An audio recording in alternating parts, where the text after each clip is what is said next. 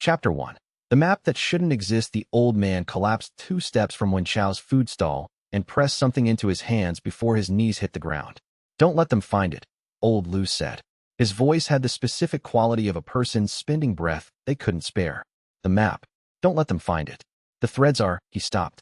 His eyes went distant in the way eyes go when what they're seeing is no longer the world in front of them. Then he went still. The market street was loud and crowded, and nobody had seen except Wen Chao. He looked at what was in his hands.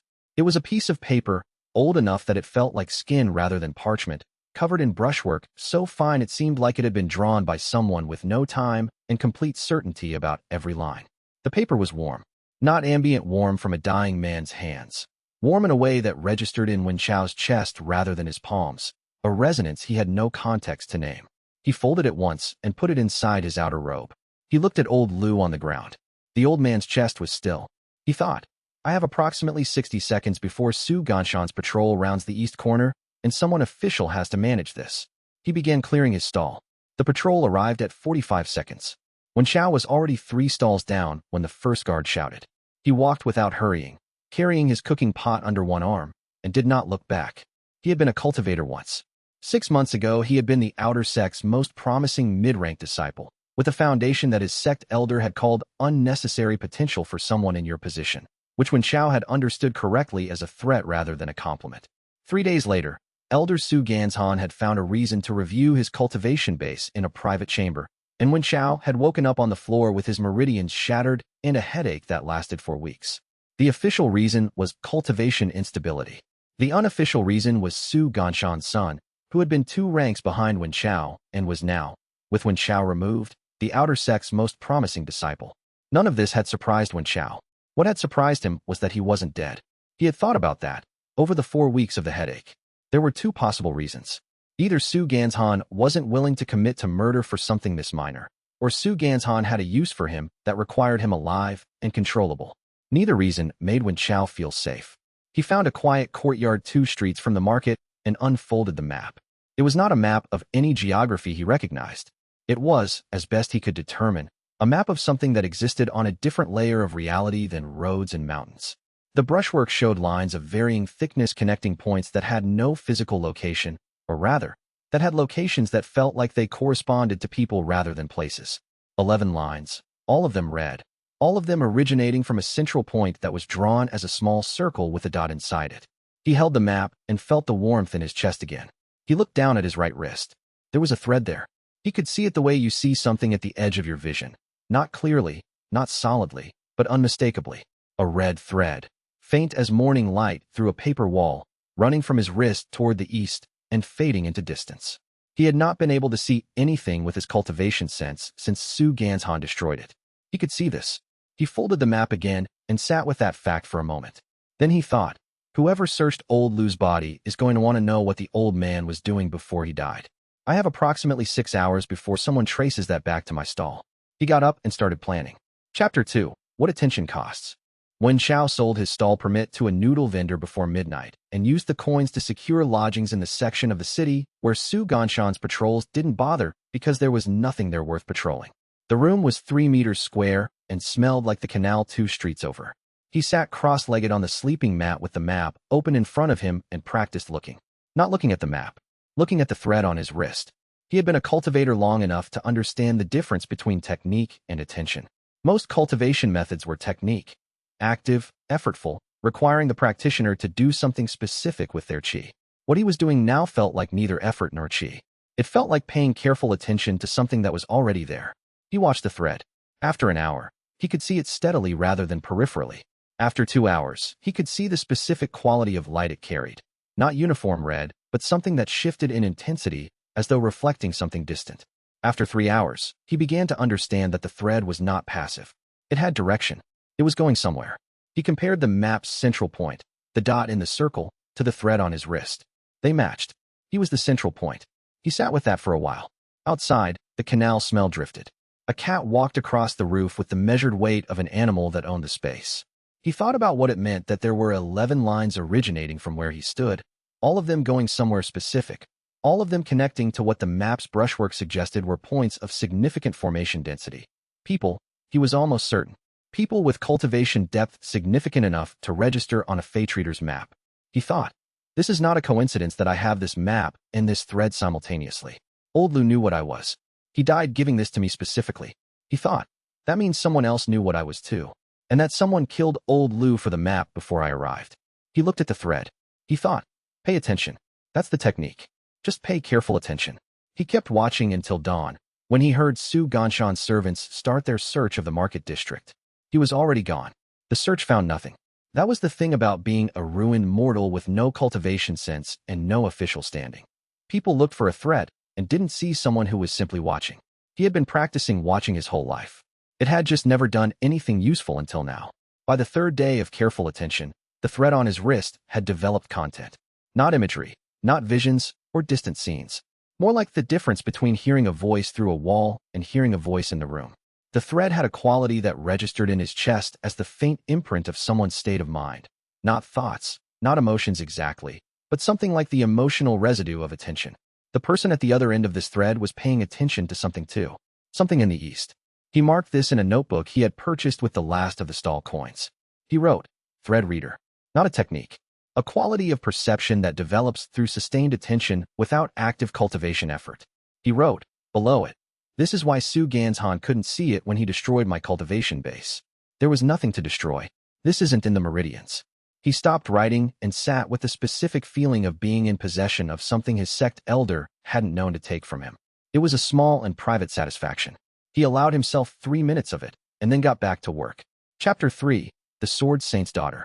The outer gate record position wasn't much. A mortal clerk's role, processing entry permits and exit documentation for cultivators passing through the city's formal channels. The pay was enough to eat. The access was worth more than the pay. Wen Xiao had applied on the grounds that he had 2 years of sect documentation experience, which was true. The gate administrator had hired him on the grounds that mortal clerks didn't argue with cultivators about paperwork, which was what the administrator needed. Neither of them had mentioned his former sect status. There was a mutual understanding that this suited everyone. He processed 17 entry permits on his first morning. On the 18th, his hand stopped moving. The woman who placed her travel documentation on the counter was approximately his age, with the specific posture of someone who had trained for precision rather than display. Her sword was worn rather than ceremonial. The documentation identified her as unwilling, daughter of the Mountain Frost Sword Saint, rank Flame Meridian, pilgrimage journey, no declared destination. That was unusual. Pilgrims declared destinations for insurance coverage against transit accidents. No declared destination meant either complete confidence in self-protection or complete indifference to what happened on the road. He looked at her wrist. The thread was there. He had been looking at his own thread for 6 days, and the quality of it had become familiar enough that he recognized the connection pattern when he saw it elsewhere. The thread running from this woman's wrist toward the west, toward where he stood, had the same red quality, the same directional weight, the same resonance in the chest that his own thread had when he paid attention to it. She was one of the 11. He processed her permit in the standard time. He did not stare. He said, documentation complete. Safe travels. She had already started to turn away when she stopped. Not a significant pause. A quarter-second hesitation, the kind that passes unnoticed unless you're watching for thread behavior. He watched the thread on her wrist and saw it shift, a slight intensification, like a string pulled slightly tighter. She turned back. You're Wen Xiao, she said. He looked at her. I am. Do we know each other? She studied him with the attention of someone trained to assess threats quickly and without pretense. No, she said. She said it like someone confirming a hypothesis rather than answering a question. We don't. She picked up her documentation. Thank you. She walked out of the gate and turned east. He watched the thread attached to his wrist extend slightly in her direction and then settle back to its resting orientation. He wrote in the margins of his clerk's notebook, very small, unwilling. Flame Meridian. Thread confirmed. Thread at rest when she leaves. He thought. She knew my name. She looked at me the way people look at something they've been expecting to see. He thought. She's experienced the pull, and she doesn't know what it means yet. He processed the next 14 permits without incident and spent his lunch break examining the map's brushwork through a magnifying glass he had borrowed from the administrator's desk. Chapter 4. The thread runs wrong. She came back 4 days later. Not through the gate. Through the side entrance that led to the administrative offices, which clerks used and cultivators generally didn't. Wen Xiao looked up from a stack of transit documentation and found unwilling standing at the doorway of the records room with the expression of someone who had decided to do something slightly irrational and was proceeding anyway. She said, I have a question, he said. The records room is for, I know what it's for, she said. She came in and closed the door. Has anyone passed through in the last 2 weeks who felt like a thread running the wrong direction? He put down his brush.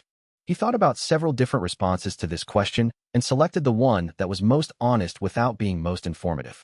That's a specific way to describe a person. It's a specific sensation, she said. For about 2 months, I've been experiencing pulls towards certain locations that I can't explain. Last week I walked 6 li out of my planned route for no reason I could identify and ended up at this city. She looked at him with the direct attention of someone who had decided that indirection was a waste of time. You were at the gate when I entered. I felt the pull resolve the moment I saw you. Resolve, he said. Like finding north, she said. The pull stopped. I knew I'd found the right place. He sat with this for a moment. He thought. She has enough perceptual sensitivity to notice the thread without having thread sight. She's been tracking it empirically, like navigation. He thought. She came back here on her own, asked a precise question, and is now looking at me expecting either an honest answer or a useful lie.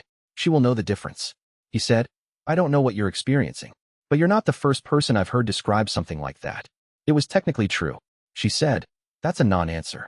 It's all I have right now, he said. I've been trying to understand it myself. She looked at him for 3 seconds with the assessment gaze.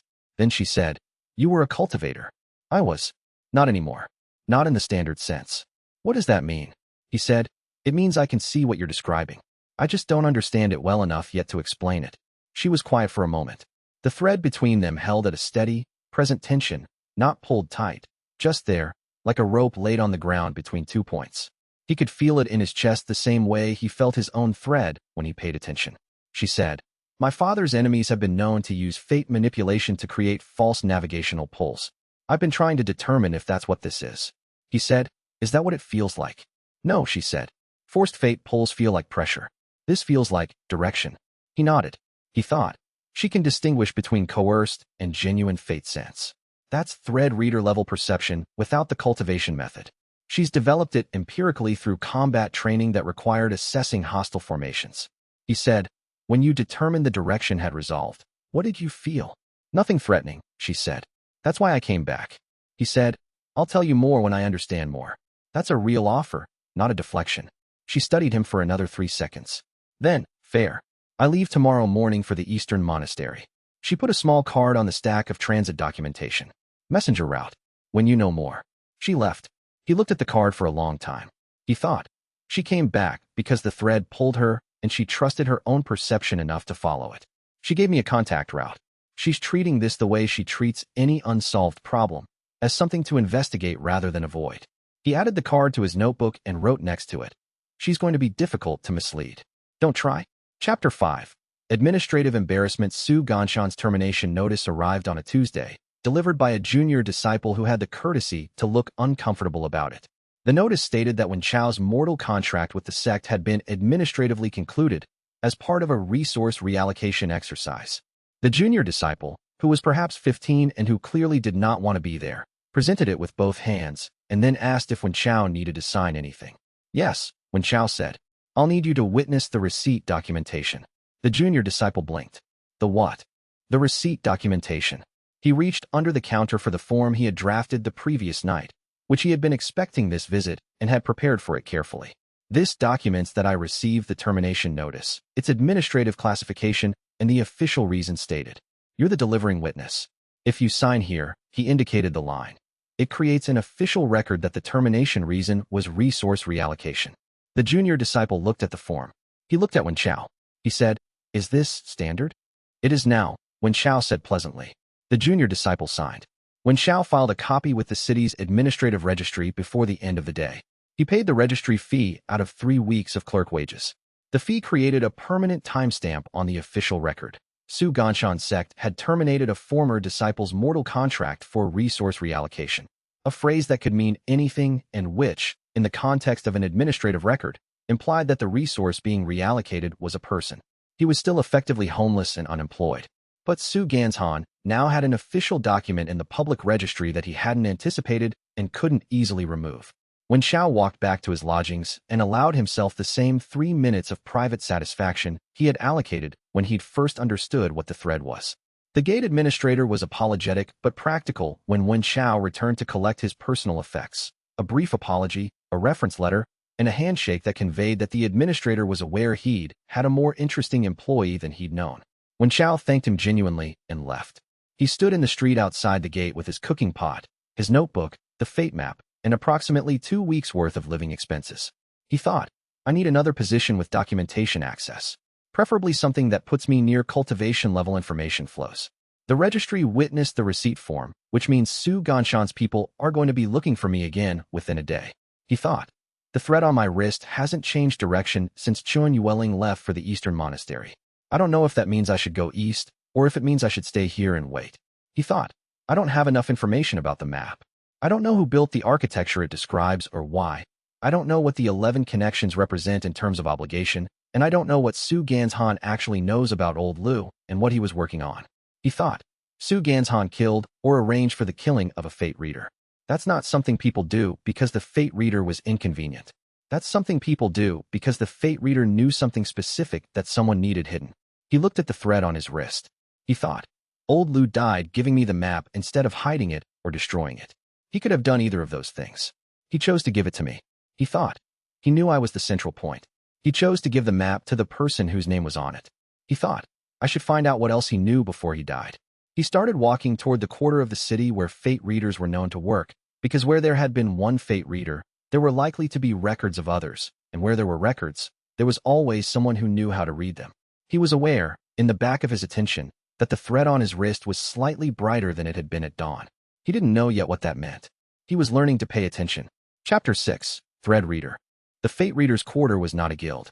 It was a neighborhood where 3 generations of practitioners had accumulated enough to make the work viable, modest shops between the incense sellers and the herbal medicine dispensaries, with the specific quality of places that conducted careful business and did not advertise. Most of it was closed. Not the normal closed of a shop at lunch. The specific closed of somewhere that had been closed for several days and where the closing had been decided quickly. When Xiao walked the length of the quarter twice before he found a woman of perhaps 60 opening the back shutter of a small practice room. She had the look of someone who had been debating this action all morning and had decided the rent outweighed the risk. He said, I'm looking for information about a fate reader named Lu Wenjiang. She looked at him with the specific assessment of someone who had spent a lifetime distinguishing between people who were dangerous and people who were merely problematic. He was, apparently, merely problematic. Old Lu's dead, she said. I know. I was there. A pause. She studied him for longer this time. Then she stepped back from the door and gestured inside. The room smelled like cedar and smoke residue, the kind that built up over years of burned offerings rather than cooking. She poured 2 cups of tea from a pot that had been sitting warm rather than brewing, and sat across from him at the low table. She said, Who are you?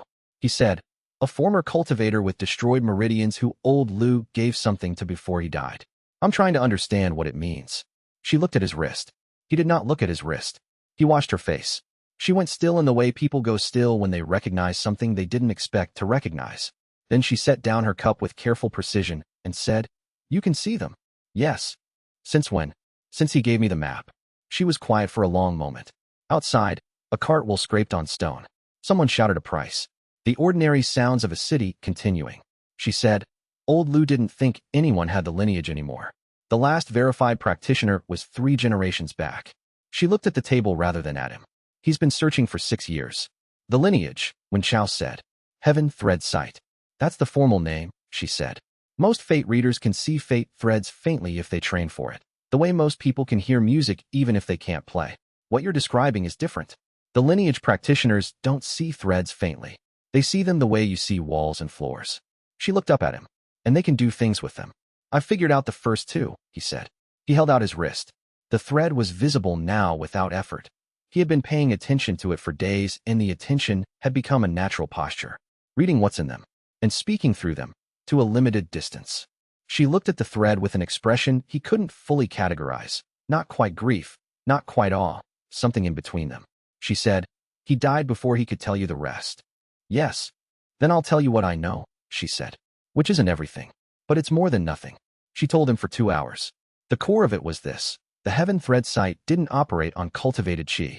It operated on something older, which was why destroying meridians didn't destroy it. The lineage had been suppressed several times over the centuries not because it was dangerous in itself, but because what it could see was inconvenient for people who needed the nature of fate to remain obscure. Old Lu had been the last known practitioner, and he had burned out his thread site generating the fate map, exhausted the perception ability entirely in one complete reading of a specific configuration he had spent 30 years waiting to see. The configuration was the 11 threads converging on a single point. When Chao said, "He spent 30 years waiting to see me." To see the configuration, she said. He didn't know it would be you specifically. He knew the configuration was possible. He didn't know if it would manifest in his lifetime. And when it did, he made the map, and he went to find the central point, she said. He found you. And apparently, she looked at the closed shutters. Someone who didn't want the map found was following him. The breakthrough came 3 days later. It came without drama, no rippling air, no formation pressure. He was sitting in a different lodging room with the map open in front of him, paying careful attention to the thread on his wrist, when the quality of attention changed. Not gradual deepening, but a specific shift. The thread stopped being something he could see and became something he could read. He could feel the emotional content of the thread. Not thoughts, not words. The specific temperature and texture of the state of mind at the other end of the connection. Unwilling, somewhere to the east, paying sharp attention to something that was making her alert and slightly wary. He sat with this for a long time. Thread reader, he wrote in his notebook. Not a technique, a threshold of attention. Once you've paid enough attention, the perception changes type rather than intensity. He wrote, below it, I can feel what she's feeling. Not completely, not details, just the register, alert, wary, focused. He wrote, I should find out what she's alert about. The cost was immediately apparent. For the next 6 hours, other people's feelings were louder than his own, a background resonance he had to consciously filter. It wasn't painful. It was deeply distracting. He spent the evening sitting very still and practicing the kind of attention that heard his own emotional register over the signal. He added, cost of thread reader advancement, emotional resonance bleed. Duration approximately 6 hours after initial threshold. Must develop filtering practice. He thought about that for a while. He thought, this is information other people don't have. The woman in the Fate Reader's quarter doesn't have this. Old Lu didn't have this. He had thread sight, but his was the perception type, not the reading type. He thought, the advancement didn't come from training. It came from paying attention for 6 days until the quality changed. He thought, that means attention is the mechanism and depth of attention determines the threshold. He slept that night with other people's emotional resonances as background noise and dreamed, briefly, of a thread that felt like direction. Chapter 7. Blocked. Unwilling's messenger arrived on a Wednesday with a sealed note and the specific expression of a courier who had been told to wait for a response. The note said, I'm at the Eastern Monastery. The directional pull resolved completely when I arrived here.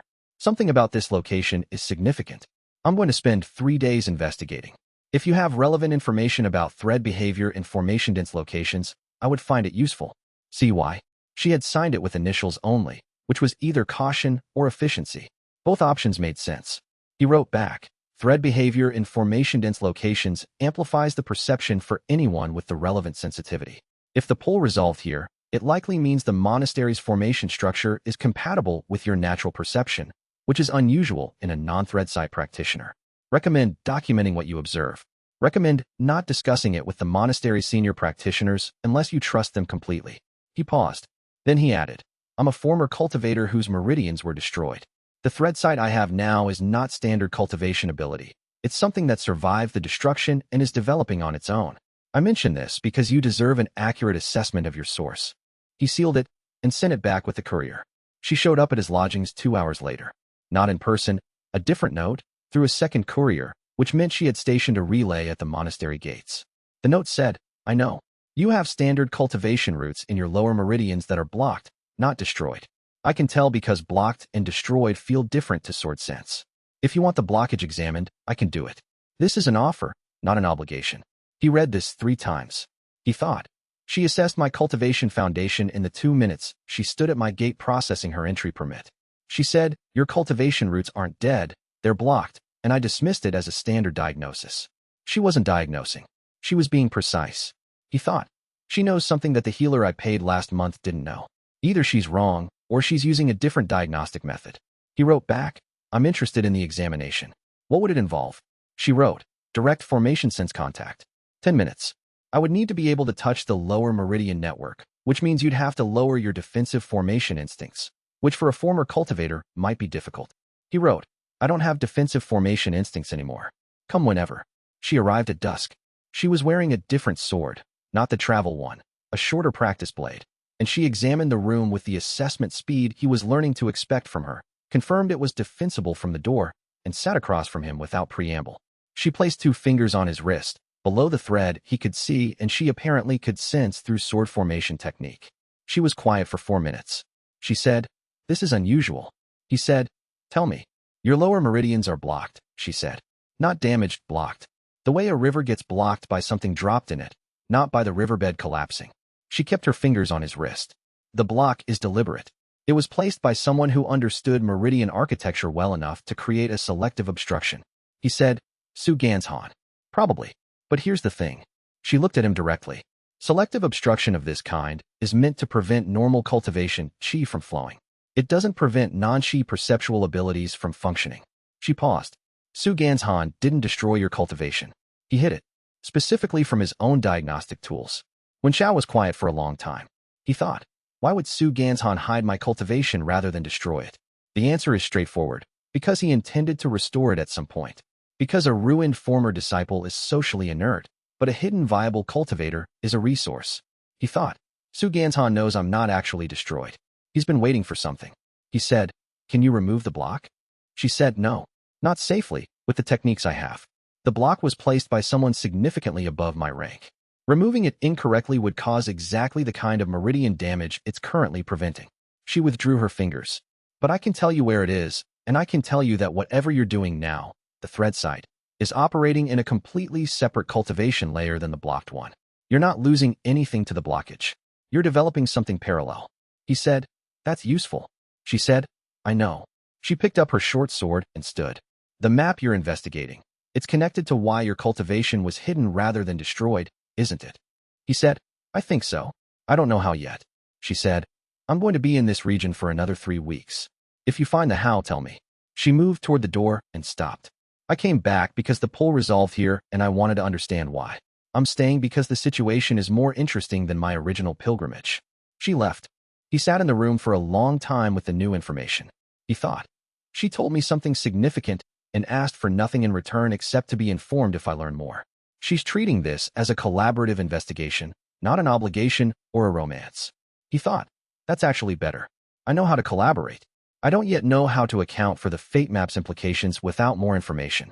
He wrote in his notebook, thread on right wrist. Confirmed connection to unwilling. Blocked lower meridians, deliberate, selective, by high-rank practitioner. Thread site in separate cultivation layer, unaffected by block. Su Ganzhan may know I'm viable. He underlined the last line. Chapter 8. Zhu Mingzhu's offer. Zhu Mingzhu had never been subtle about what she wanted. This was, when Xiao had always thought, both her most admirable quality and her most effective one. She decided what she wanted, she said it out loud, and she did not apologize for either step. It made her reliable in a way that most cultivators, who operated in layers of implication and social positioning, were not. She appeared at his new lodgings on a Thursday morning with a sect-stamped travel authorization, a box of the steamed buns he'd liked since they were 12, and the expression of someone who had made a decision and was acting on it. She said, "I want to offer you a junior archivist position with Su Ganzhan's guest library. It pays well. It would get you off the patrol's notice category." He said, "Good morning, Mingzhu." She put the steamed buns on the table and sat down. She was 3 years younger than him and had achieved Flame Meridian rank in the standard time frame, which meant she had worked consistently rather than brilliantly.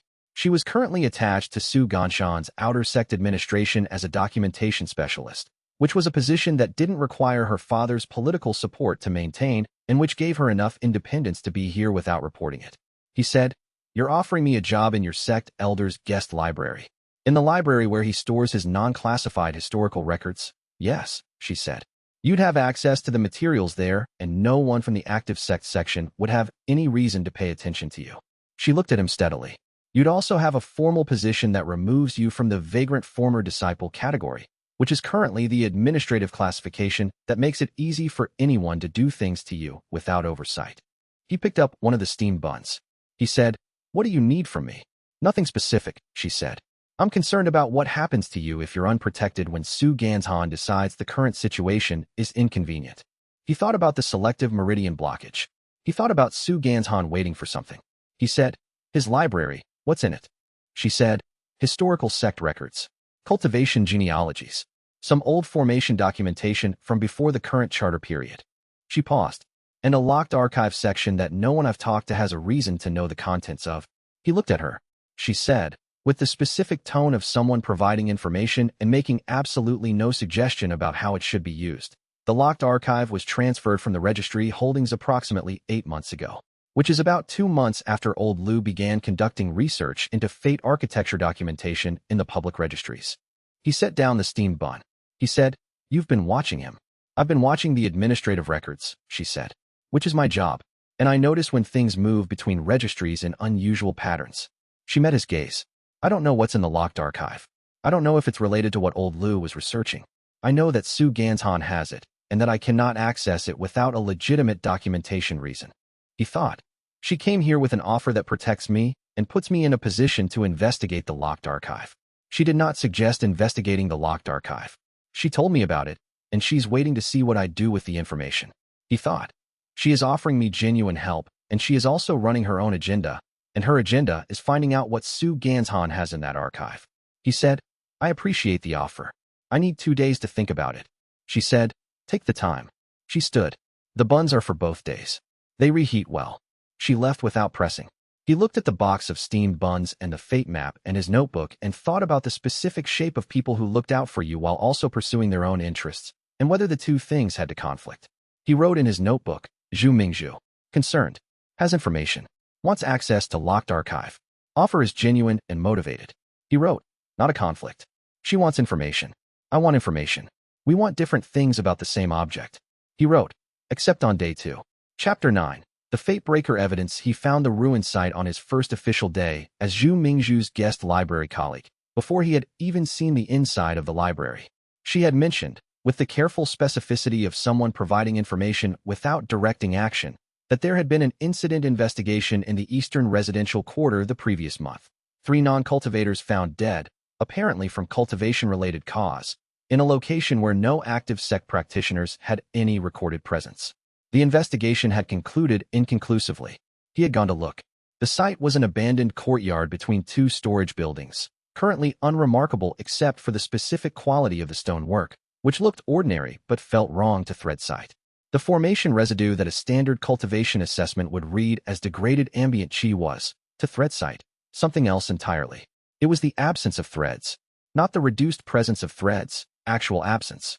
A formation that had been activated here had not merely disrupted fate threads, but had cut them, creating a space in the thread landscape with the same quality as a scar in tissue. The surrounding area was intact, and in the center there was nothing, an emptiness that had a different texture than ordinary thread-sparse locations. This was not combat formation residue. Combat formations disrupted threads incidentally. This was precise. This had been the point. He was crouched in the center of the courtyard examining the scar quality of the empty space when someone said, behind him, "You can see it." He stood and turned. The young man was perhaps 18, with a burn scar on the left side of his neck that had the specific irregularity of a formation injury rather than fire. He had the posture of someone who had been startled into speaking and immediately regretted it. His right wrist had a thread, an ordinary non-red thread, the kind everyone had, except that the thread was partially severed, hanging loose, moving with a quality that registered to thread sight as pain the way a half-detached limb registered to the eye. When Chao said, "Yes," the young man, Ren Jioha, he said when asked, and then clearly wished he hadn't, could not see threads with the clarity of heaven thread sight. He could perceive partially severed threads, including his own, as a form of formation sense that had developed after the injury rather than before. He had been at this courtyard when it happened. He was the survivor. He spent 20 minutes trying to leave the conversation and another 40 minutes explaining what he knew, which was not as much as his guilt about surviving suggested, but was considerably more than nothing. The formation that had been used here was not one he had seen documented anywhere in the standard cultivation manuals. It was specifically designed to target fate threads, not chi pathways, not meridian networks. The practitioners who had used it moved as a coordinated group, communicated through a formation relay that didn't use standard sect chi signatures, and had very specifically targeted the threads of the 3 people who had died.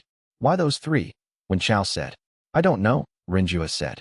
He was picking at a loose thread on his sleeve, the real kind, not the fake kind, with the anxiety of someone who wanted to be elsewhere. They didn't seem connected to each other. A merchant, a healer's assistant, a teacher at the local school. He paused. But they all had strong threads. Everyone I've met who has strong threads ends up noticed. When Chao thought about that, He thought. Strong threads that are noticed and removed. A systematic practice. He thought. Someone is cutting fate threads on purpose, selectively, from people who have significant fate connections. That is not incidental.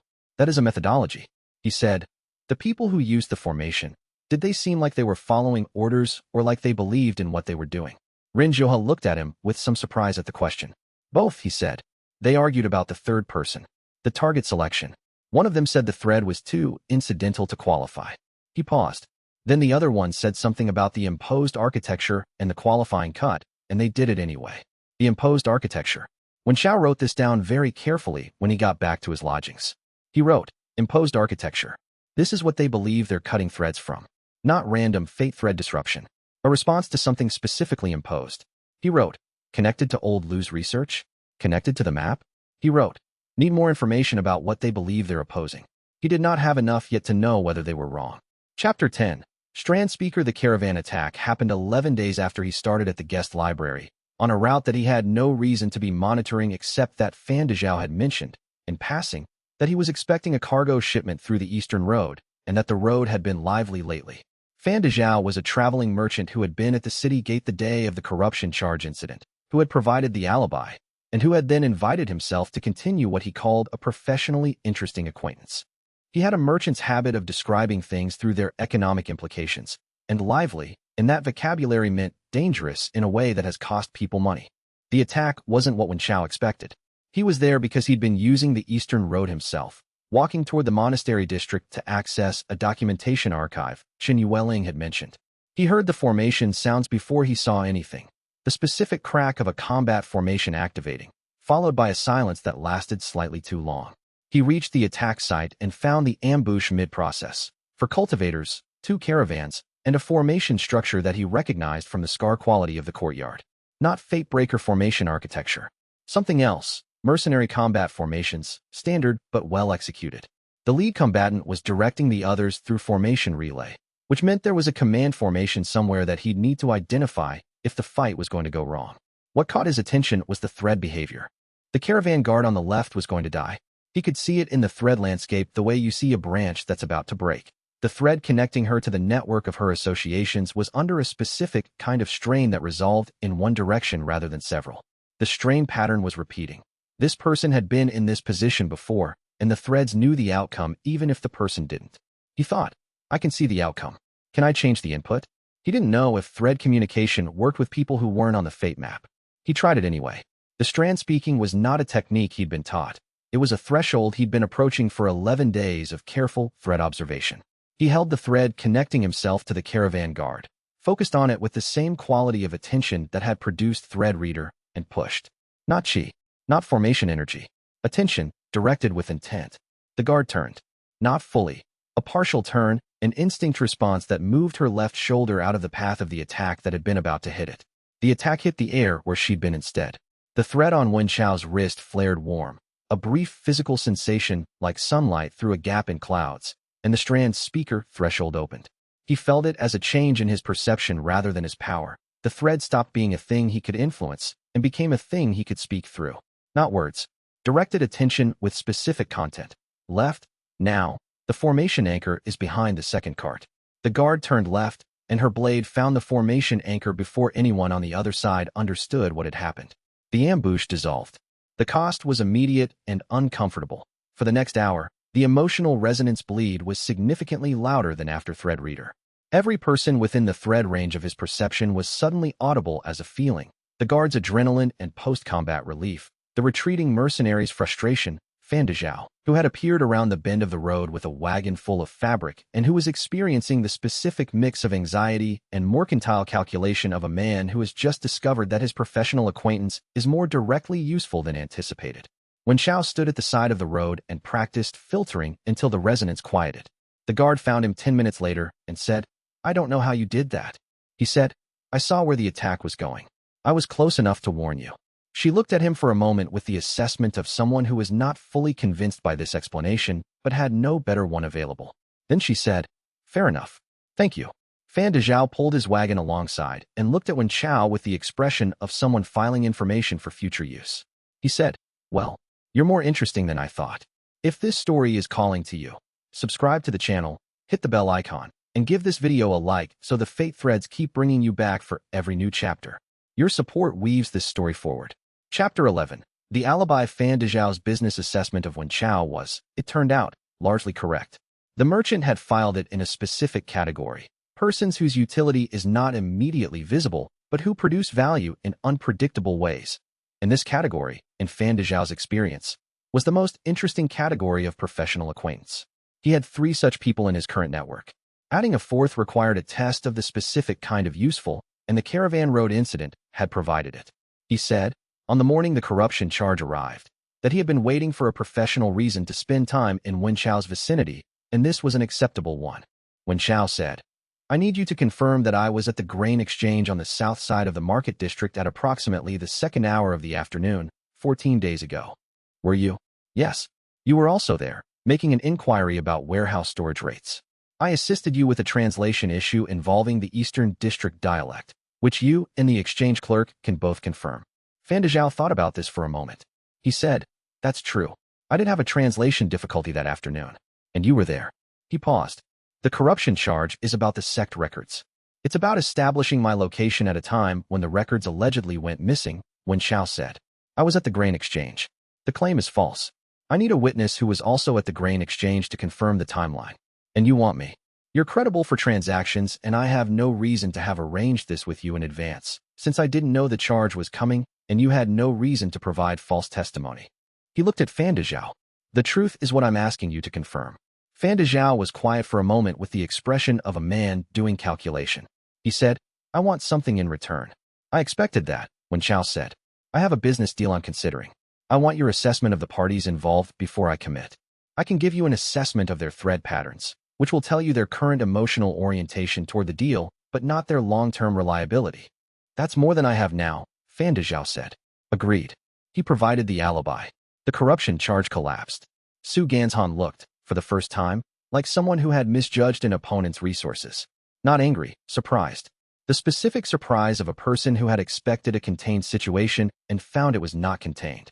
Wen Chao watched this through the administrative record review that Su Ganzhan's faction had to attend, and he filed the expression away in the same notebook as everything else. He wrote, Su Ganzhan surprised that I had witnesses. He expected me to be isolated. I was not as isolated as he thought I was. He wrote, this changes his calculation. Fan Dezhao's business deal assessment came 3 days later, in a tea house that Fan preferred because it was loud enough for private conversation. The 2 men in question were a regional importer and a dockside warehouse manager. Wen Chao read their threads while Fan Dezhao discussed the terms. He said, afterward, the importer is genuinely interested in the long-term arrangement. The warehouse manager is in a secondary agreement with someone else that makes this deal mutually exclusive in a way he hasn't disclosed to you. Fan Dezhao set down his tea. He said, secondary agreement with who? Someone who wants the warehouse space for a different purpose. I can't tell who from the thread pattern. I can tell that the manager is holding information about competing obligations. That's enough, Fan Dezhao said. He made a note in a small ledger. How did you know? Threads have a quality that changes when someone is holding a commitment they're not disclosing, Wen Chao said. It's like the difference between someone walking in a straight line and someone walking in a straight line while trying not to turn to look at something. The direction of travel is the same, but the effort is different. Fan Dezhao looked at him for a moment. He said, you are extremely useful. He said it the way he said most things, as an economic assessment rather than a compliment. Wen Chao found this accurate and comfortable. Chapter 12. Not Binder. Rinjua came back. Not because Wen Chao had asked him to, because the partial thread severance on Rinjua's wrist was causing resonance pain that was getting worse rather than better, and because Rinjua had nowhere else to take a problem that couldn't be described in standard cultivation terms. He arrived at the guest library on a morning when Su Ganzhan's outer disciples were running a documentation audit in the main wing, which meant the library side entrance was practically unsupervised and Rinjua's use of it went unnoticed. He sat in the chair across from Wen Chao's desk and held out his right wrist. It's pulling, he said. The cut part. It keeps trying to reconnect to something that's not there anymore. Wen Chao looked at the damaged thread. The partial severance had a specific structure. The thread had been cut at approximately its midpoint, and the end that was still attached to Rinjua was attempting to reconnect to a terminus that no longer existed. The thread didn't understand that the other end was gone. It kept reaching. He thought, threads don't naturally sever. They're designed to hold. A thread that's been artificially cut doesn't know it's been cut. He said, I'm going to try something. It might not work. Stop me if it makes it worse. He had been practicing knot binder approach for 2 weeks, not the specific technique, but the conceptual foundation. A knot binder could temporarily anchor two people's fate connections. He didn't have another person to anchor Rinjioha to. What he had was the understanding that a thread end, if it couldn't reconnect to its original terminus, might accept a temporary anchor point. He took the loose thread end, not physically, but through thread sight, and offered it a focal point. His own thread architecture. Not a permanent connection, not a binding. Just a temporary place for the severed end to rest against. The resonance in his chest shifted, a brief sensation of additional weight, distributed, not painful. The reaching quality in Rinjioha's thread quieted. Rinjioha exhaled with the specific relief of someone who has been in low-grade pain for so long they'd forgotten what it felt like not to be. He said, "That's better." Wen Chao felt the threshold shift, not binder, available, the perception capacity for temporary anchoring of fate connections. The advancement was smaller than thread reader or strand speaker, more a specialization than a new category. But the temporary anchor he'd created for Rinjioha's thread was working, which meant it was real. He said, "It's temporary. Maybe 2 weeks, maybe less. After that you'd need it renewed." "I can live with 2 weeks," Rinjioha said. He was quiet for a moment. "Then, you're getting stronger." "I'm learning," Wen Chao said. "It's the same thing here." Rinjioha looked at the thread on his own wrist, the intact section, the part that still connected him to people who were still there. The formation they used on the people who died. It was more precise than what hit me. Mine was incidental. He paused. They were trying to sever specific threads. Not all of them, specific ones. "What kind of threads?" Wen Chao said. "Destiny threads," Rinjioha said. He said it the way someone says a term they've heard others use without fully understanding. That's what they called them. The thick ones. The ones that run towards specific futures. Wen Chao wrote this down.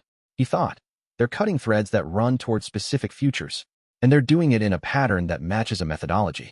He thought, who decides which futures are acceptable? He thought, someone built an architecture 600 years ago that answers that question in a specific way, and someone else is trying to cut the threads that feed that architecture before they can consolidate. He wrote, the fate breakers are not cutting randomly. They're cutting threads that lead toward imposed futures. The question is whether they're right about which futures are imposed. Chapter 13. The merchant's debt. The business assessment had created a professional dynamic that Wen Chao hadn't fully anticipated. Fan Dezhao's understanding of it was this. He had a service that other people did not have, which meant it had economic value, which meant it could be traded. The trade terms were negotiable. The terms for the initial transaction, one alibi confirmation against one business assessment, had been clear and fair.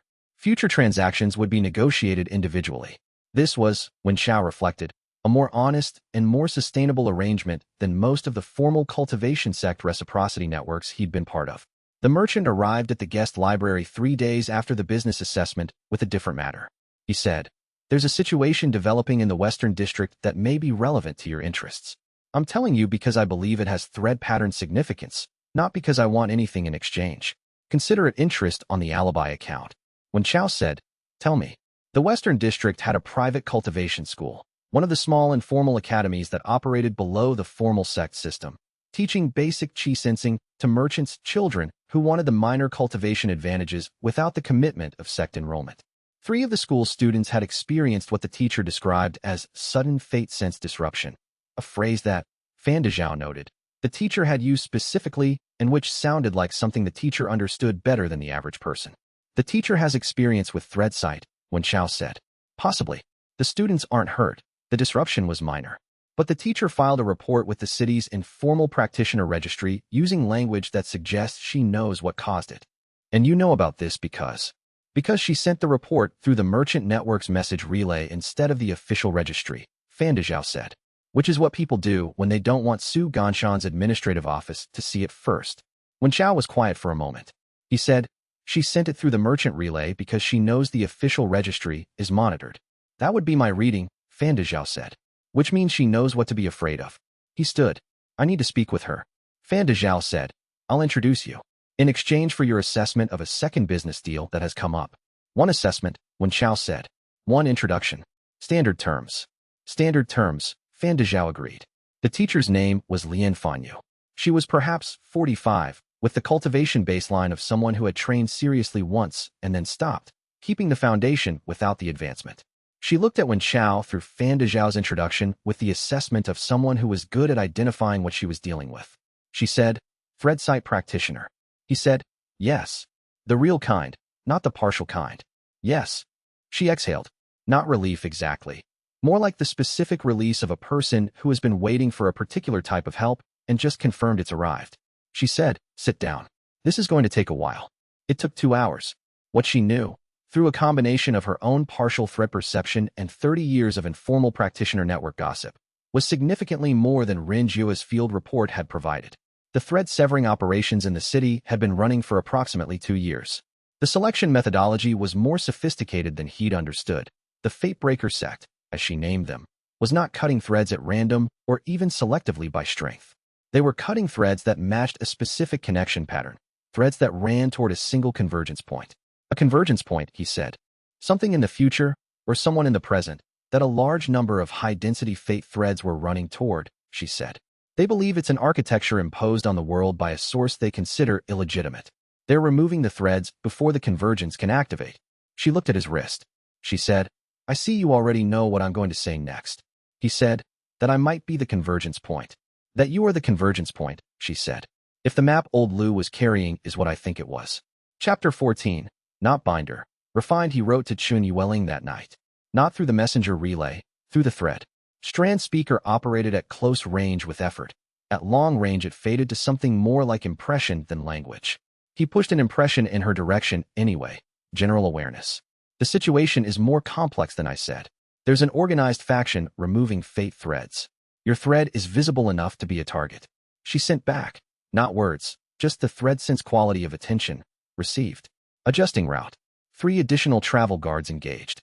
He sat with the fact that they could communicate this way and thought about what it implied for the cultivation mechanics. The thread between them was reciprocal. She could receive his impression communications without thread sight, through whatever natural fate perception she had developed.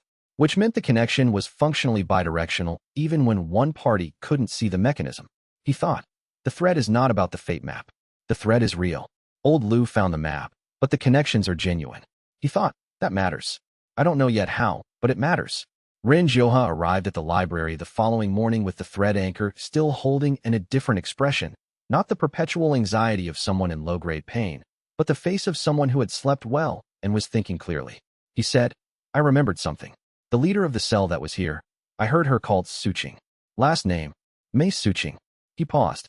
"There's a story. About 10 years back, a cultivator from the outer regions lost her daughter to a fate-binding complication. The binding was supposed to be ceremonial, but the formation misfired and the daughter was bound against her will to someone she'd never met. The daughter went insane within 2 years from the incompatibility. The mother spent 6 years pursuing the practitioner who'd placed the formation and eventually killed him." He looked at his wrist. After that she started studying the root cause.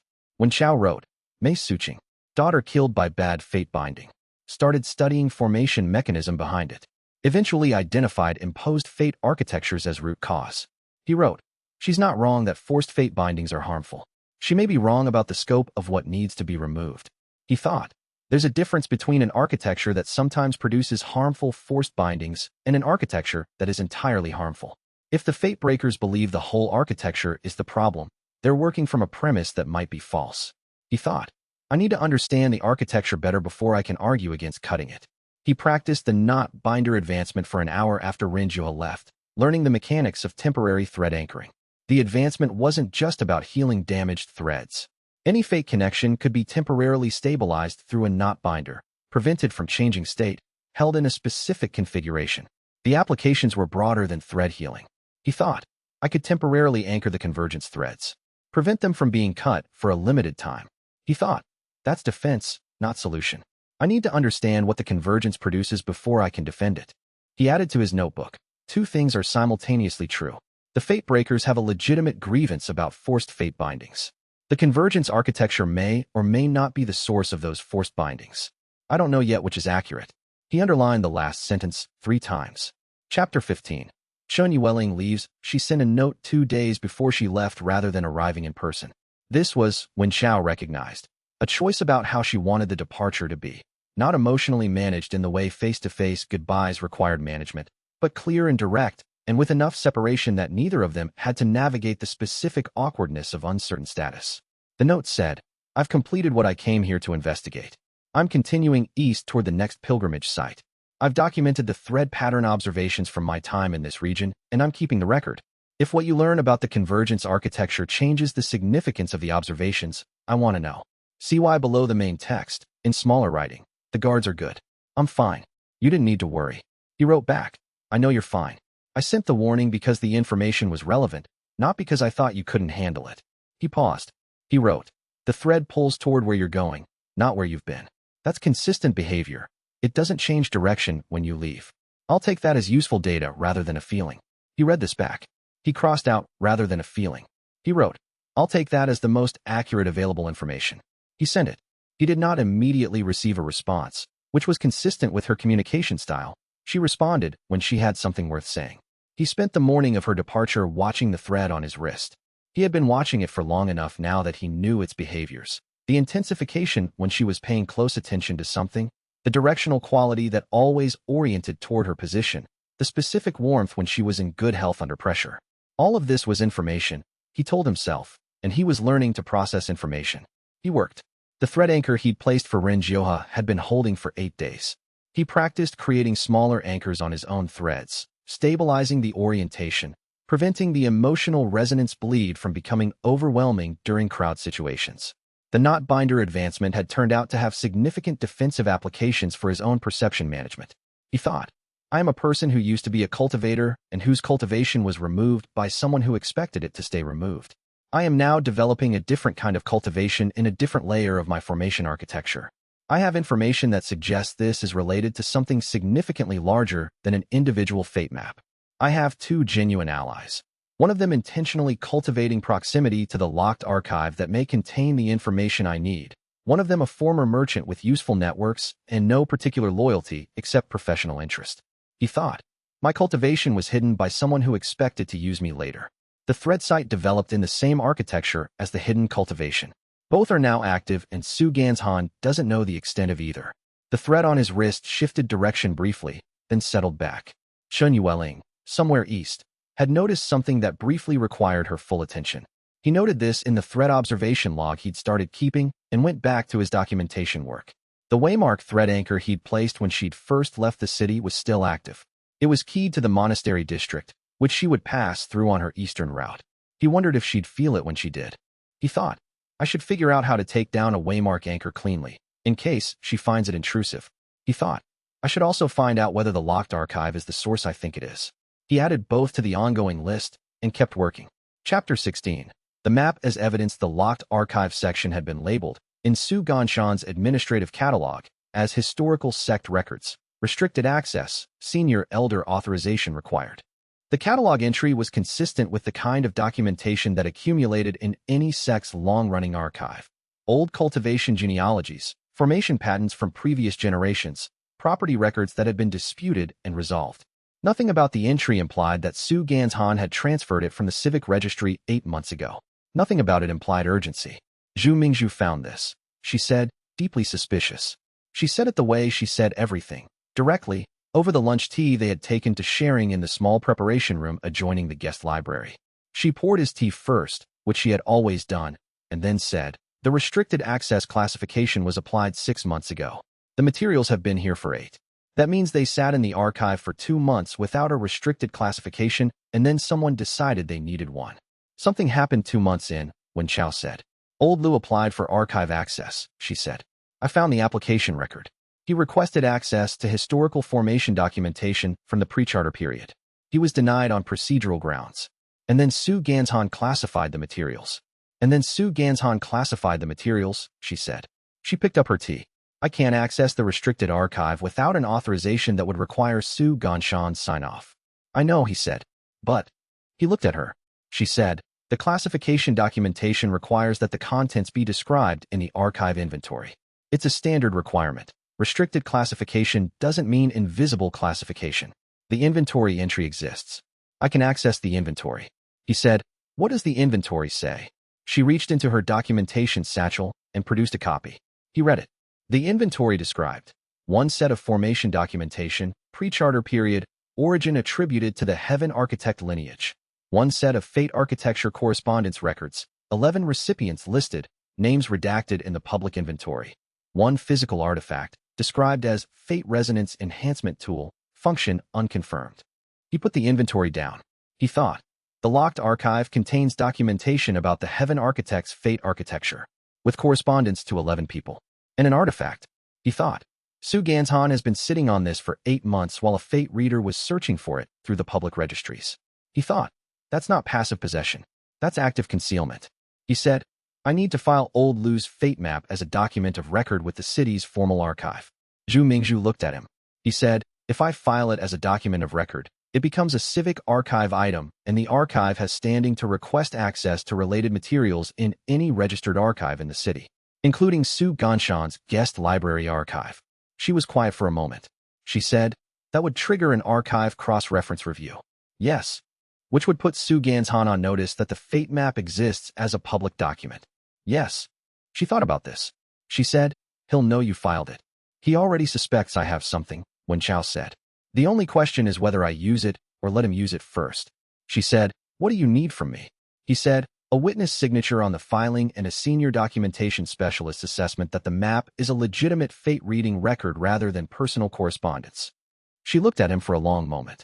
She said, this is going to cost us something. He said, it costs something either way. She signed the witness form. Chapter 17. The inspector of the Civic Archive filing generated an automatic cross-reference review notice within 48 hours. The notice was processed by a regional inspector named Huazekin, who had the reputation of being thorough in a way that was not selective about which parties his thoroughness inconvenienced. He had been assigned the notice on routine rotation. He arrived at the guest library with a documentation team and an expression that suggested he had not had an interesting review case in 3 months and was cautiously optimistic. He interviewed Wen Chao first, which was either alphabetical order or a deliberate choice to start with the filing party. He asked about the Fate map, its provenance, and Wen Chao's understanding of its contents.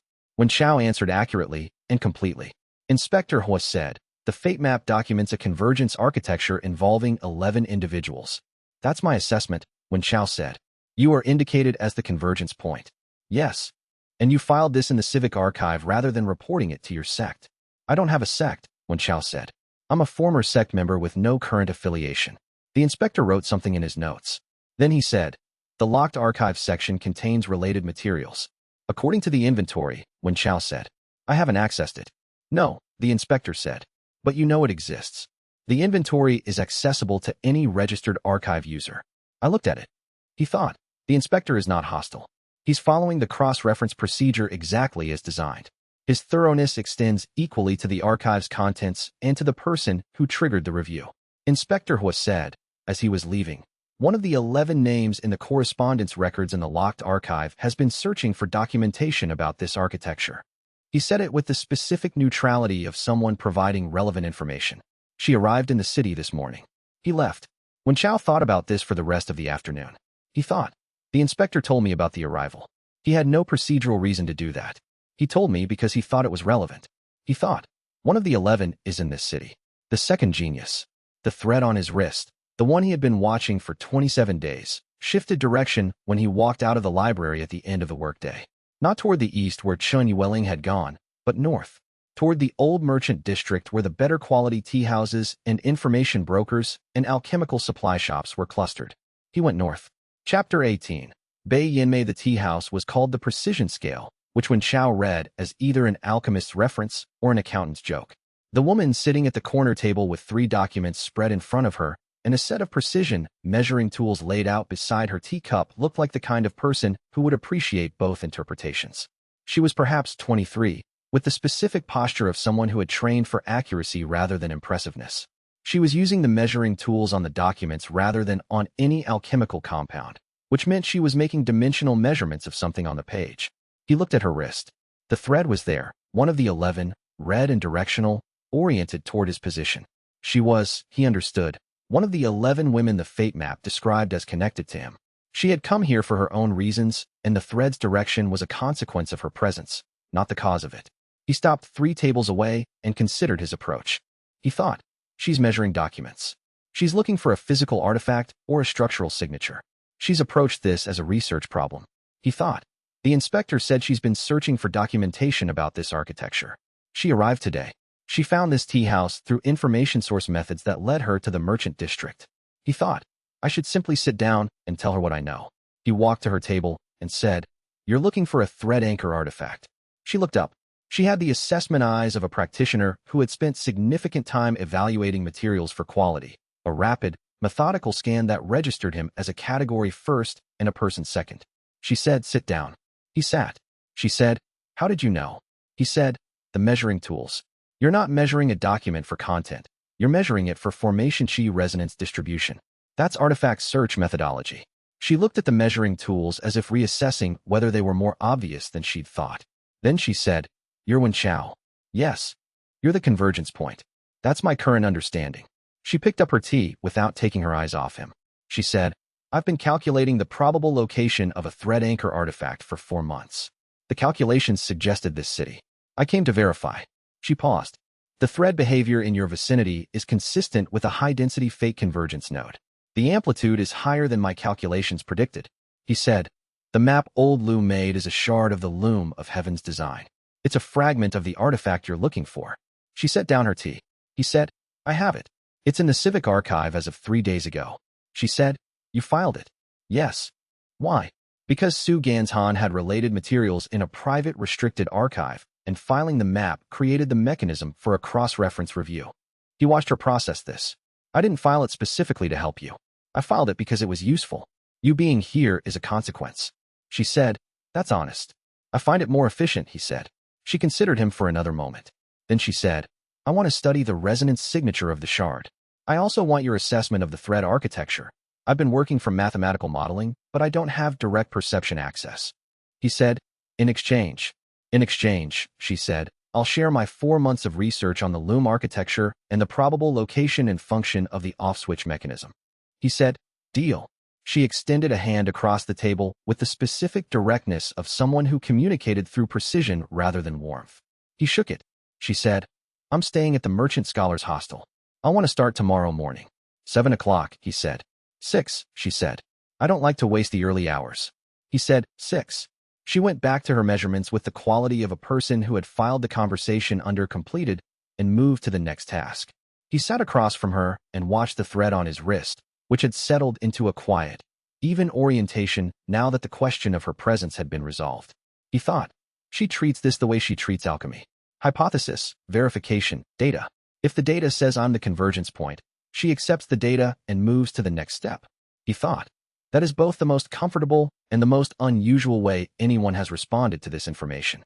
Chapter 19. What alchemists see. They worked at 6 o'clock for 4 mornings in a row. Bai Yinmei's research was meticulous in the way that only things built through sustained personal effort could be meticulous.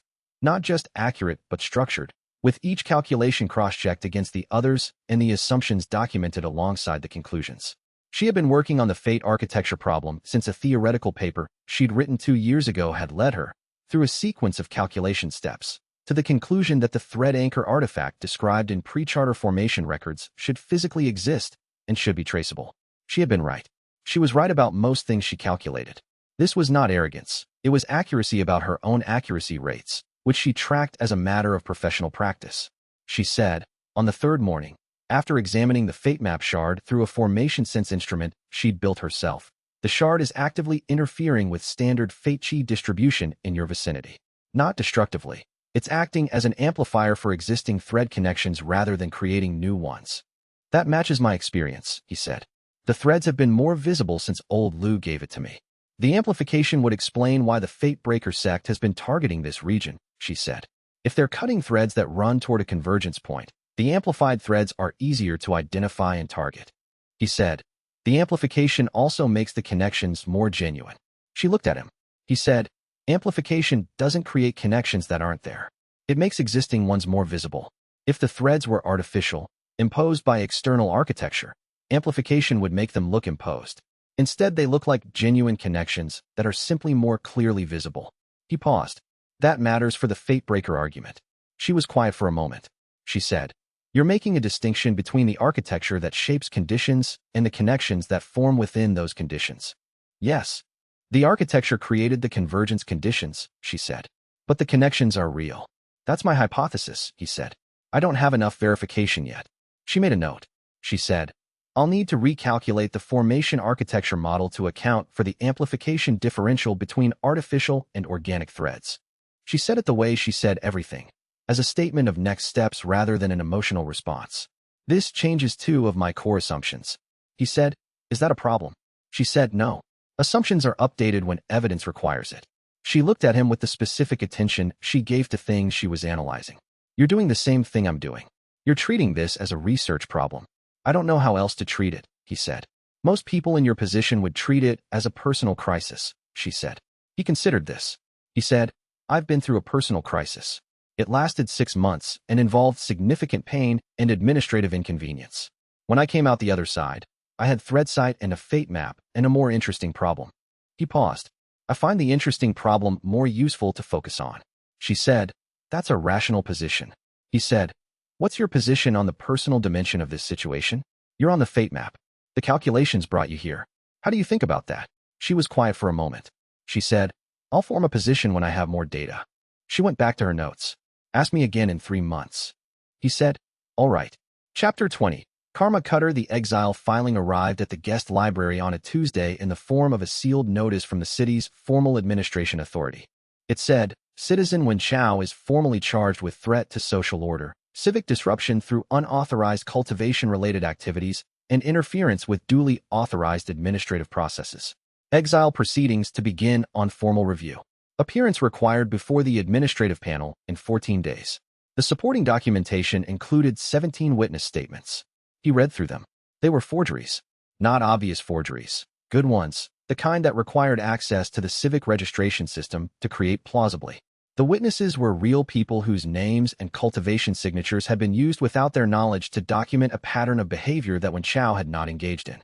He knew they were forgeries because 12 of the 17 witnesses were people whose fate threads he had observed over the past month, and the emotional signatures documented in the witness statements, fear, coercion, reluctant compliance, did not match the actual emotional states of those individuals over the relevant period. Most of them had been contentedly doing ordinary things.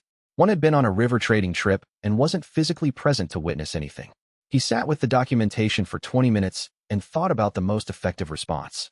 The previous methods, administrative record engineering, public documentation trails, were appropriate for individual charges.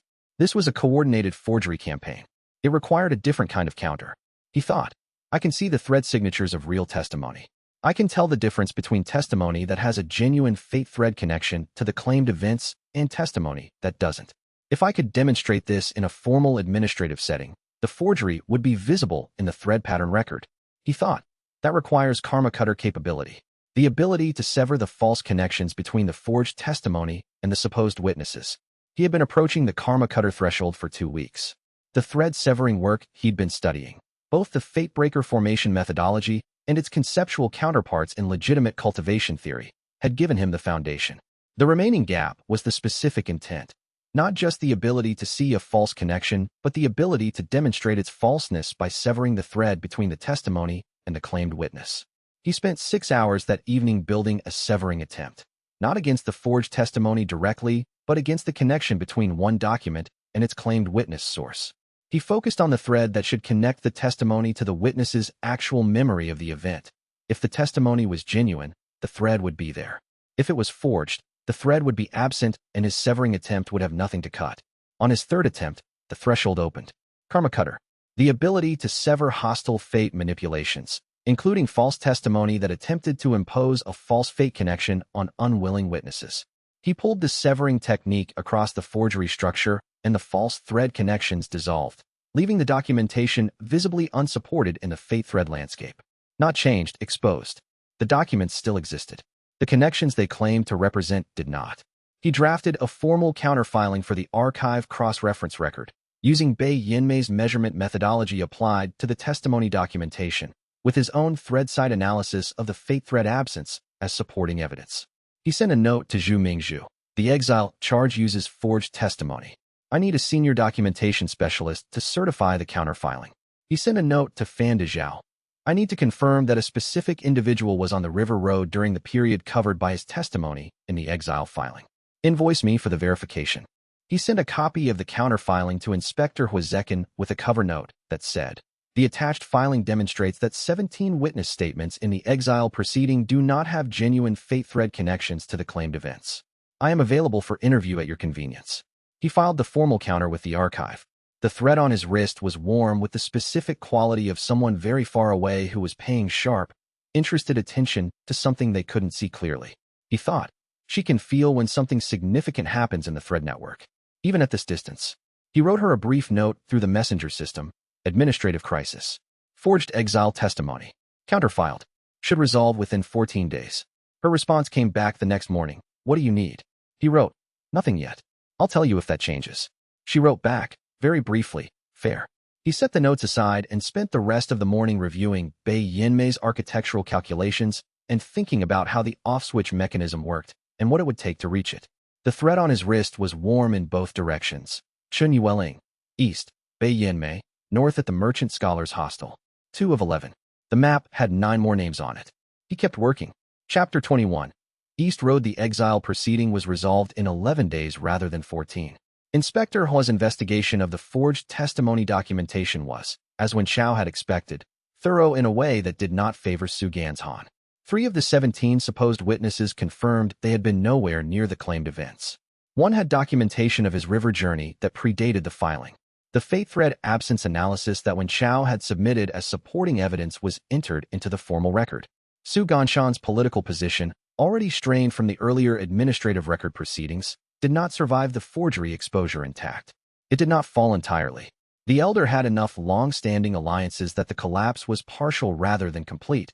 Investigation pending, administrative supervision, reduced formal authority. He was not gone, but he was watching from a diminished position, which was operationally different from the position he'd held when Wen Chao had first started keeping the notebook. Wen Chao closed the exile proceeding file and opened the Chunyueling file. The message had come through the thread rather than the relay, because the thread was faster and she had been sending impression communications with increasing frequency since the attack at the way station 3 weeks ago, not in the sense that she was in trouble, but in the sense that the situation had continued to develop and she was tracking it. The current impression was alert and moving, the specific register he associated with active deployment rather than travel. He went to Bei Yinmei's workroom in the Merchant Scholars Hostel. She was already packing. She said, I felt it too. He said, you can feel it? I can feel changes in the convergence node amplitude. When one of the connection threads goes into active stress, the overall resonance shifts. She sealed a document case with precise efficiency. Her thread is stressed. He said, you're coming. I've been calculating the Fatebreaker sect's operational methodology for 4 months, she said. I know their formation language better than anyone who isn't in their sect. Yes, I'm coming.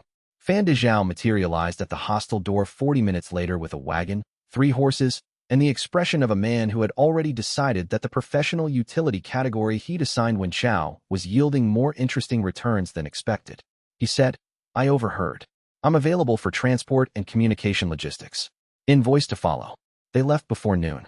Chapter 22. The Way Station. The formation sounds reached them a full li before the way station itself became visible.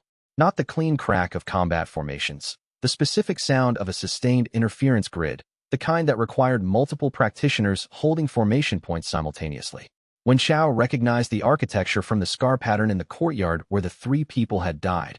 Fatebreaker formation methodology, adapted for mobile deployment. He said, from the top of the rise where the road crested.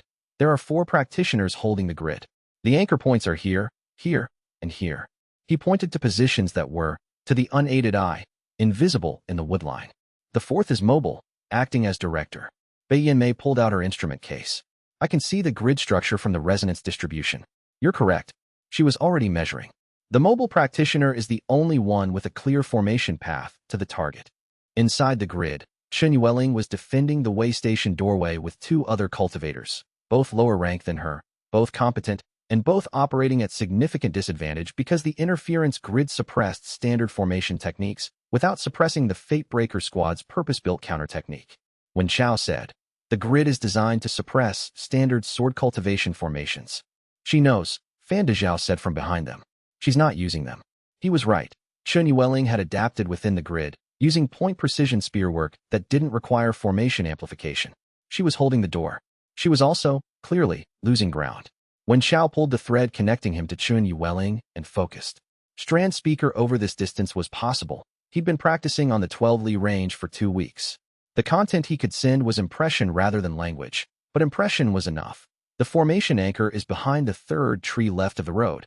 The grid's director is moving toward your right flank. The thread warmed as the impression landed. Chun Yueling's head turned 40 degrees. A fraction. The mobile director, who had been moving to close on her right, found that the position he'd calculated as open was no longer open. He said to Bai Yanmei, "Can you disrupt the anchor formation from here?" "The western anchor point," she said. "Yes. The others are outside my range, but collapsing one will shift the grid's stability distribution. It won't break the grid, but it will require 2 of the remaining 3 anchor holders to compensate, which takes them off offensive formation work." He said, "Do it." She did it. The grid destabilized in the way an arch destabilizes when one load-bearing element is removed, not collapsing, but shifting, the remaining structure redistributing strain in ways it hadn't been designed for. Chun Yueling felt it through whatever formation sense she used to read her environment. He could see it in her thread, which shifted from stress to calculation. He sent, "Grid unstable. 3 anchor holders reducing formation support. The path through is east-right." She went east-right. The fight resolved in 4 minutes after that. Not cleanly, not without cost. One of the 2 lower-rank cultivators defending the way station took a significant hit from the mobile director before Chun Yueling reached him. But the grid was down, the squad was breaking contact, and the way station was intact. They came down from the rise and Fan Dezhao guided his wagon toward the wounded cultivator with the practical efficiency of a man who had packed a medical kit as standard equipment. Chun Yueling looked at Wen Xiao when he reached her. She said, "The anchor point information." He said, "Thread communication." She said, "How far?" 12 li from the rise. "Approximately." She looked at him for a moment. Then she said, "Good range." He said, "Better with practice." She said, "I know." She looked at Bai Yanmei, who was already collecting residual formation data from the collapsed anchor point. "Who's this?" "Bai Yanmei," he said. "Alchemist. The western anchor point." Chun Yueling looked at Bai Yanmei with the assessment scan that was her default for anyone new and then said, "Good placement. How did you know the western was the vulnerable one?" Bai Yanmei said, without looking up from her instruments, "Structural analysis. The western point had the highest formation load and the oldest formation stone foundation. Oldest stones fail first under variance pressure." A pause. Chun Yueling said, "That's useful." "I know," Bai Yanmei said. Wen Xiao watched the 2 of them and thought, "This is going to be an interesting combination." Chapter 23. What Kuai Hong knew. They captured one of the squad. Not intentionally. The youngest member, perhaps 17, had been holding an anchor formation point, and when the grid collapsed, he'd been disoriented enough that Fan Dezhao had driven the wagon across his escape route before he recovered his bearings. He was unhurt and extremely unhappy about his situation. His name was Kuai Hong. He had a burn scar on the left side of his neck. Formation injury, not fire. And he answered questions with the specific combination of reluctance and inexorable honesty of someone who had been told, at some point, that the cause he was serving was right enough to justify the truth. He was not wrong about the cause. He was not entirely comfortable with all the methods. He said, "We're not targeting you specifically. We're targeting your thread convergence." When Xiao said, "Explain the distinction." The convergence architecture was imposed on this world 600 years ago by a practitioner who called himself the Heaven Architect, Kuai Hong said. He said it the way you say something you've been trained to say, accurately, but by rote. The architecture was designed to create Dao Companion pairs from specific bloodlines. The design assumes that the pairs will consolidate cultivation advantages across generations. He looked at Wen Xiao, the fate reader who made the map you have. He didn't create that architecture. He found a copy of a record that the Heaven Architect's successors maintained. Wen Xiao was very still. He said, "Old Lu found a copy. He found the map that the Heaven Architect's lineage maintains as the activation record. The architecture was already running. The map is a monitoring tool, not the source." Kuai Hong's expression shifted to something that was not quite contempt and not quite pity. "You thought the architecture was about you." "I thought I was a coincidence," Wen Xiao said. "I didn't know what it was about." "It's about the bloodlines," Kuai Hong said. 600 years of selection for specific cultivation traits. The 11 women on the map were identified generations ago as the current generation's bloodline representatives. You were identified as their convergence point before you were born. He paused. "The architecture selected you. You didn't choose it," Chun Yueling said, from across the camp. "None of us chose it." Kuai Hong looked at her. He said, "No." Wen Xiao said, The Fate Breaker sect's position is that the architecture is the problem. The architecture created forced fate bindings, Huaihong said. Not just for the 11. For hundreds of people across generations who were incidentally caught in the convergence pressure. People whose threads ran near the main architecture threads and got pulled by them. Forced toward outcomes they didn't want. His voice was flat. My grandmother was one of them. She spent 40 years bound to someone she'd never chosen because her thread ran too close to the main architecture line. When Xiao said nothing for a moment, he said, the architecture produces the convergence as its primary function and forced bindings as a side effect. The side effects are not minor, Huaihong said. No, Wen Xiao said. They're not. He sat with this. He thought. The fate map I've been carrying is not a map of my destiny. It's a monitoring document for an architecture that identified me before I was born as a convergence point for 11 bloodline representatives. The architecture has been running for 600 years. It has produced genuine harm through forced bindings that it was not designed to produce. He thought. The fate breakers are correct that the harm is real. Their solution, cutting the threads, is a blunt instrument that causes collateral harm. He thought. Neither of these facts answers the question of what to do. He added to his notebook, architecture predates me. I was selected, not created. The convergence is real and the forced binding problem is real. These are both true simultaneously. He underlined both. Chapter 24. The question of complicity. Fan Dezhao released Huaihong the next morning, after a conversation in which Huaihong demonstrated enough ambivalence about certain of his sect's methods that Fan Dezhao concluded, accurately, in Wen Xiao's thread reading assessment, that the release would produce more useful outcomes than continued detention. He watched Huaihong walk away and thought about the Heaven Architect for 3 days. He thought. A practitioner 600 years ago built a fate architecture that selected specific people for specific roles without their knowledge. The selection process was not coercive, it was structural. The people it selected didn't feel the selection as pressure until the convergence period began. Then the threads pulled. He thought. I have been operating on the assumption that the threads were real connections that the architecture had identified rather than created. Bei Yinmei's calculation supports this. But real connections that are amplified and directed by an external architecture are still subject to that architecture's agenda. He thought. If I pursue the convergence, if I find the off switch, if I learn what the loom of heaven's design was designed to produce, if I participate in whatever the heaven architect intended, I am fulfilling a destiny that was set before I was born by someone who did not ask my permission. He thought. That's the same thing the Fate Breaker sect objects to. He thought. The difference, possibly, is the quality of the connections. A forced fate binding produces a connection that the participants experience as coercive. The threads I'm building, with Chun Yueling, with Bei Yinmei, with the people I've been helping through Karma Cutter and Not Binder work. Those feel like genuine connections that happen to be visible through the architecture's lens. Not created by the architecture, revealed by it. He thought. That's the distinction I've been assuming. I don't have verification, Bei Yinmei said, on the 3rd day when he had been quiet for a significant portion of each working session. You're processing something. He said. I'm trying to determine whether pursuing this architecture makes me complicit in the mechanism the fate breakers oppose. She looked at him. She said. You're asking whether the connections are genuine or whether the architecture is creating them. Yes. She said. I've been running that calculation since the first morning. She turned her instrument toward him. Look. The measurement showed the resonance distribution around the fate map shard. He could see, through her instrument's formation sense readout, the specific signature of the threads. There were 2 layers of formation chi activity visible. One was the architecture's structural layer, old, deliberate, designed. The other was the connection layer, different in quality, the way handmade things are different from manufactured ones. Not uniform, not architectural, personal. She said. The architecture created conditions for convergence. The connections formed within those conditions are distinct from the architecture's structural layer. They have different formation signatures. Which means the architecture is like a meeting place, she said. It created the context in which connections could form. Whether connections formed, and what kind, depended on the people. The architecture didn't create the connection between you and Chun Yueling.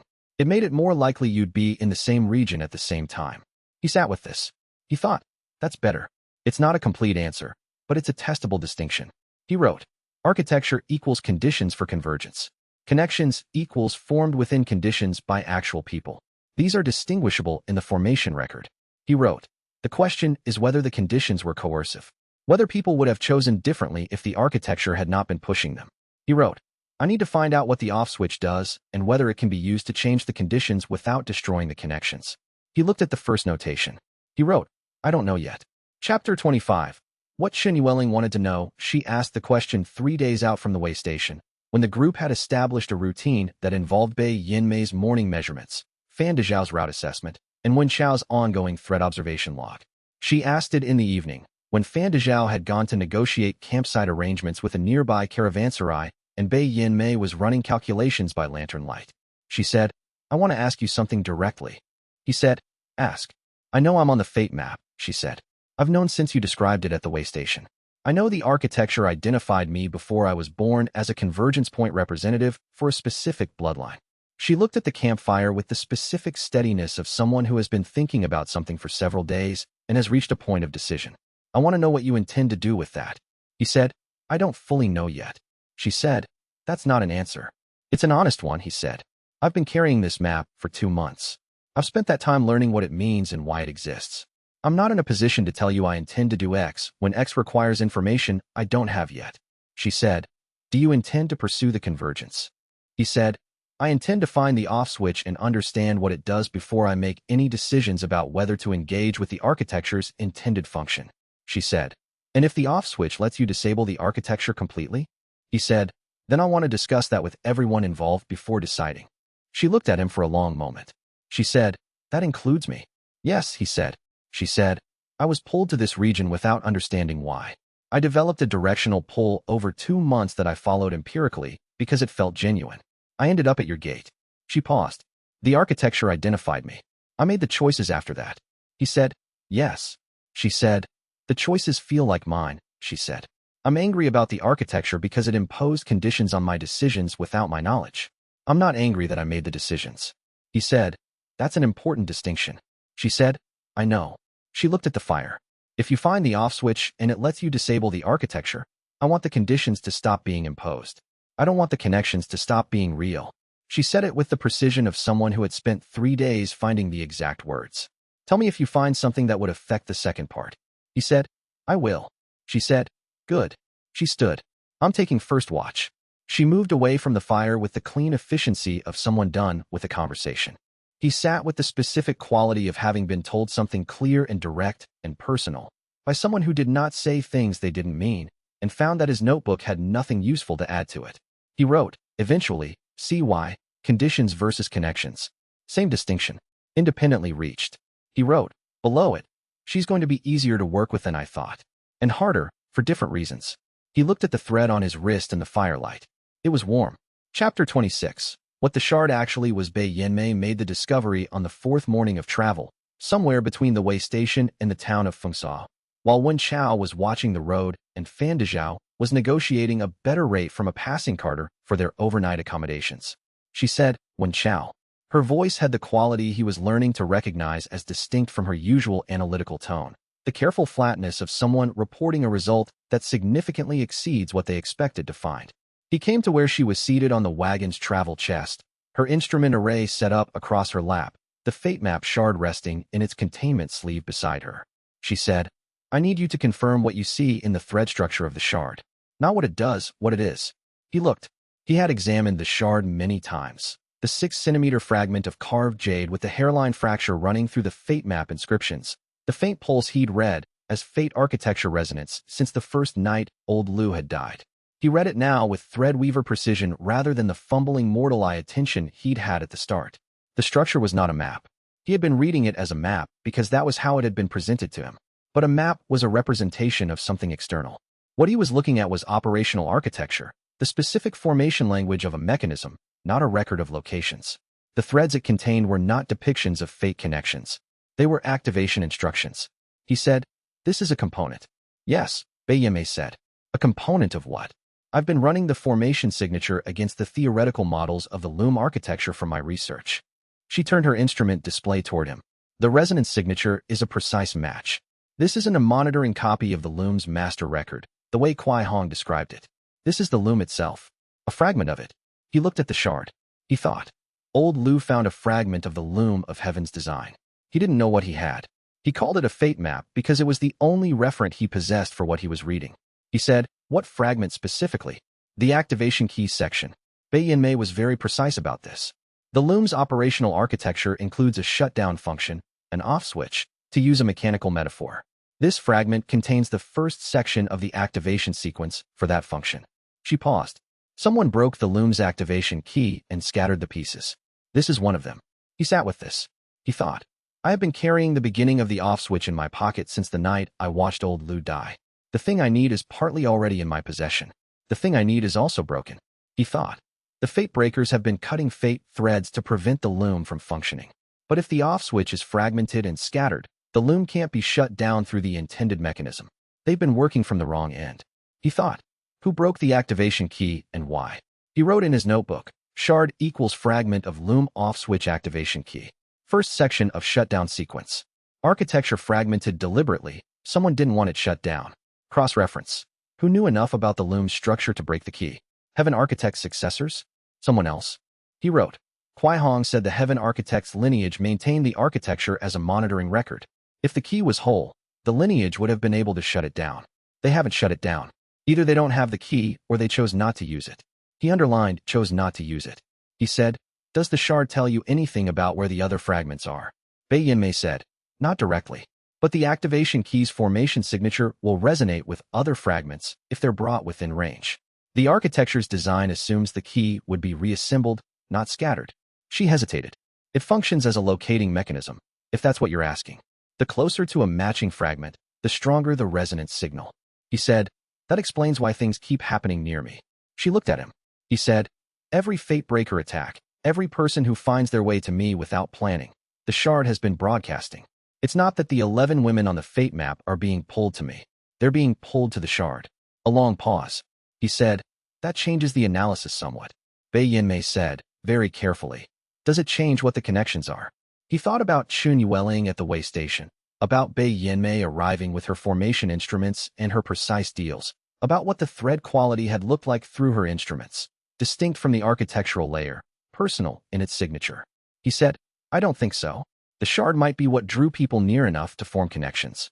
But the connections themselves are still distinct from the architecture. He paused. I'll need to verify that more carefully. She said, I've already been verifying it. That's partly why I'm telling you this now rather than waiting until I had a complete picture. She set down her instruments. I didn't want you to find out about the shard's function and conclude the connections were manufactured before I had a chance to tell you they aren't. He looked at her. He thought. She thought ahead to how I would receive this information and arranged her disclosure accordingly. He said, thank you. She said, analytical thoroughness. She picked up her instruments again. The resonance signal suggests there are at least 2 other fragments. Possibly more, depending on how the key was broken. He added to his notebook, find the other fragments. Reconstruct the off switch. Determine who fragmented it and why. He looked at the shard in its containment sleeve. He had carried it as a burden and a mystery since the beginning. It was still both. It was also now a tool. Chapter 27. The man who blocked everything. Shen Weiren arrived in Fengsha before they did. He was waiting at the inn where Fan Dezhao's merchant contacts had arranged their accommodation, not in a confrontational position, not visibly armed, seated at a courtyard table with a cup of tea and the specific quality of ease that Wen Chao associated with practitioners who had nothing left to prove about their own abilities. He was perhaps 30. His cultivation rank was not legible through standard assessment, which meant it was either suppressed or genuinely above what Wen Chao's karma cutter level reading could parse. He said, when they came through the gate, Wen Chao, I've wanted to meet you since the exile preceding documents circulated. Fan Dezhao's cart stopped. Shen Yueling's hand was near her spear. Wen Chao looked at the man's fate thread. It wasn't there. Not absent in the way a dead person's thread was absent, or the way a severed thread left its scar, simply not there. No fate architecture signature at all. Whatever Shen Weiren was carrying, it interfered with thread visibility at the source. He thought, that's a problem. He said, you know who I am. Tell me who you are. Shen Weiren, the man said. Dao Knight, 3rd grade. I work for a patron whose name I'm not currently at liberty to share, doing research into the loom of Heaven's design. My patron has been interested in the loom's operational architecture for approximately 12 years. He gestured at the table. I'm not here to fight. I'm here to talk. Shen Yueling said, from the wagon. He's not blocking his thread because he wants to talk. The thread interference is a standard precaution, Shen Weiren said, without looking at her. I am aware that when Chao reads threads, and I prefer that my intentions be evaluated from what I say rather than from formation-level data, I can't control the presentation of. When Chao thought about this, he said, that's a reasonable argument. It's also what someone who didn't want to be read would say. Shen smiled with genuine appreciation. Yes, you'll have to make a judgment call without the information you'd prefer. That's an uncomfortable position to put you in. I apologize for it. He was charming. Not performatively charming. The specific ease of someone who had spent years in high-level negotiations and had learned that honesty about disadvantage was more disarming than false confidence. When Xiao sat across from him, he said, "What does your patron want?" Information about the loom's off-switch mechanism. Specifically, whether it can be selectively applied, whether the architecture can be modified at the component level rather than shut down entirely. Shen set down his tea. My patron believes the loom's stability functions are worth preserving and its coercive functions are worth eliminating. He wants to know if the off-switch allows for that precision. When Xiao thought, "That's a more sophisticated question than I expected," he said, and in exchange, historical documentation that my patron has accumulated over 12 years of research into the loom. Archive records, practitioner testimonials, theoretical models. Shen met his eyes directly. "I'm told you're working without the benefit of the Heaven Architect's original research materials. We have a significant portion of them." The silence stretched. When Xiao said, "I need to consider this." "Take whatever time you need," Shen said. "I'm staying in Fengsua for 3 days." He looked at the man across the table and thought about the thread that wasn't there. He thought about what it meant to negotiate without the reading he'd come to rely on, to have to use other tools. He wrote nothing in his notebook that evening. He thought instead. Chapter 28. Threadweaver. The breakthrough happened 2 days later, during a situation that had nothing to do with Shen. There had been a Fatebreaker attack on a farmstead east of Fengsao. Not large-scale, 2 practitioners with a severing kit who had identified a civilian with a fate thread running close to the main architecture lines. The civilian was a woman named Cho Chiuyue, middle-age, no cultivation, who ran a supply depot for river traders. Her thread had been targeted because the architecture had pulled it toward a convergence point at some point in her history, and the Fatebreaker cell's mandate was to sever any thread running in convergence patterns. They had not succeeded entirely. The thread was damaged, not severed. Cho Chiuyue was alive, functional, and deeply frightened, sitting in her depot with the specific expression of someone who had just discovered that the invisible world had opinions about her life. Chen Yueling had arrived first, having been closer to the farmstead than Wen Xiao when the report came through their relay. She had driven off the practitioners and stabilized what she could. By the time Wen Xiao and Bei Yinmei arrived, the immediate threat was past. He read Cho Chiuyue's thread. The damage was visible, a ragged interruption in the thread's natural flow, the kind of wound that would dull over time, but never quite heal without intervention. The thread was still connected at both ends. What was missing was its capacity to carry resonance cleanly. He had done karma cutter work. He had done not binder work. Both of those operated on his own connections, or on connections between people he was directly linked to. This was different. Cho Chiuyue had no connection to him at all. She was a civilian who happened to have been targeted by the same sect that had been targeting him. Shen Yueling was watching him. He thought about Threadweaver rank, the function that Bei Yinmei had described as establishing connections that change trajectories rather than reading existing ones. He had been at the threshold for 4 days. He had been cautious about crossing it because not binder work had taught him that thresholds and heaven thread sight had unexpected costs. He thought, the cost of not crossing it is Cho Chiuyue's thread staying damaged. That's a concrete cost. The cost of crossing it is uncertain. He crossed it. Threadweaver rank came in like learning to use a new sense, not power so much as range. He could feel the connection points available around him the way you feel a tool in your hand and understand its weight for the first time. Cho Chiuyue's damaged thread was one of them. Chen Yueling's thread was another. The shape of the connection between them, civilian and sword cultivator, woman who'd just learned she was a casualty of a fate war and woman who'd just driven off the people trying to make that war worse, was already there, already natural. It just needed to be made explicit. He wove it, not fabricated, recognized and formalized. The connection between Cho Chiuyue and Chen Yueling settled into something clean, witness and protector, each knowing what the other was, each choosing what that meant. The thread damage on Cho Chiuyue's original thread didn't heal entirely, but it stopped bleeding. The connection to Chen Yueling gave it a new load-bearing point. Cho Chiuyue looked at Chen Yueling. She said, "You came back." Chen Yueling said, "Yes." Cho Chiuyue said, "Why?" "Because they might come back too," Chen Yueling said. "And you need to know how to report an attack through proper channels if they do." She spent the next hour teaching the civilian exactly what to do, in precise and practical terms, with Wen Xiao watching from the doorway and thinking, this is what Threadweaver actually means.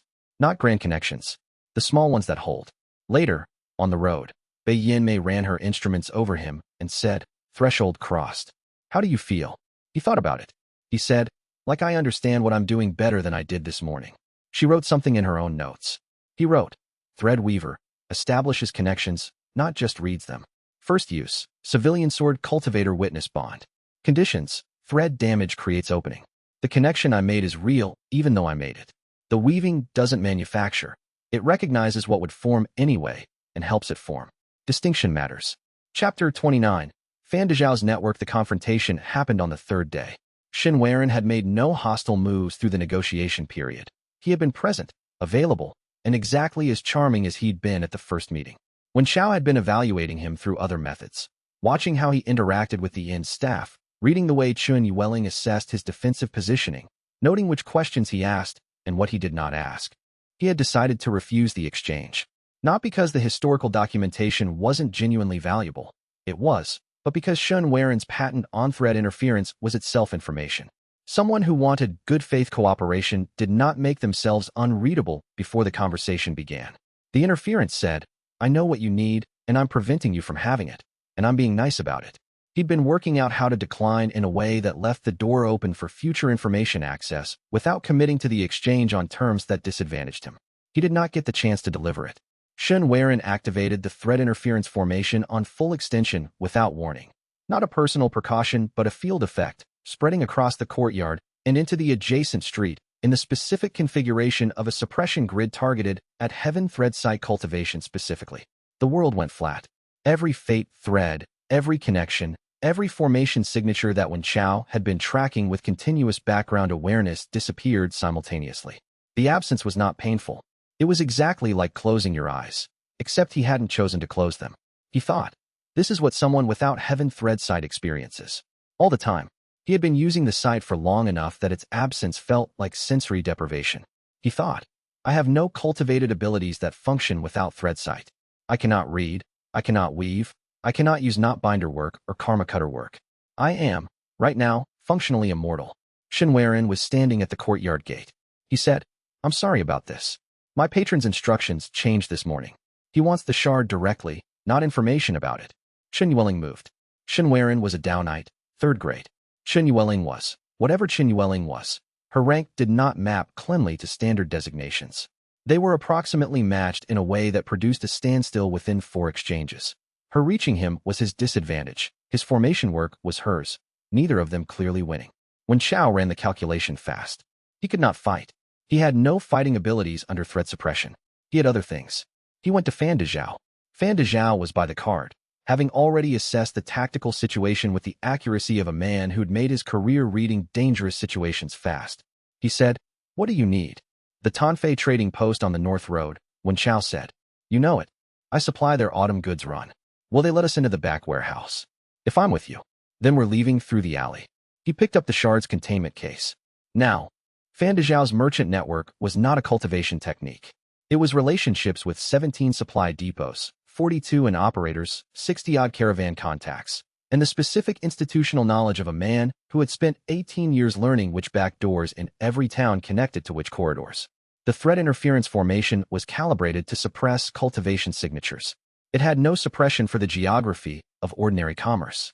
They were 3 streets away before Xin Weiren finished his exchange with Chen Yueling. Bei Yinmei had followed without being told to. She said, from behind him in the corridor, efficient.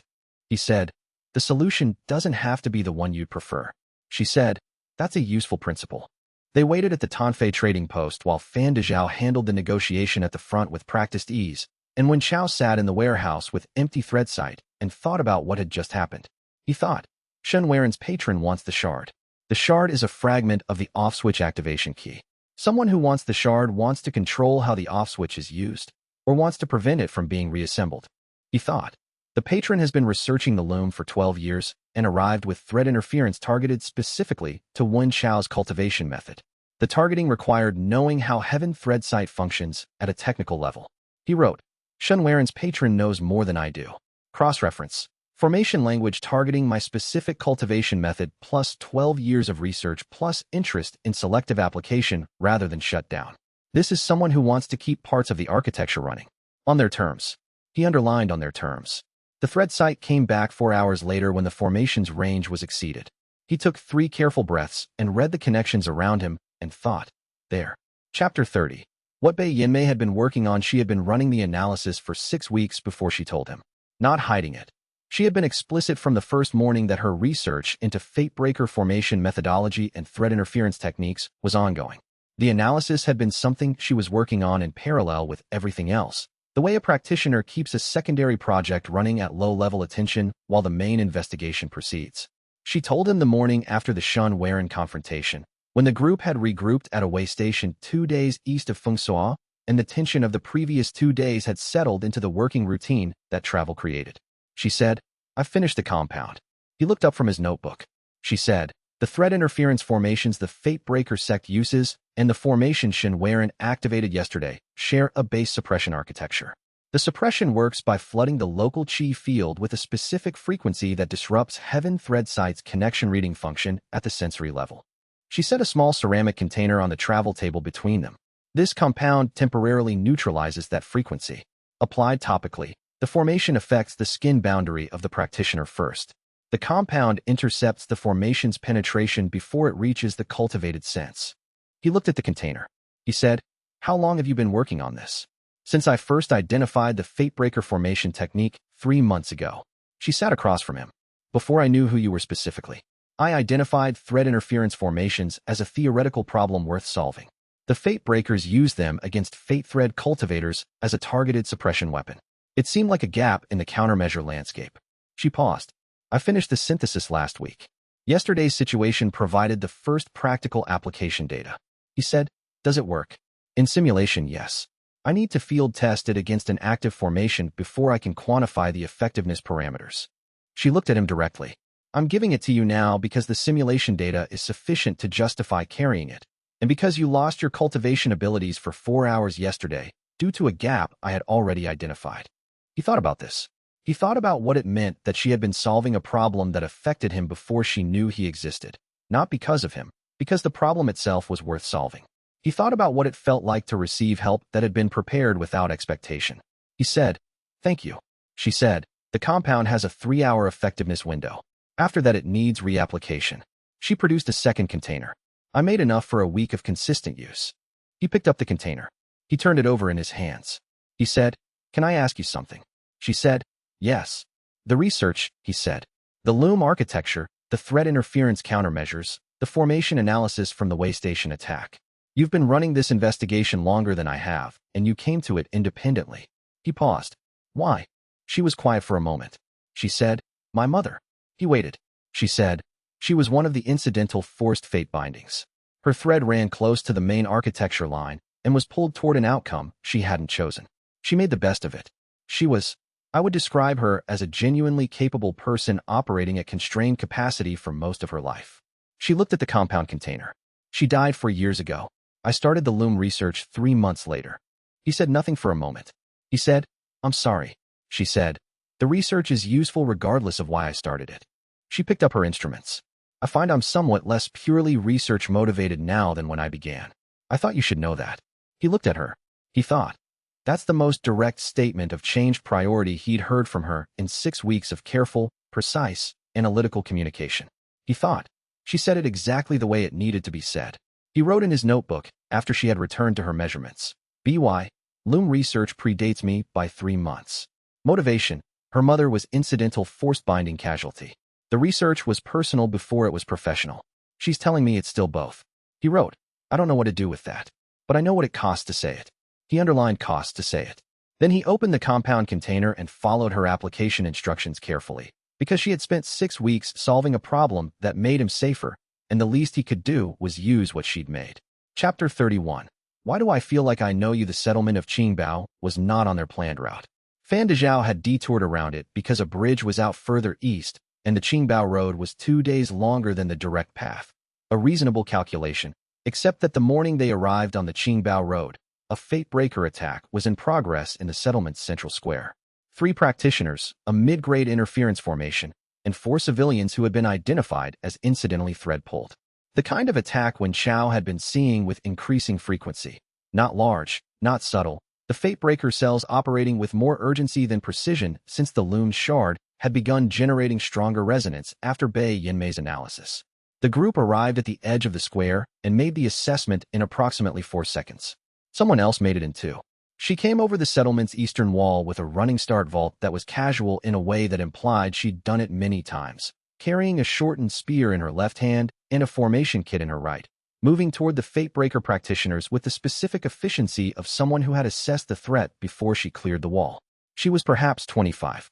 Her cultivation signature hit Wen Chao's thread reading as the highest-ranked practitioner he had yet encountered at close range. Not oppressive, not showy. Simply present the way a mountain is present. She took the Fatebreaker attack apart in 6 moves. Not unscathed. One of the 3 practitioners had a formation kit calibrated for combat, and she took a hit from it that she moved through rather than stopped. The hit didn't slow her noticeably. By the time Wen Chao had reached the square's center, the attack was over. The Fatebreaker practitioners had broken and run, and the 4 civilians were being organized by Chen Yueling, who had arrived a half-second after the woman cleared the wall and handled the civilian management without needing instruction. The woman looked at the retreating practitioners. She said, to no one in particular, "Fatebreakers again." When Chao said, "You've seen them before." She turned around. Her thread was there, not interfered with, not architectural, a clean and direct connection that Wen Chao's threadweaver sense immediately registered as genuine. The shard in his containment case resonated faintly in her direction, the way it had been doing in the presence of each person on the fate map. She looked at him for one moment that had the specific quality of recognition without cause, the look he'd seen on Chen Yueling's face at the outer gate, on Bei Yinmei's face in the archived records room. She said, "Why do I feel like I know you?" He said, "That's a longer answer than the current setting warrants. Are you hurt?" She looked at her left side where the formation hit had landed. She said, "Not particularly." She looked at him again with the direct attention of someone cataloging a problem. "You're Wen Chao." "Yes. I've been hearing about you." She lowered her spear. "Jing Huanlan, Eastern Continent. I was passing through this region on a separate assignment when the thread started pulling east instead of northeast, and I stopped fighting it about 3 days ago." She said this with no particular drama, a report of facts, nothing more. "I'm guessing that's connected to whatever longer answer you mentioned." He said, "Yes." She said, "Tell me tonight. Right now I want to know if those 3 are going to double back." He read the threads in the direction they'd retreated. He said, "No. They're regrouping toward the Weishui roadway station. They'll report the encounter first." She processed this. She said, "Good threat assessment." She turned to Chen Yueling. "You handled the civilian side cleanly." Chen Yueling said, "The formation positioning left gaps." Jing Huanlan said, "The interference kit was third-rate. Their lead practitioner compensated well." She paused. "Different schools. Yours sword cultivation." "Yes." A measuring pause between them that had nothing hostile in it. 2 practitioners whose training had been in different traditions assessing what the other was worth. Jing Huanlan said, "Useful combination, probably." Chen Yueling said, without inflection, "Probably." Fan Dezhao appeared at Wen Chao's elbow and said, quietly, "Should I get a larger tent?" Wen Chao said, "Yes." Chapter 32. Productive friction. Jing Huanlan decided within 20 minutes of hearing Wen Chao's explanation that the situation was genuinely important. His approach was somewhat overcomplicated, and she wanted to understand the thread phenomenon directly rather than philosophically. She said, at the end of his account of the fate map, the shard, the loom architecture, and the 600 years of running without oversight. So the goal is to find the off switch, reassemble whatever fragmented activation key old Lu's shard is part of, and shut down the coercive parts while preserving the stability functions. That's the working objective, he said. And the complication is that multiple factions want either to control the off switch or destroy it. And one of them has formation techniques targeted to suppress your specific cultivation method. Yes. And you have a civilian-grade logistics specialist, a fate architecture alchemist, a sword cultivator, and now me. She looked around the campsite. What's your assessment of the group's combat capacity versus the Shun Warren type threat? He said, insufficient, if the patron deploys field-grade threat interference at scale. She said, I figured. She picked up her formation kit and began a routine maintenance check with the ease of someone who treated preparation as a reflex. I can neutralize mid-grade interference formations directly. Downite third-grade uses higher architecture techniques than I've countered before, but give me 2 days of observation data and I can build a counter technique. Chen Yueling, from across the campfire, said, You've been here 4 hours. Jing Huanlan said, It's a formation architecture problem. I solve those. Shen Yueling said, when Xiao solved it already. Different approach. Chemical countermeasure, Jing Huanlan said. She looked at Bai Yanmei. The compound. Bai Yanmei said, yes. Effective, but limited application window. I'm talking about a counterformation that disrupts the suppression grid at source rather than intercepting it at the practitioner's boundary. She continued her maintenance check. Different tools for the same problem. Both worth having. A pause. Shen Yueling said, that's true. When Xiao watched the three of them and thought, Jing Huanlan is processing the entire situation as a tactical problem to be optimized. Shen Yueling processes it as a principal problem with tactical dimensions. Bai Yanmei processes it as a research problem with human dimensions. The friction between them is going to be productive or not depending on whether any of them decide the other approaches are wrong rather than different. He thought. Shen Yueling and Bai Yanmei had reached a working dynamic. Jing Huanlan is direct in a way that will test it. He thought, that's not a bad thing. Direct people find gaps that careful people miss. Jing Huanlan said, later, when the camp had settled and Bai Yanmei was running her evening measurements. The thread. You can see mine. He said, yes. What does it look like? He looked at it. He said, consistent, not pulled, present in the way something is present when it's arrived rather than traveling. He paused. The shard resonates toward it. That means it's a match for the architecture's identification. You're on the fate map. She said, I know. I figured that out at the same time I figured out who you were. She looked at her hands. I've been following a pull for 3 months. I stopped fighting it because fighting it was costing me energy I needed for my actual assignment, and the pull was consistent enough that I decided to gather information about it rather than resist it. She looked up. I make decisions empirically. I gather data. I make a call. I commit. He said, and the call here. Still gathering data, she said. I haven't committed yet. I'm telling you that so you don't read my presence as a decision already made. He said, I understand. She said, I think you do. She picked up her spear and began another maintenance check. That's useful. Chapter 33. What he gave and what he didn't. Shen Yueling found them again on the 5th day. He arrived at the same caravanserai as their evening stopover, which meant Fan Dezhao's merchant network had been mapped and he'd been following it. Not surprising given that the alternative, thread tracking, was blocked from Wen Chao's detection.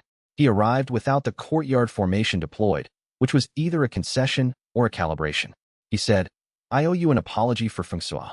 When Chao said, sit down, he sat. Jing Huanlan was at the far end of the table, not deployed to fight, simply present in the way that high-rank practitioners are present when they're paying attention. Shen Yueling noted her and had the grace to acknowledge the shift in tactical balance with a slight nod. He said, my patron's instructions changed without advance notice to me. I don't expect that to satisfy you. I'm telling you because it's accurate. When Xiao read the space around Shen Yueling where the thread should be, still nothing. Still the interference. He said, what's the offer? The original one, Shen Yueling said. 12 years of my patron's research into the loom architecture. Practitioner testimonials, archive records, theoretical analysis. In exchange for information about the shard's function, specifically, whether the off-switch mechanism allows selective application or only full shutdown. When Xiao ran the thread reading of Shen Yueling's face and voice instead of his thread, the interference blocked formation-level data. It did not block the 17 other indicators that a careful observer learned to read instead. He saw genuine clarity about the value of what was being offered. He saw genuine intention to honor the exchange. He saw something concealed about the patron's purpose, not the information itself, but awareness that the concealment was there. He said, I'll tell you what the shard analysis shows about selective application. In exchange for the 12 years of research documentation. Shen Yueling said, and the shard's location. I'll tell you what the analysis shows. When Chao said, I'm not telling you where the shard is. A pause. Shen Yueling said, my patron will be disappointed. Your patron, Wen Chao said, sent you to take the shard by force in Feng Sua. Your patron's disappointment is not my primary concern. He kept his voice even. The documentation for the analysis. That's the offer. Shen Yueling considered this for a long moment. He said, agreed. The analysis first, Wen Chao said. Then the documentation. The documentation first. I have it here. He produced a correspondence case from his travel pack. I suspected you'd want to verify the value before committing to exchange. Review it. If it's as I've described, tell me what the analysis shows. He put the case on the table. Wen Chao looked at it for a moment. Then he opened it. The documentation was exactly as described. 12 years of research, systematically organized, including records Wen Chao had not been able to locate through the civic archives and theoretical models that matched and extended Bai Yanmei's own analysis. He passed relevant sections to Bei Yanmei, who reviewed them with the focused attention of someone reading something genuinely useful. She said, after 20 minutes, "This is legitimate." He said, "The shard is the first section of the loom's activation key for the off-switch mechanism. The activation key was fragmented, probably deliberately. The off-switch itself, based on our current analysis, is designed for full shutdown only.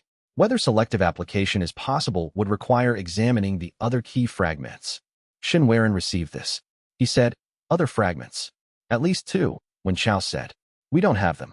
A pause in which something shifted in Shen Weiren's expression, not disappointment, something more complicated. He said, "My patron will want that information." "Your patron can't have it any faster than we're finding it," Wen Chao said. "That's the constraint." They parted without hostility. Shen Weiren left without deploying the interference formation, which Wen Chao registered as its own data point. He wrote, "Exchange complete. Documentation acquired. Did not give shard location. What I gave, analysis finding selective application. What he gave, 12 years of research. What he didn't give me, his patron's name or purpose. What he didn't take, the confrontation option, even after learning about additional fragments." He underlined confrontation option. He thought, there's something in Shen Weiren that doesn't quite fit the role of someone who serves a patron who wants the shard weaponized. The interference formation says one thing. The actual choices say another. Chapter 34. The Heaven Architects designed the documentation took Bei Yanmei 3 days to process fully. She did it systematically, working through the archive records in chronological order and cross-referencing against the formation analysis she'd been building since the beginning. By the 3rd day, she had a working timeline and a theoretical framework that addressed most of the open questions they'd been carrying since Kuai Hong's testimony. She presented it at the campfire on the evening of the 3rd day. She said, "The Heaven Architect was a cultivator named Liang Tianzhu who lived 640 years ago. His cultivation rank is recorded in the archive records as Dao Weaver, the highest known rank in the Heaven Thread Site lineage and possibly in any fate-based cultivation system. He was the last practitioner to achieve that rank. He died in the 43rd year of the Yin dynasty without a direct successor." Fan Dezhao, who had been listening from his usual position at the edge of the firelight, said, "That sounds like setup for a tragedy." "It is," Bei Yanmei said, without inflection. His goal was to ensure cultivation stability for 11 specific bloodlines he had identified as critical to the world's long-term development. Not individual bloodlines, lineages. Families that had, through his fate reading analysis, been consistently producing high-level cultivators, but whose cultivation trajectories were unstable due to the fate architecture turbulence of the Yin period. He believed that without intervention, these bloodlines would collapse within 3 generations. When Chao said, "What kind of intervention?" "He built the loom," Bei Yanmei said. "An automatic fate architecture that would identify the peak cultivation representative of each bloodline in each generation and create conditions under which those 11 representatives would find their way to a compatible convergence partner. Not force them together, create conditions." The architecture was designed to ensure that the 11 representatives encountered the convergence partner, recognized the thread connection, and had the opportunity to choose what to do with it. She said, "The design was elegant and the goal was genuine. The problem was that he died before he installed the shutdown mechanism." Silence around the campfire. Chen Yueling said, "He built a 600-year architecture and didn't finish it. He expected to have more time," Bei Yanmei said. "The records from his research archive indicate he believed the architecture would need approximately 40 years to verify stability, after which he would install the off switch. He died in year 12, Jing Huanlan said, and his successors maintained the monitoring function. They had the archive records, but not his full Dao Weaver capability.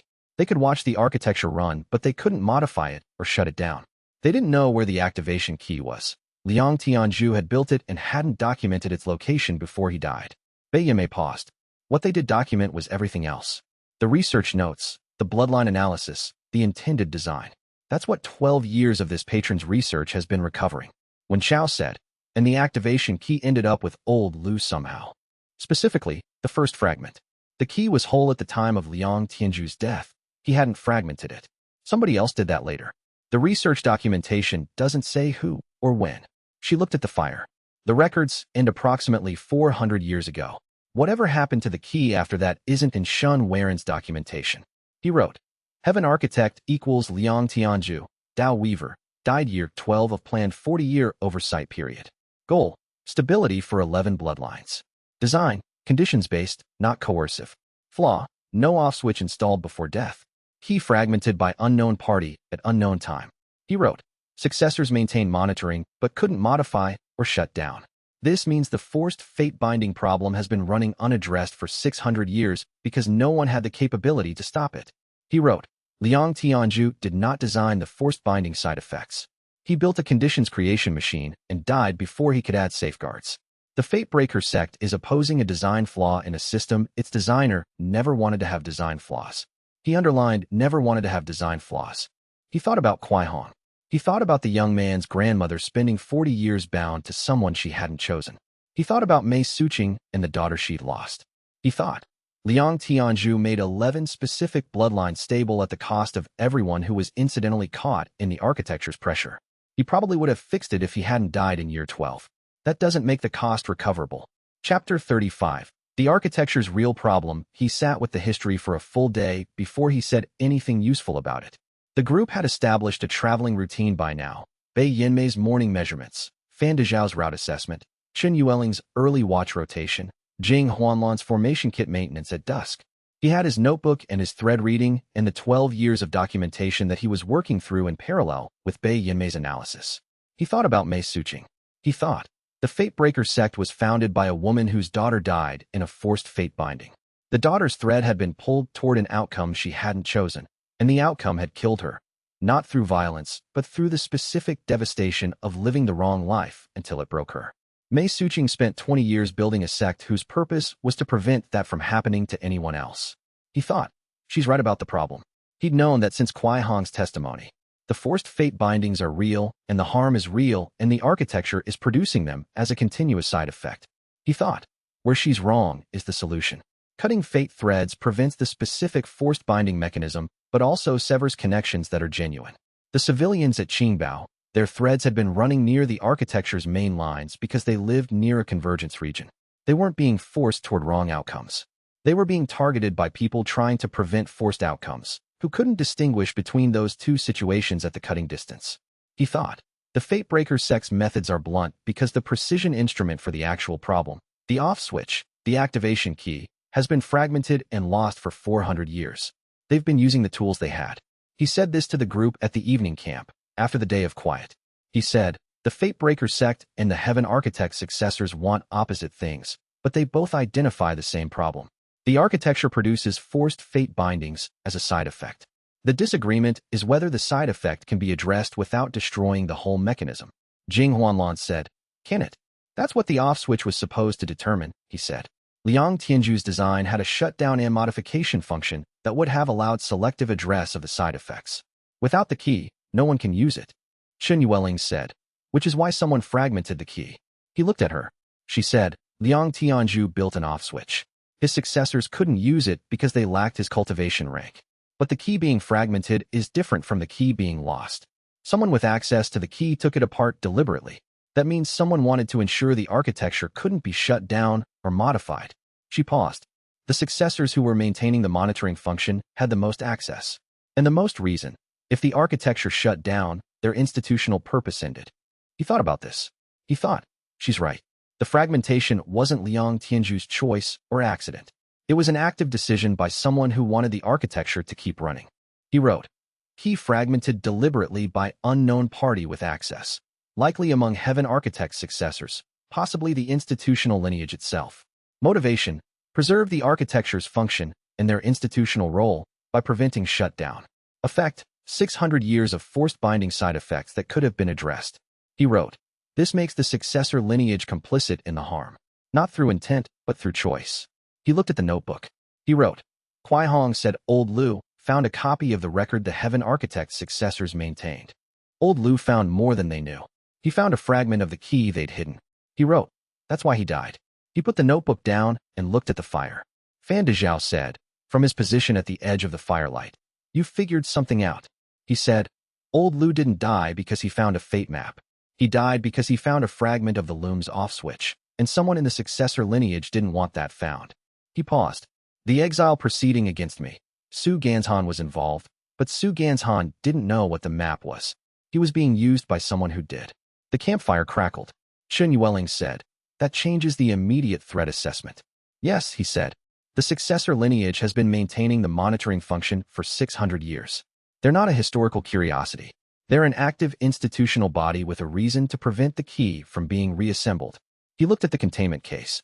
He thought, I've been tracking fate breakers, tracking Shun Waren's patron, tracking Su Gan's Han. None of them are the primary threat. The people who fragmented the key and killed old Lu for finding a piece of it are something I don't yet have a name for. He wrote, find the successor lineage.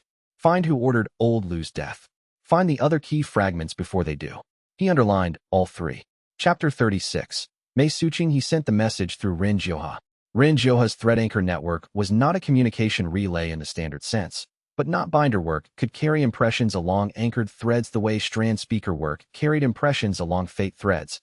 And Ren Jioha had been explicit in their earlier meeting that his network included fate breaker sect cells in 3 regional clusters. He had also been explicit that his own ambivalence about certain fate breaker methods was well established. He passed the message. The response took 4 days. It came back through the same network, the specific impression register of someone who had decided to allow a communication they had not expected, careful, measuring, cautiously present. They met at a way station on the Qingshan Road that Wen Chao had picked for its specific geography, open sightlines in 3 directions, 2 exit routes, the kind of place where the person choosing it was visibly not planning an ambush. Mei Suqing arrived with 2 practitioners at her back and the expression of a woman who had spent 20 years building something and was assessing whether the person in front of her was its next obstacle or an unexpected resource. She was 45 or 50, with the specific cultivator's quality of having a formation rank that did not read directly from physical assessment. Her thread was unusual, not damaged, but shaped by the forced binding loss in a way that grief shapes things that are strong enough to survive it. The connection to her daughter's memory was visible even across the years. He said, thank you for coming.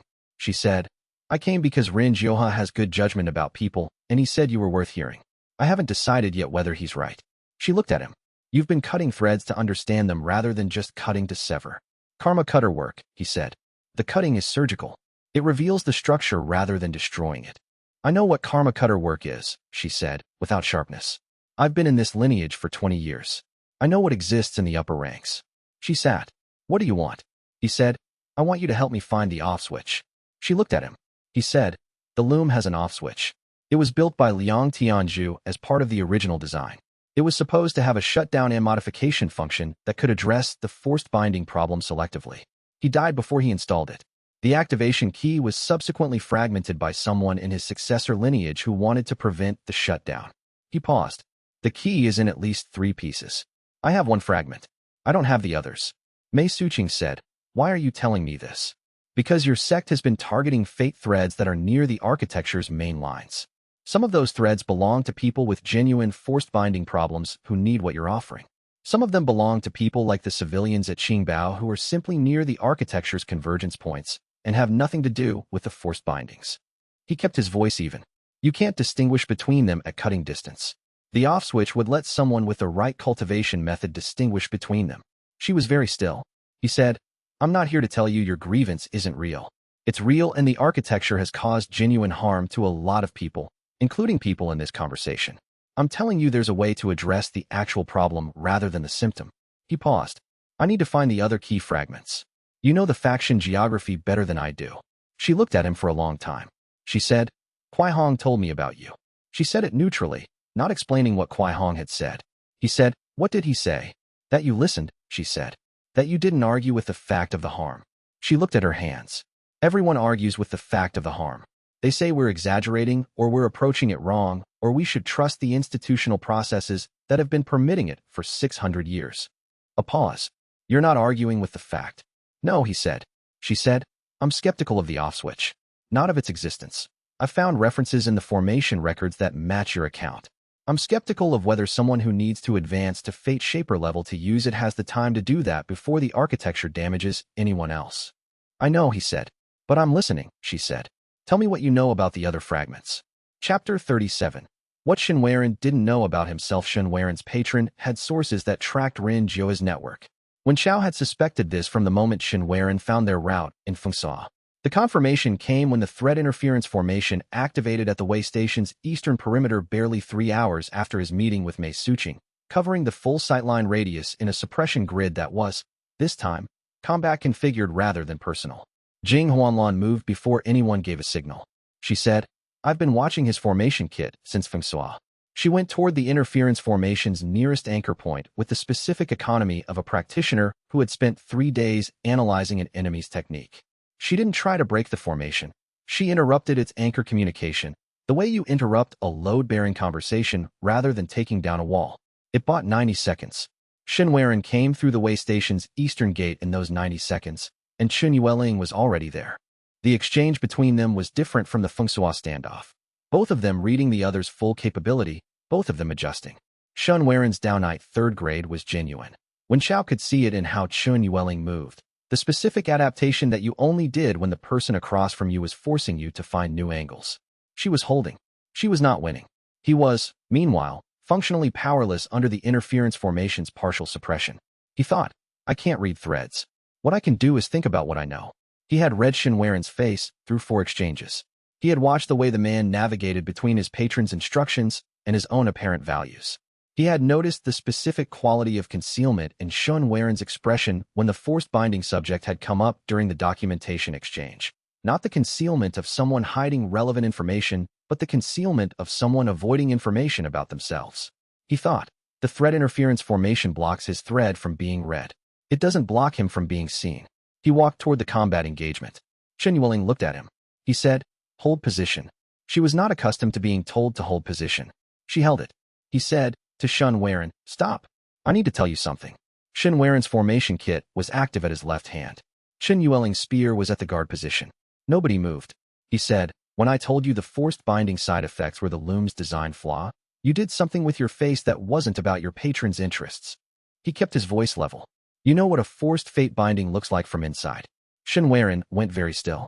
He said, I'm a thread weaver. I can't read your thread. I can see you. He paused. Your patron's agenda aside, you have a personal stake in whether the architecture produces forced bindings. Not secondhand. Yours. A long silence. He said, I'm going to try something. If you don't want me to, say so. Shen Weiren said nothing. Wen Chao extended thread weaver range as far as it would go and looked for the connection between Shen Weiren and Mei Suqing. It was there, faint, partially suppressed by the interference formation's blocking, but present. The specific signature of 2 people whose threads had been pulled toward each other by the architecture's incidental pressure at some point in the past, who had been in the same convergence region without meeting, whose connection had been redirected rather than completed. A forced fate interruption that had left both threads carrying the absence. He established the connection. Not invented, recognized. Shen Weiren and Mei Suqing were connected through the architecture's failure to properly route them toward each other. The forced binding had not been a binding at all, but a misdirection. Both of them pulled toward a convergence that the architecture had then disrupted. The formation kit went dark. Shen Weiren sat down. His face had the look of someone who had spent 15 years carrying a weight they hadn't been able to name and had just had someone name it. He said, that's what happened. When Chao said, yes. He said, my patron. He stopped. He told me the forced binding analysis was exaggerated, that my personal experience wasn't representative. He was wrong. When Chao said, Mei Suqing came out of the way station's interior door. She had been inside during the engagement. She looked at Shen Weiren with the specific quality of recognition that happens when you finally understand what someone's thread has been saying. She said, you. He looked at her. Something passed between them that was not Wen Chao's to describe. Chapter 38. He will return. Shen Weiren withdrew from his patron's mission in the following hour. He did it methodically. A formal severing of the service engagement through the Dao Knight Guild's standard release protocol, which required documenting the grounds for withdrawal and notifying the patron through official channels. He did it in writing, with Wen Chao's thread reading confirming that the documentation was accurate, because he was the kind of person who did things in writing even when he was shaken. He said, to Wen Chao, when the documentation was filed, I should have verified my patron's analysis before accepting it. Wen Chao said, you accepted it because you were in a state of active grief about something you couldn't name clearly. That's not a character failure. Shen Weiren said, it produced consequences. Yes. He didn't soften it. The Feng Shui confrontation was a real cost. I'm not here to tell you it wasn't. He paused. I'm telling you that the reason you accepted the patron's framing is legible and doesn't make you irredeemable. A silence. Shen Weiren said, I know things about the loom architecture successor lineage. 12 years of research. Not just what I shared with you. The full research, including the internal faction structure of the successors. When Chao said, I'm listening. Not now. Shen said. I need to think about what I'm willing to share and what I'm not. Some of it involves people who aren't the enemies you think they are. He stood. I'll find you again. Not as my patron's agent. On my own terms. He paused. Don't trust the documentation I gave you as complete. There are gaps. He left. Jing Huanlan, from the wall where she'd been watching. That's a complicated person. When Chao said, yes. She said, useful probably. He said, probably. He looked toward the gate where Shun Weiren had departed, and then toward the interior door where Mei Suqing and her two practitioners had retreated after the moment of recognition, and thought about the specific architecture of connections, the ones the loom had tried to route and then disrupted, leaving people with the absence of something they'd almost had. He thought. Liang Tianju's design produced 11 bloodline convergences and incidentally disrupted an unknown number of other connections in the routing process. The misdirections were not the design. They were the design failing to account for everything the architecture's pressure would move. He wrote, Shen Weiren equals misdirected convergence. His personal stake in the forced binding problem was hidden from him by a patron who wanted his cooperation. The recognition with Mei Suqing was real and independently corroborated by thread reading when interference formation went dark. He wrote, he will return. Different terms. Watch what he shares and what he withholds. That tells you more about his current loyalties than anything he says directly. He underlined, tells you more about his current loyalties. He thought. For the first time since starting this investigation, he felt like the connections were clarifying rather than multiplying. The successor lineage. The fragmented key. The people who had been caught in the architecture's wake and had spent years not knowing what had happened to them. He thought, there's a lot still to do, but the shape of it is getting clearer. Chapter 39. The Calculated Decision. Su Ganzhan published the Fate Map document on the 43rd day. Not all of it. The original filing was a controlled access archive document, which meant Su Ganzhan had obtained it through channels that were themselves technically irregular. What he published was the summary description.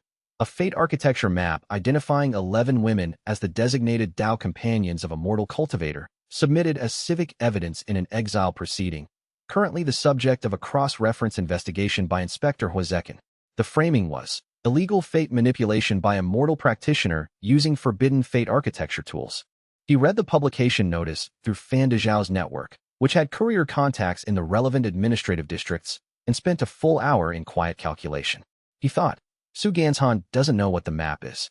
He still thinks it's a monitoring tool. He published it as a political move, discredit the evidence that discredited him by retroactively characterizing it as illegal. He thought, the Celestial Governance Archives will receive this publication and open a review. That's standard procedure. The review will either support Su Ganzhan's framing or investigate the fate architecture claim in earnest. The framing that lands first is the framing that the review starts from. He thought, if the archives investigate from a hostile framing, illegal fate manipulation, mortal practitioner operating prohibited tools, the investigation will require extensive rebuttal before it can function as the institutional ally I need it to be. He thought, if I get ahead of the story. He ran the calculation 3 times. He needed Bei Yinmei's formation analysis, his own thread-reading documentation, Shen Weiren's partial documentation, carefully attributed, the exile proceeding records showing the counterfiling, and Inspector Huazekin's formal investigation findings. He needed all of it packaged as a proactive disclosure before the archives review team finished setting up their initial assumptions. He needed to submit it to the Celestial Archives in less than 6 days. He said, to the group, I need to write a formal disclosure. Bei Yinmei said, how long? Long enough to be complete and short enough to be read. He picked up his notebook. I'll need your formation analysis compiled as an expert witness section.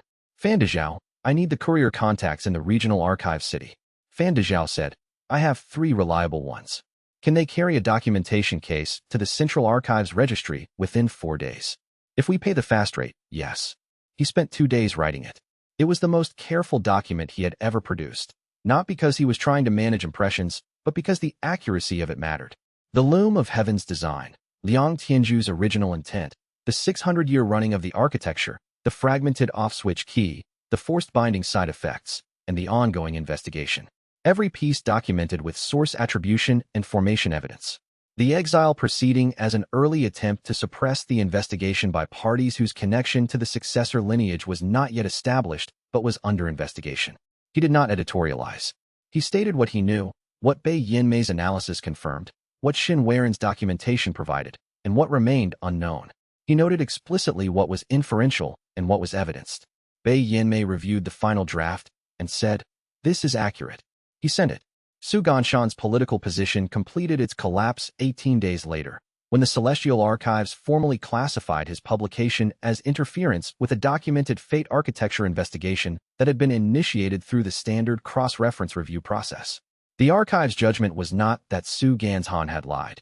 It was that he had introduced a partial account of documented evidence into public discourse in a way that obscured an ongoing investigation of genuine governance significance. He did not celebrate this. He watched it happen from a distance and thought, "Old Lu died because he found a fragment of something that the successor lineage had fragmented to prevent the architecture from being shut down." Su Ganshan was a tool in that suppression, probably without knowing it. He is now politically disabled. He thought, the person who gave Su Ganshan the framing is still out there. He wrote, Su Ganshan neutralized. Successor lineage operative still unidentified. Archives now oriented as ally rather than obstacle. Timeline. The review team will send a representative for an in-person interview. He wrote, who will they send? He found out 7 days later. Chapter 40. The fourth, her name was Yen Wenru. She arrived at the regional registry office where Wen Chao had arranged to receive the archive's representative, carrying 2 documentation cases, a formal verification seal, and the expression of a practitioner who took her institutional role more seriously than most people took their cultivation rank. She was perhaps 28, with a cultivation signature that presented as documentation specialist formation work, the specific kind of precision that came from years of dealing with fei qi in a professional context rather than a cultivation one. Her thread was present and clear, and the shard in Wen Chao's containment case resonated immediately. He read her thread. The recognition signature was there. The look he knew by now, though she was controlling it better than the others had. Not the openness of Jing Huanlan's direct statement or Chun Yueling's empirical report. Yen Wenru had made a deliberate decision about this meeting before she arrived, and the decision was professional first, personal questions after. She said, Wen Chao, I'm Yen Wenru, senior investigator for the Fate Architecture Division of the Celestial Governance Archives. I've reviewed your disclosure. A pause of exactly the right length. It's the most comprehensive voluntary disclosure the archives have received in my 12 years of service. She set down her documentation cases. I have questions. He said, I expected you would. She said, I reviewed the disclosure twice before accepting this assignment. She said it carefully. I was aware, before I arrived, that you had identified a fate map and that it may include a list of 11 women. I want to be transparent about that so it doesn't become an unacknowledged variable in our professional interaction. He said, I appreciate the transparency. She said, I requested this assignment specifically. I don't fully know why. She met his eyes with the directness of someone who considered accuracy non-negotiable, even when accuracy was uncomfortable. I reviewed the assignment roster before the request went in, and the logical choice was my colleague Prefect Ma, who has more direct experience with fate architecture cases. I requested the assignment anyway. He said, and I'm here to do the investigation correctly, she said. The poll is a data point. It doesn't determine the findings. She opened the first documentation case. Let's start with the formation evidence for the loom's physical architecture. Your expert witness, Bei Yanmei. I want to verify her methodology before we discuss her conclusions. He said, she's in the adjacent room. Good. Yen Wenru picked up her formal verification seal. I want to talk to her first, separately, before we discuss your combined analysis. Standard investigative procedure. I verify sources independently before triangulation. He said, of course. She stood, then paused. She said, the thread. You can see it. He said, yes. She said, I thought so. A pause that was precisely controlled. Don't tell me what it looks like yet. I want to complete the investigation with clean methodology before I have that conversation. She looked at him directly. Is that a reasonable request? He said, it's entirely reasonable. She nodded once and went to find Bei Yanmei. He sat in the registry office and looked at the documentation cases she'd brought. 2 of them, each thick with the organized precision of someone who had spent 12 years learning how to handle evidence carefully, and thought about what it meant to have an investigator who requested her own conflict of interest be on record.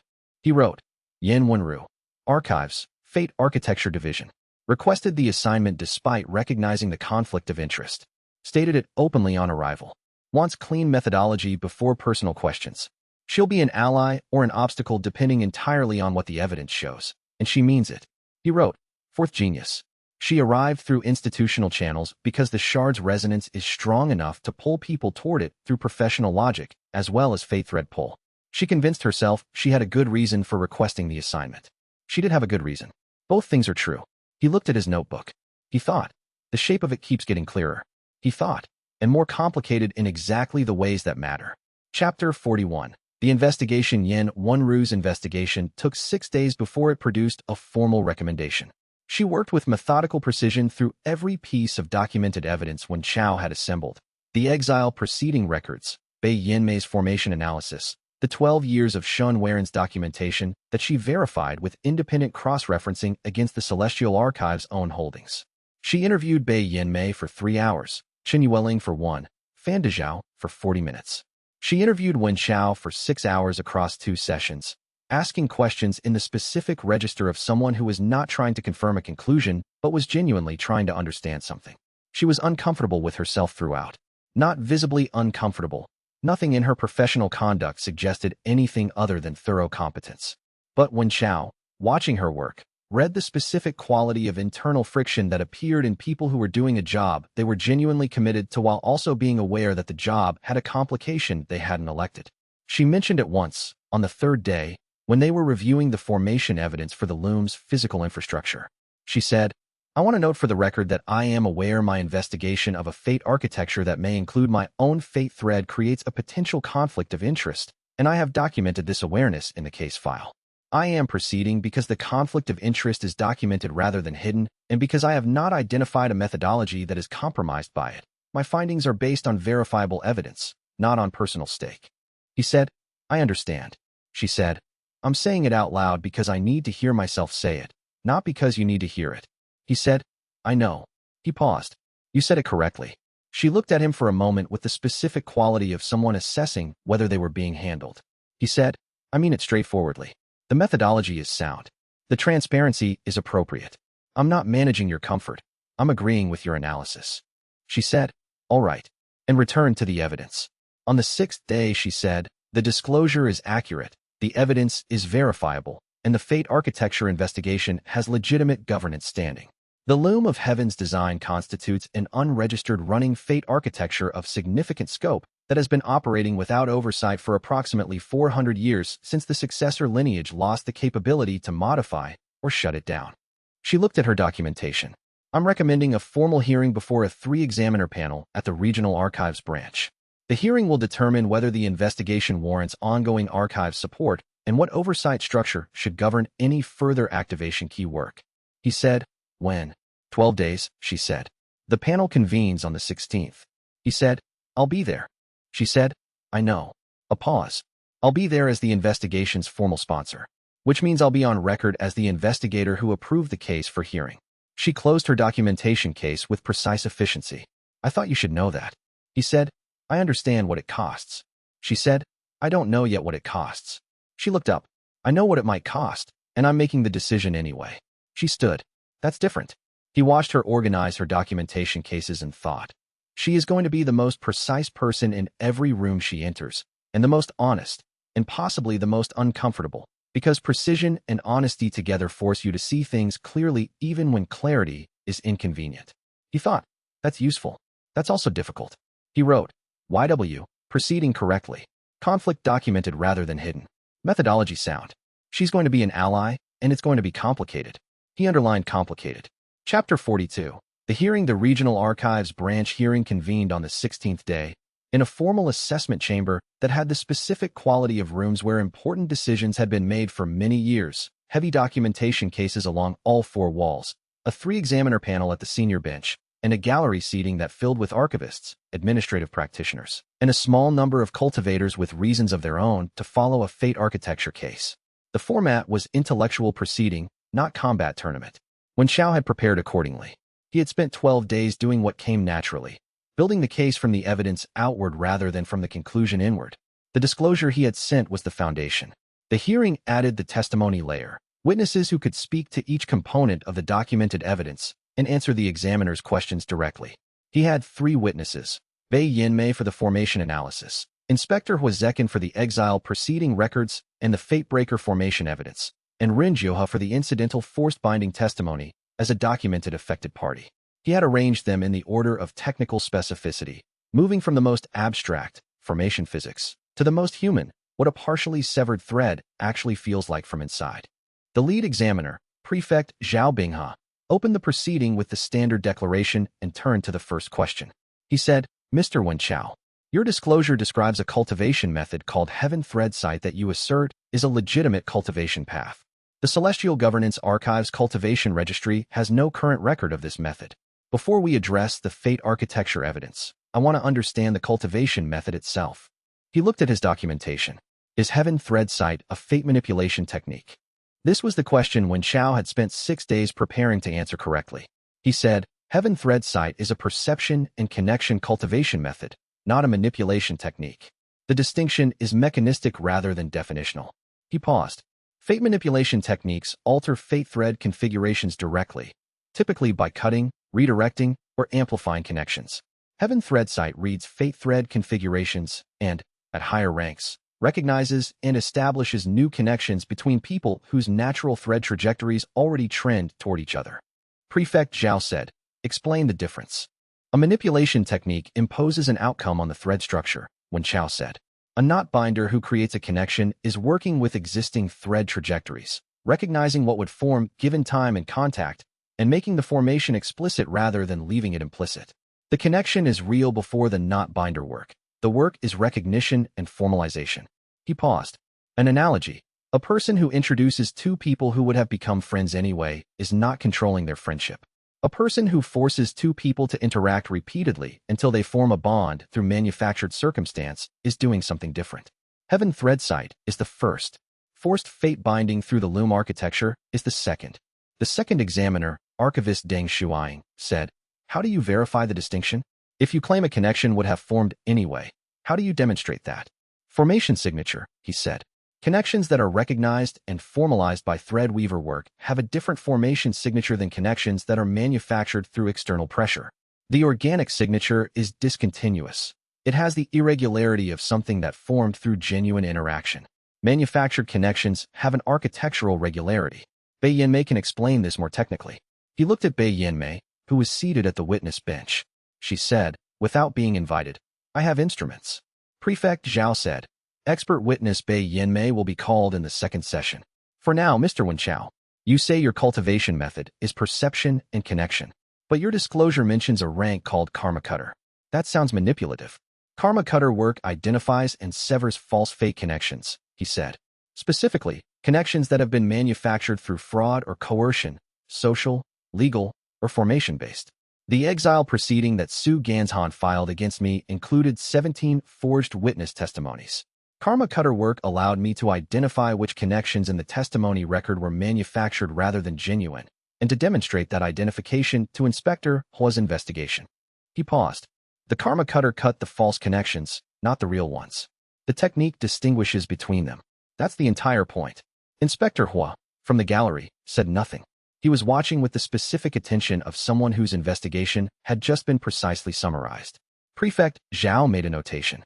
He said, we'll proceed to the fate architecture evidence in the afternoon session. When Chao sat down and thought, that went approximately as well as it could have. He thought, the afternoon session is going to be harder. Chapter 43. Explaining himself to himself, the afternoon session's first challenge was not, as he had expected, about the loom's scope or origins. It was about him. Third examiner, archivist Lan Mingfu, said, your disclosure describes a cultivation progression, mortal eye, thread reader, strand speaker, knot binder, karma cutter, thread weaver, with higher ranks mentioned. This progression is undocumented in the Celestial Archive's cultivation registry. We have no precedent for evaluating whether it constitutes a legitimate cultivation path or an improvised technique built from prohibited components. He said, I understand the concern. Can you explain the mechanism by which the cultivation advances? Standard cultivation paths advance through qi accumulation, breakthrough challenges, and rank-specific tests. Your disclosure describes advancing through genuine connections. I quote, attention-based advancement rather than effort-based. This is unusual. Yes, he said. Archivist Lan said, explain it mechanistically. He had been thinking about this question since he first advanced to thread reader. He had been working toward an answer that was accurate rather than satisfying. The kind of answer you could only give when you had used the cultivation method long enough to understand what you were actually doing. He said, standard cultivation advances through accumulation of qi in specific pathways. The practitioner builds capacity over time through training, challenge, and breakthrough events. The mechanism is internal. The practitioner cultivates, and the cultivation grows. He paused. He said, heaven thread sight advances through the quality of attention paid, not chi accumulation. Genuine awareness of other people's connections, genuine presence in interactions, genuine care about the outcomes for people other than yourself. The cultivation responds to the quality of the practitioner's engagement with the world rather than the practitioner's internal capacity. Archivist Lon said, what does genuine mean in this context? How is it measured? By the thread, he said. The fate thread is a formation chi structure. It responds to interaction with other fate threads. If the interaction is performative, if the practitioner is going through motions without actual investment, the thread resonance doesn't occur. If the interaction is genuine, if the practitioner is actually paying attention, actually present, actually concerned, the resonance occurs and the cultivation advances. He paused. You can't fake it. The mechanism verifies itself. Archivist Lon said, that sounds like it could be abused. A practitioner who is naturally socially skilled would advance faster than a less naturally skilled one. Yes, he said. And a practitioner who naturally accumulates chi faster advances through standard cultivation paths faster. Every cultivation method has variance based on natural aptitude. He paused. The difference is that heaven thread sight advancement is not zero-sum. When I establish a genuine connection with someone, my cultivation advances. Their fate thread is not depleted by this. The connection is beneficial to both parties, or it doesn't generate cultivation resonance. A long pause. Archivist Lon wrote something. When Xiao sat with the explanation and noticed, with some surprise, that he had never put it together that clearly before. Explaining it to the examiner had required understanding it himself at a precision he hadn't previously had. He knew what the cultivation did. He now knew why it worked that way. He thought. Liang Tianzhu designed the heaven thread sight cultivation to be self-verifying because he understood that any fate-based cultivation method that could be faked would be used to exploit the people whose threads were involved. The mechanism that required genuine care to advance was a safeguard built into the foundation. He thought. The heaven architect was careful. He built something that resisted corruption at the mechanism level. He just ran out of time before he could finish it. He added to his notes, later, cultivation mechanism clarification for hearing record, advances through genuine attention, not performance. Self-verifying at the thread level. Cannot be faked because the mechanism distinguishes between genuine and performative engagement. This was a design choice. Thread weaver rank consolidated by the act of explaining it. He wrote that last part because it was true. Something had settled in his understanding of his own cultivation during the explanation that hadn't been settled before. Chapter 44. Bei Yinmei's testimony. The second session began with Bei Yinmei's expert witness testimony, which proceeded in the specific way that Bei Yinmei did everything, with complete precision and not a single word adjusted for the audience's comfort. Prefect Zhao asked, please describe your analysis of the fate architecture formation evidence. She said, the loom of heaven's design is a running fate architecture of continental scope. It has been operating continuously for approximately 600 years. Its mechanism creates conditions that increase the probability of specific fate thread convergences between bloodline-identified individuals and a designated convergence point practitioner.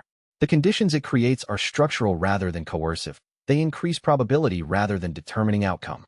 She said, the formation signature of the loom's structural layer is distinct from the formation signature of organic connections formed within the loom's conditions.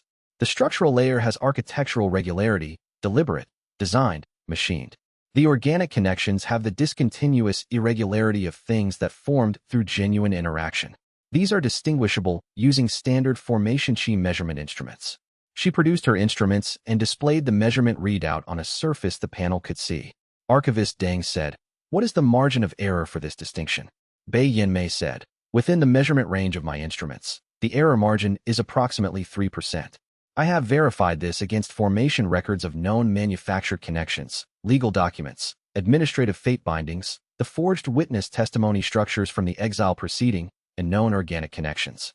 The signature distinction is consistent. Archivist Deng said, 3% uncertainty is significant in a legal proceeding. Bei Yinmei said, 3% uncertainty means that in a sample of 100 connection assessments, 3 would be misclassified. In a sample of 17 forged testimonies, the expected error is approximately 0.5 misclassifications. The specific testimonies identified by Mr. Wen Chao's karma cutter assessment were confirmed by investigation as forged through independent non-formation evidence. This suggests the formation assessment was accurate and the error margin may be conservative. A pause. Archivist Deng said, "What is the scope of the loom architecture?" Bei Yinmei said, "At current measurement, it covers approximately half of this continent. Based on the formation architecture's design parameters, it was built to cover the full continental area and may extend into adjacent regions." She paused. "I should note that the scope estimate is conservative. The architecture's influence extends to any fate thread that comes within range of the continental mainline structure, which means the incidental effects, the forced fate-binding side effects that Mr. Wen Chao's disclosure describes, extend beyond any boundary I can currently measure precisely." Archivist Deng said, "How do you define incidental effects?" Bei Yinmei said, "Fate threads that run near the architecture's mainline convergence paths are pulled by the architecture's pressure in ways the architecture was not designed to produce. The architecture was designed to create convergence conditions for 11 specific bloodlines. Threads that are adjacent to those bloodline lines experience pull-off effects. They are redirected toward outcomes they would not have approached without the architecture's presence." She said this with the same tone she used for everything. The architecture was designed carefully. It was not designed to account for everything near it. Prefect Zhao said, "Are you saying the loom is causing harm?" She said, "I am saying the loom is producing effects that were not part of its design specification and that have affected individuals who were not among the design's intended subjects." She looked at him. "Whether those effects constitute harm is a governance and ethics question, not a formation physics question. I am testifying to what the evidence shows." Prefect Zhao looked at his documentation. The third examiner had been quiet through most of Bei Yinmei's testimony. He said, "Finally, the disclosure mentions that the loom's off-switch activation key was fragmented by an unknown party. Do you have formation evidence for this claim?" Bei Yinmei said, "The shard Mr. Wen Chao carries is an activation key fragment.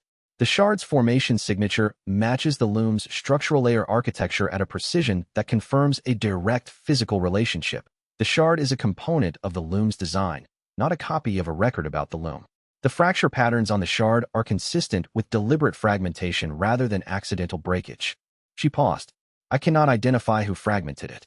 I can testify that the fragmentation was deliberate." Wen Chao watched the examiner panel and thought, "Bei Yinmei is a perfect witness because she answers the questions that were asked rather than the questions she was expected to answer. This is technically optimal and socially chaotic." He thought, "The panel is getting more accurate information from her in 30 minutes than they would get from most witnesses in 3 hours." He also thought, Archivist Deng's face suggests he was hoping for something more manageable. Chapter 45. The institutional successors. They arrived at the hearing on the third day. There were 3 of them. 2 senior practitioners in the formal robes of an institutional sect Wen Chao did not recognize, and the man who was clearly their lead. 50 or so, measured manner, formation chi signature that read as the specific kind of deep institutional cultivation that came from decades of careful work rather than any single dramatic advancement. He carried himself with the ease of someone who had been arguing his position for a long time and had found it well regarded. His name was Scholar Luo Bing. He presented himself to the panel with complete formal propriety, the Heaven Architect's custodial lineage, duly registered with the archives, maintaining the loom's monitoring and documentation functions for 600 years without interruption. He presented a documentation case that was, Wen Chao assessed, at least as thick as his own. Prefect Zhao said, "Scholar Luo Bing, you've requested amicus status in this proceeding." "Yes," Luo Bing said. "The Heaven Architect's custodial lineage has maintained this architecture for 600 years. We have standing on any governance proceeding regarding it." Wen Chao read his thread. The thread was present. No interference, nothing hidden at the formation level. The thread itself showed a man who believed what he was about to say. Not performing belief. The specific quality of genuine conviction, the kind that came from having been right about something for a long time and having the evidence to support it. He thought, "This is not a dishonest man. This is a man who has spent decades believing he is doing the right thing." He thought, "That's more difficult than a dishonest one." Luo Bing said, "With the panel's permission, I would like to address the disclosure's framing of the fate architecture as a governance concern requiring oversight. The custodial lineage's position is that the architecture is a public good that has been operating as designed for 600 years and that the proposed off-switch investigation poses unnecessary risk to its stability." Prefect Zhao said, "Proceed." Luo Bing said, calmly, "The loom of heaven's design has produced measurable benefits over 600 years of operation. The 11 bloodlines it was designed to stabilize have produced, by our documentation, 47 of the continent's most significant cultivators in each century of operation. practitioners whose contributions to continental stability have been well documented by the archives themselves. He set a secondary documentation case on the table.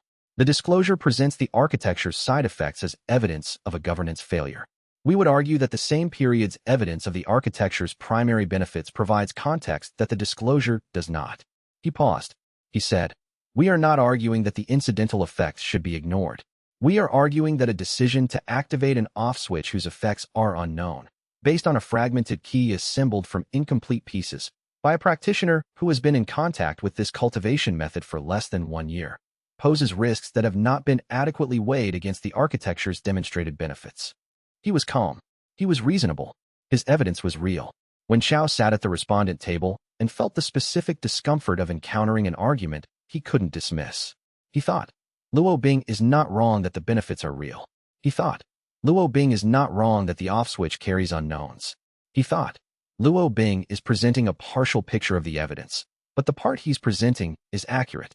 He thought, I am going to have to respond to data, not just argument. He wrote, in his notebook, Luo Bing's position, architecture beneficial overall, off switch risky, disclosure framing incomplete. He believes this. He's right about parts of it. He's wrong about the other parts, but he's not arguing in bad faith. He wrote, he's the antagonist who makes me question whether I'm right. He underlined, makes me question. He thought, good. If I can't answer an honest challenge from someone with real evidence, I shouldn't be activating anything.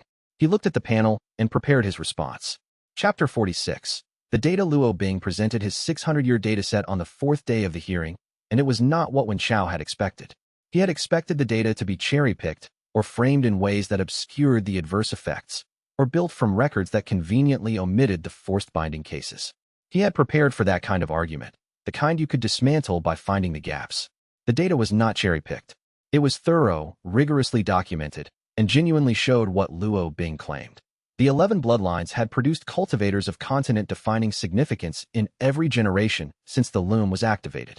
The stability metrics for the regions where those bloodlines were strongest correlated clearly with a reduced frequency of cultivation wars. The aggregate cultivation level of the continent had risen significantly in the 600-year period compared to the 2 centuries before the loom's activation. These were real numbers. They represented real outcomes for real people. When Xiao sat and thought about them honestly for several hours during the lunch recess, he thought, the architecture has produced genuine benefits. This is true. It is also true that the architecture has produced forced fate bindings that have destroyed people's lives. Both of these things are simultaneously true, he thought. The standard move here is to argue that the harms outweigh the benefits or that the benefits could have been achieved without the harms. I don't know if either of those is demonstrably true, he thought. The honest response to Luo Bing's data is to acknowledge it as real and then ask a different question. When the afternoon session began, Prefect Zhao said, Mr. Wen Xiao, Scholar Luo Bing has presented outcome documentation for the loom architecture's 600-year operation. What is your response? He said, Scholar Luo Bing's data is accurate. The benefits he documents are real. I don't dispute the numbers. A pause in the hearing chamber. He said, the question I want to ask is whether those benefits require the harm. Liang Tianzhu's original design included a shutdown and modification function. If that function had been installed before his death, the architecture could have been adjusted to preserve the stability benefits while addressing the forced binding side effects. It was not installed. The question of whether the forced binding side effects were necessary to the architecture's beneficial function, or whether they were incidental harms that the off-switch would have addressed, cannot be answered without examining the off-switch's design. Luo Bing said, the off-switch has unknown effects. Yes, he said, which is why I've been describing an investigation rather than an immediate activation. The goal is to understand what the off-switch does before deciding whether and how to use it. He looked at Luo Bing directly. Your data shows the benefits are real. I'm asking whether the same benefits could have been produced without the same harms. That's not a dismissal of your data. It's the next question after your data. Luo Bing was quiet for a moment. He said, the investigation risks destabilizing the architecture. The investigation of the off-switch's mechanism, conducted without activating it, carries minimal risk, Bei Yinmei said from the witness bench, without being asked. The formation architecture stability is not contingent on the activation key's location. The key being assembled does not automatically trigger the off-switch. Prefect Zhao looked at her. She said, that was relevant. He said, I noticed. He made a notation. Continue, Mr. Wen Xiao. Chapter 47. What Luo Bing knew. He found the thread connection on the 5th day, during the morning recess. He had been reading Luo Bing throughout the hearing, not looking for the connection specifically, but attending to the man's thread with the background awareness that Threadweaver rank made constant. Luo Bing's thread was genuine in every way he could assess. No manufactured connections, no formation interference, a practitioner who believed his position. The connection appeared when Wen Xiao was reviewing the hearing records documentation log and happened to read the specific case numbers listed in Luo Bing's full evidence submission, not the summary Luo Bing had presented, but the complete documentation behind it. The case numbers included several that referred to forced binding incident records, filed in the custodial lineage's internal archive, not presented at the hearing. He read Luo Bing's thread with the specific karma cutter precision of someone checking whether a connection was genuine or manufactured. The connection to the forced binding cases was genuine, not secondhand. Luo Bing had read those files. He had known about the forced binding incidents, specific names, specific outcomes, and had not presented them as part of his evidence because they were adverse to his position. He thought, that is not the same as lying. He had not falsified anything. He had selected which evidence to present. He thought, the suppressed data is a missing variable. Luo Bing's argument, that the benefits outweigh the harms, requires knowing the full scope of the harms. Presenting benefit data without harm data is not perjury. It is incomplete. He thought, the question is what to do with this.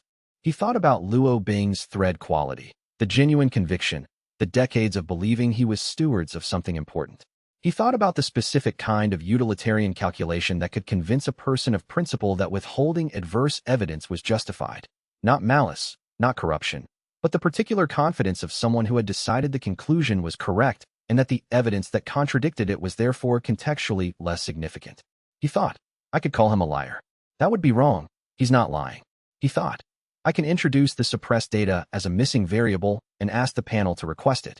In the afternoon session, he said, the custodial lineage's evidence submission includes case numbers in their internal documentation log that reference forced binding incident records. These records have not been presented as part of Scholar Luo Bing's evidence. I'd like to ask that the panel request the complete incident documentation that those case numbers reference. Luo Bing said, those records are sensitive. They involve identified individuals. The individuals can be anonymized for the hearing record, Yin Wenru said from the gallery, not as a witness statement, as a procedural note. The archive's standard protocol for sensitive case documentation is anonymization of named subjects while preserving outcome data. This is routine. Prefect Zhao looked at her. She said, I'm the sponsoring investigator. I can submit the protocol request directly. A pause. Prefect Zhao said, the panel will request the complete incident documentation. He looked at Luo Bing. Scholar Luo Bing, will the custodial lineage comply with the request? Luo Bing was very still for a moment. He said, yes. Wen Xiao watched Luo Bing receive the panel's decision and thought, he's not angry. He's unhappy in the specific way of someone who had been managing a calculation and had just had the calculation exposed to people who would evaluate it differently than he had. He thought, he didn't suppress the data out of contempt for the hearing. He suppressed it because he had already decided the benefits outweighed the harms and considered the harm data contextually minor. Someone with a different prior would have presented both and let the evidence speak. He thought, this is how institutional harm perpetuates itself, not through malice, through the confidence of people who have decided they already know the conclusion. He wrote, Luo Bing knows about the forced binding cases. He assessed them as context minor given the benefit data. This is not corruption. It is utilitarian calculation that suppressed relevant evidence. The calculation may have been honest. The suppression was not appropriate for a governance proceeding. The distinction matters. He underlined the distinction matters. Chapter 48. What Yin Wenru put in the record. The incident documentation arrived on the 6th day. It was, as expected, thorough. The custodial lineage kept records with the systematic care of an institutional body that had been operating for 600 years and knew the value of documentation. Anonymized per the archives protocol, the cases were nonetheless specific. Dates, outcomes, duration of binding, health outcomes, statements from affected practitioners were available. 211 cases in 600 years. This was not a large number. In 600 years of an architecture that influenced half a continent, 211 documented forced binding cases was a low incidence rate. The benefits in the same period, the stability metrics, the cultivation advancement data, the reduced war frequency, affected orders of magnitude more people. When Xiao read through the cases and sat with them, he thought, 211 people. Each of them a life that was spent in the wrong direction because an architecture running in the background had pulled their thread off course. 211 people who had not been among the architecture's intended subjects. 211 incidental casualties of a design that had been running without modification for 600 years because the off switch was fragmented. He thought. Luo Bing's utilitarian calculation was not wrong by the numbers. It was wrong by the principle. The numbers being low doesn't mean the harm is minor. The harm to each of 211 people was not minor. Prefect Zhao presented the documentation to the panel. He said, "The incident documentation has been reviewed by the panel. I want to note for the record that the evidence submitted by the custodial lineage as its primary evidence package did not include this documentation, and that its inclusion was requested by the investigation's sponsoring archivist." He looked at Yen Wenru. "Archivist Yen, is it your determination that this documentation is material to the hearing's findings?" Yen Wenru stood. She said, "Yes. The question before the panel includes whether the Fate architecture's harms warrant governance oversight. The incident documentation is direct evidence regarding those harms. Excluding it from the evidence base would produce a finding that was accurate about the benefits and uninformed about the costs." She looked at the panel with the specific steadiness of someone who had been in professional documentation for 12 years and was doing what the profession required. "The documentation is entered into the hearing record," Luo Bing said. "Archivist Yen, I would ask that you note the low incidence rate in the context of 600 years of operation." She said, "The incidence rate is noted in the record. The absolute case count is also noted." She met his eyes directly. "Both are accurate. Both belong in the record." He was quiet. Wen Xiao watched Yen Wenru and thought. She had known this would be politically uncomfortable before she submitted the protocol request. She had submitted it anyway because the documentation was material and the hearing record required it. He thought, this is who she is. She had told him on the first day, the documentation comes first. He had believed her then. He believed her more now. He wrote, YW. Entered the suppressed data into the record despite political pressure. She knew what it would cost Luo Bing's institutional standing, and she did it anyway because the evidence required it. Not because she agreed with my position, because the record required it. He wrote, that's the kind of integrity that's genuinely useful, because it applies regardless of who it helps. Chapter 49. The Gap. The seventh day produced the question about the off switch's operational requirements. It came from the panel, not from any of the parties. Archivist Lon, who had been the most technically minded of the three examiners throughout the hearing, said, Mr. Wenchao, your disclosure describes the off switch as requiring reassembly of a fragmented activation key. You currently possess one fragment. Beyond the reassembly requirement, are there other operational prerequisites? He said, yes. He paused. He said, Bei Yinmei's analysis, combined with my thread reading of the shard's formation architecture, suggests that the off switch requires a practitioner with Heaven Thread Sight at Fate Shaper level or above to operate it. The Fate Shaper rank allows perception of probability distribution, the branching spread of potential futures, which the off switch's mechanism appears to require for selective application. A lower rank practitioner could potentially activate a full shutdown, but selective modification of the architecture's functions requires the probability reading capability. Archivist Lon said, what is your current rank? He said, Thread Weaver. A pause. He said, I am aware of the gap. Luo Bing said, from his position at the amicus bench, with the tone of someone not gloating but making an accurate point. A practitioner who is several ranks below the operational requirement for the off switch is, by the disclosure's own evidence, not currently in a position to operate the device whose investigation he is asking the archives to oversee. Yes, he said. Luo Bing said, which means the investigation timeline is contingent on your advancement to Fate Shaper level, which could take years. Yes, he said. He looked at the panel. He said, the hearing's purpose is to determine whether the investigation warrants archives oversight. The investigation itself requires three things: locating the other key fragments, understanding the off switch's full operational design, and advancing to Fate Shaper rank. The second and third are dependent on the first. None of them are contingent on the hearing's outcome.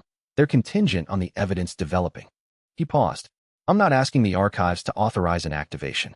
I'm asking for institutional support for an investigation that may take time and that has ongoing governance implications regardless of whether I can operate the off switch next week. Prefect Zhao said, noted.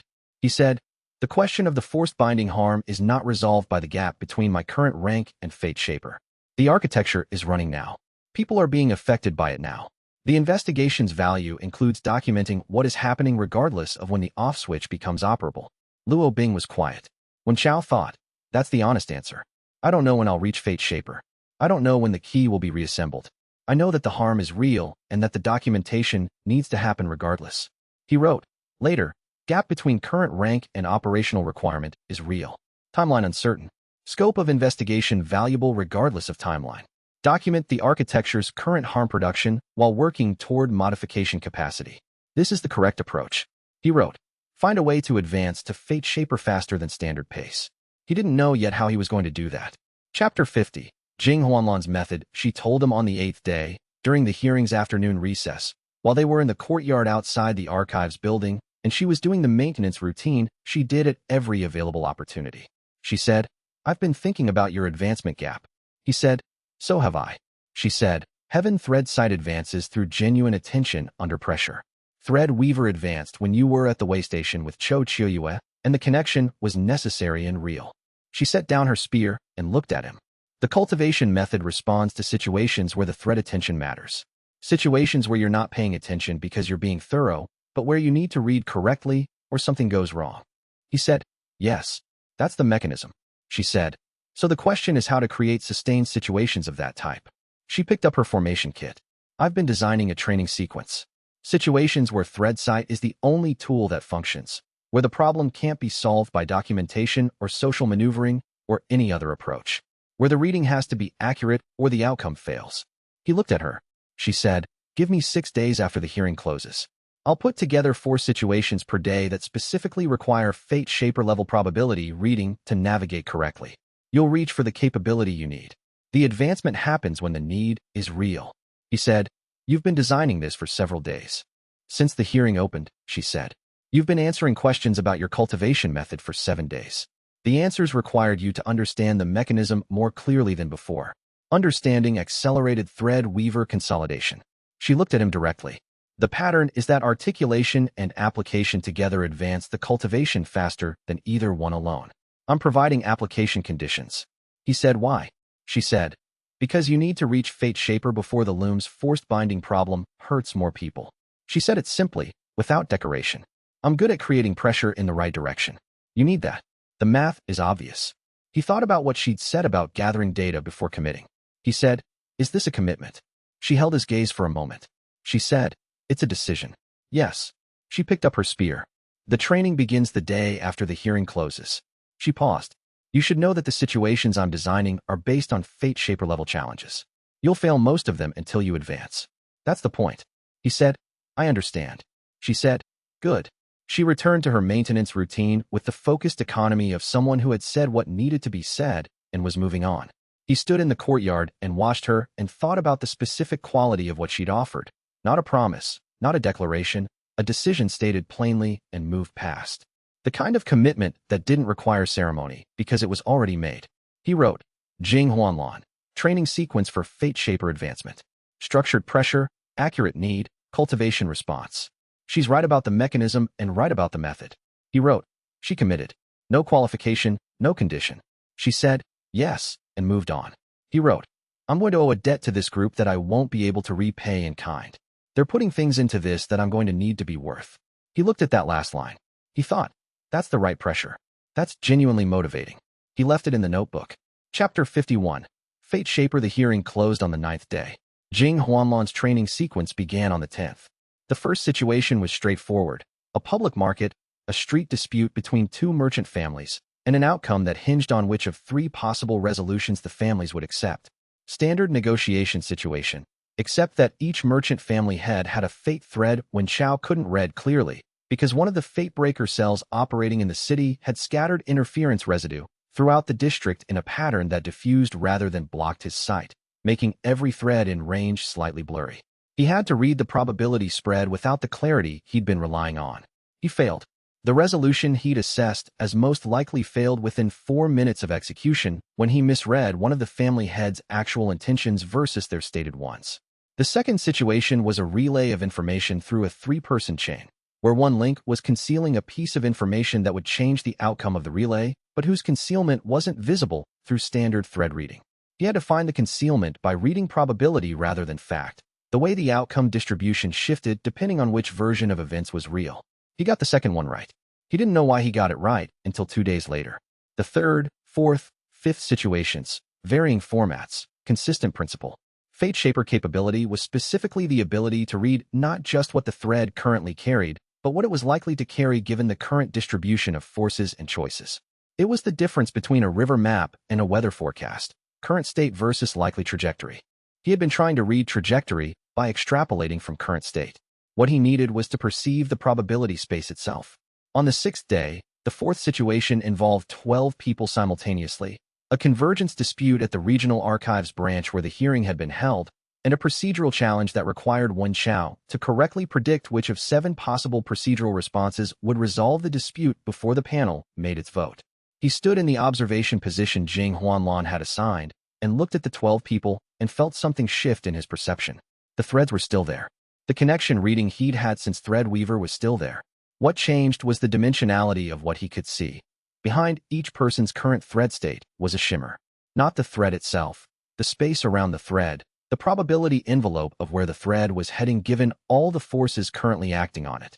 He saw the 7 procedural options as probability weight distributions rather than abstract choices. Option 2 had the highest weight across the panel, not because it was the objectively correct choice, but because the panel's threads were already trending toward it based on the evidence they'd heard and the institutional preferences they carried. He wrote it down. He got it right. The advancement happened that evening, not in a dramatic breakthrough, but in a settling. The perception he'd used for the dispute becoming the baseline perception rather than a reach for skill. He lay in his accommodation and looked at the room's 3 other occupants through Fate Shaper's sight and felt the shimmer of probability around each of them. Chen Yueling's thread oriented toward action, the bright probability of movement. Bei Yinmei's thread oriented toward analysis, the complex branching of someone weighing multiple variables. Jing Huanlan's thread oriented toward the next problem, the clean focus of someone who had gotten what she was working toward and was already looking for the next use for it. He said, I advanced. Jing Huanlan said, without looking up from her formation kit, I know. I saw it in the 6th situation. He said, what changed? She said, you stopped trying to predict from evidence and started reading the probability directly. The cultivation advanced when you had to use the perception before you knew you had it. He said, that's how the mechanism works. Yes. She set down the formation kit. The next stage will be harder. Fate Shaper allows reading probability. Destiny Sovereign allows threading through multiple probability streams simultaneously. The training conditions get more complex. She looked at him. But that's later. Tonight you should record what Fate Shaper actually feels like before you adapt to it. He wrote, Fate Shaper perception, probability envelope around every person. Not current state, but likely trajectory given current forces. The might have been shimmer is visible at the edges of every fate thread. Branching potential. I can see where things are going, not just where they are. He wrote, this is going to change everything about how I read situations. He wrote, it already has. Chapter 52. Nudging the margin, the probability nudging function of Fate Shaper was the part he was most careful with. Bei Yinmei, when he explained it, said, probability alteration at the margins means what specifically? He said, I can influence likelihood, not determine outcomes. The threads remain under the people's own agency. But I can weight the probability envelope of a specific outcome by orienting the relevant threads toward it. She said, that sounds like exactly the kind of capability the hearing was concerned about. Yes, he said, which is why I've been thinking carefully about when it's appropriate to use. She said, what conclusions have you reached? He said, 3 categories. First, probability nudging toward outcomes that are aligned with the affected person's own stated goals and values, helping someone reach the outcome they've been working toward, not substituting my judgment for theirs. Second, procedural stabilization in institutional contexts, where obstruction is blocking a legitimate process, not determining the outcome, but ensuring the process can proceed. Third, defense of genuine connections under external threat.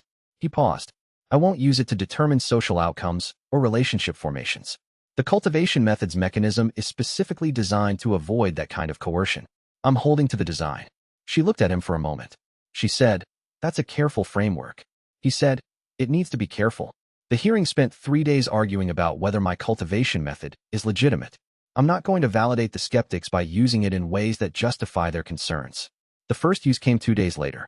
Luo Bing's faction had filed a procedural challenge to delay the panel's final session, a request for additional time to produce supplementary evidence, which under the archive's hearing rules triggered a mandatory review that would require 3 panel members to be present simultaneously. 2 of the 3 panel members had been present, and the third, Archivist Lon, had been called to a different obligation. The delay tactic was transparent, but technically legitimate. Luo Bing was not wrong to use it. He was entitled to the procedural remedies available to him.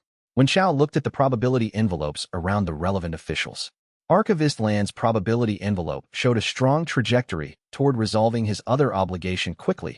His thread indicated genuine commitment to the hearing and a desire to be present. What was weighing against it was a specific administrative bottleneck. The documentation transfer he needed to complete before he could leave the obligation was caught in a three-person review chain where one reviewer was uncertain about their authority to approve. He wrote a careful formal note to the reviewer in question, citing the relevant archives procedure that confirmed their approval authority in the specific document category. The note was accurate. It was also precisely the information needed to resolve the uncertainty. Archivist Lon arrived in time for the panel session. He had not determined the outcome. He had given someone accurate information about their own procedural authority, which resolved an uncertainty that had been delaying them. The probability envelope had already weighted toward Archivist Land's presence. When Xiao had removed an obstacle in the path, it was already weighted toward. He wrote, "First Fate Shaper Probability Nudge provided accurate procedural information to resolve administrative uncertainty. The outcome was already likely. The nudge removed an obstacle in an already weighted path. No coercion, no substitution of judgment. Classification, procedural stabilization." He wrote, "This is the distinction I need to hold. The probability was already there. I assisted it. I did not create it." He underlined did not create it. Chapter 53. The challenge. Luo Bing's pivot came on the hearing's last day before the final session. He filed a supplementary brief. It was shorter than his main submission and more precisely targeted. A theoretical analysis, carefully sourced, arguing that Heaven Thread Sight was not an independently discovered cultivation method, but was itself a designed function of the loom of Heaven's architecture. The argument was this: Liang Tianzhu had built the loom's operational architecture to run automatically. The loom's design required a convergence practitioner with specific capabilities, the ability to read fate threads, establish connections, operate the off switch. The Heaven Thread Sight cultivation method existed in documented form before when Xiao had discovered it, found in Old Lu's lineage, traceable to practitioners who had appeared at regular intervals in the architecture's operational history. Each of those practitioners had served as convergence points in their own generation. The loom had produced Heaven Thread Sight practitioners as its intended convergence point mechanism. When Xiao had not discovered a cultivation method, the architecture had selected him to receive one it had been maintaining.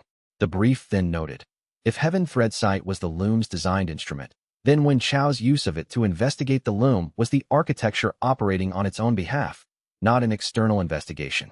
The investigation's findings should therefore be interpreted as the architecture's self-assessment rather than an independent audit. He read it twice. He sat with the specific discomfort of encountering an argument that was partly true. He thought, the Heaven Thread Sight lineage has appeared in every generation since the loom was activated. Old Lu was one. His predecessor was one. There have been others. Liang Tianzhu may have designed the convergence mechanism to specifically produce practitioners with this cultivation method. He thought, the architecture may have selected me because I had the potential to develop this capability, not because I was the most likely person in any absolute sense. He thought, that's partially what Kuai Hong had told him. He was selected before he was born. He thought, the part of the argument that's designed to destabilize is the suggestion that the investigation is therefore the architecture acting in its own interests. That part requires accepting a specific premise, that the investigation's conclusions would favor the architecture. But I've been arguing for modification and oversight, not for preservation. If the architecture were running on self-interest, it would be more aligned with Luo Bing's position. He thought, the argument is clever and partly true and entirely designed to make me uncertain about whether I'm an independent actor. He sat with this for a day. Chapter 54. The honest answer. He said it at the final session, after Prefect Zhao invited him to respond to Luo Bing's supplementary brief. He said, Scholar Luo Bing's analysis raises a genuine question. I've thought about it carefully. I want to answer it honestly rather than defensively. He paused. He said, it may be true that my cultivation method was designed by Liang Tianzhu as part of the loom's operational architecture. I can't currently disprove that theory. The historical record supports the pattern Scholar Luo Bing identifies. Practitioners with Heaven Thread Sight have appeared in regular intervals since the loom's activation, and they have served as convergence points. Luo Bing was watching him. He said, if it is true, then the loom identified me before I was born as the current generation's convergence practitioner and arranged conditions, including my access to the cultivation method through Old Lu, to ensure I would develop it. which means my cultivation and my investigation are, at some level, functions of the architecture. He looked at the panel. He said, Scholar Luo Bing is arguing that this should change how we evaluate my investigation's conclusions. His position, if I understand it correctly, is that an investigation conducted by the architecture's own instrument cannot be trusted to produce an independent assessment of the architecture's harms. He paused. I understand the logic. He said, here's why it doesn't change the analysis. First, the suppressed incident data showing 211 forced binding cases was not produced by my cultivation method. It was produced by the custodial lineage's own documentation.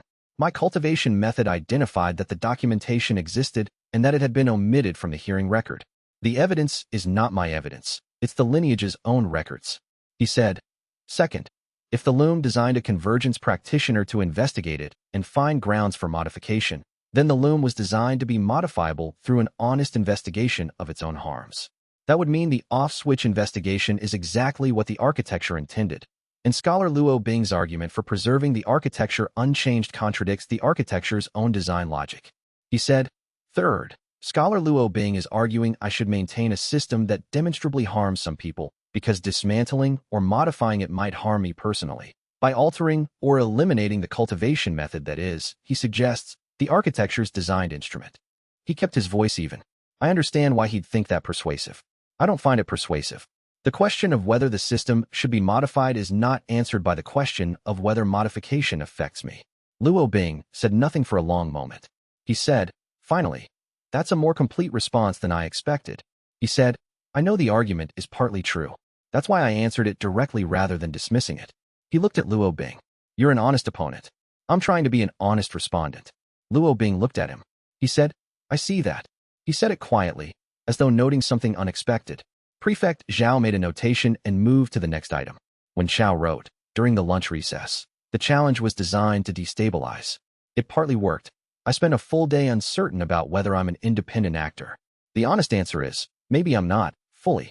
The architecture may have designed me for this role. That doesn't change whether the role is worth doing. He wrote, Luo Bing has no clean response to your arguing I should maintain a harmful system to protect myself from possible harm. He knows it.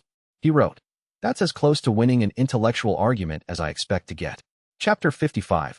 Hua Mingyin Shi arrived the same afternoon as Luo Bing's challenge.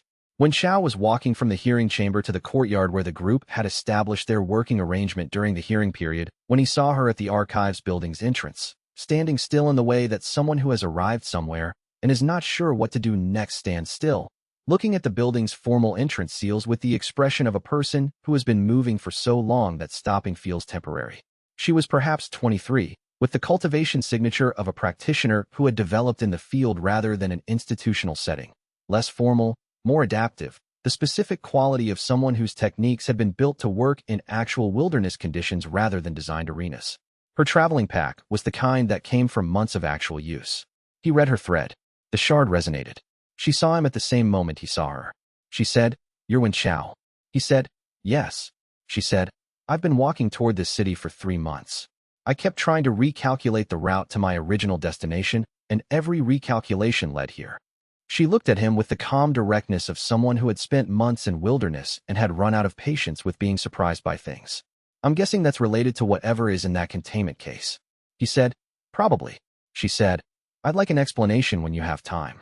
He said, Tonight, after the final session. She said, Good. She settled her pack more comfortably on her shoulder. I heard there's an ongoing hearing.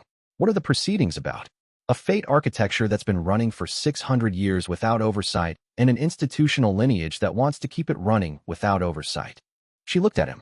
She said, And you're the one arguing for oversight. Yes. She said, How's it going? He said, I think we're winning. I won't be sure until the final session. She looked at the building. She said, I'll sit in the gallery. She did. She sat in the gallery and watched the final 2 hours of the hearing with the focused attention of someone evaluating what they were walking into, asking no questions, making no interventions, gathering information with the systematic patience of a wilderness cultivator who knew that understanding the environment came before acting in it. When Xiao, presenting his final statement to the panel, was aware of her in the gallery the way he was aware of all the threads in a space, not intrusive, just present. The shard's resonance had settled into background noise at this point, familiar enough that he no longer noticed individual spikes. He thought, She's the fifth person on the map. She arrived 3 months into her unplanned journey and 5 minutes after Luo Bing filed the most destabilizing argument of the hearing. She is either going to complicate this significantly or make it significantly clearer. He thought. Wilderness cultivators survive by learning their environment fast. He suspected she was already learning. That evening, he explained the situation to her in the same order he'd explained it to each of the others. The map, the shard, the loom, the forced bindings, the off switch, the fragmented key, the investigation. She listened through the entire explanation without interrupting. When he finished, she said, "I thought it was going to feel worse than this." He said, "What do you mean?" She said, "I've been following a pull for 3 months that I couldn't explain. I thought when I found the explanation it would feel like a violation, like being told your choices weren't yours." She considered. "It doesn't feel like that. The pull was real. The choices I made while following it were still mine." She looked at the containment case. The architecture created conditions. I navigated the conditions. The navigation was mine. He said. Unwilling reached the same distinction independently. She said, "Then she's pragmatic." She looked at him. "What do you need from me?" He said, "I'm not sure yet. I know you have wilderness formation skills. I know you've been traveling in areas near the architecture's mainline regions for 3 months. You may have observed things that would add to the formation evidence." She said, "I have a field log." He said, "I'd like to see it." She produced a well-worn field log from her pack, opened it to the first page of the relevant period, and passed it across. He read the first page and thought. 3 months of observations from someone who noticed the formation chi distribution shifts without knowing what caused them and documented them anyway, because documentation was her habit. He wrote, Hua Mingyin, wilderness cultivator, 5 months on the move, arrived same day as Luo Bing's challenge. Pragmatic about the architecture's conditions. Field log with 3 months of formation observations in convergence-adjacent regions. This is useful, he wrote. She said, "What do you need from me?" before she said anything else about her own situation. He wrote, "That's a particular kind of person." Chapter 56. The recommendation. Yan Wenru presented her formal recommendation on the 9th day of the hearing. She had been building it throughout. Every evidence review, every witness statement, every procedural note had been accumulating toward the formal recommendation that a sponsoring investigator submitted to the panel. It was her job to present the complete picture and propose the appropriate institutional response, and she had been doing it with the thoroughness Wen Chao had come to recognize as her default register. She stood before the panel and said, "The Celestial Governance Archive's Fate Architecture Division recommends the following disposition." She said, "The Loom of Heaven's design is a confirmed running fate architecture of continental scope, operating for approximately 600 years without official registration or oversight. The architecture was built by a deceased practitioner with legitimate intent and has produced measurable benefits. It has also produced documented incidental harm to individuals not among its intended subjects. Both findings are accurate, and neither cancels the other." She said, "The Heaven Thread Site cultivation method, practiced by the respondent Wen Chao, is a legitimate cultivation path with self-verifying mechanisms that distinguish it from prohibited fate manipulation techniques. The evidence supports this classification." She said, "The off-switch investigation is a legitimate governance matter with ongoing relevance to the architecture's incidental harm production. The investigation requires continued development of the respondent's cultivation rank before the off-switch mechanism can be operated. The timeline is uncertain." She said, "The formal recommendation is as follows: supervised investigation status for the Loom of Heaven's design, with quarterly progress reports to the Archive's Fate Architecture Division. Official documentation of the Fate Architecture's existence and scope as a registered running architecture. No activation of the off switch without advance notification and formal approval from the archives." She paused. "The investigation's oversight structure preserves the respondent's operational independence while ensuring the archives maintains visibility into the investigation's progress and findings." Prefect Zhao said, "And your assessment of the custodial lineage's status?" She said, "The Heaven Architect's custodial lineage has maintained the monitoring function for 600 years and has legitimate standing as a stakeholder in any governance decision regarding the architecture. Their documented failure to provide complete evidence in this proceeding is a procedural matter that should be addressed through the archive's standard documentation compliance process." She paused. "I am not recommending any punitive action against the lineage. I am recommending that any future proceedings involving them include mandatory complete disclosure of adverse evidence." Luo Bing, from the amicus bench, said nothing. She said, "That is my recommendation." She sat down with the specific quality of someone who had completed a task they had been working toward for 9 days and was allowing themselves exactly that, completion, without the need for anyone to tell them they had done it correctly. When Xiao watched her and thought, she knew when she filed the protocol request for the incident documentation that it would make the recommendation more complex. She did it anyway because the recommendation required the complete picture. She built the correct recommendation from the complete evidence regardless of which parties it advantaged. He thought, that's going to be useful for a long time. Chapter 57. The terms. The panel accepted Yan Wenru's recommendation with modifications.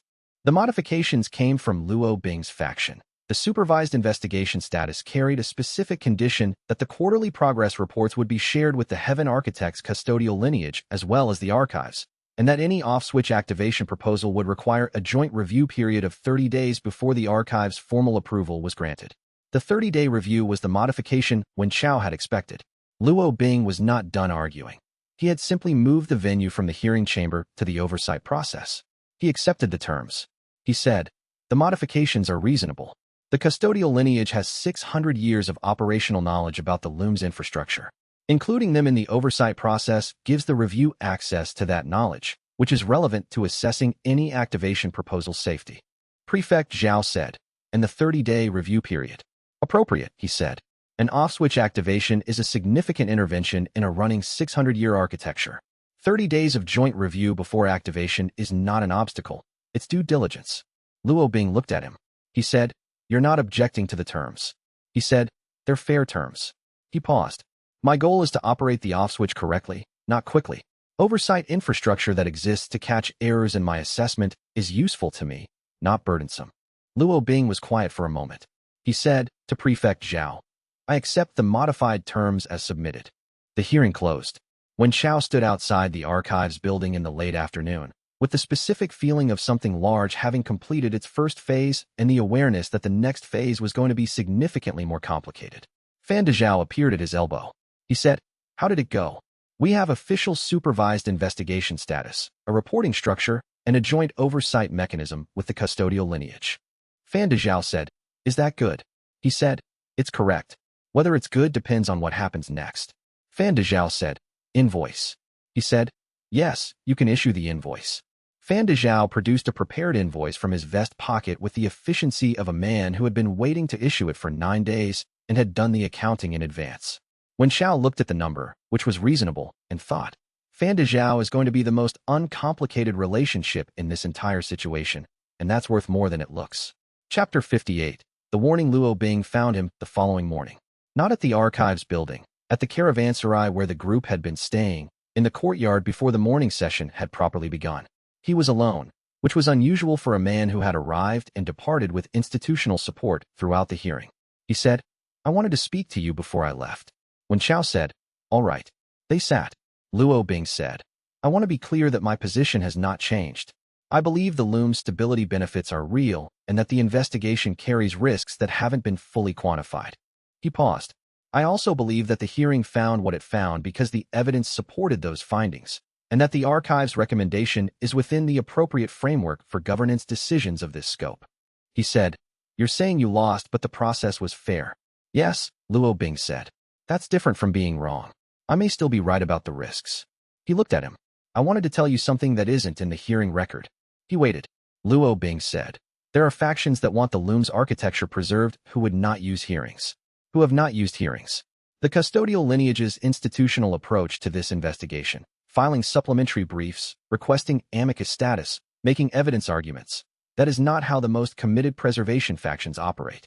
He said, you're warning me. I'm telling you that winning a governance proceeding against the custodial lineage does not mean the preservation interest has been addressed, Luo Bing said. The lineage is not the only actor with a stake in the architecture's continued operation. He stood. I don't know who else is operating in this space. I know they exist.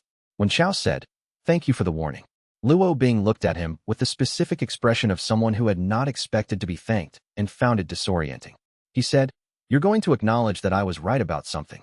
You were right that the benefits are real and that the risks of the off-switch investigation are non-zero, he said. You handled the suppressed evidence badly, but your concern for the architecture's beneficial function is genuine and it's worth taking seriously going forward. He paused.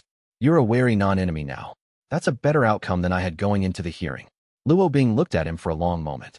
He said, "You have an unusual way of processing opposition." "I try to use what's accurate," he said, "even when it's accurate about me." Luo Bing nodded once, not a concession, an acknowledgement, and left. He wrote, "Luo Bing departs as wary non-enemy. Warning about preservation factions who don't use hearings. Cross-reference, successor lineage killed old Lu. These are likely related. The factions that work outside institutional channels have been working outside institutional channels for a long time." He wrote, Luo Bing an honest assessment in return for the warning. He's wrong about the suppression and right about the risks. Both are true. Hold both. Chapter 59. Real. He showed Hua Mingyi the shard the evening after the hearing closed. Not a production. They were sitting in the caravanserai's common room with the rest of the group around them, and she had asked directly, "The fate map. Is it real? Am I on it?" And he had taken out the containment sleeve and set it on the table. She looked at it for a long time. The shard was small, 6 centimeters of carved jade with a hairline fracture running through the inscription. It didn't glow. It didn't emanate significant formation chi at a detectable level without instruments. It was a piece of broken jade with unusual resonance properties.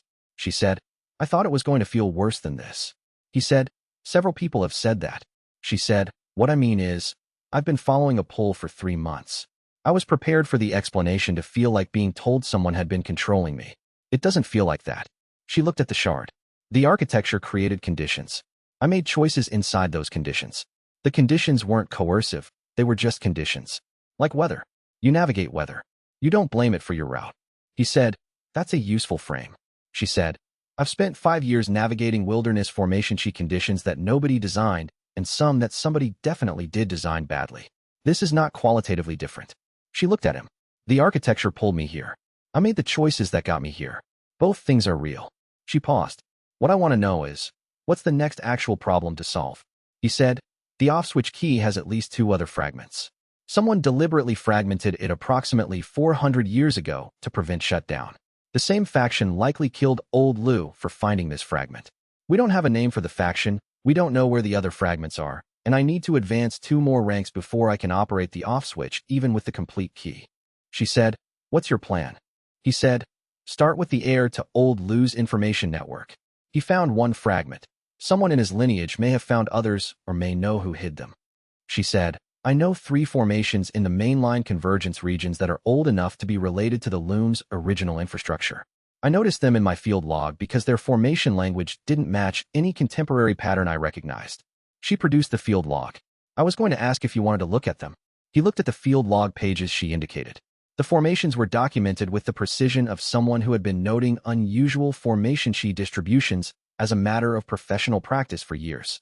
He could see, through Fate Shaper's sight, the probability that at least one of them was related to the key fragment locations. He said, "Yes, we should look at these." She said, "I thought so." She closed the field log. "I'm in if you're asking." He said, "I'm asking." She nodded once, pragmatically, and accepted a cup of tea from Fan Dezhao with the ease of someone who had made a decision and was already past it. He wrote, pragmatic about the architecture's conditions. You navigate weather. You don't blame it for your route. Field log with formation observations that may locate additional key fragments." She asked what the next problem was before she decided to stay. He wrote, "She's the most practically useful of the group, and she arrived 3 months into a wilderness journey without complaining about the journey." He wrote, "That's a particular kind of person," he had noted before. He was right. Chapter 60. What she said. Yin Wenru spent 2 days after the hearing completing her documentation. This was standard. The investigation's formal sponsor was required to produce a complete case file, including hearing transcripts, evidence documentation, expert witness assessments, and the formal recommendation with panel response. She worked through it with the systematic efficiency Wen Xiao had watched throughout the hearing, cross-referencing every piece, verifying every citation. She said, on the 2nd evening, "The case file is complete." He was in the courtyard. She had come out to tell him, which was not standard procedure for an archivist completing documentation. He said, "Thank you." She said, "I'm leaving tomorrow." He said, "I know." She had told the group the day before. Her return to the Central Archives was scheduled, the case file was due, and she had other ongoing investigations that required her attention. The professional reasons were real. He did not think they were the only reasons. She said, "I want to make a notation in the ongoing investigation log that I maintain active interest in this case, and should be notified of any developments that affect the off-switch investigation timeline. He said, I'll notify you. She said, the notification can come through official channels. It doesn't need to be personal correspondence. He said, all right. A pause. She said, you asked me, when we first met, not to tell you what your thread looked like until the investigation was complete. He said, yes. The investigation is complete, she said. For this phase. He said, if you want to tell me. She was quiet for a moment. She had the specific quality of someone choosing words carefully, not because she was managing his reaction, but because she took accuracy seriously and wanted the description to be accurate. She said, it's consistent, not dramatic. It doesn't pull toward me in the way I expected something to pull from a fate map connection. It's more like a direction. The way a compass points is not a demand, it's a direction. Your thread is oriented consistently, the way a compass is oriented. He said, what direction? She said, toward the people you've already committed to. She paused. I'm in that direction. I don't know yet what to do about it. He said, that's honest. She said, I know.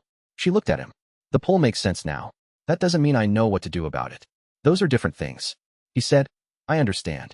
She said, I'll be in contact when I reach the central archives. The case file review is standard procedure, and I'll notify you of the panel's formal acceptance. He said, thank you for the investigation. She said, it was correct work. She said it simply, without false modesty. That's what I do. She went inside.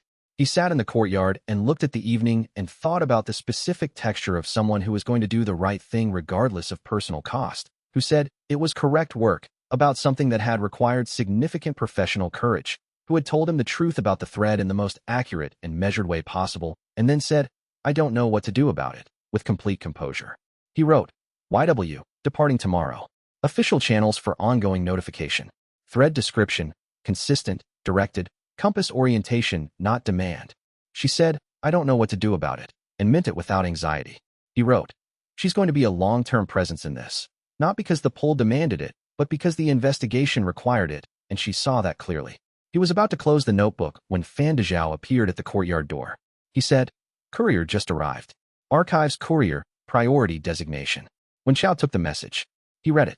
He read it again. He went inside and found Yin Wenru, who was still packing. He said, the central repository has been attacked.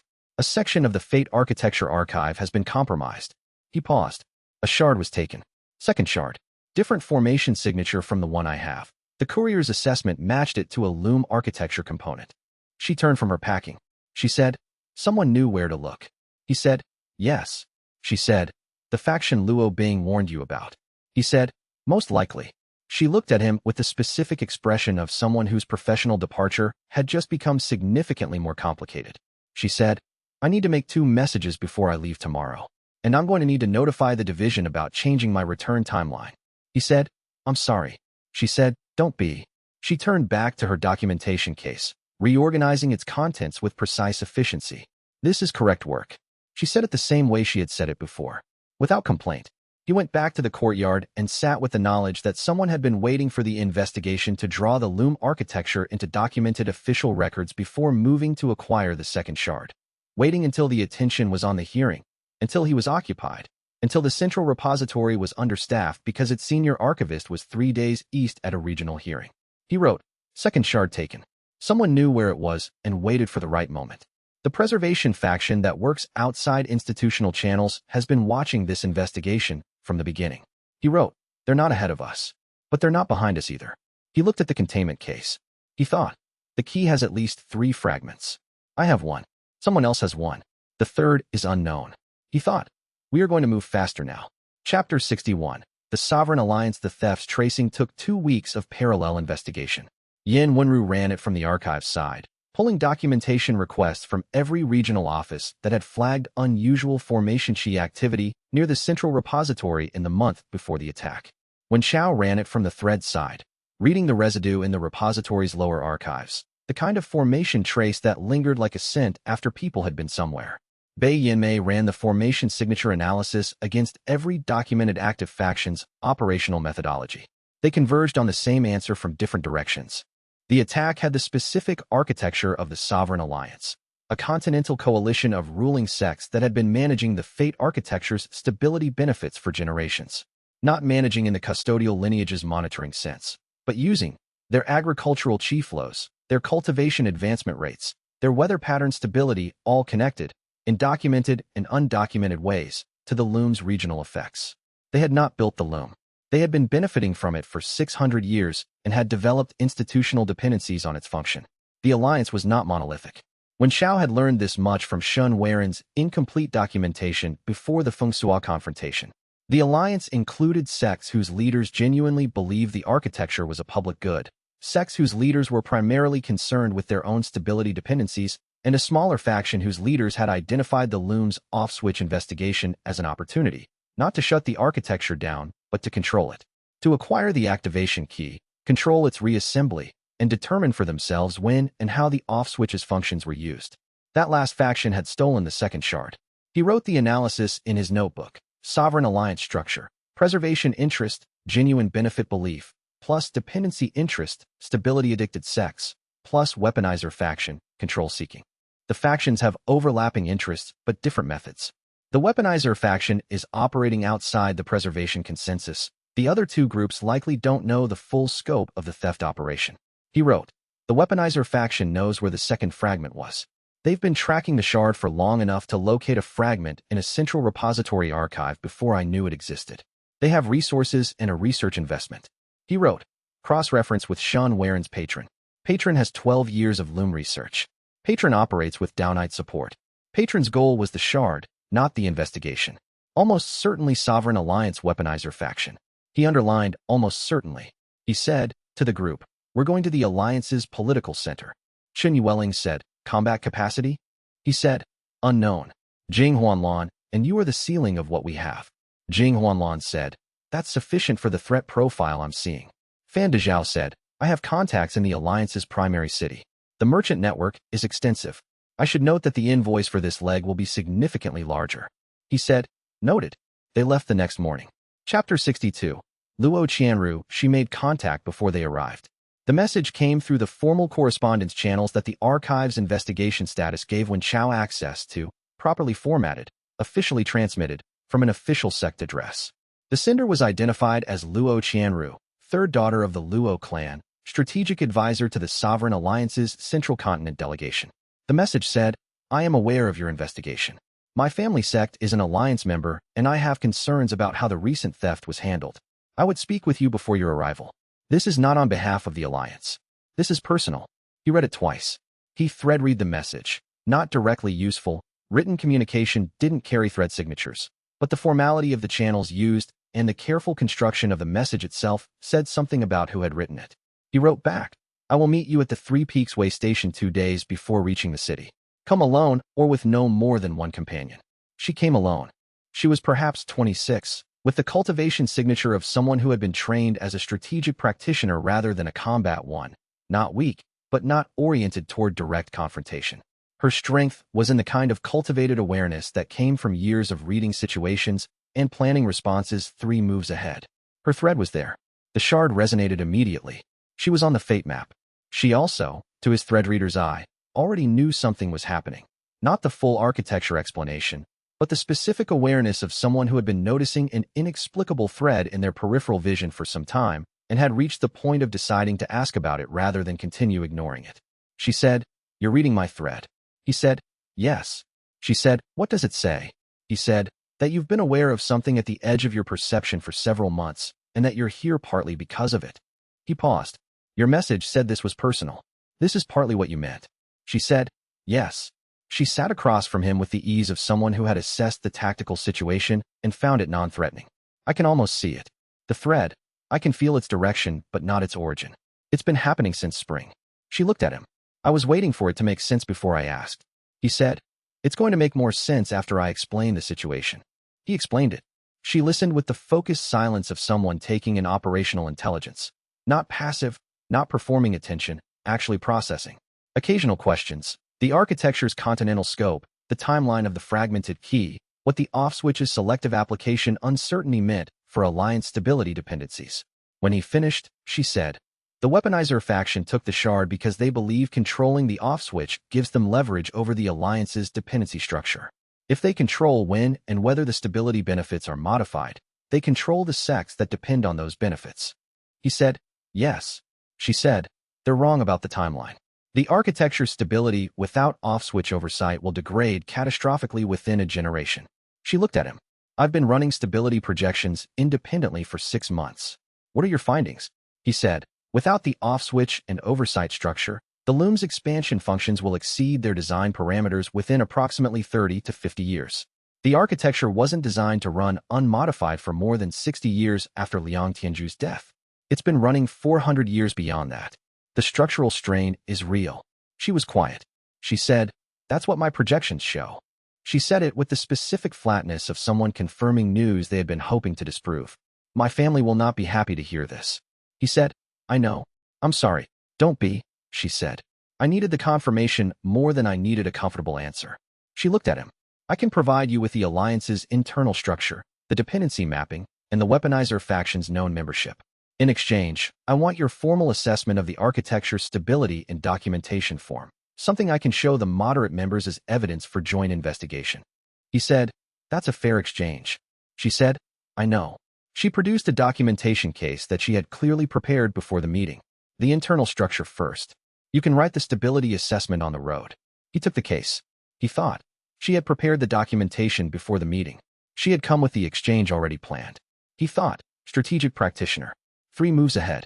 She had decided the exchange was correct before she arrived.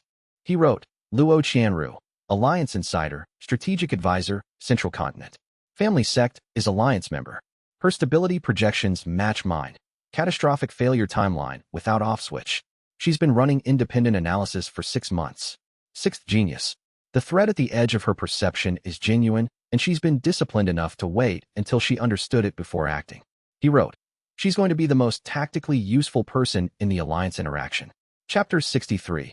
What she needed to hear, he wrote the stability assessment on the road. It took 4 days and Bei Yinmei's formation analysis for the technical sections, and it was the most difficult piece of writing he had done since the archive's disclosure. Not because the content was complicated, but because accurate documentation of a catastrophic outcome for people who had significant institutional investment in not believing it was approaching required a specific kind of care. He wrote it straight. He did not soften the timeline. He did not frame the alliance's dependency structure as a failure rather than a historical accident. He noted that the architecture's stability benefits had been genuine and that the sects that had built dependencies on them had done so in good faith. He also noted that the loom's design had never been intended to run without modification and that 600 years of unchecked operation had produced structural strain that was now past the point of self-correction. The document was 47 pages with the full formation evidence attached. He sent a summary to Yin Wenru, who acknowledged receipt and noted it was being entered into the ongoing investigation record. Luo Qianru read it on the 3rd day. She said nothing while reading. She asked 2 technical questions on the 4th day, both about the formation evidence for the strain estimates, both precise. He answered them directly. Bei Yinmei answered the more technical one. She said, at the end, this is accurate. He said, yes. She said, this is not what I wanted to find. I know. She said, but it's what I needed. She set down the document. I've been arguing with the moderate alliance members for 2 months that the stability projections warranted concern. They've been treating it as theoretical. She looked at him. 47 pages of documented evidence with formation analysis from an archive-sponsored investigation is not theoretical.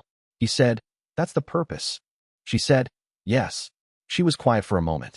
My family is going to be very angry with me for what I'm about to do with this. He said, what are you about to do with it? She said, show it to the moderate members before we reach the city, with enough lead time for them to read it before the Alliance's formal meeting. Give them the choice to respond to the evidence rather than to the weaponizer faction's framing. She paused. The weaponizer faction is going to present the shard theft as a security action, protecting the key from falling into the wrong hands. I want the moderate members to have the complete picture before they hear that framing. He said, that puts you in opposition to your family's position. My family's position is the weaponizer faction's position, she said, without inflection. They've been in the weaponizer faction for approximately 3 years. I've known for 3 years, and I've been disagreeing for 3 years. She looked at the window. It hasn't made a difference because I didn't have documentation. Now I do. He said, I'm sorry about your family. She said, it's a separable problem from the architecture's stability. She said it with the precise practicality of someone who had been separating those 2 problems in her own thinking for some time. The strategic problem is the Alliance's response to the investigation. The personal problem is my family. I'm handling them in the correct order. He thought. She has been living with this for 3 years. He thought. She came to this meeting with the exchange prepared because she had been waiting for the documentation she needed to act, and when she saw the investigation was progressing, she moved. He wrote. LQ. Knew about the weaponizer faction's trajectory for 3 years. Was waiting for documentation. This is what she meant by personal. The thread she's been feeling is the fate map connection, but coming here was also a practical decision she had already made for independent reasons. He wrote. Sometimes genuine connections and pragmatic decisions point in the same direction. Chapter 64. The offer they intended to be irresistible. The weaponizer faction's offer came through official channels, 3 days before the Alliance's formal meeting. It was professionally formatted, appropriately sealed, and delivered by a courier who was neither threatening nor apologetic. The specific neutrality of a messenger who had been told the contents were routine and believed it. The offer contained the following elements. Full Alliance endorsement of Wen Chao's investigation and its findings. Return of the second shard, which the Alliance would officially classify as a security transfer rather than a theft. Official documentation of Wen Chao's status as the Loom of Heaven's Design's appointed convergence practitioner, with all the institutional weight that designation carried under 600 years of Fate architecture precedent. And a proposed arrangement by which the Fate architecture's convergence function would be fulfilled according to a structured timeline, with specific cultivation and lineage objectives specified, producing a specific heir with specific cultivation traits. The architecture's intended output, formalized. He read it twice. He thought, that's the crown offer. That's the version of this where I become a function rather than an investigator. He thought about what he'd said in the archives hearing, about the Heaven Architect's cultivators appearing in every generation. He thought about what Luo Bing had argued, that his cultivation method was the architecture's designed instrument. The weaponizer faction had taken that argument and followed it to its logical end. If he was the architecture's designed executor, then accepting the arranged function role was simply doing what the architecture had always intended. He thought, that's accurate as a description of what the architecture might have intended. It's not an accurate description of what I intend. He sat with the offer for a full day, not because he was uncertain, because the offer was significant enough to warrant full attention before refusing. Luo Qianru came to find him that evening. She said, You've read it. He said, Yes. She said, My family sent it. She said it without particular emotion. I wasn't told before it was sent. He said, I noticed the timing was calculated to arrive before you had finished distributing the stability documentation. She said, Yes. A pause. Are you going to accept it? He said, No. She said, I thought not. She sat down. The heir cultivation objective, that's the specific element. If you accept the lineage provision, you become accountable to the Alliance's specifications rather than to the investigation's findings. Everything else in the offer is real. The shard return is real. The institutional support is real. She looked at him. They've structured it so refusing means refusing all of it. He said, They structured it that way because they believe the shard return is what I most need and the functional arrangement is what they most want. She said, They're right that you need the shard. He said, I need the shard. I don't need it at that cost. She said, My family isn't going to understand that distinction. He said, I know. He looked at the offer documentation. The arranged function provision isn't about what's good for the architecture. It's about what's good for the weaponizer faction's control position. They want me to become a specific kind of asset. I'm not going to be that. He paused. I understand they have real interests in the architecture's stability. I'm willing to address those through the joint investigation. I'm not willing to trade my role in it for institutional support. She said, What will you propose instead? He said, Tell me who the moderate alliance members are most likely to respond to. I'll write the counter-proposal tonight. Chapter 65. What he proposed instead, he presented the counter-proposal at the alliance's formal meeting. The meeting was in the style of the sovereign alliance's governance structure. 3 tiers of representative seating, formal speaker protocols, and the specific weight of an institution that had managed continental stability for 600 years. The weaponizer faction, Luo Qianru had identified 7 sects, of which her family's was one, was seated at the senior tier and had clearly expected the offer acceptance to precede this meeting. He stood at the speaker's position. He said, The Sovereign Alliance's offer contains genuine value. The institutional endorsement, the shard return, the formal convergence designation, these are real, and I appreciate them. He paused. I'm unable to accept the arranged function provision. Specifically, the heir cultivation objective with specified cultivation traits. A murmur.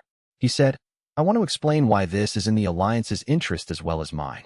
The Fate architecture was built to create convergence conditions, not convergence outcomes. Liang Tianzhu's design was conditions-based. An arranged function with specified cultivation objectives is outcome-based. It would produce a structure that the loom's mechanism was never designed to support, and that the off-switch investigation's purpose is specifically to evaluate for modification. He paused.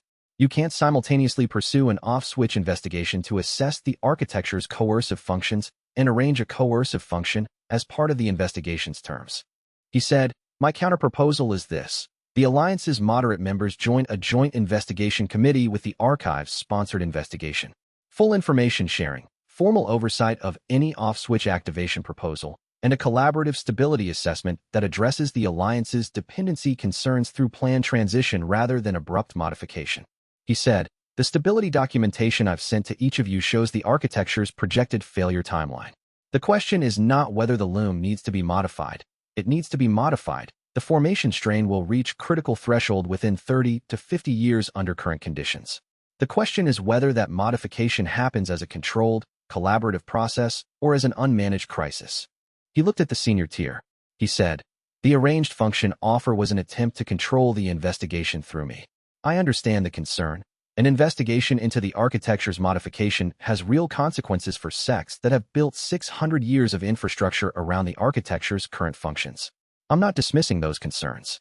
I'm proposing to address them directly through collaboration and oversight, rather than through controlling the investigation's lead practitioner. The murmur in the chamber was different from the first one, lower, more distributed. Clan head Pei Ruluan, whom Luo Qianru had identified as the moderate faction's most influential member, said, the stability documentation is concerning, if accurate. He said, Bei Yanmei is available for technical questions about the formation evidence. The methodology is detailed in the document's appendix. Pei Ruluan said, I'd like that conversation. He looked at the senior tier. I'd like to table the original offer for further discussion.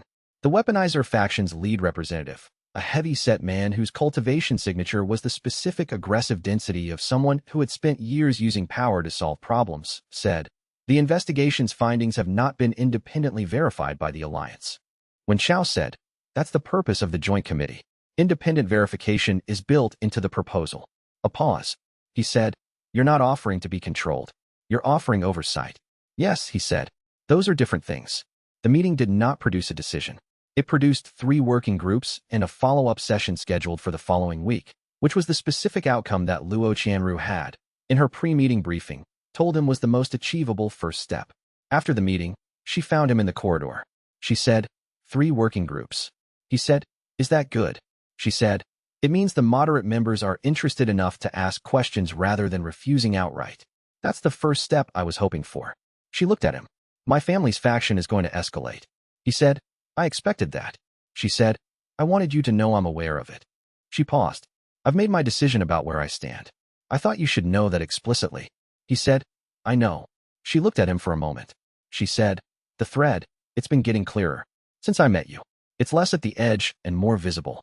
She said it factually, reporting an observation. I don't know yet what to do about that either. He said, several people have said that. She said, then I'm in good company. She turned to go, then paused. For what it's worth, you handled the offer correctly. My family will disagree, but you handled it correctly. He said, thank you. She walked away with the specific efficiency of someone who had a significant amount of work to do and was already planning the next step. He wrote, LQ made her decision before the meeting. Told me explicitly. 3 working groups, moderate alliance members engaging with the investigation. Weaponizer faction will escalate. He wrote. She said, I'm in good company about not knowing what to do with the thread. That's more comfortable than I expected. He looked at the notebook. He thought. The crown offer was refused. The work continues. The people who stole the shard are going to escalate. He thought. Good. Moving targets are easier to track than still ones. Chapter 66. Shen Weiren returns. He appeared at the 3 Peaks way station 3 days after the Alliance meeting.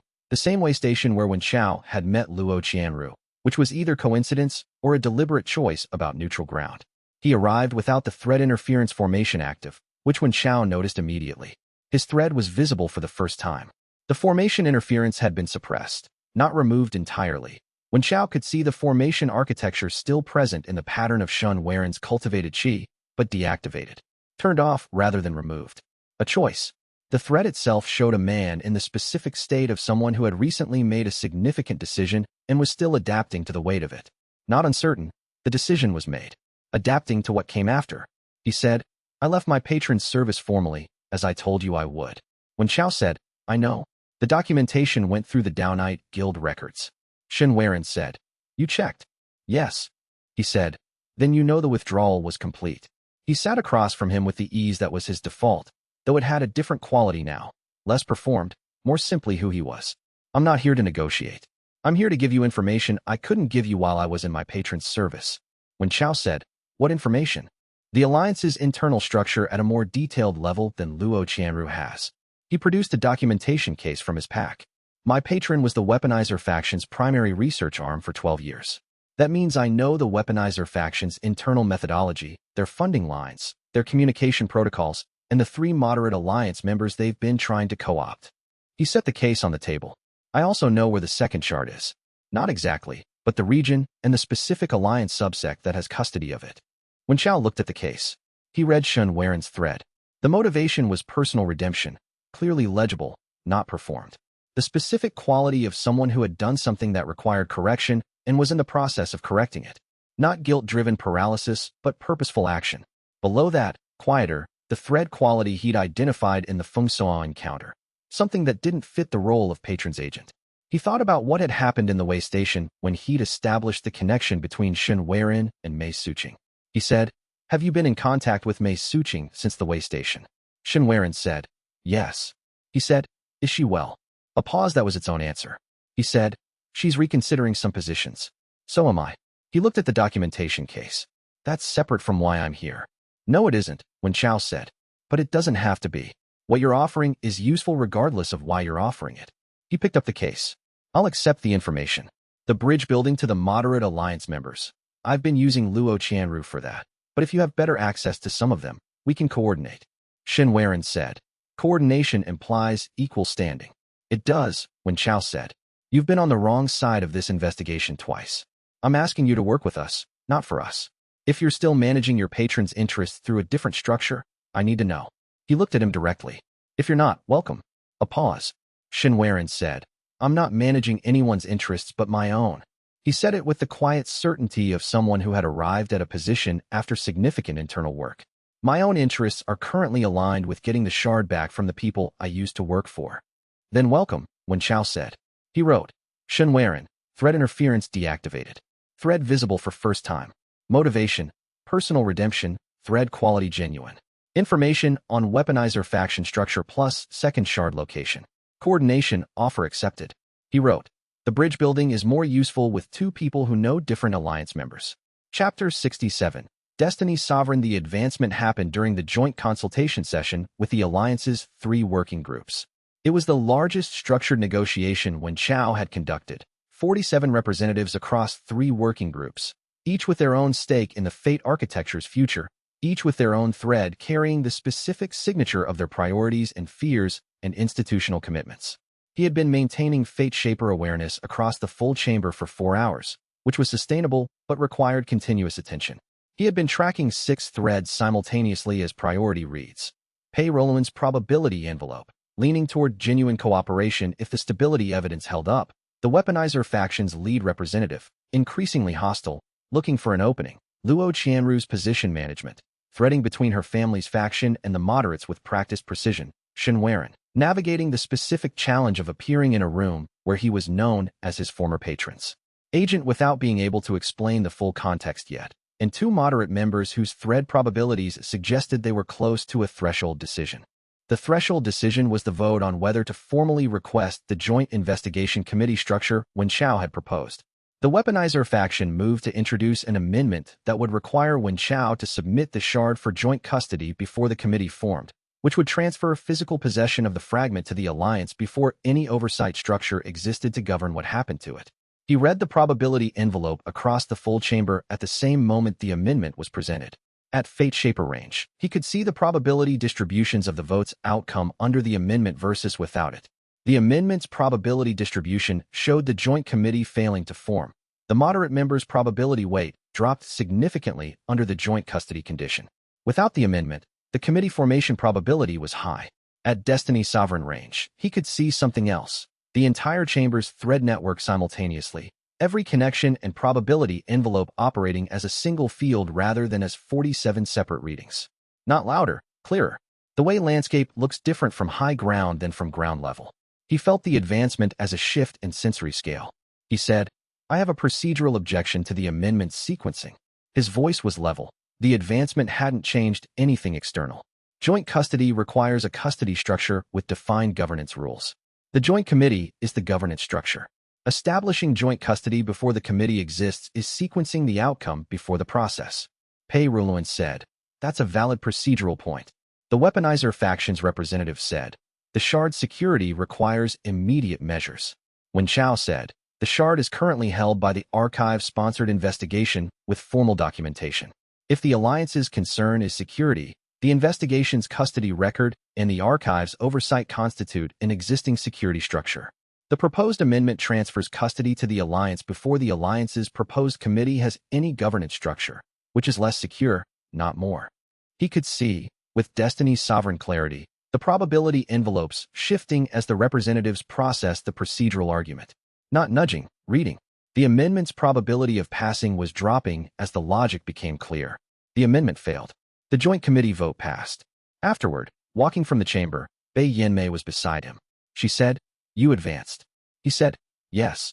During the vote, she said, what does Destiny Sovereign feel like compared to Fate Shaper? He said, like the difference between reading individual sentences and reading the whole page at once. The information is the same.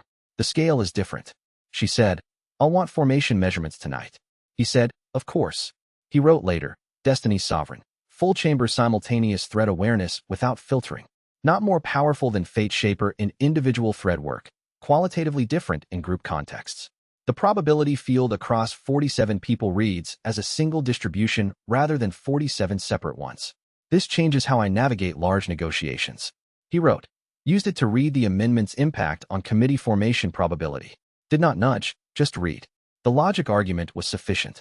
He underlined the logic argument was sufficient. Chapter 68.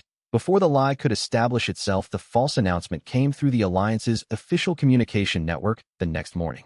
It was formatted correctly, carried the proper institutional seals, and stated that Wen Chao had formally accepted the convergence function arrangement as outlined in the Alliance's original offer, including the lineage provision.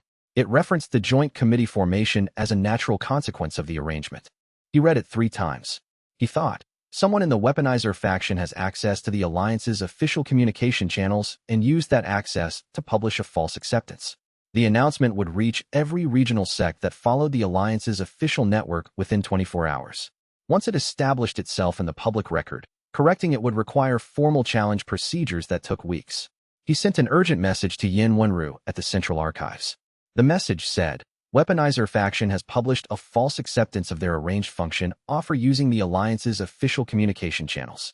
I need Archives jurisdiction over official statements regarding the Fate architecture investigation exercised before the announcement establishes itself as the public record. The basis is that any official statement regarding my role in the investigation is subject to the Archives' oversight under the supervised investigation status you granted. Her response came in 4 hours, which was fast enough that he suspected she had been anticipating exactly this kind of move. It said, the Celestial Governance Archives Fate Architecture Division hereby notes that the statement referenced constitutes an unauthorized characterization of the investigation's findings and the respondent's stated positions. Under the supervised investigation status granted by the Archives, official statements regarding the Fate architecture investigation are subject to Archives documentation review. The statement reference does not match the Archives documented record of the respondent's stated positions. A corrective documentation notice is being issued through the Archives' official channels, and the corrective notice will reach the same distribution network as the original announcement. The announcement's effective record is now contested before the 24-hour establishment window. He sent back, thank you. She sent, correct documentation. That's what I do. He wrote, YW, countered the false announcement in 4 hours. Archives jurisdiction over investigation statements, used before the lie could establish itself as public record. She anticipated this kind of move. He wrote, the supervised investigation status I accepted at the hearing has just proven its value. He thought. Luo Bing had argued the oversight was a concession. It was actually protection. The weaponizer faction's communication access was a real problem. He noted it in the case file as requiring investigation. But the immediate crisis was contained. He told the group at the evening meeting and watched the reactions. Fan Dezhao said, "Add communications security audit to the invoice." Jing Huanlan said, "They're getting more active." He said, "Yes. The committee formation threatens their control position. They're escalating." Chen Yueling said, "Good. Moving targets." He looked at her. She said, "You were thinking the same thing yesterday." He said, "I was." Chapter 69. The maintenance delegation Song Baijin arrived in the Alliance's political center on the 15th day. She was part of a routine formation maintenance delegation. 5 practitioners from the Baijin Formation House, a family-run sect that had been servicing formation infrastructure throughout the Alliance's central regions for 6 generations. They had arrived to conduct their scheduled quarterly maintenance of the Alliance's formation arrays, which was routine, and had no apparent connection to Wen Chao's investigation, which was accurate. She was 21, the third daughter, who had been trained as the family's primary infrastructure reader, the person responsible for understanding the full formation map of every array the family maintained. She carried a documentation case that was visibly well-used and held herself with the calm competence of someone who knew their work and trusted that knowledge. Her thread was present and clear. The shard's resonance was the strongest single reaction he had experienced, stronger than any of the others. He checked the Fate Shaper probability spread and registered Y. Song Baijin had been in proximity to the loom's mainline infrastructure for her entire career. Her thread had been running alongside the architecture's main formation lines since childhood. She saw him across the Alliance's entry hall, stopped walking, and looked at him with the specific expression of someone who had been noting an inexplicable familiarity in a place they'd never been before. She said, "You look like someone I've been almost meeting for 3 years." He said, "That's a very specific way to put it." She said, 3 years ago I started noticing a thread I couldn't identify in any of the formation arrays I service. Not a standard array component, not interference, not degradation. Something that was just there, running through the infrastructure, connecting to maintenance sites I couldn't trace back to a source. She studied him. "It was yours, wasn't it?" He said, "Probably the shard's resonance interacting with the loom's infrastructure you were servicing." She said, "That would explain a lot." She looked around the entry hall with the assessment scan of someone cataloging their environment. "I was sent here for maintenance. Is that a coincidence?" He said, "I don't think it is." She said, "Neither do I." She picked up her documentation case. "My family's maintenance schedule is real. We do actual maintenance work here. But I requested this assignment." She paused. "I didn't know why I requested it until just now." She looked at him with the directness of someone who had processed and moved on faster than most people did. "What do you need from me?" He thought. That's the second person who asked what I needed before asking about themselves. He said, "Tell me about the infrastructure you maintain, specifically the oldest arrays, anything that predates the Alliance's current institutional structures." She said, "Most of it. The Alliance's central formation infrastructure is 600 years old." She looked at him for a moment. "How interested are you in the infrastructure specifically?" He said, "Very." She said, "Then let's sit down. I have maps." Chapter 70. The maps she had. It turned out, extensive maps. The Baijin Formation House had been maintaining the Alliance's formation infrastructure for 6 generations, which meant they had 6 generations of accumulated documentation, original installation surveys, modification records, degradation assessments, repair logs. The documentation was the kind of practical record that accumulated when a family sent practitioners to every significant formation array in a region repeatedly over decades and systematically recorded what they found. Song Baijin had memorized the relevant portions, not because she'd known they were relevant to a fate architecture investigation, because her family's professional practice required that the primary infrastructure reader know the formation maps as thoroughly as the formation arrays themselves. She spread the first map on the table. When Xiao looked at it with Destiny Sovereign's sight, the map showed formation array distributions across the Alliance's central mountain range. Standard infrastructure, chi stabilization arrays, weather formation supports, communication relay nodes. All of it familiar from any continental infrastructure survey. And underneath it, running through the same infrastructure like a second structural layer that someone had built into the original foundations, was something else. He said, "These foundation nodes." She said, "I've been noting them for 3 years and couldn't identify their formation language. The documentation I've found for them predates any standard formation catalog I have access to. They're not maintenance items. They're not degrading. They don't need service. They just exist." She pointed to a cluster of the foundation nodes along the central ridge. That cluster there has been there for at least 600 years. Probably longer. The oldest documentation, the family has references them as pre-existing conditions. He said, their loom infrastructure. She looked at him. He said, Liang Tianzhu's operational architecture used the landscape's existing qi channels as the physical substrate for the loom's formation layer. What your family has been maintaining as secondary infrastructure is the loom's physical foundation. He paused. Your family's maintenance maps are the most detailed schematics of the loom's operational architecture that exist. Song Baijin was quiet for a moment. She said, the maps are accurate? He said, the maps are accurate. The formation language of the nodes matches the shard's formation signature. He looked at the map. The node's distribution pattern. I can read the probability spread of their convergence point. He traced the distribution with fate shaper sight. If the off-switch's primary mechanism is located at the loom's physical center of gravity, the convergence point is here. He pointed. Song Baijin looked at the point he indicated. She said, that's in a valley my family services every 2 years. We've been going there on a routine maintenance schedule since my grandmother's generation. She looked at the map. We thought it was a natural chi spring. He said, it's not. She said, I see that now. She looked at the map for a long moment. 6 generations of maintenance records for the exact location where the off switch is. He said, yes. She said, my family has been maintaining the loom's infrastructure without knowing what it was. He said, for 600 years. She said, nobody told them. She said it with the specific flatness of someone receiving a large piece of unexpected information and processing it with controlled precision. Not because they couldn't be trusted, because the knowledge was fragmented and lost along with everything else. He said, yes. She sat with this for a moment. She said, the maintenance documentation is the family's professional property. There are governance questions about how to share it. She paused. I'm going to share it with you anyway, because the situation requires it, and because I've been walking around with this information without knowing what it was for 3 years. He said, I understand the professional complication. She said, I'll handle the professional complication. She looked at him with the directness he was coming to recognize as characteristic. You said earlier you needed something from me. This is it. He said, yes. She said, good. She started cataloging which sections of the map to copy for the investigation file, with the efficient focus of someone who had made a decision and was acting on it. He wrote, Song Baijin, 7th Genius. Family maintenance maps are loom infrastructure schematics. 6 generations of maintenance records for the off-switch's physical location. She identified the foundation nodes independently over 3 years and couldn't place them until now. He wrote, off-switch physical location identified. The valley the family services every 2 years. He wrote, the maps make the Baijin formation house a target.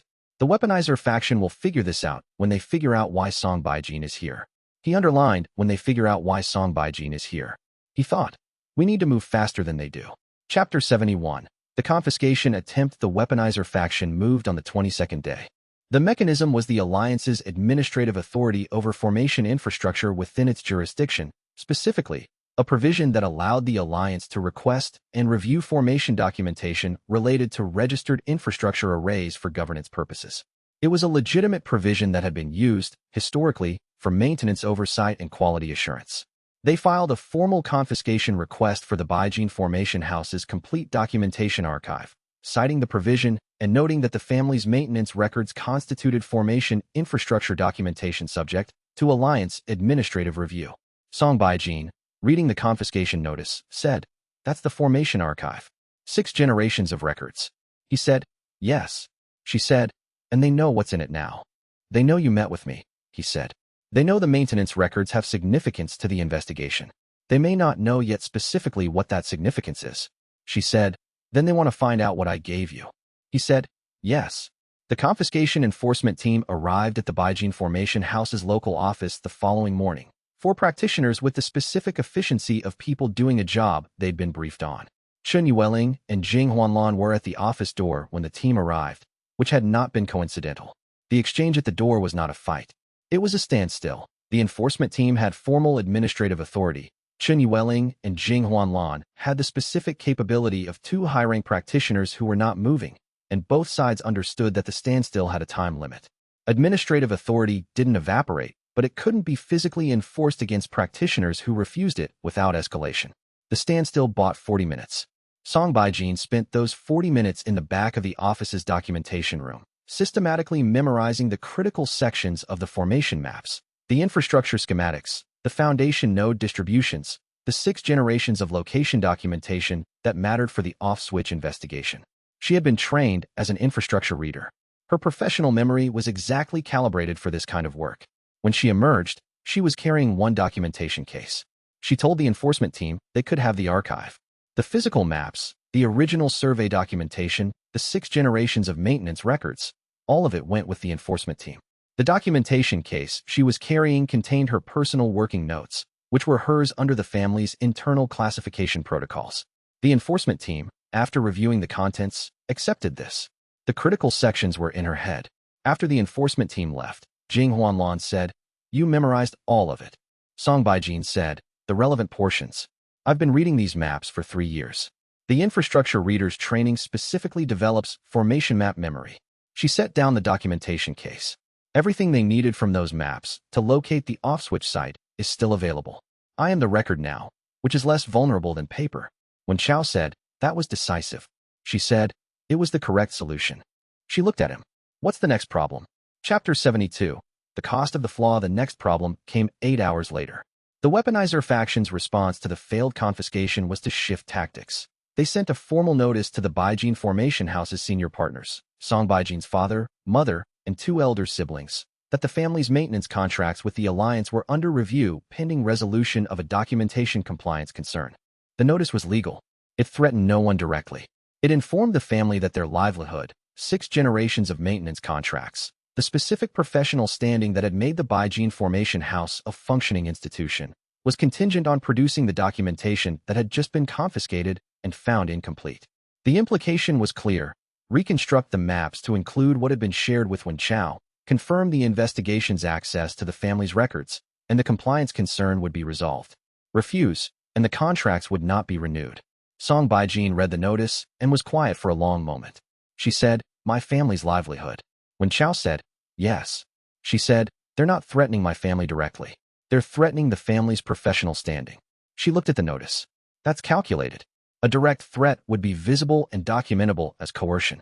A compliance review is technically legitimate. He said, "Yes." She looked at him. He said, "I'm going to arrange protective transfer for your family. I know people with the infrastructure to move them to a different jurisdiction where the alliance's maintenance contracts don't govern their professional standing." He was already writing in his notebook. Fan Dezhao's network covers the central regions. He has contacts with institutions that have maintenance infrastructure needs and no alliance jurisdiction. Song Baijin said, "That takes them off their established client roster." "Yes," he said. "I know it costs them. I know this isn't optimal for the investigation's timeline. If I spend the next week arranging the transfer, we're not moving toward the off-switch site." He looked at her. "I can't let the coercion stand." She looked at him for a moment. She said, "You know this is exactly what they're expecting you to do." He said, "I know." She said, "The delay is the point. If you spend a week on the transfer, the investigation loses momentum. The weaponizer faction has time to consolidate." He said, "I know." He put down the pen. "I still can't let your family be threatened because they're connected to me. That's not the kind of cost I'm able to set aside." She was quiet. She said, "I could tell them to hold out. My family is resilient. The alliance's review would take weeks. My father would argue the compliance point through every channel available before they could actually pull the contracts." He said, "And if they pull the contracts before the argument resolves," she said, "then they lose the client roster." A pause. "You're right that I can't ask them to take that risk." He said, "I'll start the transfer arrangements tonight." She said, "I know." She looked at him with an expression he couldn't quite classify, not frustration, not approval, something more complex. "You're going to do this every time there's a choice between tactical advantage and protecting someone who doesn't have to be protected." He said, "Probably." She said, "I wanted to observe that." She picked up her documentation case. "I'll compile the map information in documentary form tonight, everything I memorized. That way the investigation has the data regardless of the transfer timeline." She paused. "That's the best I can do to offset the delay." He wrote, later, "Fatal flaw activation. Arrange protective family transfer instead of maintaining tactical momentum." Song Baijin is right that the delay is the point of the coercion tactic. "I knew this before I decided." He wrote, "I could not let it stand. The knowledge that it was calculated doesn't change the fact of the threat." He wrote, "This is the flaw. Not blind heroism. I understand the cost clearly. I choose the cost anyway because the alternative is accepting that people near me are acceptable collateral for my tactical position." He looked at it. He thought, Luo Qianru was going to tell him this was strategically wrong. Shen Yueling was going to say it was the only possible choice. Both would be right. Chapter 73. Luo Qianru's move. She filed the sanction request the morning after the confiscation attempt, when Xiao didn't know she'd been planning it. She had not consulted him, which he understood afterward as deliberate.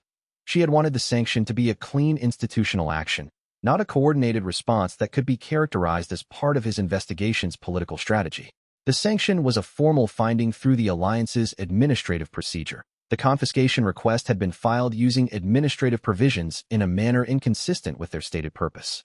The provisions existed for maintenance oversight of active formation arrays, not for recovering documentation connected to an external investigation.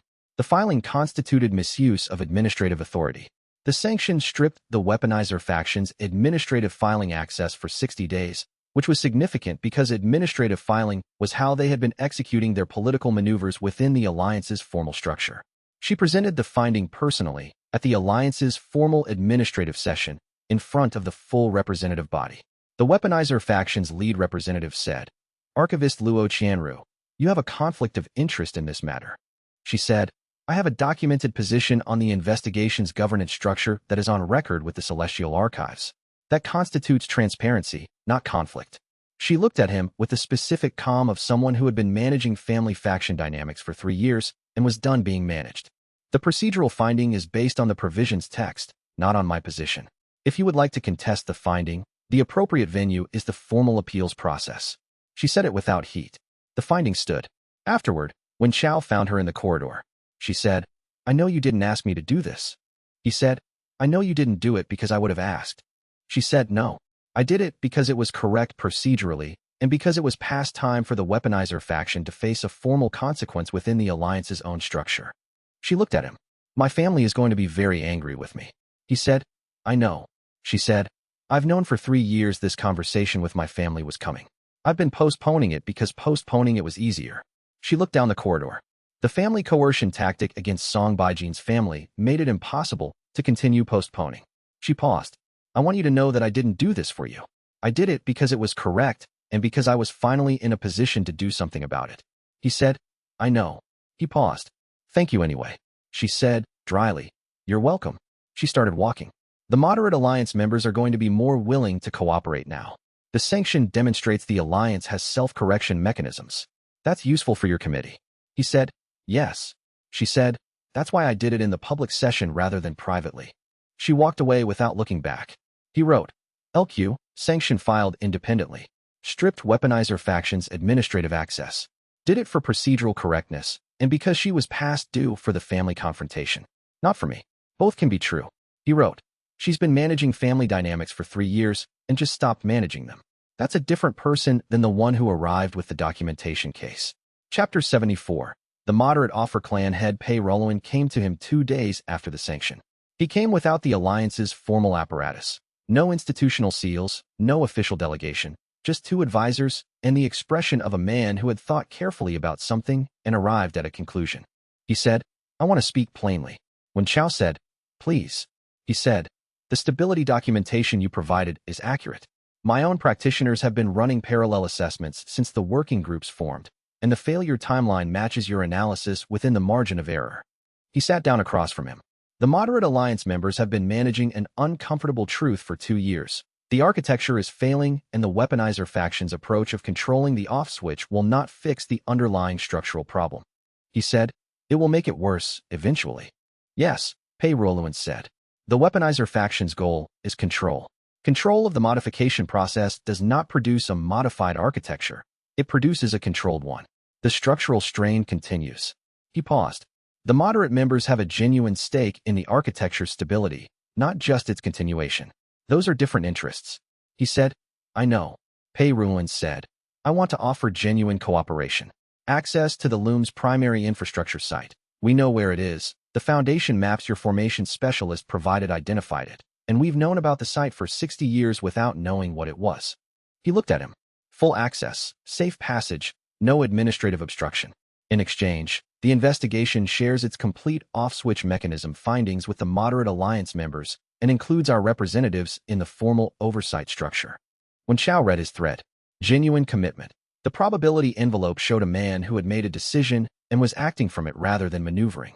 The specific quality of someone who had concluded that straightforward cooperation was less risky than continued careful management. He said, "The oversight structure is already built into the archive's supervised investigation framework. Your representatives would be formal joint committee members. That's what I want," Pei Ruoluan said. "Not influence over the outcome. Visibility into the process." He said, "Those are the same terms I offered the alliance in the original counterproposal." "Yes," Pei Ruoluan said. "I was persuadable then. I'm convinced now." He paused. "The difference is Luo Qianru's sanction and your family protection arrangement. The sanction showed the alliance's self-correction mechanism works. The protection arrangement showed something about how you operate that I wanted to see before committing." He said, "What did it show you?" Pei Ruoluan said, "That you sacrifice tactical advantage to protect people who are at risk because of your investigation. That's an expensive habit." He looked at him. "But it tells me the investigation is not going to run roughshod over the people in the oversight structure. You're willing to pay costs rather than externalize them." He said, "The arrangement cost the investigation a week." "I know," Pei Ruoluan said. "I noticed." A pause. "Are you going to accept my offer?" He said, "Yes." He held out his hand. "Joint committee, full visibility, formal oversight. Safe passage to the infrastructure site." Pei Ruoluan took his hand. He wrote, "Pei Ruoluan, moderate alliance members genuinely aligned on stability, not control. Access to Loom's primary infrastructure site. The fatal flaw's cost was visible, and it produced trust. The week I spent on the family transfer is why this offer came." He wrote, "Sometimes the flaw is also the reason people decide to trust you."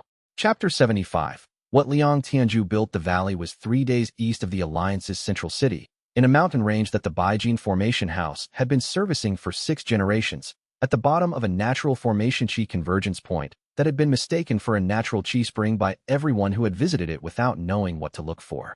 Song Baijin guided them through the approach from memory, the route the family had been using for maintenance visits, the specific path that minimized chi field disruption to the formation below. She walked it with the ease of someone who had made the trip 7 times and knew every footing. The formation revealed itself at the valley's lowest point as when Chao's Fate Shaper sight focused on it. It was enormous. He had been expecting something the scale of the formation arrays he'd seen in the archive's infrastructure, large-scale but bounded, the kind of thing a practitioner could walk around in an hour. What the valley floor contained was a formation that covered the full geological substrate of the mountain range, running in 3-dimensional layers through bedrock that had been there for millions of years. The loom was not built on the landscape. The loom was built into it, woven through the mountain's own chi channels the way light was woven through crystal. He stood at the valley's edge and thought. Liang Tianju was not just a fate architecture practitioner. He was a geological formation specialist who had used a mountain range as his substrate. Song Baijin stood beside him. She said, "I've been standing at this point for 20 years and not knowing what I was looking at." He said, "What does it feel like now?" She said, "Like the infrastructure finally makes sense." She looked down at the valley floor. "The foundation nodes I couldn't identify. They're the anchor points for the main formation lines. The chi spring readings were the loom's ambient energy signature. The degradation patterns that have been getting worse for 30 years." She stopped. "The structural strain." He said, "Yes." She said, "I've been filing degradation reports for 15 years. My grandmother filed them before me. Nobody knew what the degradation was actually degrading." He said, "Now you know." She said, "Now I know." She looked at him. "How much time do we have before the structural strain becomes critical?" He said, "At the current rate of degradation, between 20 and 40 years. The range is wide because the rate varies depending on the architecture's operational load." She said, "And the off switch would address the structural strain." He said, "The off switch would allow modification of the operational load. The architectural strain has been accumulating because the loom's expansion functions have been running beyond their design parameters. Reducing the operational scope to the original design parameters would stabilize the degradation and give the physical infrastructure time to normalize." She said, "And the forced binding side effects." He said, "The modification function should address those. That's the intended purpose." He paused. "I need to understand the mechanism at a detail level before I can be certain." She said, "Let's go down." They went down. The formation's operational layer was visible at ground level as a series of subtle chi pressures in the bedrock, the specific formation language of someone who had built to last rather than to impress. No elaborate architectural gestures, no decorative cultivation chi displays. Just function, built to last 600 years and designed to last longer, which it had despite everything. He read the off-switch's location through Fate Shaper Sight and found it at the valley's precise center. A formation node that the shard in his containment case resonated toward with the specific quality of a key recognizing a lock. He thought, I have the first fragment of the activation key. The second fragment is in the weaponizer faction's custody. The formation node is here. He thought, the off-switch is real, findable, and within reach. The obstacle is the fragmented key and the ranks I still need to advance. He wrote, Loom's primary site confirmed. Ancient formation, geological scale, built into mountain range substrate. Liang Tianzhu was a geological scale formation practitioner. The design is elegant and the structural strain is visible as 30 years of degradation progression that Song Baijin's family has been documenting without knowing what it was. He wrote, off-switch node location confirmed. First fragment resonates toward it. He wrote, the Heaven Architect built something remarkable. He died before he could finish it. We're going to finish it for him. He thought. That was less analytical than his usual notation. He thought. It was still true.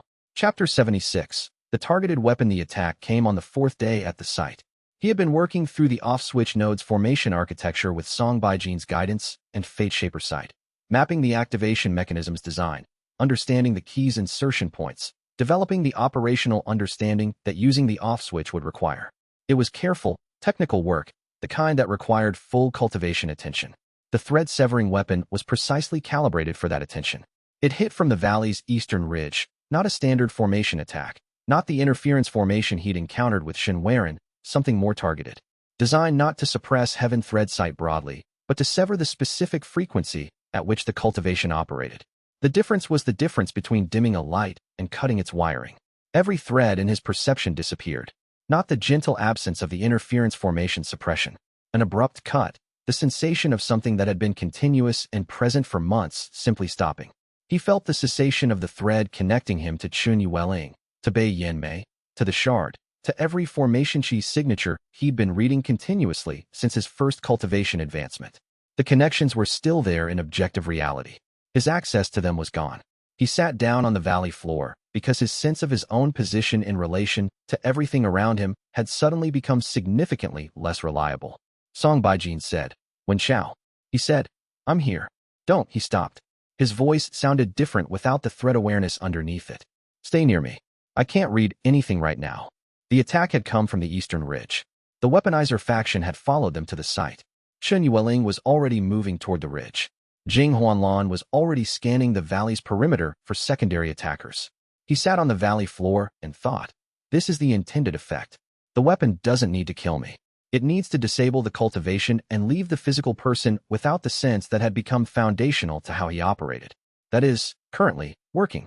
He thought, I know this feeling. I've been here before. After the Feng Shui interference formation. I have other tools. He thought. The difference is that the Feng Shui suppression wore off when range was exceeded. This might not. Chapter 77. Mei Suqingxi arrived from the western approach at approximately the same time Chen Yueling reached the ridge. When Xiao couldn't read her thread, he couldn't read anything, but he recognized her cultivation signature through the pressure of her formation chi, as she moved through the valley's perimeter with the efficiency of a practitioner who had been tracking a target for several days and had arrived when the target was already engaged. She said, when she reached the valley floor, the weapon they used on you. Tell me you can still function. He said, functioning. No thread sight. She said, my son developed the targeting architecture. I've been tracking the weapon since it went into production 3 months ago. She looked up at the ridge where Chun Yueling was working. The weaponizer faction offered Kuai Hong patronage and research resources for the development. He thought he was building a defensive tool for the Fatebreaker sect. He said, he didn't know what they intended to use it for. He knows now, she said. They used it. That's knowledge he has to live with. She moved toward the ridge's base with the deliberate focus of a person who had a specific problem to address. The weapon's effect should wear off in 4 to 6 hours. It's a frequency disruption, not a severance. You haven't lost anything permanently. He said, how do you know? She said, because my son built it not to cause permanent harm. He refused to develop the permanent variant. She paused. He's here. He followed the weapon's deployment team to stop them from using the extended effect version. He said, Kuai Hong is here. She said, on the east ridge. Yes. She kept walking. He heard, from the ridge, the specific sound of 2 practitioners who knew each other confronting each other. Not a combat exchange. Voices, controlled but not controlled enough.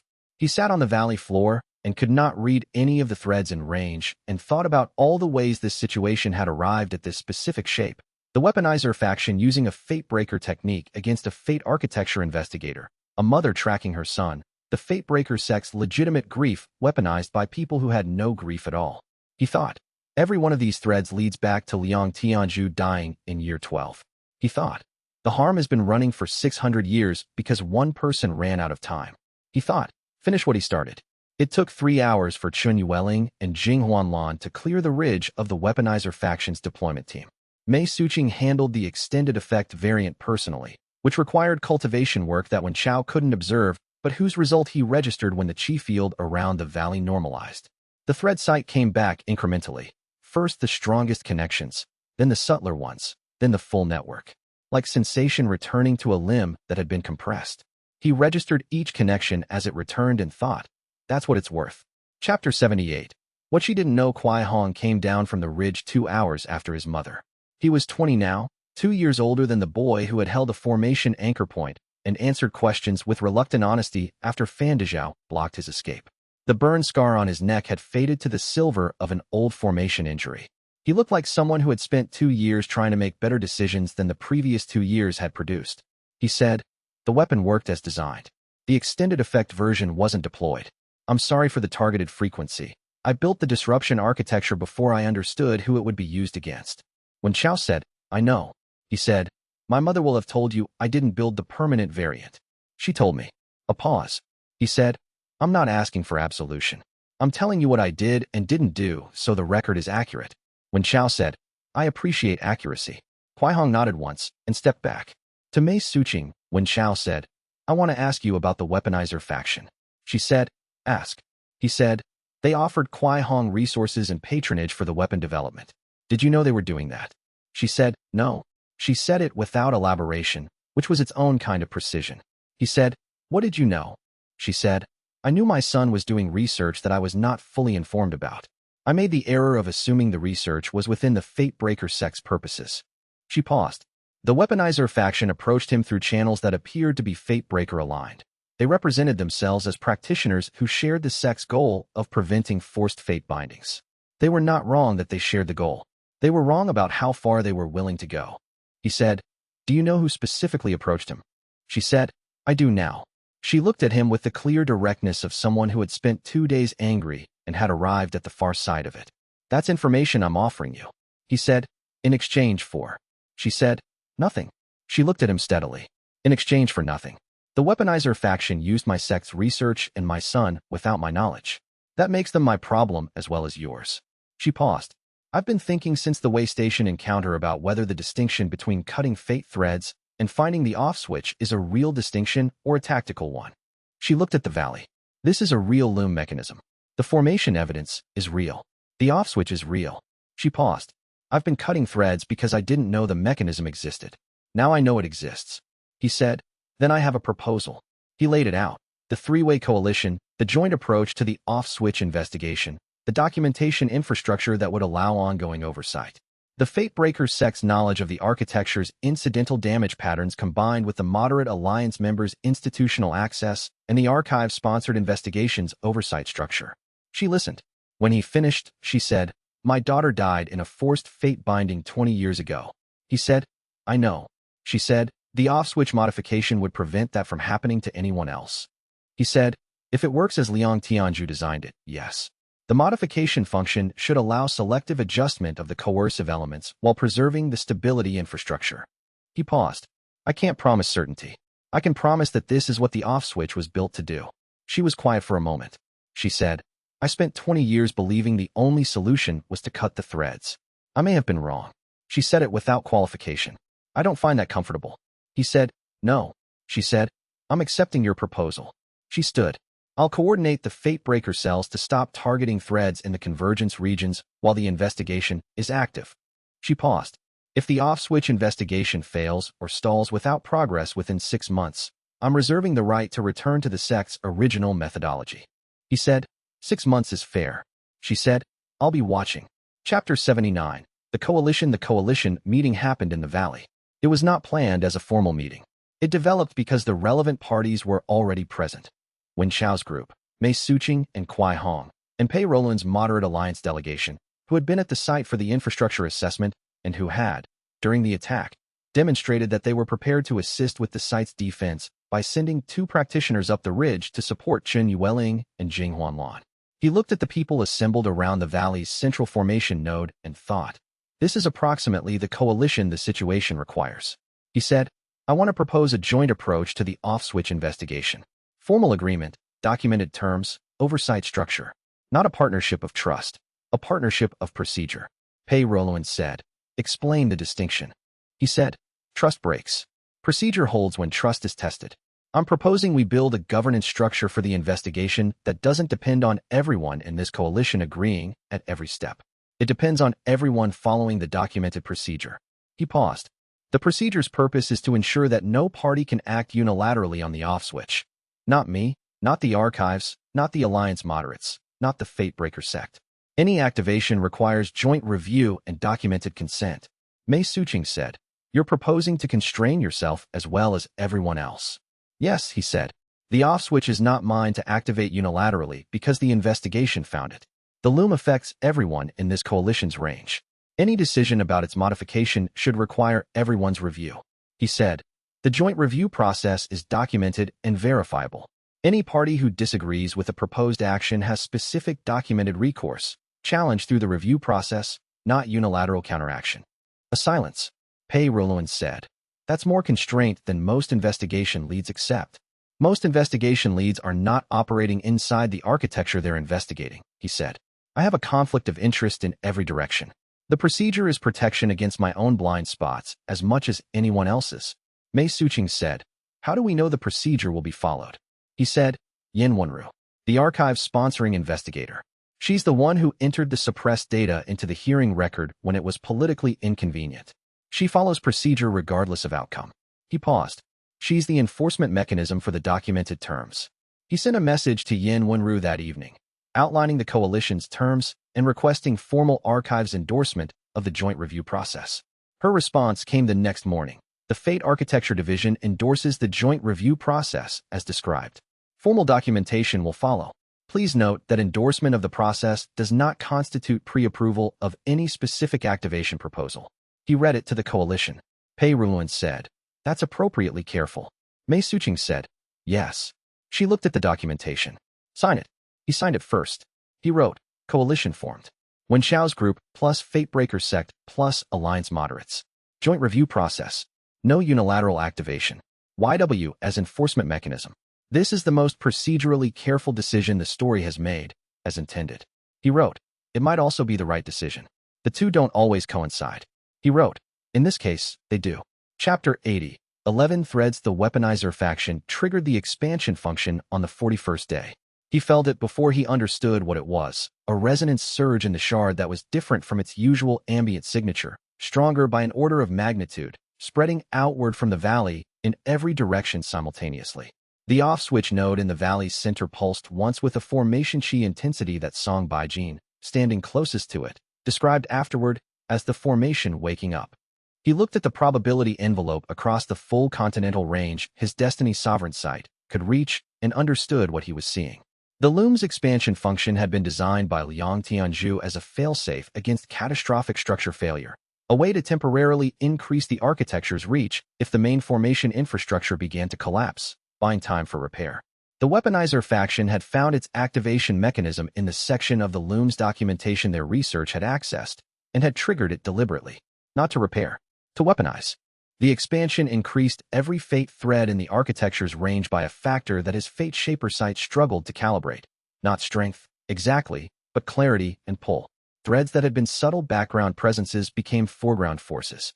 The probability envelopes around people with convergence connections to the architecture blazed with the brightness of things that had been running at low power and were now running at full. He felt 11 distinct fate pulls converge on his location simultaneously. Not just the 3 who were with him. All 11. Wherever they were, a day's travel away, a week away, 3 months of wilderness travel away. Every woman identified by the architecture as a bloodline convergence representative had just felt the fate architecture's pull become unmistakable. Not a thread at the edge of perception. A direction that was impossible to ignore. The shard in his containment case was warm. Fan Dezhao came to him with the expression of a man who had been in the merchant business long enough to recognize a changed situation instantly. He said, "What just happened?" He said, "The weaponizer faction triggered the loom's expansion function. They've increased the architecture's operational range and intensity across the entire continent." Fan Dezhao said, "What does that mean for us practically?" He said, "It means the 11 women identified by the architecture now have no ambiguity about where the pole is pointing. It means the fate breaker cells that have been cutting threads in convergence regions have just had their work made dramatically harder. It means every faction with a stake in the architecture's future is now aware that something has changed." Fan Dezhao said, "How much time do we have?" He felt the 11 fate poles, distinct and simultaneous, all oriented toward the valley. He felt 6 of them already in motion. He said, "They're coming." Fan Dezhao said, "How fast?" He said, "Jing Huanlan was a day from the city when she committed to the pole. Chen Yueling covered 3 days of travel in a night when her thread went into active stress. Someone who has just had the architecture's pull go from a thread she could almost see to a directional force she cannot ignore will not be moving slowly." He looked at the valley around him. He looked at the people he'd assembled. Chen Yueling, Bai Yanmei, Jing Huanlan, Fan Dezhao, Hua Mingyin, Song Baijin, Luo Qianru. At the coalition he'd built across 4 arcs of work, at the off-switch node in the valley's center, at the shard in his containment case, at everything he'd assembled, and everything he still needed. He thought, "We have very little time." He said it. He said, "We have very little time." Fan Dezhao said, "Invoice." He said, "Yes." He was already writing in his notebook. The biggest one yet. He wrote, "Expansion function triggered. 11 geniuses converging. Every faction moving. The war the outline called it. It's starting. Not a metaphor. 11 fate poles converging on this valley simultaneously." He wrote, "What I have, 6 geniuses, a coalition, a documented off-switch node, 1 key fragment, and a governance structure." He wrote, "What I need, 5 more geniuses to arrive safely, the 2nd shard recovered from the weaponizer faction, the 3rd shard located, destiny sovereign to heaven's loom rank advancement, and time." He wrote, "The time is the hardest part." He looked at the thread on his wrist, warm in a way he'd stopped noticing because it had been warm for so long. He thought, Liang Tianju built something that was supposed to last 60 years, and it lasted 600. The failsafe was designed for a different kind of emergency. The architecture is doing exactly what it was designed to do. He thought, and now we're going to do what it was designed to produce. He thought, finish it. Chapter 81. The Fate War. The weaponizer faction had calculated that triggering the expansion function would create chaos. They were correct. It created chaos for everyone, including themselves. The loom's increased operational intensity did not discriminate by faction allegiance. Every practitioner with a fate thread running near the architecture's main lines felt the expansion's effect, not just the 11 on the fate map, but the hundreds of incidentally thread-pulled practitioners throughout the continental range. The fate breaker cells that had been operating at measured pace suddenly found themselves responding to 3 times the number of distressed thread contacts. The Alliance's sects whose stability infrastructure ran on the loom's passive effects felt the amplification as an unexpected resonance surge that disrupted formation arrays tuned to the old equilibrium. The weaponizer faction's own communication networks, which ran through the Alliance's formation infrastructure, were experiencing the same disruption. Wen Xiao, standing in the valley on the 42nd day with Destiny Sovereign Sight running at full range, watched the continental probability distribution and thought, this is what 600 years of unchecked operation looks like when someone pushes it past its parameters. He said to the group, the expansion function was triggered to accelerate convergence and disrupt our investigation by maximizing the number of simultaneous crises. The faction's goal is to move faster than we can respond. He looked at the probability distributions. The geniuses are converging. Every faction is moving. The fate breaker cells are in emergency response mode and will be attempting cuts to prevent the expansion's forced bindings from solidifying. Jing Huanlan said, defensive priorities? He said, the 8 geniuses who haven't arrived yet are traveling through territory where the fate breaker cells and the weaponizer faction are both operating. The cells are cutting threads. The faction is trying to intercept convergence. He paused. We need to get people to them. That's logistically impossible, Luo Qianru said, looking at the continental range. We don't need to get to all of them, he said. We need to get to the ones in the highest risk trajectories. He read the probability spreads. 3 are in imminent threat range. He told Fan Dezhao who and where.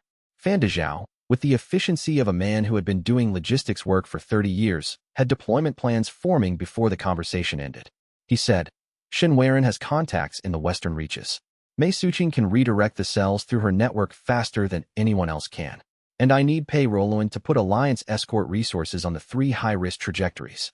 Chen Yueling said, what about the off-switch site? He said, we maintain site security and continue the key fragment work. The war being active makes the site a target. We can't abandon it. He looked at the valley around him. He thought, this is the moment where everything that had been building arrives at once. Not a single problem to solve, but 15 simultaneous ones, each connected to the others, each requiring a different kind of response. He thought, document what can be documented, delegate what can be delegated, do what only I can do. He wrote, expansion function active. Multiple simultaneous crises. Coalition deployed according to comparative advantage. I stay at the off-switch site and manage thread reading coordination. He wrote, the war has started. Chapter 82. 3 arrivals. They came within a 6-day span. Tan Ruifeng was first. She arrived organized, which was the only word that covered it.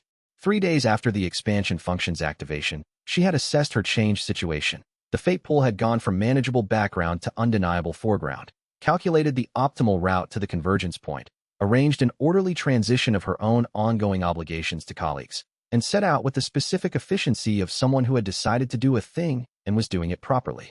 She walked into the valley's camp on day 3 and said, I'm Tan Ruifeng. I know why I'm here. What do you need from me? When Xiao said, formation combat specialty, she said, confirmed. The expansion function has been activating weaponized fate architecture responses in a specific pattern. I analyzed it on the road. The weaponizer faction's deployment is following predictable formation logic.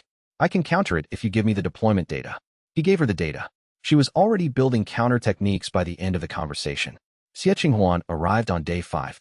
She did not arrive organized. She arrived because Fan Dezhao's deployment contact had found her 2 days' travel west, injured, having been intercepted by a fate breaker cell that had misidentified her convergence thread as a forced binding candidate.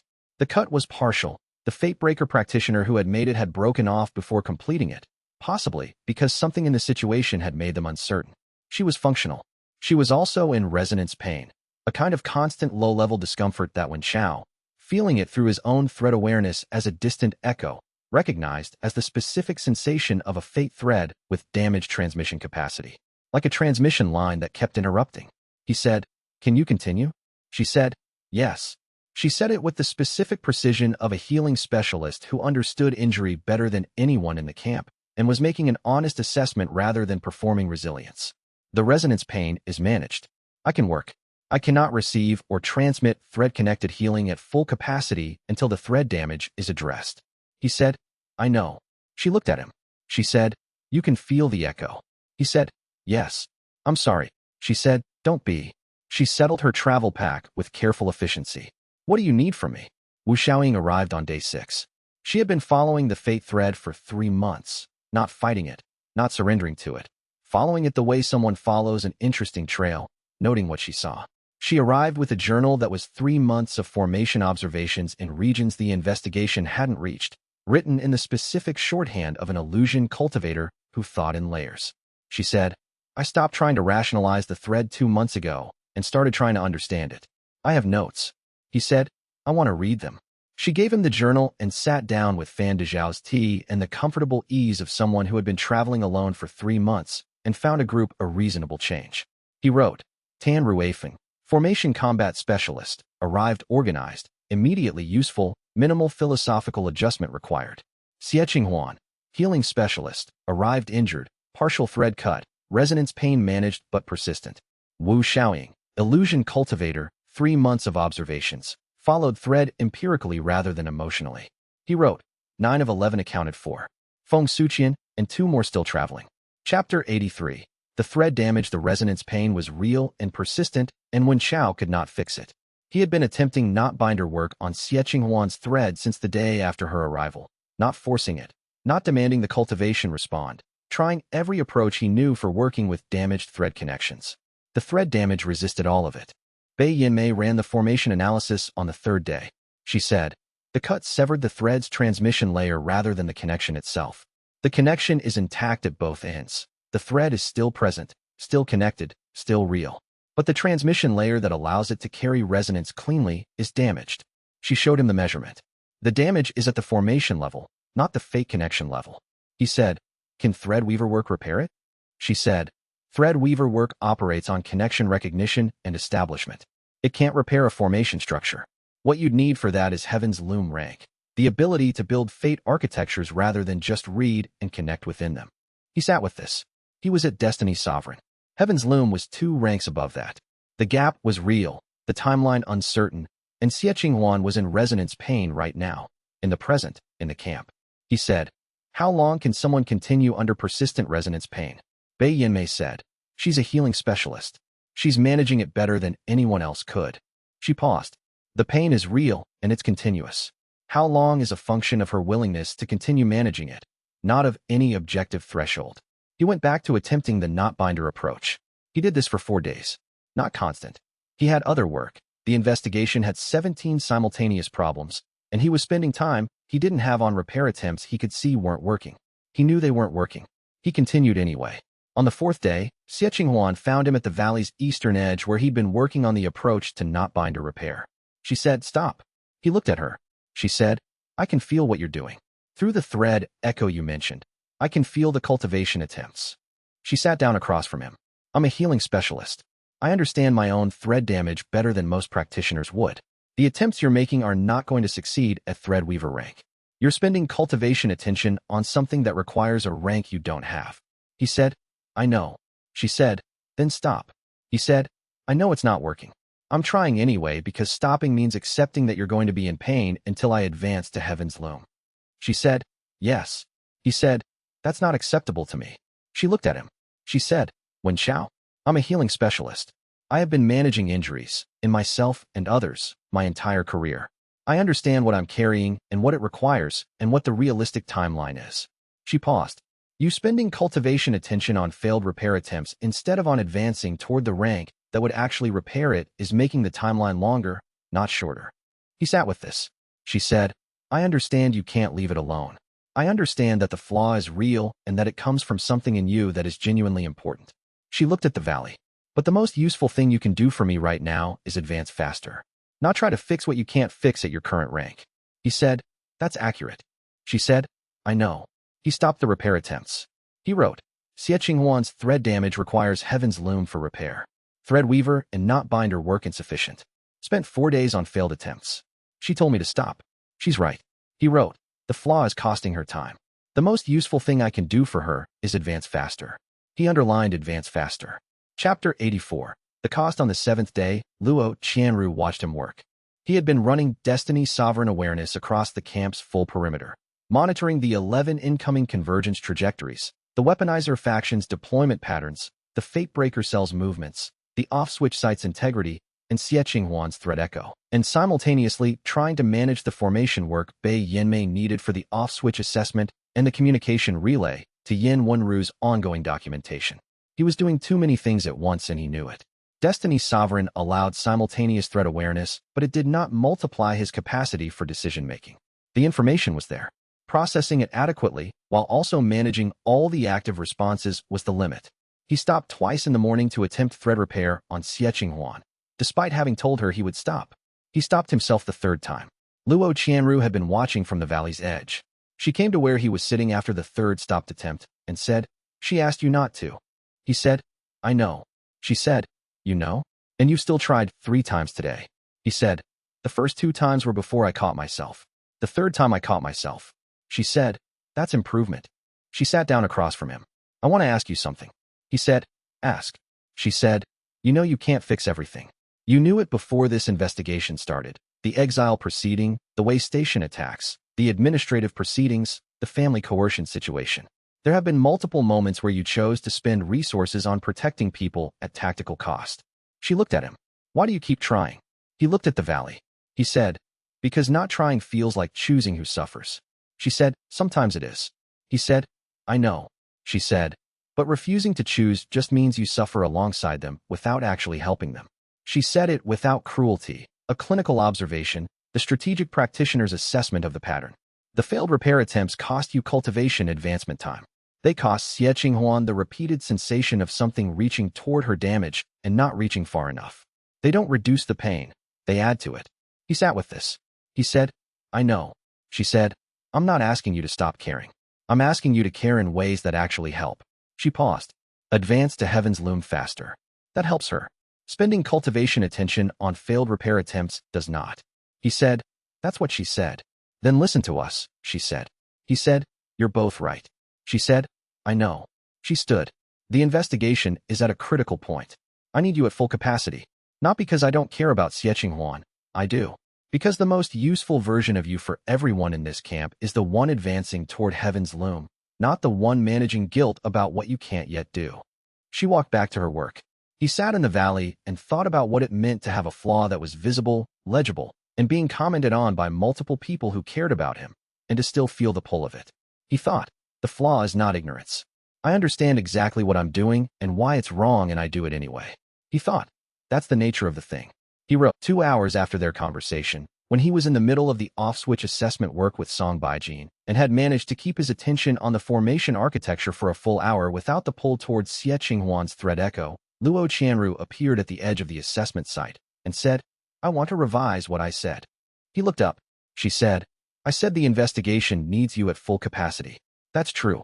I also said care needs to be expressed through cultivation advancement. She paused. I was being useful when I said that. I was also being less than honest. He said, tell me what you didn't say. She said, I didn't say that watching you try to help someone you can't fully help is not also something. She looked at the formation assessment. My family's position on this investigation is that the fate architecture should be controlled, not modified. I've been opposing that position for 3 years. I came to the Three Peaks way station and offered the intelligence exchange because the investigation was correct and because she stopped. He said, because. She said, because I have been following a thread at the edge of my perception since spring, and I decided to find out where it led. She said it directly, without hedging. I made an empirical decision, and the empirical decision brought me here. She paused. Watching you with xianxia, it's not strategically optimal. It's also not nothing. The people in this camp know what they're here for and why, and part of it is that you're the kind of person who keeps trying even when you know it won't work. He said, that's a charitable reading of the flaw. She said, it's an accurate one. She looked at him. The flaw has a cost. It also has a value. I was only describing the cost because that's what was useful in the moment. She paused. I thought you should know I saw both. He said nothing for a moment. He said, thank you. She said, don't thank me for being accurate. She turned to go, then paused. For what it's worth, the thread is very clear now. I've stopped thinking of it as a puzzle and started thinking of it as information.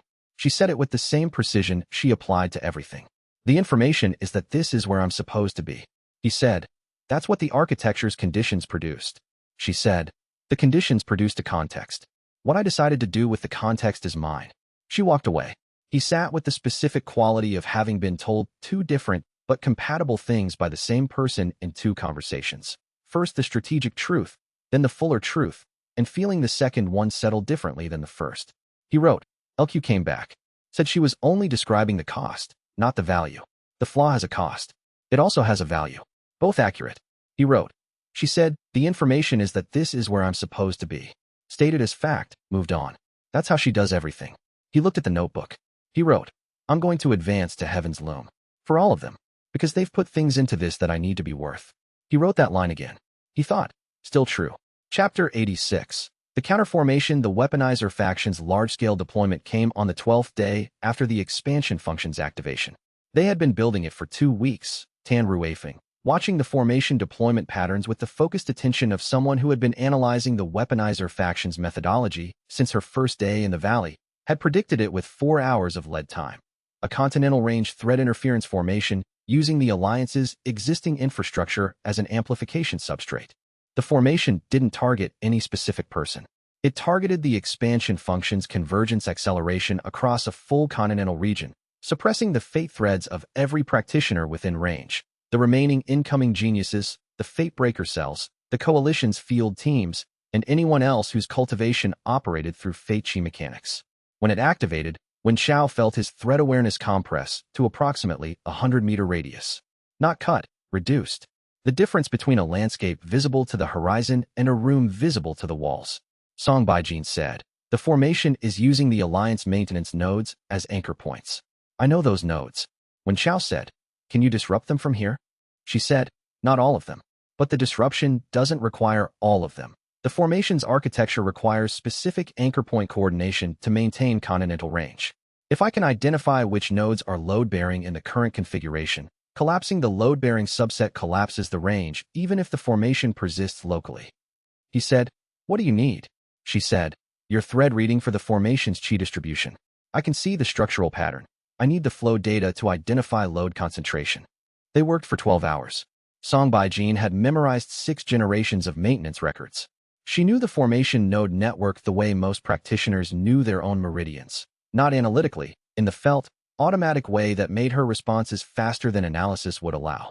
When Wen Xiao's thread reading showed her the chi flow concentrations within his compressed awareness radius, she extrapolated to the continental distribution with the accuracy of someone who had been doing this kind of pattern recognition since childhood. On the third attempt, they found the load-bearing subset. Song Baijin collapsed the first anchor node with formation kit precision, not destroying, disrupting. The formation's continental range compressed from the edges inward. The second and third nodes brought it down to regional scale. The fourth brought it to local. The fifth extinguished it entirely. Wen Xiao's awareness expanded back to Destiny Sovereign range, and he spent 2 minutes simply reading the thread network before saying anything. He said, "That was excellent work." Song Baijin was already writing in her field notes. She said, "The formation used a modified version of the infrastructure maintenance protocol. Someone in the weaponizer faction has deep knowledge of how the alliance's formation nodes communicate with each other." She looked up. "That narrows the probable operative." He said, "Shen Weiren would know." She said, "Then we ask him." He wrote, "Counterformation complete." Song Baijin's formation knowledge was the decisive variable. The infrastructure read combined with my thread site gave us the load-bearing node identification. 12 hours of close collaboration. She trusts the formation work the way she trusts her own memory, completely and without performance. He wrote, "This is the closest thing to genuine partnership either of us has formed in this arc." She stated it without sentiment, and it was still true. Chapter 87. I'm here because I want to be. She arrived on the 14th day. He had been expecting Feng Suqian for 3 days.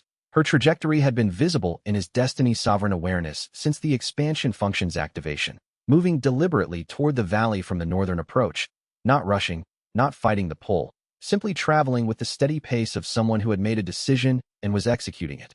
She arrived at the valley's northern entrance in the late afternoon, with no retinue and 1 travel pack, and looked at the valley and then at Wen Xiao with the specific quality of someone who had been thinking about this moment for longer than the journey required. She was 24. Her cultivation signature was clean and deep, not high rank in the measurable sense, but settled in the way that cultivation became when it was aligned with the person practicing it rather than imposed on them. Her thread was among the clearest he had read. She said, "I know who you are." He said, "Yes." She said, "I know about the fate map. I know my thread is on it. I know my father has been working against your investigation since before it began." She set down her travel pack. "I want to tell you directly. I'm not here because of the map. The map is why the thread is there. I'm here because I want to be." He said, "That's an important distinction." She said, "I know. I spent 3 months deciding whether it was true." She looked at the valley's assembled people, the group he'd been building for months. The architecture created conditions. The conditions made the pull undeniable after the expansion function.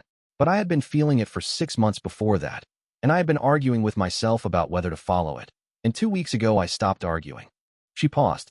"My father hasn't stopped arguing. I wanted you to know that before he arrives." He said, "He's coming." She said, "He'll be 3 days behind me. I have a longer head start than he knows." She said it without guilt and without pleasure. I told him I was going to make my own decision. He didn't believe me. She looked at him. "I needed you to know the sequence before he arrives and presents his version of it." He said, "I understand." She said, "I'm not asking for anything specific. I'm not asking you to manage my father or protect me from the conversation with him. I'm telling you the history so you have context." She picked up her travel pack. "Is there somewhere I can put this?" Fan de Zhao materialized at the edge of the group with the expression of a man who had been managing camp accommodations for a growing number of people and had developed a systematic approach to it. He said, "This way." She followed him without ceremony. Wen Xiao wrote, "Feng Suqian, 11th genius. Arrived deliberate and clear. I'm not here because of the map.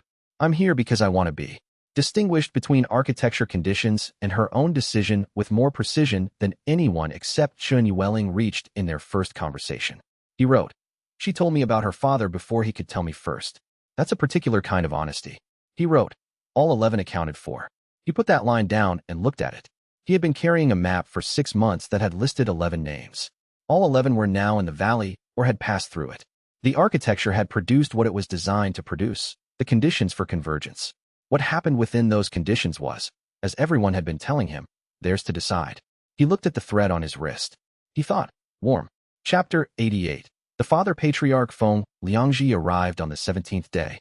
He came alone, which was notable for a man of his institutional standing. He came without formal declaration of intent, which was more notable.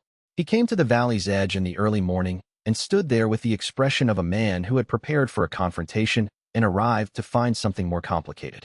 He was 60 or so. His cultivation signature was the specific, deep-root quality of someone who had been practicing for decades. Not spectacular, not demonstrative, simply solid in the way that bedrock was solid. His fate thread showed a man shaped by grief in the particular way that grief shaped people who had been unable to prevent what they most feared. He did not go to Wenqiao first. He went to his daughter. Wenqiao did not observe this directly. He read the thread network from a distance and let them have the conversation without spectators. He read, in the threads, two people who had been arguing for 6 months, who loved each other without being able to agree, who had arrived at the same place from entirely different starting positions. The grief in Feng Liangji's thread was real. The decision in Feng Suqian's thread was real. Neither of those things made the other less true. The conversation took 2 hours. Afterward, Feng Liangji came to where Wenqiao was working at the off-switch assessment site.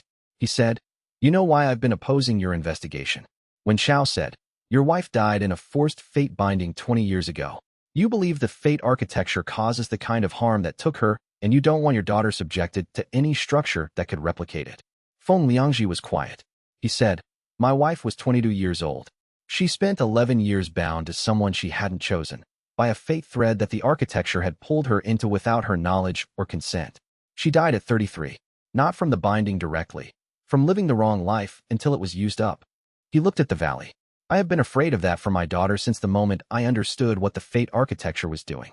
He said, "I understand." Feng Liangji said, "My daughter told me that I was trying to protect her. She told me the protection was making the same mistake as the architecture, overriding her choices because I had decided I knew what was best for her." He paused. "She is not wrong."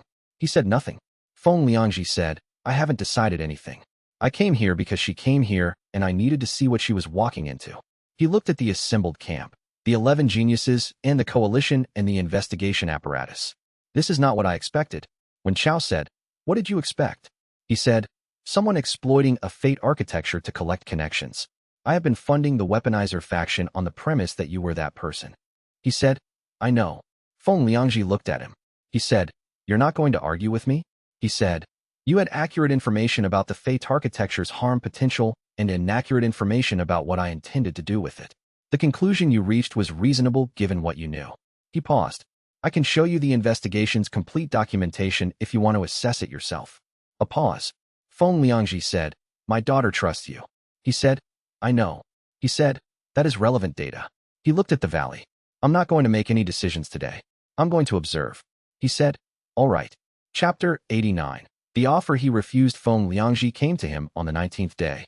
He had spent 2 days observing the investigation's work, the coalition's governance, the way the group around Wenqiao operated, his daughter's role in it.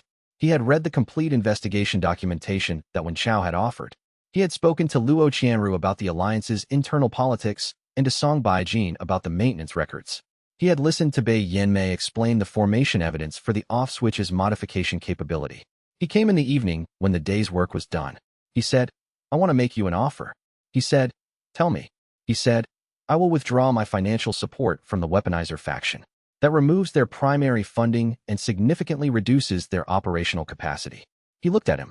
"In exchange, I want you to use the off-switch modification to place my daughter's fate thread in dormancy. Not cut, dormant. The pull removed, the connection inactive, but nothing permanently severed." Wenqiao looked at him. He said, "Why dormancy?" "Because she is 24 years old," Feng Liangji said. "Because I lost my wife to a fate architecture's coercion, and I cannot accept the possibility that my daughter's choices are being shaped by the same kind of force, even if she believes they're her own." His voice was even. "I understand she disagrees with me about whether the pull is coercive. I'm asking you to remove the variable so she can make the choice without it." He sat with this for a moment. He said, "The offer is real. Withdrawing your funding would genuinely reduce the weaponizer faction's operational capacity. the investigation would move faster. Yes, Feng Liangji said. He said, I'm not going to accept it. A pause. He said, your daughter has told me she is here because she wants to be.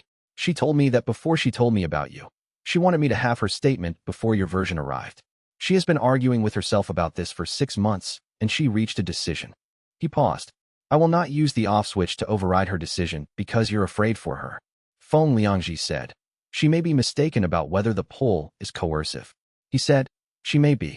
She may also be right. I don't know with certainty, and neither do you. He looked at him. What I know is that she has told me explicitly what she wants.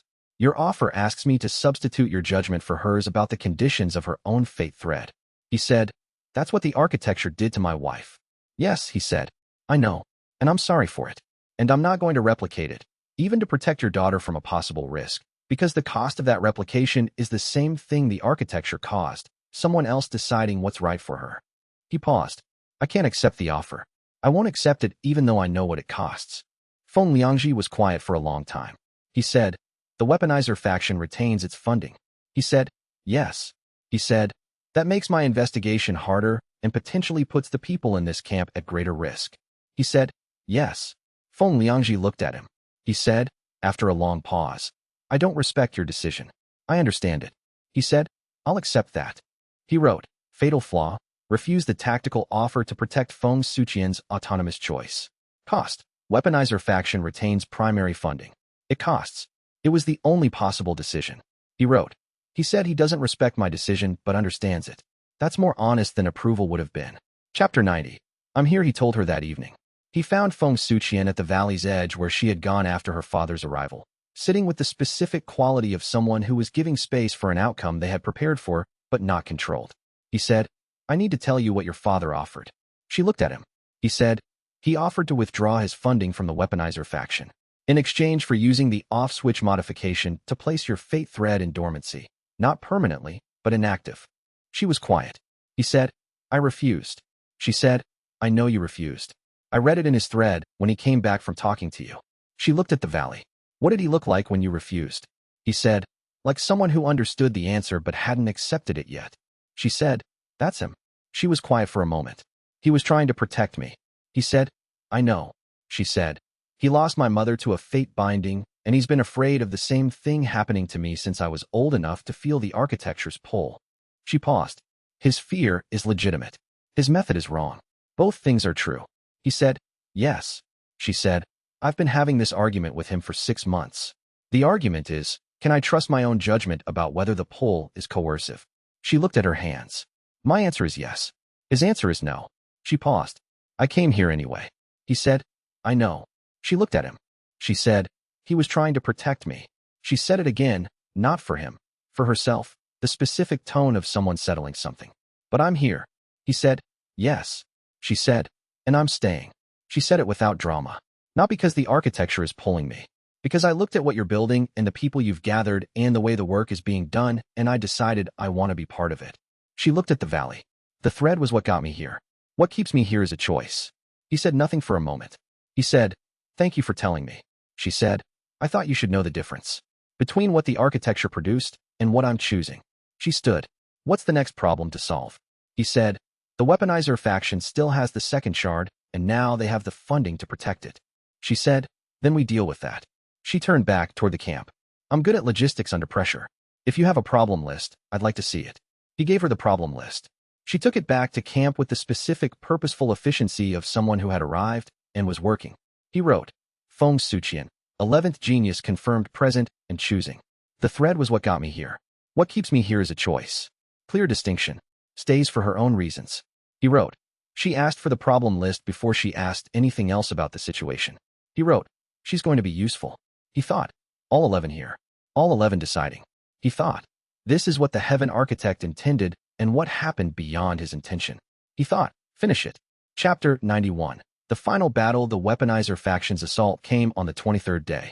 They had been building it for a week. Tan Ruifeng's formation analysis had tracked the deployment. Xin Waren's inside knowledge had identified the timing windows, and Wen Chao's destiny sovereign thread reading had watched the probability envelopes shifting toward convergence. The assault was coming. The only unknowns were the exact formation architecture and whether the faction had reserves they hadn't shown yet. They had reserves.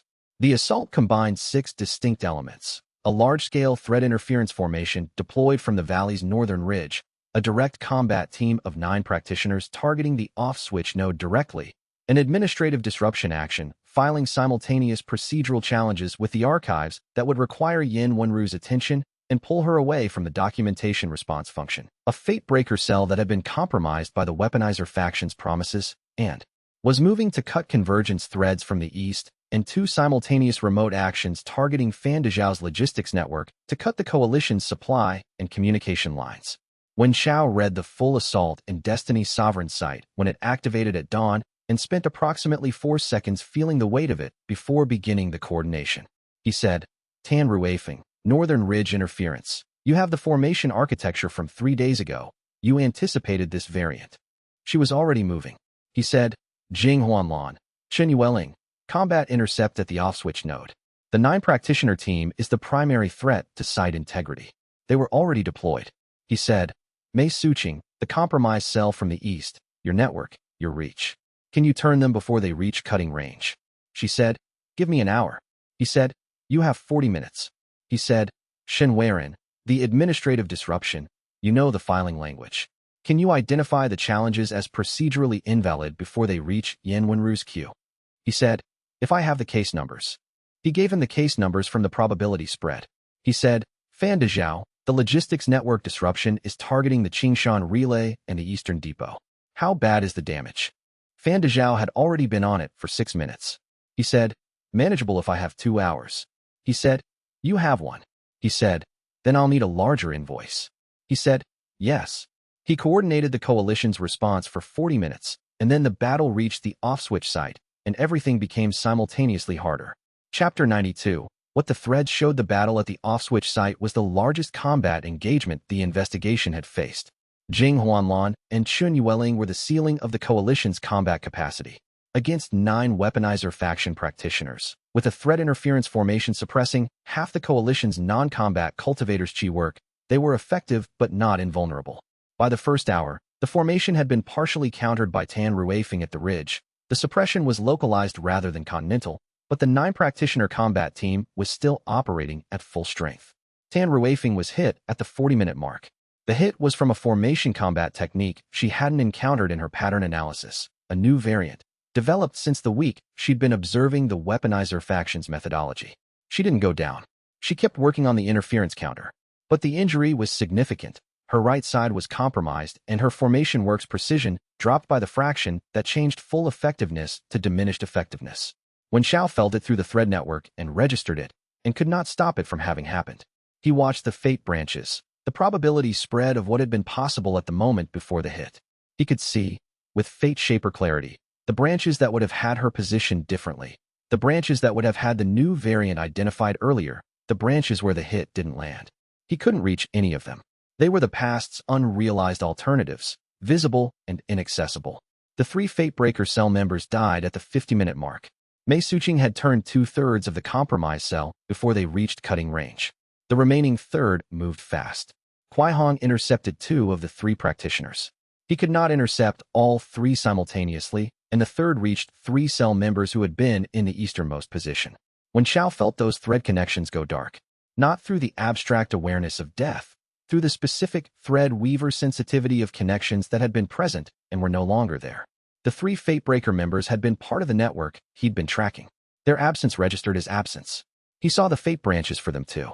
He thought, "I know exactly which branches would have preserved them. I couldn't reach them. I was managing 7 other simultaneous crises, and I couldn't reach them." He wrote nothing in the notebook during the battle. There was no time.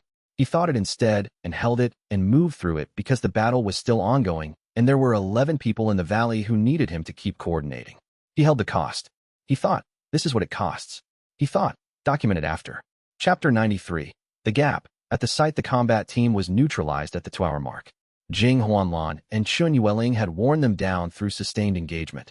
Not a clean victory, not the efficient elimination Jing Huanlan would have preferred, but a sustained grinding down of the 9-practitioner team through superior positional management and the specific advantage of 2 practitioners who had been working together for months and had developed the kind of coordination that came from genuine time. The last 3 broke contact when the formation counter from Tan Ruifeng's position removed their chi amplification support. The off-switch node was intact. He stood at the valley's center with the formation assessment data from Song Baijin's memorized maps in front of him and the shard's resonance pointing at the node with the specific warmth of a key positioned near a lock. He looked at the activation mechanism. It was 600 years old. The formation language was Liang Tianju's specific dialect, older than any standard formation vocabulary, built by someone who had developed his own architectural notation system because the standard one was insufficient for what he was designing. Song Baijin had been reading it for 20 years as unknown infrastructure. He had been reading it through ThreadSight for 6 months. Together, they understood it. The off-switch's activation sequence required 3 steps. Insert the complete key, all fragments assembled, into the primary activation node.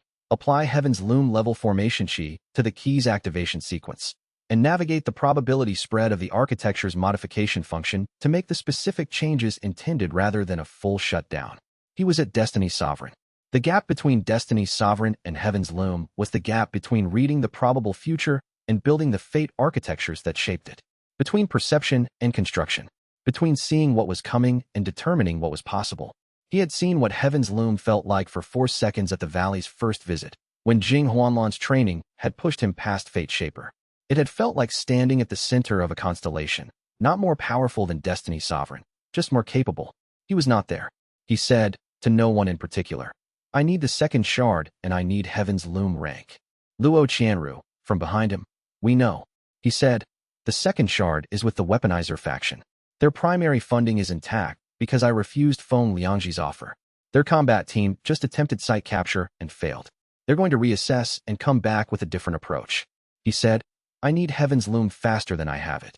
Chen Yueling was at his shoulder. She said, the advancement mechanism is genuine connections under pressure. You have 11 of the strongest fate connections in the architecture present in this valley simultaneously. She paused. I'm not suggesting you manufacture something. I'm suggesting the conditions for advancement are here. He looked at the valley. He looked at the 11 threads, all present, all clear, all distinct and genuine. He thought, the Heaven's Loom advancement requires building fate architectures. The loom is here. The key fragment is here. The people are here. What am I missing?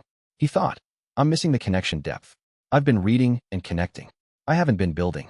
He thought, what does building require? He thought this. Chapter 94. Their own decision he did not ask. He would not have asked. The offer that had been in his mind was the same offer that would replicate the architecture's coercive function, asking people to channel their fate threads toward his advancement. He had been thinking about how to reach Heaven's Loom without asking and had not found the path. They came to him independently. Chen Yueling was first. She found him at the off-switch assessment site after the battle had concluded and the coalition was doing the specific work of aftermath. The injured tended, the dead counted, the formation site checked for damage. She said, I've been thinking about the advancement mechanism. Thread Weaver established connections recognized genuine ones. Heaven's Loom builds fate architectures. Building requires more than individual connection depth. It requires the specific capacity that comes from having multiple genuine connections simultaneously, the way a single rope strand is weak, but 11 strands braided become load-bearing. She paused. I'm proposing to channel my fate thread resonance through the connection between us to temporarily give you access to that braided capacity. Not because the architecture is asking it. Because I've decided this is how I want to use my cultivation at this moment. He said, you understand what channeling means. She said, I understand what it requires. I've thought about it. She looked at him steadily. It's my decision. Say yes or no. He said, let me talk to the others. He found them one by one or they found him, and in each conversation the same thing was present. A person who had arrived at a decision before the conversation began. Bei Yinmei. The probability that temporary Heaven's Loom access repairs Xie Qinghuan's thread damage is high. Channeling my fate thread resonance is worth that probability. She had already run the calculation. Yes. Jing Huanlan. You need to reach Heaven's Loom to use the off switch. The most efficient path involves the 11 of us contributing resonance. I've assessed the risk. A pause. Yes. Hua Mingyin. I spent 3 months traveling toward this valley. I'm at the center of it. Yes. Song Baijin. My family has been maintaining this formation for 6 generations. I'm the 7th. Yes. Luo Qianru. I ran the governance analysis. The channeling is voluntary, the duration is temporary, and the purpose is specific. Yes. Tan Ruifeng. I'm injured. The resonance contribution doesn't require full physical capacity. Yes. Xianxia, I want my thread repaired. Yes. Wu Xiaoying, I've been following this thread for 3 months. Yes. Feng Suqian, I'm here because I want to be. She said it with the same emphasis as before. Yes. He stood in the valley with 11 decisions that had been reached independently, without coordination, each by someone who had thought about it and arrived at the same place. He thought, this is what the heaven architect intended. Not control, 11 people choosing simultaneously. He thought, I'm going to say yes. He said yes. Chapter 95. Standing at the center, the resonance came in the specific way that things did when 11 people who had each made a genuine decision acted together. Not overwhelming, not diffuse, something more like the feeling of a formation clicking into its correct configuration. Each element in the right place, the whole greater than the sum because the structure was right. He felt 11 fate threads channel their resonance into the connection network simultaneously. What he felt was not power. It was capacity. The specific capacity of someone who had been reading individual fate connections and was now standing at the center of a constellation of them, able to feel their relationships to each other, the architecture they formed together, the load-bearing structure of genuine connections held in common. Heaven's loom. Not the temporary shimmer he'd felt during Jing Huanlan's training push. Temporary still, he could feel the boundary of it, the limit of how long the channeled resonance could sustain the elevation, but clearer and more stable than before. He turned his fate shaper sight to the loom's full operational architecture. At Destiny Sovereign, the loom had been a vast running machine whose mechanisms he could trace but not see whole. At Heaven's loom level, the entire architecture was visible simultaneously, not as parts, but as design. He could see Liang Tianzhu's intention, 11 bloodline convergence paths, each designed to find its current generation's representative and create conditions for meeting. Elegant, overambitious, missing its safeguards because the designer had run out of time. He could see every place the design had been overtaken by its own momentum. The forced fate bindings were visible as structural distortions, places where the architecture's pressure had caught incidental threads and pulled them toward the main convergence paths because the safety mechanisms that would have distinguished between intended and incidental hadn't been installed. Not malice. Incompleteness. He could see the off-switch mechanism. He could see exactly how it worked. The modification function would allow selective adjustment of the architecture's pressure parameters, reducing the forced binding distortion without eliminating the conditions that had created genuine convergences. The stability functions would persist. The coercive elements would not. He could also see what the modification would not fix, the 600 years of forced bindings that had already happened. Those were past and unrecoverable. What he could do was stop the next ones. He thought about Mei Suqing's daughter. He thought about Shun Waren's misdirection. He thought about the 211 cases in the hearing record. He thought, this is what the off-switch was built to prevent. He said to Song Baijin, I can see the full modification sequence. I understand the mechanism. I need to know, does the second shard need to be physically present for insertion, or can the first fragment activate the first section of the sequence while the second is absent? She said, the key requires all fragments to be inserted simultaneously. The mechanism needs the complete key. He said, then we need to recover the second shard. She said, yes. He felt the heaven's loom state beginning to fade. The channeled resonance had a duration, and he was past the midpoint. He used the remaining time to complete the mapping of the off-switch mechanism's full operational parameters and encode it into the most detailed formation notation he'd ever produced. He wrote it in his notebook. Full architectural map, modification sequence, parameter specifications, the heaven architect's design logic for the coercive element adjustment. When the resonance faded and the cultivation returned to Destiny Sovereign, he looked at what he'd written. He thought, I understand it now. I know exactly what the off-switch does and how to do it. He thought, I need the second shard and I need Heaven's loom rank permanently. He looked around at the 11 people who had channeled their resonance and thought about each genuine connection and thought, one of those things I have the foundation for. He wrote, Heaven's loom temporary access confirmed. Full loom architecture visible. Off-switch mechanism mapped. Modification function understood. Coercive element adjustment is possible without destroying stability functions. Liang Tianzhu was right about the design. He died before he could implement it. He wrote, we're going to implement it. Chapter 96. The change they recovered the second shard through Shun Waren. It took 11 days after the assault. 11 days of Shun Waren working his former contacts with the specific knowledge of someone who had spent 12 years on the inside and now had every incentive to use that knowledge differently. He located the shard's physical custodian, identified the security protocols, and built the extraction approach with the methodical precision that had made him valuable to his patron and now made him useful to the coalition. The recovery cost nothing. No combat. No escalation. Shen Weiren walked in with correct documentation and the correct codes and walked out with the shard because the custodian had been an alliance administrative official who, when presented with the Joint Committee's formal authority and Yin Wenru's archives documentation, concluded that the safest path was compliance. When Xiao held both fragments together for the first time and felt the key's resonance double in intensity, the third fragment had not been located. The probability spread showed it somewhere in the northern mountain range. Hua Mingyin's field observations had narrowed it to a 50-kilometer zone. But the first section of the activation sequence, which was what both recovered fragments contained together, was complete. Song Baijin said, the off-switch activation sequence has 3 sections. The first section changes the architecture's pressure parameters, reduces the forced binding effect without shutting down the stability functions.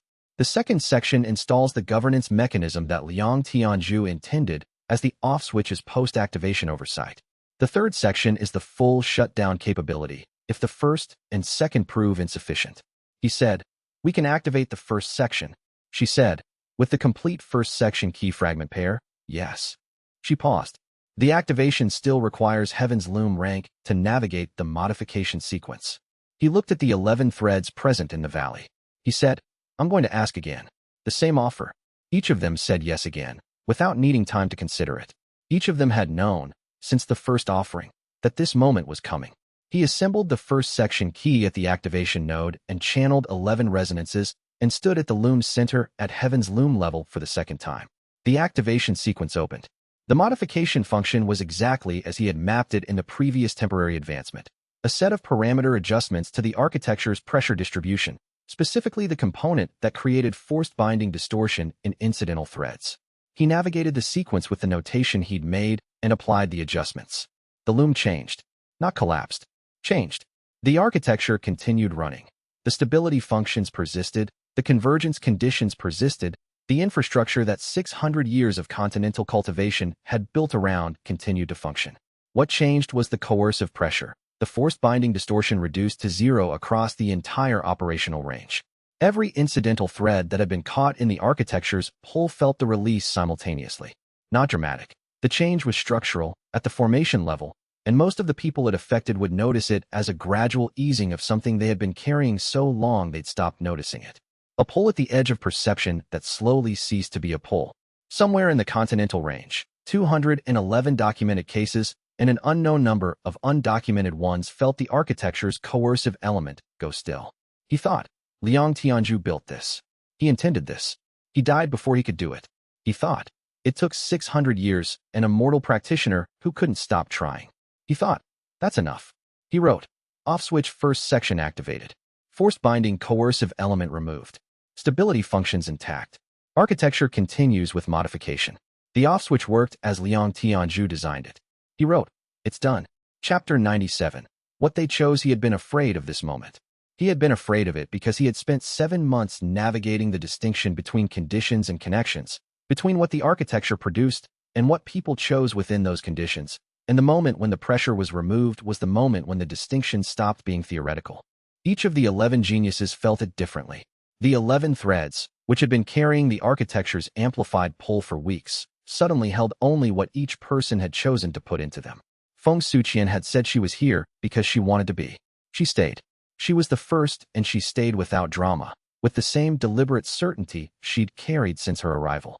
She had made her decision before the architecture's pressure was removed, and the architecture's removal didn't change it. Hua Mingyin said, a few minutes after the change, it's quieter. She meant the fate thread pull. She looked at the valley. She stayed. Tan Ruifeng's assessment was characteristically brief. I'm where the work is. She was injured and still running formation analysis. She stayed. Wu Xiaoying had been following the thread empirically for 3 months. She stayed because she had been noting the data, and the data was interesting. Song Baijin stayed because she was in the middle of the post-activation infrastructure assessment, and she had 6 generations of family maintenance records to reconcile with the modified architecture's new parameter set. Luo Qianru stayed because she had made her family confrontation and her institutional choice, and there was work ahead in rebuilding the alliance's relationship with the investigation. Bai Yinmei stayed because she had started the research to understand why her mother's thread had been caught in a fate architecture And she had found the answer, and the answer came with ongoing implications she intended to investigate. Xie Huan stayed because her thread damage was still present, and she had told Wen Chao to advance faster, and she wasn't going anywhere until that advance was complete. Jing Huanlan stayed because she had decided. Shen Yueling had been with him since the beginning. She had traveled east to a way station and defended it, and come back with the conditions versus connections distinction already formulated. She looked at him after the architecture changed and said nothing that needed to be said. Yen Wenru was not present in the valley. She was at the archives. He sent her a documentation report of the activation sequence. Her response came 6 hours later. First section activation confirmed and entered into the investigation record. The change in the architecture's pressure distribution is measurable and consistent with the modification function's design specification. And, separately, on a different message channel, I noticed it. The absence of the pull. I'm documenting my own thread experience as an investigator note. It doesn't change anything. I thought you should know I noticed. He wrote, all 11 geniuses accounted for and choosing. Post-activation thread experience varies, but the pattern is consistent. Each person's decision holds without the external pressure. The connections are theirs. He wrote, YW noticed the change. Filed it as an investigator note. She's going to process this at her own pace, and the pace will be precise. Chapter 98. What dissolved and what remained. The weaponizer faction dissolved within a week. Not through any single decisive action. Through the specific mechanism that factions built on coercive control dissolved when the control mechanism was removed. The shard theft had been their leverage point. Possession of a key fragment, threat of activating the off switch on their own terms, the power to determine what happened to the architecture. When the first section was activated without their control, the leverage point ceased to exist. Their financial support dried up as alliance moderates who had been watching the investigation concluded that the faction's stated purpose, protecting the architecture's stability, had been superseded by the investigation's success. Pei Roluan formally withdrew the alliance's tacit tolerance of the faction's operations. Without institutional cover, without leverage, without the resources that had funded 12 years of research, the faction's operational capacity dropped to negligible within days.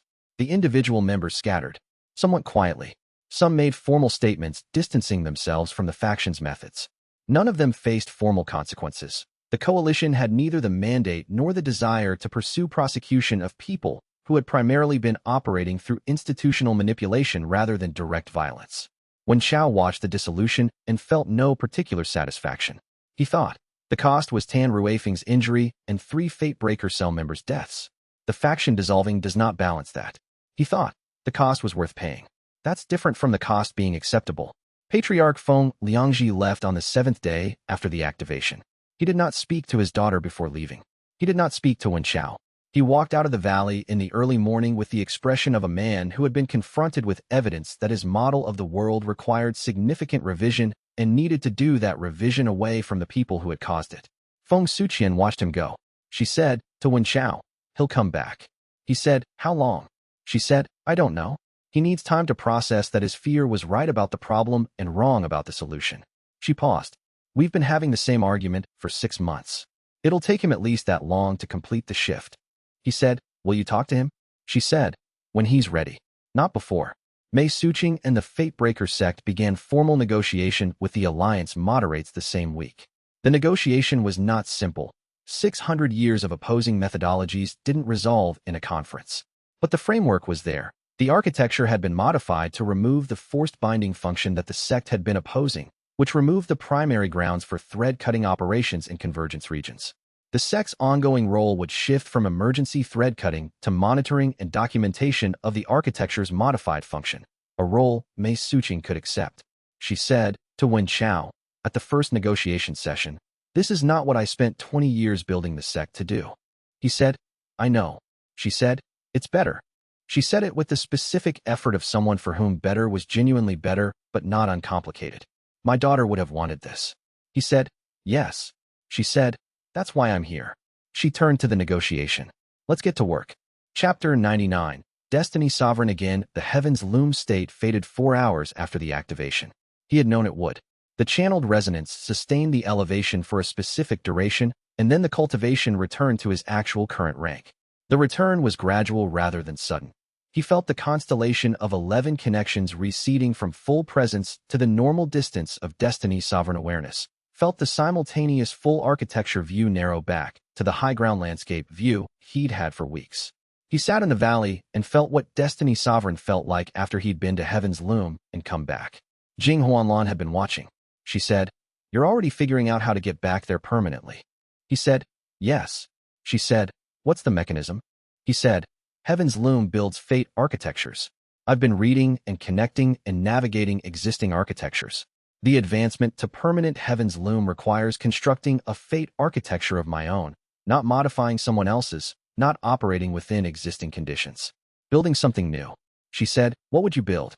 He said, "The governance mechanism." The second section of the off-switch activation key. Liang Tianzhu intended an oversight architecture that would allow ongoing management of the loom's functions. Building that is the work that would advance the cultivation. She said, "Then that's what you work on." He said, "Yes." She said, "And the permanent state feels different from the temporary one?" He said, "The temporary state felt like capacity. The permanent state should feel like understanding, not reaching for something above my level, but being at the level." She was quiet for a moment. She said, "You've been advancing faster than anyone I've trained has advanced." He said, "The cultivation advances through genuine attention and genuine connections. I've had more of both than most practitioners manage in a decade." She said, "Don't undersell the work." He said, "The connections were real. The work was also real. Both are true." She said, "Yes." She picked up her spear. The training sessions continue. The new challenge set starts tomorrow. He said, "I assumed." She said, "You'd better." She walked away with the specific efficiency she applied to transitions between things she had said and things she was doing. He wrote, "Destiny's sovereign feel after Heaven's Loom temporary, different. The high ground landscape metaphor still holds, but I've seen what the view from higher is. That doesn't make the current view worse. It makes the direction of advancement clearer." He wrote, "Work toward permanent Heaven's Loom through building the governance architecture. The cultivation advancement and the investigation's next step are the same task." He wrote, "Jing Huanlan is already designing the next training sequence. I noticed." Chapter 100. What came after 3 weeks after the first section activation? The valley had settled into the specific rhythm of work that followed resolution without completion. Xie Huan's thread damage was still present. He was advancing toward Heaven's Loom through the governance architecture work, and the work was genuinely progressing, faster than he had advanced at any previous point. The cultivation method responding to the specific challenge of designing a fate governance structure from scratch with the accelerated pace that genuine necessity produced. He estimated Heaven's Loom permanent within 4 months. He was not satisfied with 4 months, and he had stopped failing at the repair attempts because Xie Huan had told him to, and she was right, and the progress felt different from effort that wasn't working. The second section of the activation key's third fragment was still unlocated. Hua Mingyin was in the northern mountain range with a team from the coalition, working the 50-kilometer zone her observations had narrowed to. She sent daily field reports with the systematic documentation that had been her practice for 3 months before she arrived. The Alliance's oversight structure was being built. Luo Qianru was managing it with the strategic precision that made her the most useful person in the room for that kind of work. Yan Wenru's quarterly reporting structure was in place. The Joint Committee was functional, if occasionally contentious. The 3 Fate Breaker cell members who had died were being documented by Mei Suqing's sect with the specific care that grief cultures brought to their dead. Their names were in the coalition's record, which felt insufficient and was the only thing Wen Chao could do. He was sitting at the valley's edge with his notebook when Fan Dezhao appeared. He said, "Archives Courier. Priority." He took the message. He read it. He read it again. The message was from Yan Wenru's division at the Central Archives. It said, "A secondary fate architecture document has been recovered from the Central Repository's archive, in a section of the archive adjacent to where the first shard was stored before recovery. The document does not match Liang Tianzhu's formation language or the known loom documentation. Preliminary analysis indicates it may be 6,000 years old, significantly predating the loom's construction. The formation signature shows fate threads extending far beyond the 11 bloodline convergence lines in the first fate map. Someone else has been building a fate architecture. This architecture is significantly older and larger than the loom of Heaven's design. We do not yet know its purpose or its current status." He put the message down.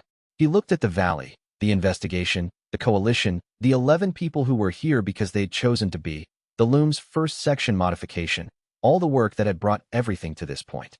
He thought, "We thought we were investigating the architecture of this world." He thought, "We were investigating a subsection of something much larger." He thought, "Of course we were." He looked at the thread on his wrist, warm in the evening air. He wrote, Secondary Fate Architecture Document. 6,000 years old. Threads beyond the 11. Predates the loom. Someone else's construction. Unknown purpose. Unknown current status. He wrote, the loom was the response to something, not the original. He wrote, the work continues. He looked at that last line. He thought, yes. Chapter 101. The larger text, the message from Yin Wenru's division had been terse by necessity. Archives priority couriers charged by the word, and she would not waste them on excess. But when Xiao had read it 11 times on the journey to the central archives and understood something new each time. 6,000 years. For times older than the loom of heaven's design. And the formation signature was not Liang Tianju's. Someone had built first. Yin Wenru met him at the archive's Eastern Intake Hall. She did not look rested. She looked like someone who had found something significant and had been handling it with the specific controlled tension of a person who understood that how you handled significant things in the first hours often determined what they became. She said, the document was in a sealed archive case adjacent to the first shard's former storage location. The case had been dormant long enough that the outer layer had calcified over the seam. She showed him the case, a hand-length cylinder of what might once have been jade, now more mineral than stone, radiating a faint warmth that he felt before he reached for it. Nobody opened it because nobody had reason to. It looked like an administrative storage artifact from an early catalog period. He touched the surface. Through his Destiny Sovereign's sight, the fate threads inside the case were visible even through the calcified seal. Not 11 convergence paths, but dozens, extending in directions he didn't have reference points for. Some of them angled upward, if upward meant anything in fate thread space, in a way the continental threads never did. He said, how long have you been working on this? She said, 18 days. I brought in the 3 best formation language analysts we have. 2 of them requested reassignment after the first week. She paused. The 3rd stayed. Her name is Archivist Dai Shuling. She has been cataloging what she can read. Dai Shuling was a small, older woman with ink-stained hands who looked at Wen Chao with the expression of someone who had just verified something uncomfortable. She said, the formation language predates every canonical cultivation school by approximately 2,000 years. I can read perhaps a quarter of the notation with certainty. Another third I can estimate from structural logic. She set out her transcription notes. The document maps a fate architecture of extraordinary scope. What the loom of heaven's design addresses as continental fate threads, what we've been treating as the full scope of the architecture, appears in this document as a single operational zone within something much larger. When Xiao looked at the transcription, the mapping ran continental, then continued outward, past the continental network, past the celestial tribunal's jurisdiction, into structures that the document's formation language addressed with terminology he had no equivalent for, describing fate threads that didn't correspond to individual practitioners, but to, he studied it, to cultivation lineages themselves. Entire schools of thought as single entries in a fate map. He said, the loom was built in response to this. Dai Shuling said, that's the interpretation I reach from the sections I can read clearly. The 6,000-year architecture appears to be running a fate structure that treats the current cosmic cycle's cultivation legacy as a variable to be managed. The loom of heaven's design was, based on the notation in the adjacent sections, a response architecture, a local counter-intervention. He thought, we thought we were investigating the architecture of this world. He thought, we were investigating a footnote. Yin Wenru said, the question is whether the larger architecture is still active. She said it precisely, which meant she had an opinion and was presenting it as a question because the opinion disturbed her. The 6,000-year architecture predates any of our records.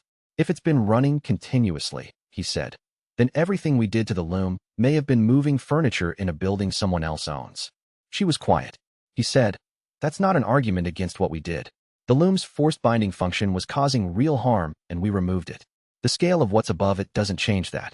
He set down the transcription. It does change what we have to address next. He looked at the calcified case. He thought, Liang Tianju built the loom as a response, which meant Liang Tianju knew about the larger architecture, which meant the heaven architect, who had died 400 years before when Chao was born, had been trying to solve a problem that predated him by 6,000 years. He wrote in his notebook, second fate map, 6,000 years old. The loom was a local counter-intervention to something operating at cosmic scale. Liang Tianju knew and didn't tell us because he couldn't. There was no one to tell who could do anything about it. He wrote, that changes the scope of the work. He underlined scope. Chapter 102. The arrival. He had been back in the valley for 9 days, working through the implications of the 6,000-year map with Song Baijin's formation analysis and Bei Yinmei's theoretical framework, when the thread network told him someone was coming. Not approaching along a road. Not traveling through normal space, exactly. Moving through fate threads the way a practitioner moved through water. Not swimming. Simply present at a different layer of the medium than everything around him. Jing Huanlan said. From the valley's perimeter where she had been running the morning training sequence with 3 of the geniuses, you feel that? He said, yes. She said, heavens loom. He said, yes. There was a difference between reading a rank in a text and encountering it in the world. He had touched heaven's loom temporarily through the 11 resonances, and he understood the level from the inside. What was approaching was that level without the resonance scaffolding underneath it. Native. Sustained. The way a mountain was present rather than the way a construction was present.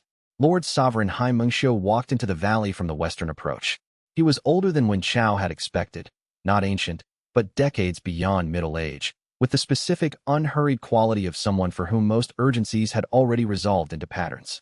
His cultivation signature was not aggressive. It wasn't restrained, either. It was simply present. The way the mountain range surrounding the valley was present, without effort and without apology. He stopped at the valley's center and looked at Wen Chao. He said, you modified the loom's forced binding function. It was not a question. Wen Chao said, yes. He said, the modification is technically precise. Liang Tianju's second section, the parameter adjustment to the coercive pressure distribution. You used the first key fragment pair and a temporary heavens loom elevation. He said it the way a senior archivist might describe a cataloging decision. Accurate, professional, mildly appraising. I watched the activation from the eastern range. He said, you've been watching the investigation. Hai Mengxiu said, since the formal archives hearing. Before that, I was aware of the loom's existence, but not your specific investigation. He looked around the valley, the coalition's infrastructure, the 11 geniuses scattered across the camp, the formation nodes that Song Baijin had installed for ongoing loom monitoring. You built something here. He said, we're building something. It's not finished. Hai Mengxiu said no. He looked at him. I came to show you something. Not to argue with you. Not yet.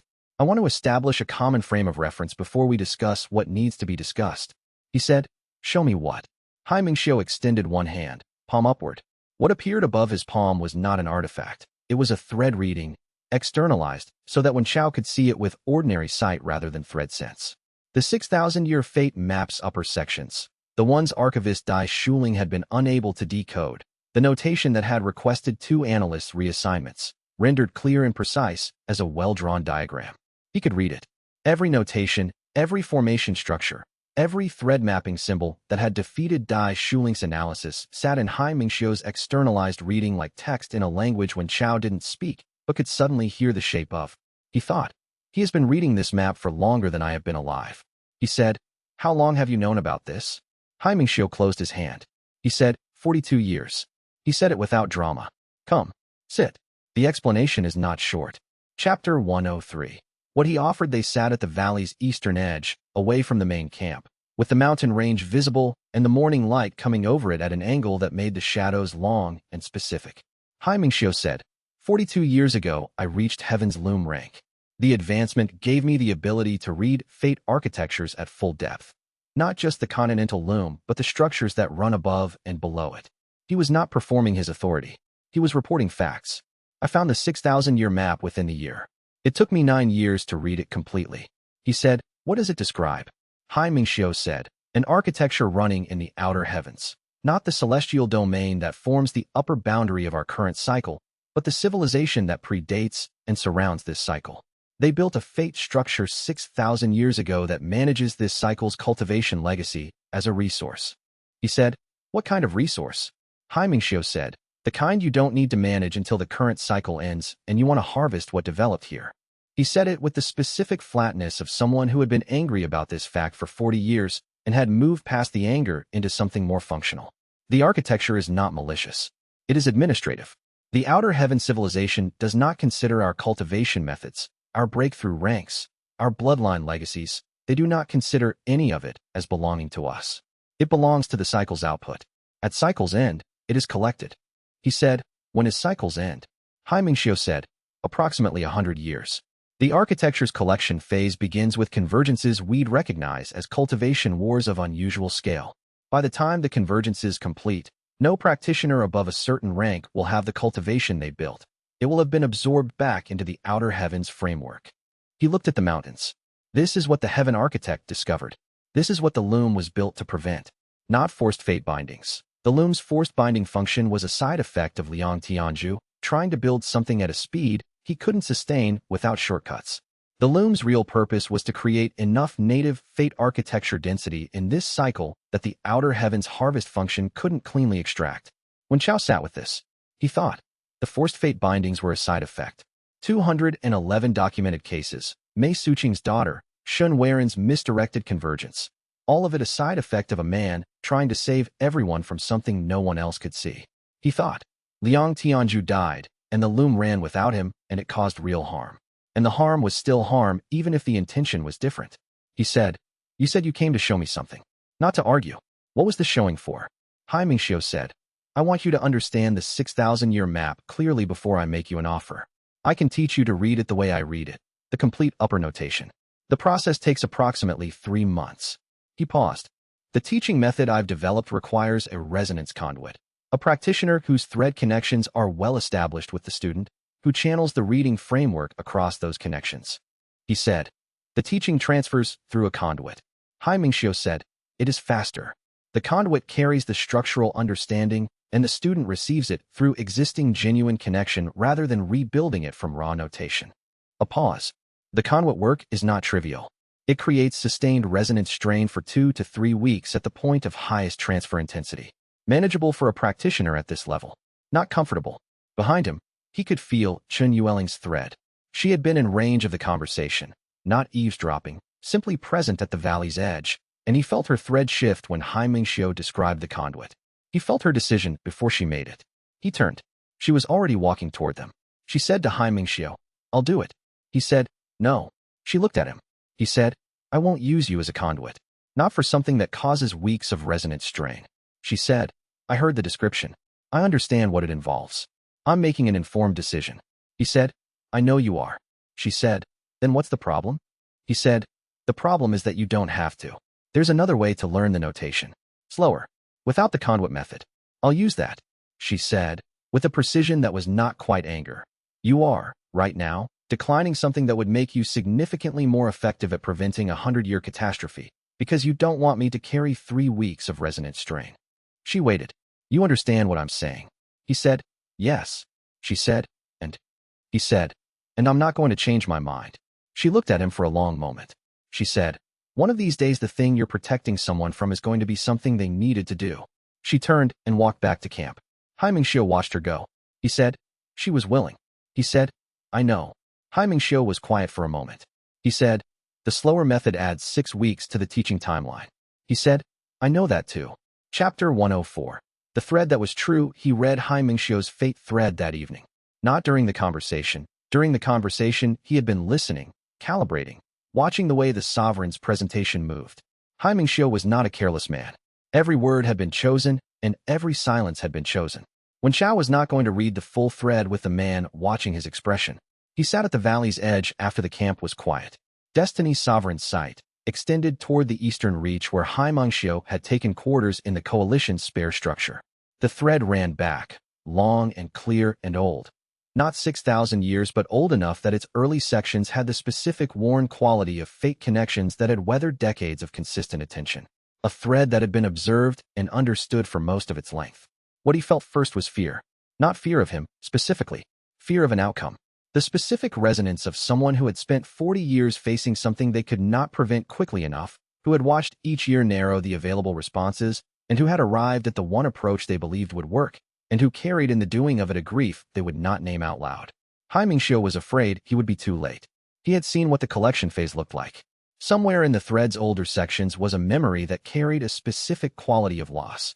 Not personal loss, the practiced large-scale loss of someone who had watched an earlier cycle's end through archive documentation, who had read what the cultivation wars looked like when the outer heavens harvest function began to operate, who had understood from the documentation what it meant when the ranks that practitioners had built over lifetimes started to hollow. He was afraid of that. He was not lying about the threat. He read further.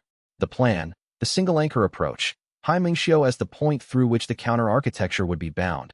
One practitioner maintaining the structure that would create enough native fate density to disrupt the harvest function. The thread showed the plan clearly. He had been working toward this for 30 years. The architecture was designed. The binding sequence was prepared. He needed one thing he didn't have. Heaven thread sight. Not his own. He was heaven's loom, but not heaven thread sight, which was a different cultivation lineage with a different mechanism for fate perception. What the binding required was the ability to weave new connections rather than read existing ones. To create genuine fate architecture density rather than observe it. He needed Wen Chao to build the binding, while Hai Mingxiu held it. He thought, that's the cooperation offer. Not learning the notation and then working together. He needs me to build the architecture. He's planning to be the anchor. He's been planning this for 30 years, and he found the person with the right cultivation method 9 months ago when I submitted the formal archives disclosure. He thought, right about the threat, wrong about the solution. He thought, I know why he's wrong. I haven't shown him yet. He thought, the problem with single anchor architectures is not that they don't work. It's that they work until the anchor fails. And every anchor eventually fails. He wrote, thread, fear is genuine. The thread is real, and I believe his account of what he's seen in the historical documentation. He is not manipulating me about the cosmic structure. He is manipulating me, somewhat, about the nature of the offer, which is not cooperation, but you build it. I hold it, permanently. He wrote, the thread's fear is not of me. It's of being too slow. He's been watching the clock for 40 years. He wrote, that makes him more dangerous than an adversary. Someone who is afraid and right about what they fear will not be moved by argument alone. He needs to see a better solution, not just hear about one. He underlined, needs to see. Chapter 105. The cost. He went back to Hai Mingxiu in the morning with the direct question. He said, tell me what the binding requires. Not the teaching, not the cooperation framework. What the permanent anchor state actually means for the person holding it. Hai Mingxiu looked at him. He said, you've read my thread. He said, yes. Hai Mingxiu was quiet for a moment. Not offended. Calibrating, the way a precise person calibrated when a variable had shifted. He said, the binding anchor must remain in continuous contact with the architecture. The counterstructure I've designed distributes fate density across enough of the continental network to disrupt the harvest function's extraction capability, but the distribution requires a fixed maintenance point, someone who holds the architecture's central coordinates and can respond when sections require adjustment. A pause. A practitioner in that state can still move within a limited range, can still maintain relationships, work, exist. But leaving that range, pursuing extended travel, taking extended action at a distance, would collapse the maintenance function. He said, for how long? Hai Mingxiu said, for the remainder of the current cycle. He said, 100 years. Hai Mingxiu said, approximately. He said, you've been preparing to do this yourself. Hai Mingxiu said, I'm heaven's loom rank. I can hold the architecture. I cannot build the density distribution. That requires thread weaver at heaven's loom level, which is what your cultivation method represents. The plan is that you build the architecture and I anchor it. He said it with the steadiness of someone for whom this was a resolved question. I've made my peace with the arrangement. Wen Chao looked at the mountains. He thought, 40 years of planning, a one-way decision. He said, what happens if you die while holding it? Hai Mingxiu said, the architecture collapses. The harvest function resumes, uninterrupted. We would have bought additional years, the time it takes the collection phase to restart from the point of collapse, but not the full counter. He said, so the plan fails if you fail. One point of failure. He said, yes. He said, and you consider that acceptable? Hai Mingxiu said, I consider it the only option available. He said, it's not. The sovereign looked at him with the specific stillness of someone who had spent 40 years with one model of the problem and was now watching a second model arrive. He said, the distributed binding I built for the loom's governance mechanism, 11 nodes, each voluntary, each with independent load-bearing capacity. If the binding failed at any single node, the overall structure adapted rather than collapsed. He looked at Hai Mingxiu directly. Your plan replicates the same failure mode we spent 4 arcs fixing in the loom. Single anchor, single point of failure. Every improvement in scale makes the failure more catastrophic, not less. Hai Mingxiu said, distribution failed the last time it was attempted. He said, I know, and I've been reading the documentation. The last distribution attempt failed because the participants didn't have accurate information about what they were agreeing to. 2 of the 7 anchors were told they were providing temporary support and discovered partway through that the role was permanent. They left. The architecture collapsed. He paused. That's a documentation failure, not a distribution failure. Hai Mingxiu was very still. He said, you've been reading the 6,000-year map's historical annotation. He said, the section's archivist Dai Shuling could translate. Yes. He looked at the sovereign. You assume distribution doesn't work because the last attempt failed and you didn't have the complete context for why it failed. He said it without judgment. This was the missing variable, the thread that changed the calculation. Your entire 40-year plan rests on an assumption that I can show you is not supported by the evidence. Hai Mingxiu looked at the valley, the coalition, the 11 geniuses at their work, the architecture that had taken 5 arcs to build. He said, "You're proposing a distributed counterbinding." He said, "I'm proposing that before you lock yourself in a 100-year anchor position, we test whether distribution holds." He waited. 2 weeks. "Let me build a small-scale demonstration. If it fails, you proceed with your plan. If it holds, you consider the alternative." Hai Mingxiu looked at him for a long time. He said, "You have 2 weeks." He said, "I'll need more than 2 weeks." He said, "You have 2 weeks." He thought, "Then I'll build faster." He thought, "He's afraid of the clock. I need to give him a reason to believe the clock is not the only variable." He wrote, "HM plan, single anchor, him, permanent." His assumption that distribution doesn't work is based on an incomplete historical case study. The failure was documentation, not distribution. I've shown him the gap, but not the solution. He gave me 2 weeks. He wrote, 2 weeks to demonstrate distributed binding at scale sufficient to address his objection. He wrote, "The governance architecture I've been building for permanent heavens loom, it's not separate from this. It is this. Building the right architecture fast enough to show him before he decides I've failed." He wrote, "The clock is real. So is the path." He put the notebook down.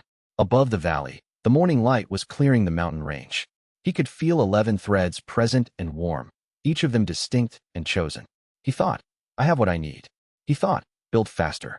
Chapter 106. What the architecture requires. The demonstration framework required building at the valley's off-switch site, the only location where the loom's existing infrastructure could amplify a small-scale distributed binding enough to be legible to Hai Mingxiu's reading. Song Baijin spent the first morning walking through the site's formation nodes and marking the anchor positions in chalk, explaining each one's load capacity in the flat technical shorthand she used for formation work. Hai Mingxiu followed her, saying nothing, which Song Baijin treated as neutral attention rather than judgment. She said, to Wen Chao, after, "He knows more about this infrastructure than I expected. He corrected 2 of my anchor estimates without prompting.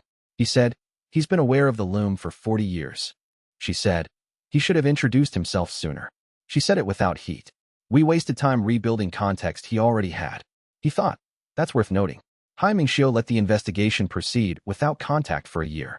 Not obstructing, watching, building his own assessment of the people involved before determining whether his plan needed modification. He thought, 40-year plans don't get modified easily. He wanted to know who I was before he came here. The chalk marks dried in the cold morning air.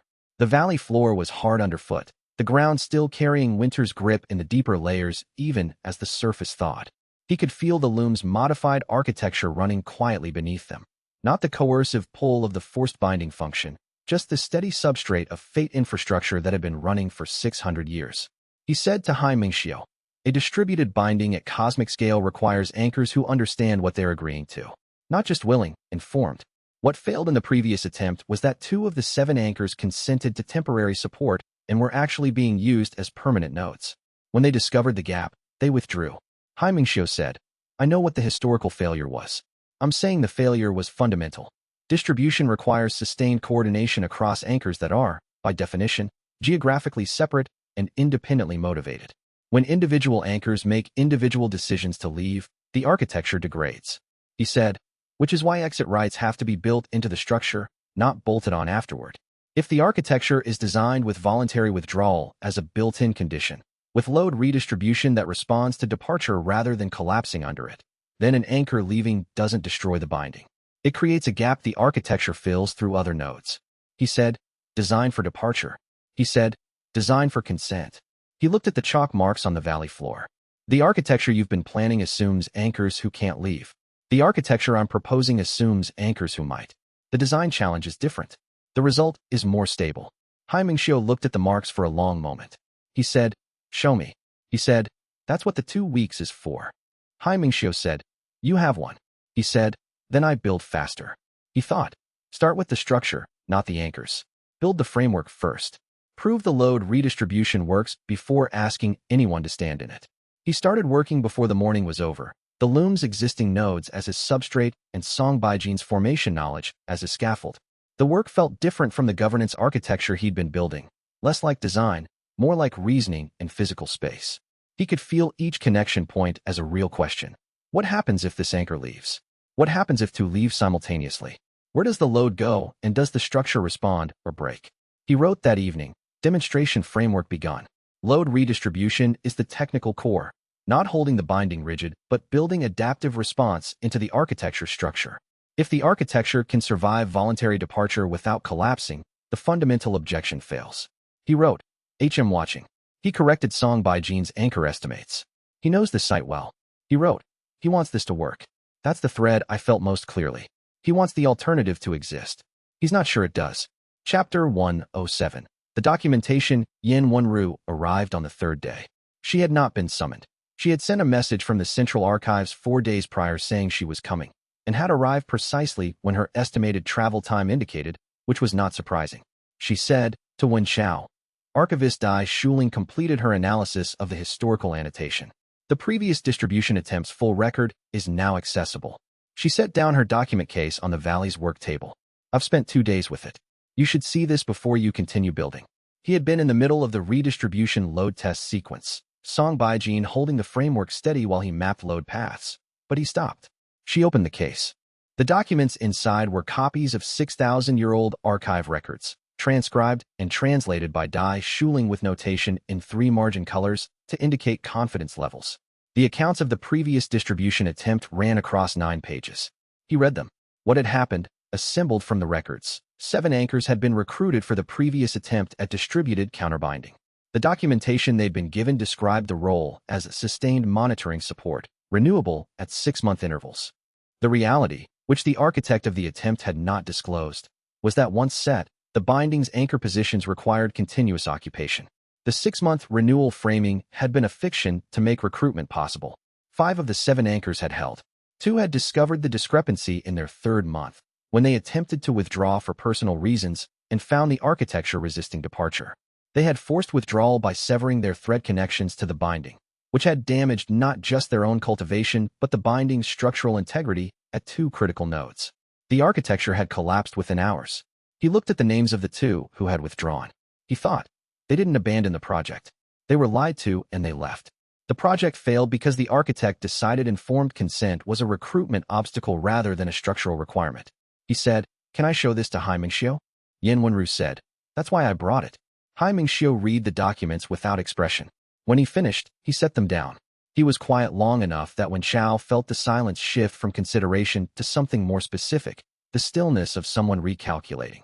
He said, I was taught that the distribution attempt failed because 2 anchors chose to prioritize personal interests over the binding stability. That's how the historical account was presented to me. Yin Wenru said. That account was written by the same architect who misrepresented the role to the anchors. It's in his hand. She indicated a page. He controlled the documentation. The version that survived was his version. Hai Mingxiu said, after another silence. They withdrew because they were deceived. Yin Wenru said, yes. He said, then the architecture didn't fail because distribution is structurally unstable. She said, the architecture failed because the architect decided informed consent would complicate recruitment and removed it from the design. The structural question was never actually tested. Hai Mingxiu stood for a long moment with the documents on the table in front of him. He said, finally, to Wen Xiao, I had 1 week remaining on your timeline. I'm restoring the 2nd week. He said, thank you. He said, don't thank me. He picked up the documents and returned them to Yin Wenru's case. Show me what the demonstration produces. That will determine whether gratitude is warranted. Yin Wenru watched him leave. She said, to Wen Xiao. He knew the historical account was partial. He mentioned the previous attempt multiple times over the past year in other contexts I've tracked through the archives.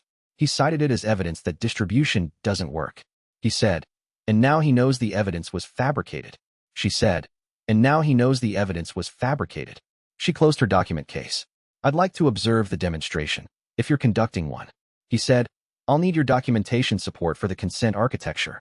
Every anchor needs to understand exactly what they're agreeing to, with the precise costs and the precise exit conditions in writing. No ambiguity in any part of it. She said, that's what I do. He thought, yes, that's precisely what she does. Chapter 108. The ask he asked them individually. That had been the lesson from the historical failure. The previous architect had recruited in groups, creating social pressure that made refusal feel like abandonment. He went to each of the 11 geniuses alone and asked the same question. Do you want to participate in this demonstration? And here is what participating means. He had Yin Wenru's written description of the demonstration's consent architecture in his hand for each conversation. He read from it rather than paraphrasing. He did not let his own desire for the demonstration to succeed enter his voice. Chen Yueling said, "You came alone, and you're reading from the document, instead of making the case yourself." She looked at him. "You're trying not to influence my answer." He said, "Yes." She said, "You understand that I can see what you're doing." He said, "I know." She said, "I'm going to say yes anyway. Not because you want me to. Because the demonstration matters." She looked at the document description. The exit conditions are clear. I can leave if the strain reaches a threshold I identify in advance. It's in writing, and you've built the architecture to accommodate departure without collapse. He said, "Yes." She said, "Then yes." Jing Huanlan's conversation was briefer. She took the document, read it, set it down. She said, "Is the 1-week timeline actually achievable? Building the demonstration in 1 week." He said, 2 weeks now. Hai Mingxiu extended the deadline after seeing Yin Wenru's historical documentation. She said, "Better." A pause. "Yes, I'm in. Set my load threshold at the top of the documented range. I can hold more than the minimum." He said, "The threshold is yours to set." She said, "Top of the range." He said, "Noted." Each conversation was different. Wu Xiaoying wanted to understand the mechanism before the consent, asking precise questions about how load redistribution functioned physically. She had been following threads empirically for months and wanted the mechanism legible, not just the consent terms. Hua Mingyin asked whether the exit triggered automatically at the threshold or required a deliberate act. Tan Ruifeng, still recovering from her battle injury, asked directly, "Can I do this with the injury?" He said, "I don't know. I would not press you to try." She said, "That's not an answer to my question." He said, "The injury affects your thread capacity. At minimum load threshold, I believe you can hold it." "I'm not certain." She said, "I set my own threshold. Document that I'm setting it at minimum and reserve the right to reduce it further if the injury responds badly." He said, "I'll document it exactly as you say." She said, "Then yes." The one anchor conversation that did not go according to plan was Xie Huan's. He went to her last, because her thread damage made the question different in a way he had been thinking about since he began the individual conversations. Her damaged transmission layer was still present, the resonance pain managed but persistent. Asking her to add binding load on top of the existing damage was a different ask than what he'd asked the others. He read from the consent document. She listened. She said, "What does the demonstration load feel like relative to the thread damage resonance?" He said, "Different sources. I can't tell you they'd be additive. I don't know enough about how the two interact." She said, "Honest answer." She was quiet for a moment. "I'm going to say yes with an additional condition. If at any point during the demonstration the load increases my resonance pain above a threshold I determine in real time, I exit. No documentation required. I just exit and you build the redistribution response in real time." He said, "Agreed." She looked at him. She said, "You want to say something else?" He said, "I want to say that I would not have asked you at all if not for the fact that 11 nodes is the demonstration threshold. Hai Mingxiu needs to take the proposal seriously. 7 would be insufficient. 10 would be marginal." He paused. "I'm asking because I need to. Not because I don't care about the damage." She said, "I know." She looked at the document. I said yes. That hasn't changed. He wrote that evening. All 11 confirmed. Consent documentation complete. Each person set their own threshold. Xie Huan's condition noted and built into the architecture's active response layer. 2 weeks. The framework is ready. He wrote, Hai Mingxiu will be watching. He wrote, build it right. The demonstration isn't just for him. It's the proof that the model works. Chapter 109. The sect's question. Mei Suqing came to the valley on the 8th day of the demonstration, billed with 3 of her senior practitioners, and the expression of someone who had been sitting with a problem long enough that it had grown spines. She said, without preamble, "I need to ask you something. Not about the demonstration. About what the demonstration means." He set down his formation notation and looked at her. She said, "The Fatebreaker sect was founded on one principle. Fate threads that bind without consent are chains, and chains should be cut. We have spent 20 years cutting." She looked at the binding framework he'd been building in the valley floor. Chalk marks and formation stones, barely visible to non-thread sight, but clearly present to her. What you're building is a fate structure. It binds people, voluntarily, with documented consent, with exit conditions. I understand that. But it is a binding. He said, yes. She said, where is the line? She wasn't asking rhetorically. She was asking the way someone asked when they needed an actual answer. My sect has been operating on the principle that the line is between imposed and chosen. But the 6,000-year architecture, as you've described it to me, the harvest function, that is not a chain in the conventional sense. No one imposed it on individual cultivators. It's a structural feature of the cosmic cycle. It doesn't bind any specific person. It operates at a level that makes individual consent irrelevant. She paused. We built our entire philosophical foundation on opposing one kind of binding. We do not have a framework for this kind. He said, "You're asking whether the distributed binding I'm building is something your sect can support."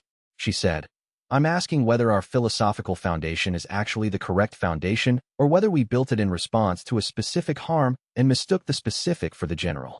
He sat with that. He said, "The principle I've operated on throughout the investigation is that the distinction is consent, not whether a thread connection exists, but whether the people in it know and agree. That applies to the cosmic level as cleanly as to the individual level." He looked at the framework. The harvest function is an imposition without consent. The distributed binding I'm building is a counter-architecture built on documented voluntary agreement. The distinction holds. She said, "The cosmic architecture's participants don't know they've been included in a harvest structure." He said, "No, which is why the counter has to be voluntary from every node, not to balance the cosmos. Just because any architecture that relies on involuntary anchors replicates the problem rather than addressing it." Mei Suqing was quiet. One of her senior practitioners, an older woman with the careful stillness of someone who had been doing thread cut work for decades, said, "The question is whether the harvest function's targets can meaningfully consent to the counterbinding or whether we're asking people to choose between two structures they didn't design." He said, "That's the right question." He looked at her. "The answer is that the counterbinding is opt-in, with full information, and the harvest function will proceed regardless of whether anyone opts into the counter. The choice is real. Not between two structures, but between doing something and doing nothing." Mei Suqing looked at the framework marks. She said, "That's consent as the operative principle. Thread existence as a separate question." She worked through it the way someone worked through a structural revision to a philosophy they'd held for 20 years. Methodical, careful, not comfortable. "The chains are not the threads. The chains are the removal of the choice." He said, "That's what I've believed since the beginning." She looked at him. She said, "You've been operating on this distinction the entire investigation and never stated it in those terms."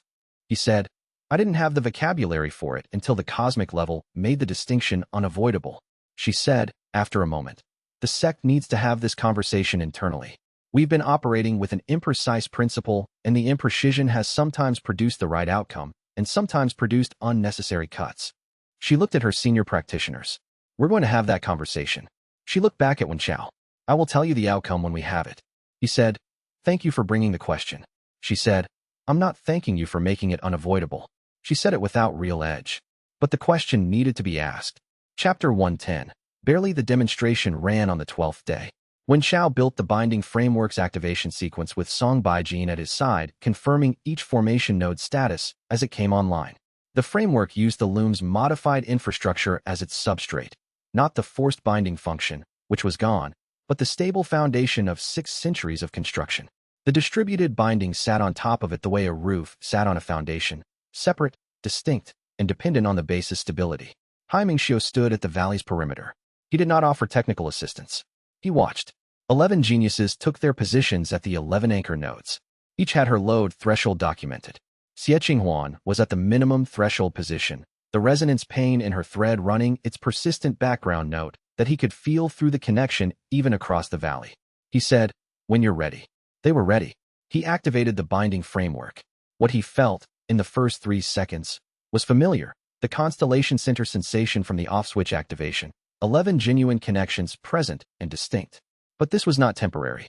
This was built, not borrowed. The architecture was running on its own framework rather than on borrowed heaven's loom elevation. The load distributed across 11 nodes. He watched the redistribution in real time. Each node received a portion of the overall binding's maintenance burden, calibrated to the individual's documented threshold. The architecture breathed, not metaphorically, but structurally, as each anchor's thread presence contributed to the collective load-bearing and the structure responded. Then he felt the strain in 3 of the threads. Wu Xiaoying's. Her thread strength was real, but her experience with sustained structural load was limited. The burden at her node was approaching her threshold within the first minute, faster than the calibration had projected. Hua Mingyin. The northern mountain range travel had cost her thread condition more than Bai Yanmei's pre-demonstration assessment had caught. She was holding, but her margin was thin. Tan Ruifeng, the injury. He had suspected this. Her thread capacity under the binding's specific load type was less than even her minimum threshold had accounted for. He watched them hold. He thought, if any one of the three approaches critical threshold, they exit. That's what the architecture was built to accommodate. That's what the exit conditions are for. He thought, but if all three exit, the demonstration may not produce the stability reading xianxia needs to see. He thought, don't compensate for them. Let the architecture work. He watched Wu Xiaoying's thread signal that she was nearing her threshold, a tightening in the connection that he felt as clearly as tension in a held rope. He did not reach to hold her load. He did not reroute. He watched. The architecture responded. Load redistribution activated automatically, shifting Wu Xiaoying's portion to the other 8 nodes, slightly increasing each load by a fraction that all 8 could sustain. Wu Xiaoying's thread eased. She held. The same at Hua Mingyin's node. The same at Tan Ruifeng's. The demonstration ran for 20 minutes. At the 20-minute mark, the stability reading was sufficient.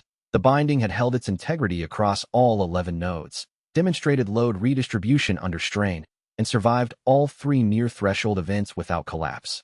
Xianxia walked to the center of the valley. He looked at the binding's formation structure, still running, still active, the 11 threads present in it. He said, the stability reading is real. He said, yes. He said, the 3 threshold events would have been catastrophic under a rigid architecture. He said, yes. He said, they were manageable under this one because the redistribution response is built into the design. He said, that was the demonstration. Xianxia was quiet for a long moment. The binding ran on around them, warm and present. He said, to scale this to cosmic level requires significantly more nodes and significantly more load-bearing capacity at each node. He said, yes. He said, you cannot build a cosmic scale version at Destiny's sovereign rank. He said, I know. Xianxia looked at him.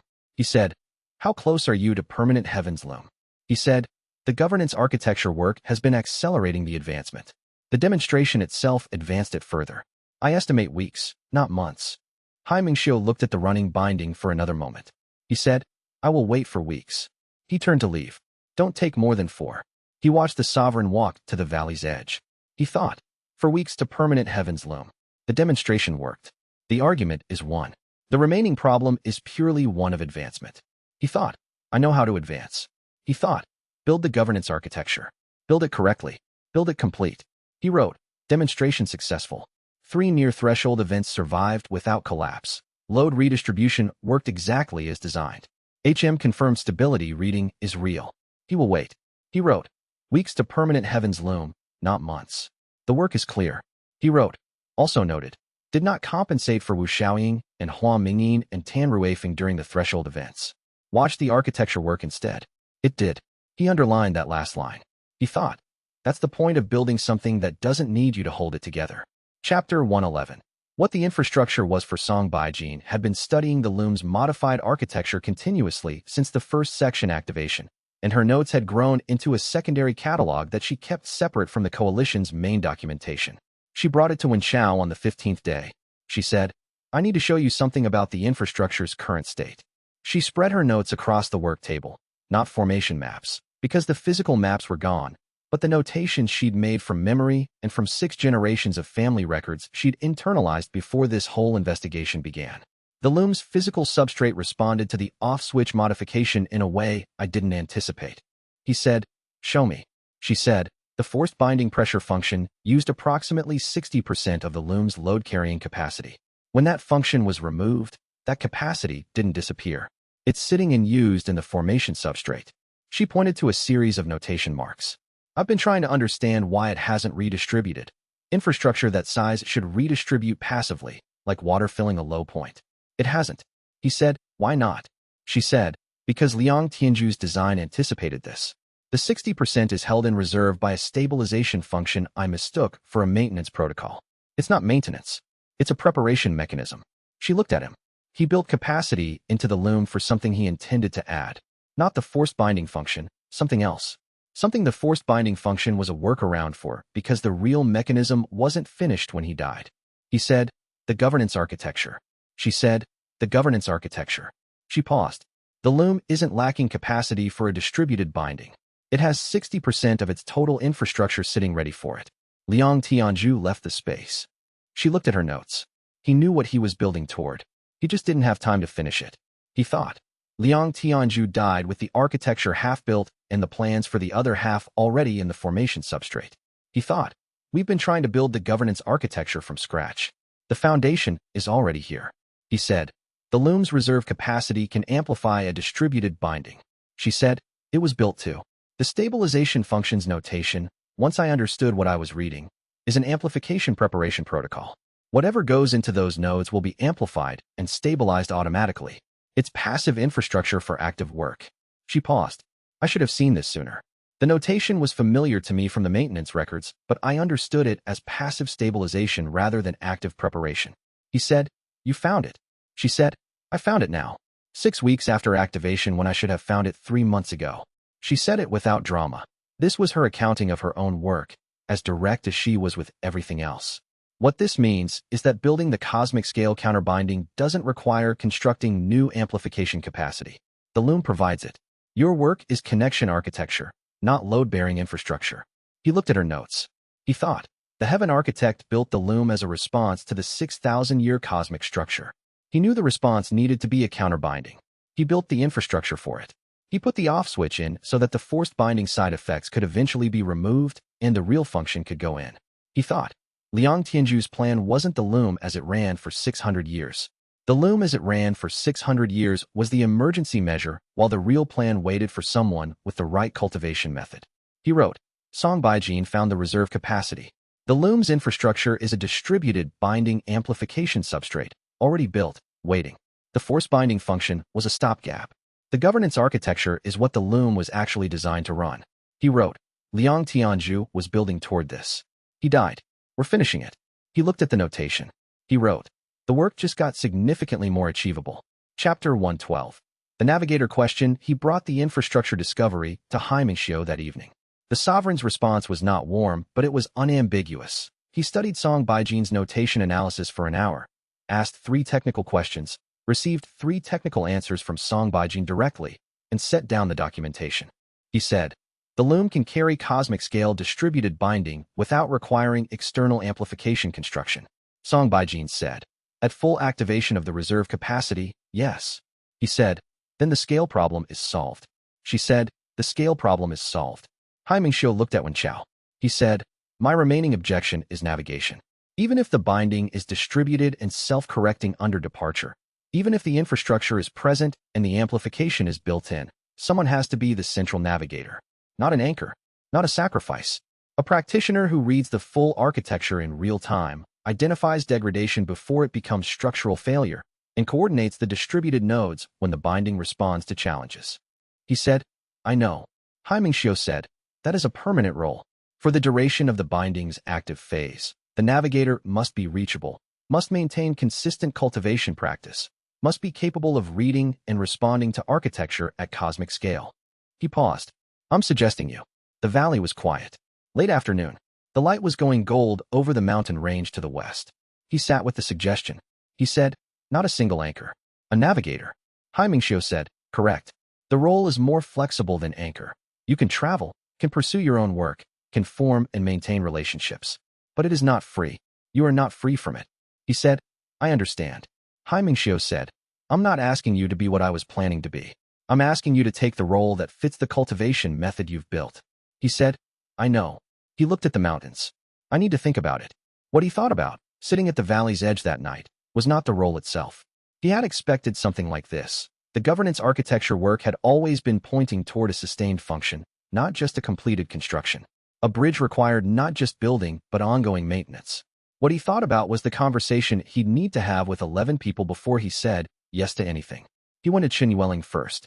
She listened to his description of the navigator role. She said, you came to tell me before you decided. He said, I wanted you to know what I was considering. Before, not after. She said, the role means you're available, but not fully free. He said, yes. She said, I'm not going to tell you what to decide. A pause. I will say that if you decide to take it, that changes some things about what the next several decades look like. For everyone in this valley, not just you. He said, I know. She said, And you're here because you wanted to tell me, not because you want me to influence your decision. He said, I'm here because I thought you should know before I told Mingxiu anything. She said, then I know. She looked at him. Whatever you decide, you'll have told me first. He went to each of the others with the same information.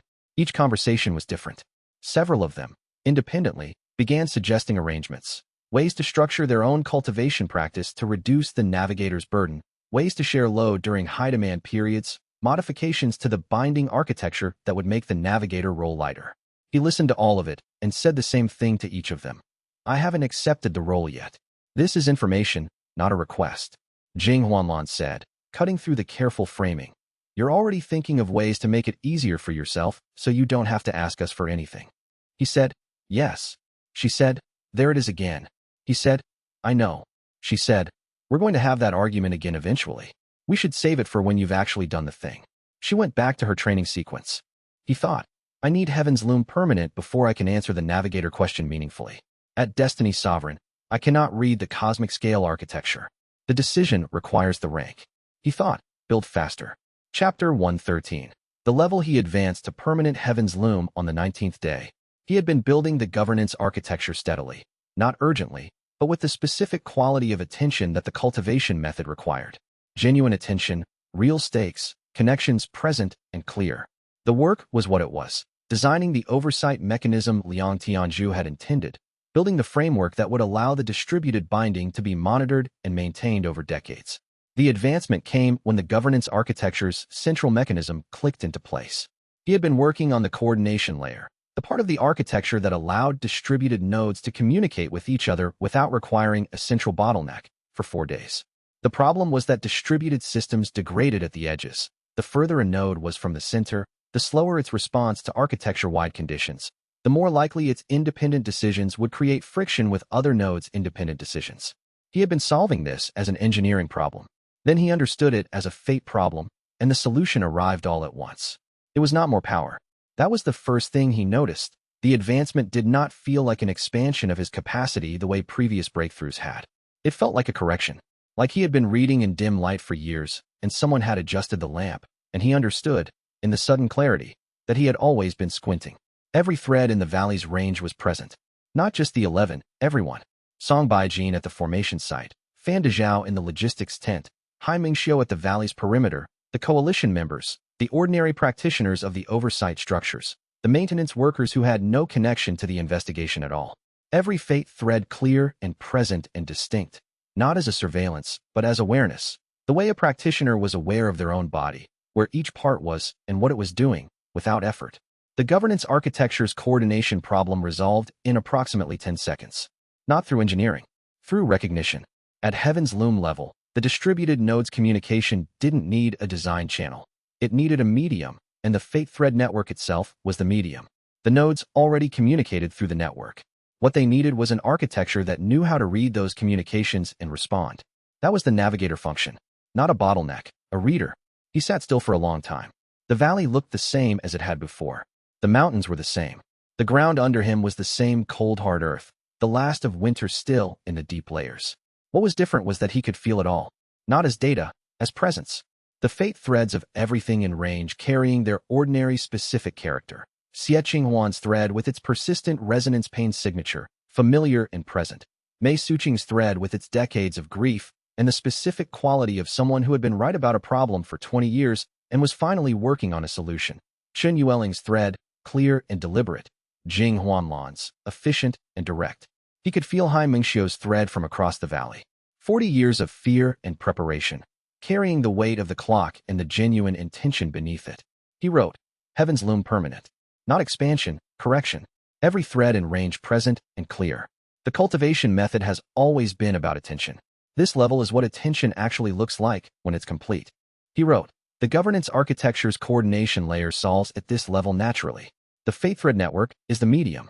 The navigator reads it. The nodes communicate through it. He wrote, the navigator question is answerable now. He wrote, I know what I'm going to say. Chapter 114. What permanence builds he spent the next 2 days building. Not designing, building. The difference between Destiny's Sovereign and Heaven's Loom was the difference between understanding an architecture and inhabiting it. At Destiny Sovereign, he could read the loom's design in full and understand what needed to be constructed. At Heaven's Loom Permanent, he could feel the construction as it progressed, feel each element's relationship to the whole, feel where the architecture was sound and where it needed more work before it would hold. The governance mechanism's distributed coordination layer went in on the 20th day. The load redistribution function, the same self-correcting mechanism that had worked in the small-scale demonstration, went in on the 21st. The exit architecture, with its designed response to voluntary departure and its load rebalancing under anchor reduction, went in on the 22nd. And on the 23rd day, he built something he had not been able to build at Destiny Sovereign, a fate architecture designed to outlast his own presence. It was the fundamental limit of the lower ranks. A cultivator could build a fate connection, could weave a new thread, could modify an existing architecture, but the modification required ongoing maintenance. When the practitioner moved away or fell out of range or died, the modification faded. The fate architecture reverted toward its prior state. Heaven's Loom rank changed this. What he built on the 23rd day was the governing structure for the distributed bindings permanence, a mechanism by which the architecture's own load-bearing functions reinforced and maintained themselves, not through a single navigator's continuous attention, but through the distributed system's own coherence. The navigator role remained. Someone needed to read the system and respond to challenges. But the architecture would not collapse if the navigator was temporarily unavailable. It would not revert if the navigator died. It was not immortal. Nothing was immortal.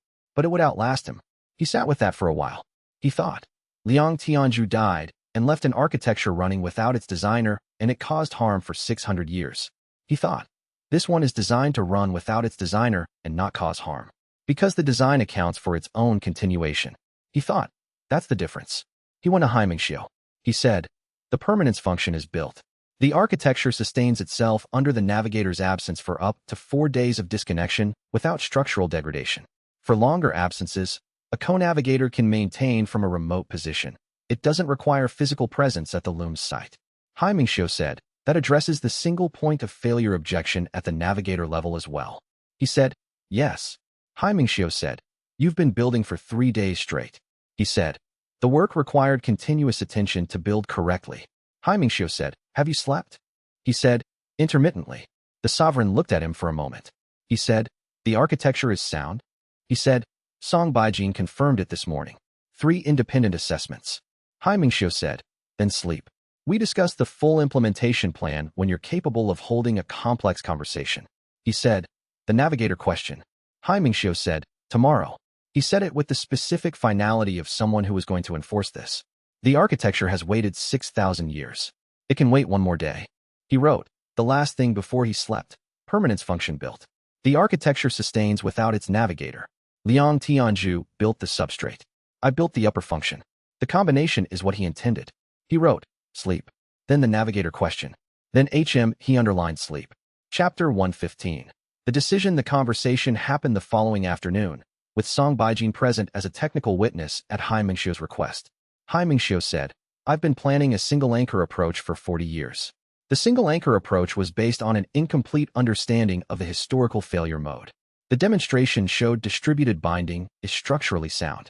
The loom's reserve capacity makes cosmic scale distribution achievable.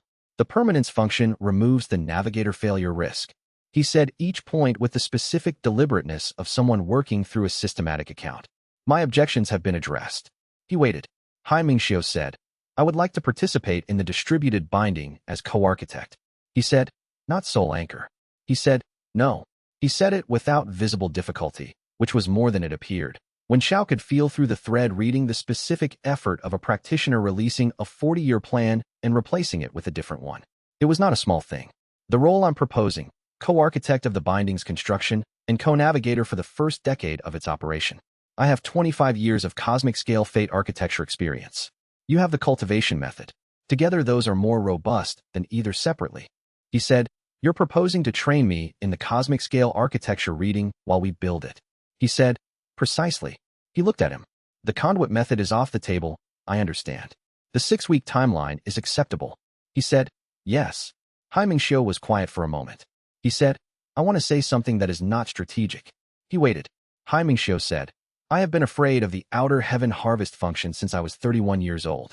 Every decision I've made for the past 4 decades has been shaped by that fear. He looked at the valley, the infrastructure, the coalition, the 11 geniuses at their various work.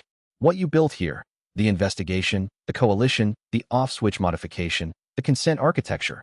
I could not have built this. I could not have assembled these people. My approach was to solve the problem alone because I did not believe anyone else could be trusted with the full scope of it. A pause. I was wrong about that. He said, you didn't know us. Xianxia said no. Another pause, shorter. I know you now. Song Baijin said, from the side of the table. Are we building the implementation plan, or are we still in the acknowledgement section? Xianxia looked at her. He said, implementation plan. She said, good. She spread her formation notes across the table. The loom's reserve capacity activation requires sequential node initialization in order. There are 73 nodes, and they have to come online in a specific sequence or the amplification substrate destabilizes. She pointed to her notes. I've mapped the sequence. It takes 3 days of sustained formation work at this site. 2 practitioners at Heaven's Loom level makes the timeline achievable. One would take 6. He said, we start when the consent documentation is complete. Yin Wenru said, from the doorway. She had arrived while Xianxia was speaking and had been listening without interrupting. The consent documentation will be complete by tomorrow morning. He said, then we start the day after. He wrote that evening. HM accepted the distributed approach. The acknowledgement was genuine, not a tactical concession, but an actual revision of a 40-year position. He said he couldn't have built what we built. He's right. He also couldn't have seen what I couldn't have seen, which is why the co-architect arrangement is better than either approach alone.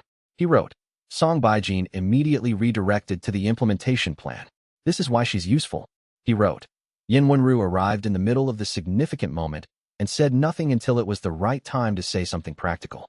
This is also why she's useful. He wrote, start building in 2 days.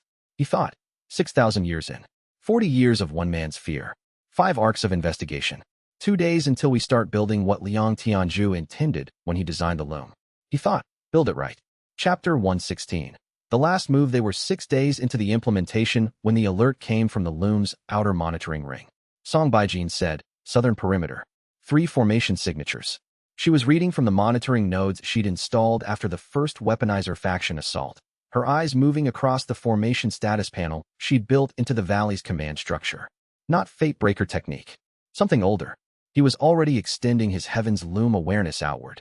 What he found was not what he expected. 3 practitioners, former Alliance operatives, the remnant of the weaponizer faction's most technically sophisticated cell, positioned at a triangular spread around the valley's outer edge. Each of them holding a fragment of something he recognized. Not the loom's key shards. Older. The 6,000-year fate map's secondary notation layer. They had obtained a piece of the cosmic architecture's original documentation. He thought, not a weapon. A key. They found a collapse function in the original documentation. He thought, and they're going to use it. He said to Song Baijin, the southern perimeter. They have a fragment of the 6,000-year map.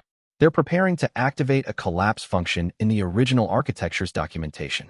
Song Baijin said, what does the collapse function do? He said, if the original architecture's collapse function activates, it accelerates the outer heaven harvest timeline.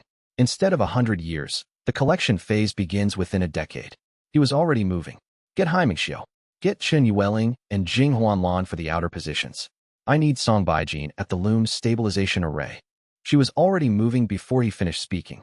The outer practitioners moved at the same moment. They had been watching the valley's monitoring nodes and knew they'd been detected. Speed was the remaining variable for them. They needed the collapse function active before the coalition could respond. He covered the southern approach in 30 seconds.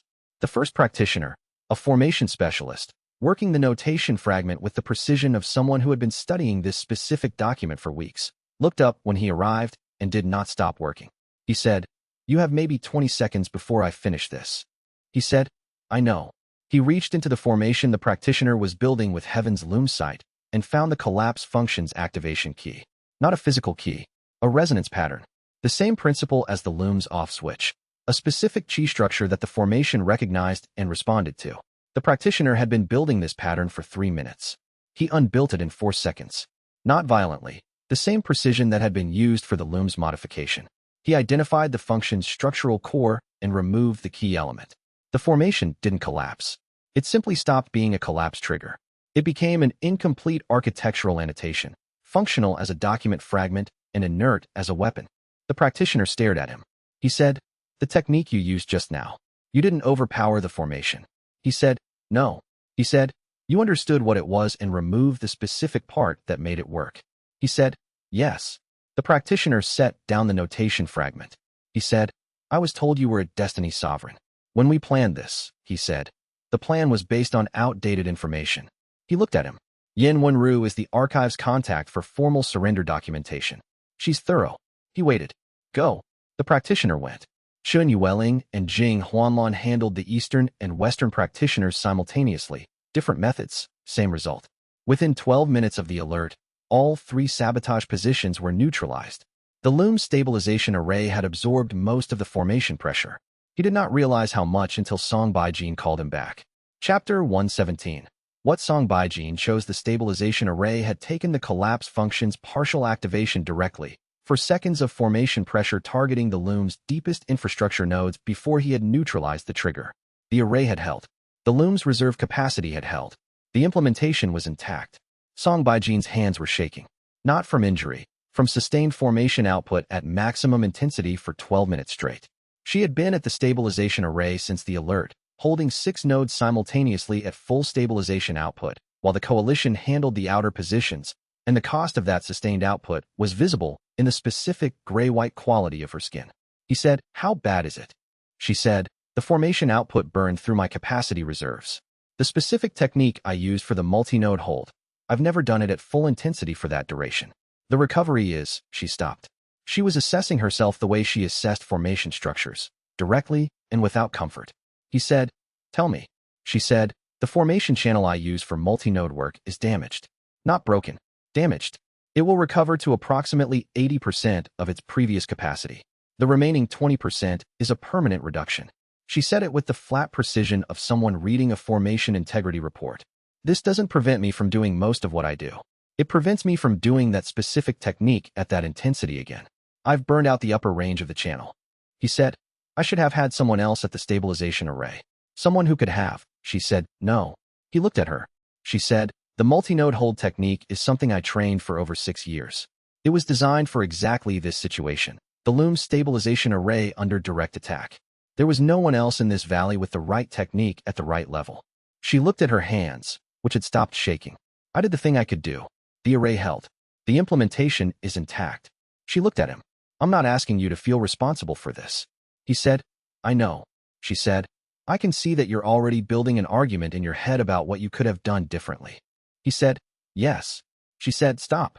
She said it without heat. The preparation was correct. The monitoring detected the sabotage. The response was effective. The only variable that would have changed this outcome is if I hadn't been using the technique I was using, in which case the stabilization array would have failed and the collapse function would have partially activated and the implementation would be compromised. She paused. "My 20% is worth the implementation." He said, "That's your calculation to make." She said, "I made it. I made it in real time in the middle of a crisis, which is when decisions like that get made." She stood up carefully, steadied herself against the formation panel. "The thing that would make this worse is if you spend the next 6 months being careful about how much formation work you ask me to do because you're managing your own discomfort about the cost." He said, "I'll try not to do that." She said, "That's the best I can reasonably ask." She looked at the stabilization array's status panel. "The array needs recalibration. I can do that. The range I'm working in now is sufficient." She picked up her notation tools. "We have an implementation to finish." He watched her work. He thought, "She made the decision correctly, and she's not asking me to make it feel different."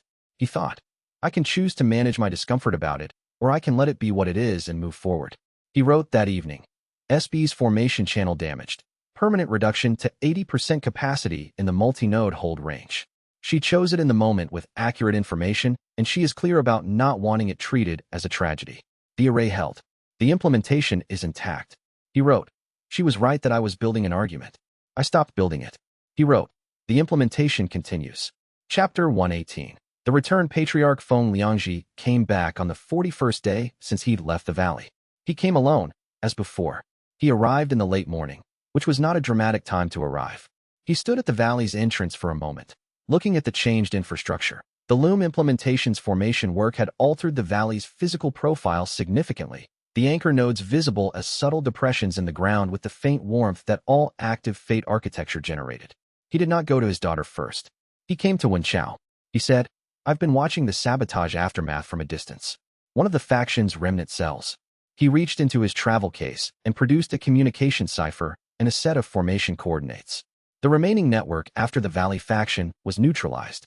3 cells still operational, funded through secondary channels. I know the funding structure. He gave Wenchao the documents. He said, this closes the gap. He said, thank you. Feng Liangji looked at the documents in Wenchao's hands. He said, I've been wrong about some things. Not about the harm the architecture caused. I'm not changing my account of that. My wife is still dead. The architecture still killed her by running her into a fate binding she never chose. He said it without apology, because it was still true. I was wrong about whether you intended to replicate that harm. I was wrong about whether my daughter had the judgment to assess her own situation. He paused. I'm not going to say I'm sorry because the things I did for reasons that still feel like reasons. But I was wrong about the facts. He said, I know. Feng Liangji said, my daughter has been asking me to revisit the conversation we had when I was here last. I've been refusing because I wasn't ready to do it without being defensive about what I offered you. He looked at the valley. I am still not completely not defensive, but I'm less so. He said, that's enough to start with. Feng Liangji said, is it? He said, in my experience. Something in the sovereign's expression shifted slightly, not warmth, not softness, but a small recalibration of the distance he kept between himself and things that might matter to him. He said, where is she? He said, Eastern Formation Site. She's been helping with the binding architecture work. Feng Liangji walked east. He watched him go. He thought, that's all of them. Every faction accounted for. The weaponizer faction's remnants neutralized. Mei Suqing negotiating. Hai Mingxiu committed. Feng Liangji back with the last network intelligence. He thought, the path forward has been cleared. He wrote. Feng Liangji returned with the remnant faction's complete network documentation. He's still not sorry for what he did. Those were his reasons. He acknowledges the factual errors. That's the correct accounting. He wrote. He went to Feng Suqian before I'd finished writing this note. That's also the correct sequence. He wrote. Remnant faction cells eliminated via Luo Qianru's administrative response, using the network documentation. The last tactical gap is closed. Chapter 119. The binding the implementation began on the 45th day. The 73 loom infrastructure nodes had been sequentially initialized over 3 days of preparation, Song Baijin and Hai Mingxiu working through the activation sequence with the methodical attention the formation required. The reserve capacity was online. The amplification substrate was ready. 52 people stood at their assigned anchor positions across the valley and the surrounding mountain terrain. 11 geniuses. Hai Mingxiu, Shen Weiren at the independent node he'd requested. The remaining 39 were practitioners from the coalition who had understood what they were agreeing to and had agreed. Formation specialists, fate thread cultivators, a handful of ordinary strand speaker practitioners whose connections weren't high rank, but whose genuine investment in the work gave them load-bearing value the architecture recognized. Yin Wenru had spent 4 days on the consent documentation. Every anchor had received the same document, had asked whatever questions they had received written responses to those questions, and had signed or declined. 41 had declined. The 52 who stood in position had not declined. He stood at the loom's central node. He said, when you're ready. 52 people indicated readiness in 52 different ways, which was correct. Uniform response would have suggested coordination, and the distributed binding strength was independence. He activated the binding. What he felt was different from the small-scale demonstration and different from the temporary heavens loom elevation and different from anything else he had experienced in the cultivation so far. The demonstration had been 11 nodes and limited infrastructure. The temporary elevation had been 11 threads channeling to him. This was 52 independent anchor points distributed across the loom's full infrastructure, each carrying their own portion of the binding's load, the amplification substrate multiplying each contribution by the factor that 600 years of Liang Tianju's construction had built in reserve. And it was cosmic. He had read the 6,000-year map sections with Hai Mingxiu's guidance for 6 weeks, building his understanding of the cosmic scale architecture structure. He had understood it intellectually. Now he felt it. The fate threads that extended beyond the continental network, the ones that angled upward in ways he didn't have reference points for, the ones the 6,000-year map had called cultivation lineage threads rather than individual practitioner threads.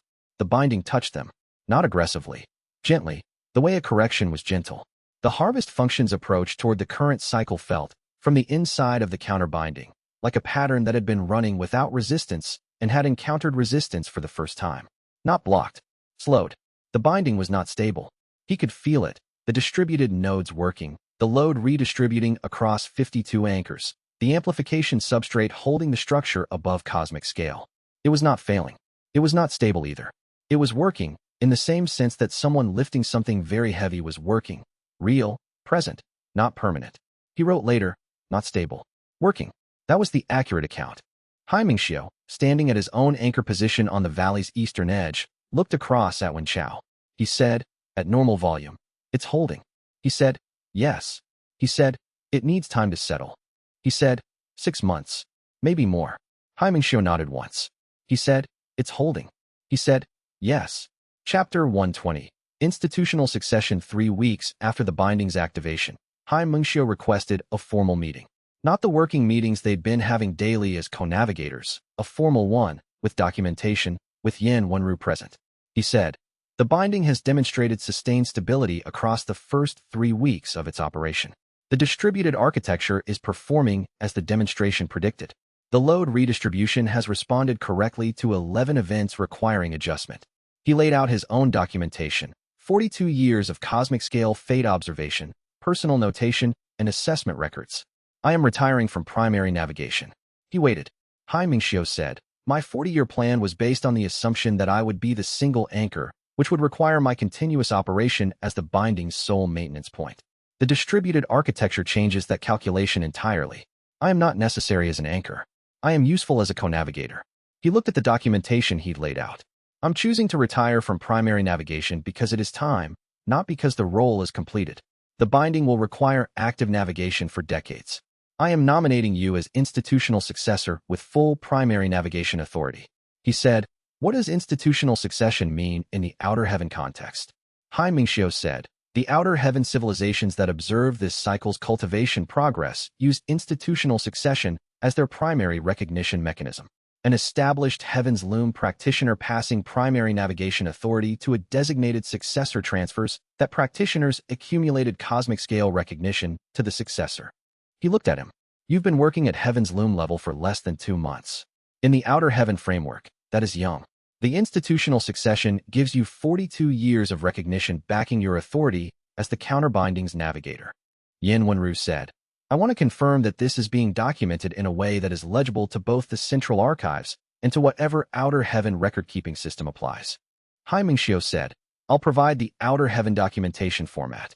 It will be the first entry of that type in the central archives records. She said, good. That's interesting. He said it with the specific tone that meant she found it documentarily significant. Wen Chao looked at the 42 years of notation in front of him. He said, I accept. Xianxia said, you should know that my succession changes the outer heaven perception of the counterbinding from a local cultivator attempting an unsanctioned modification to an established institutional successor operating within recognized authority frameworks. He paused. What you were doing before was technically outside outer heaven authority structures. What you're doing now is inside them. He said, that's a significant practical difference. He said, yes. He looked at him. It also means the outer heaven faction that built the 6,000-year architecture has institutional standing to respond to the reorientation. And they will. He said, the envoy. He said, probably. He stood. You've built something that the previous 6 attempts at counterbinding could not build. When the envoy comes, they will want to understand how. He gathered his documentation. Tell them the truth. It works for everything else. 3 days later, a message arrived through Xianxia's outer heaven communication network. Not a threat.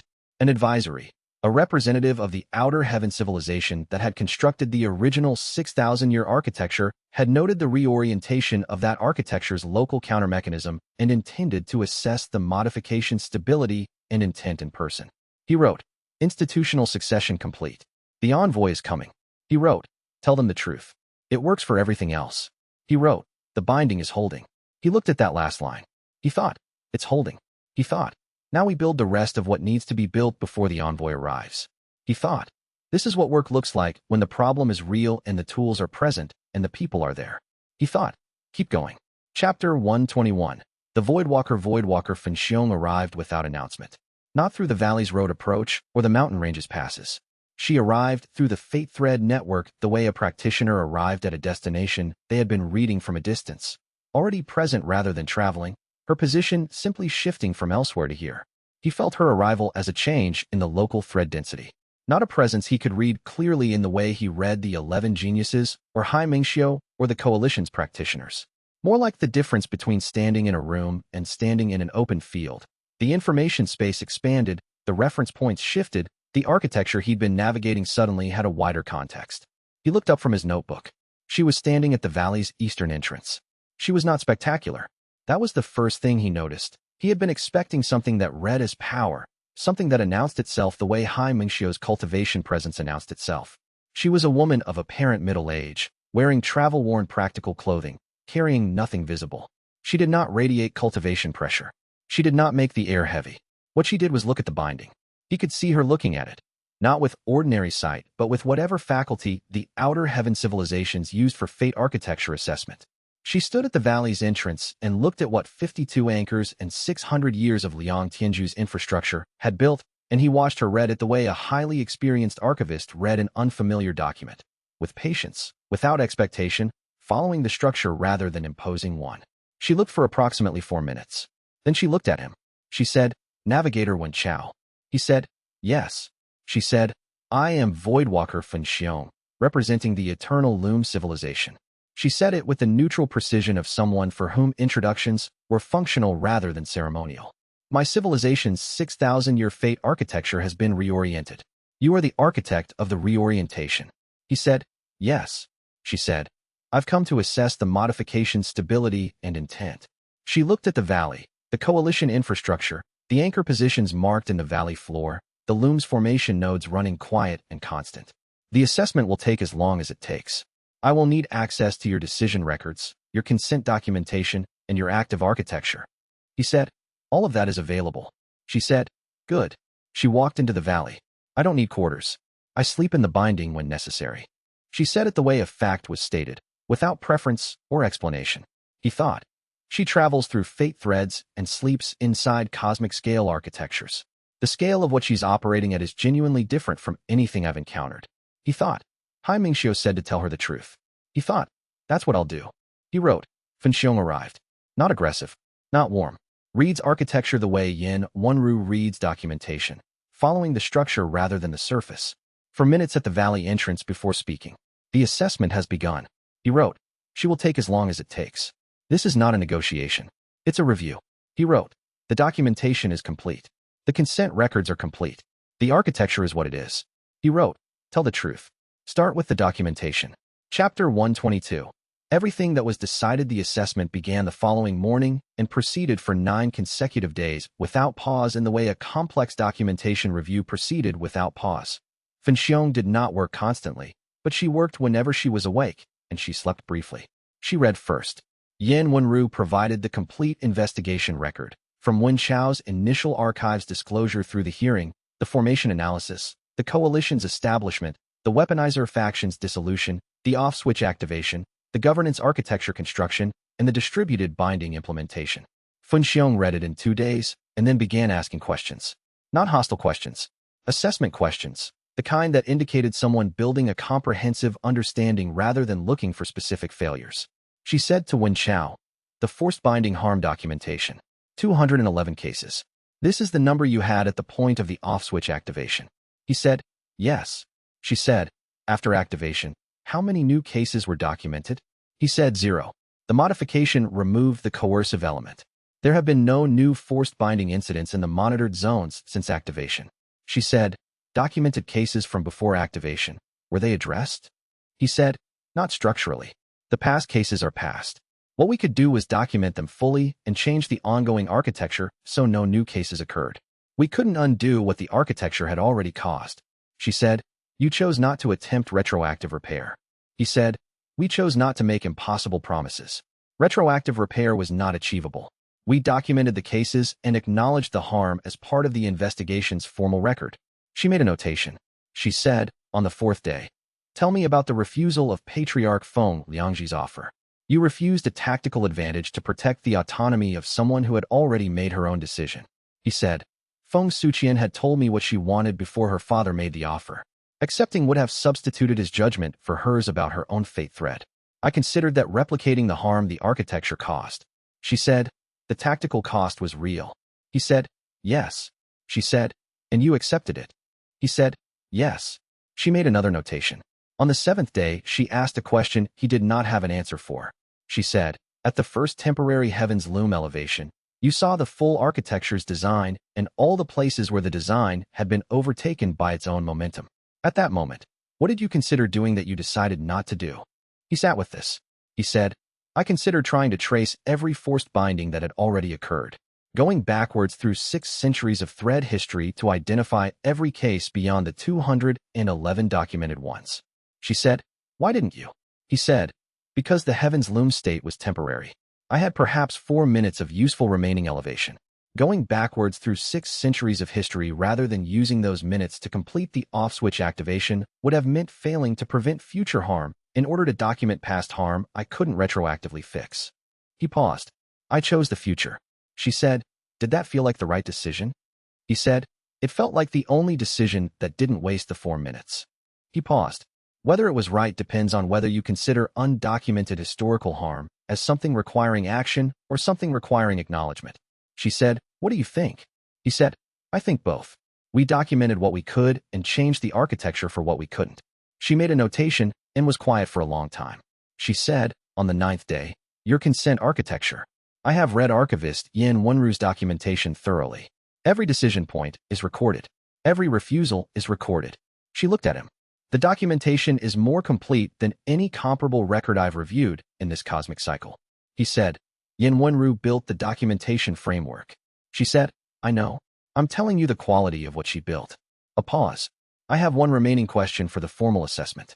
It requires individual conversations." He said, "With whom?"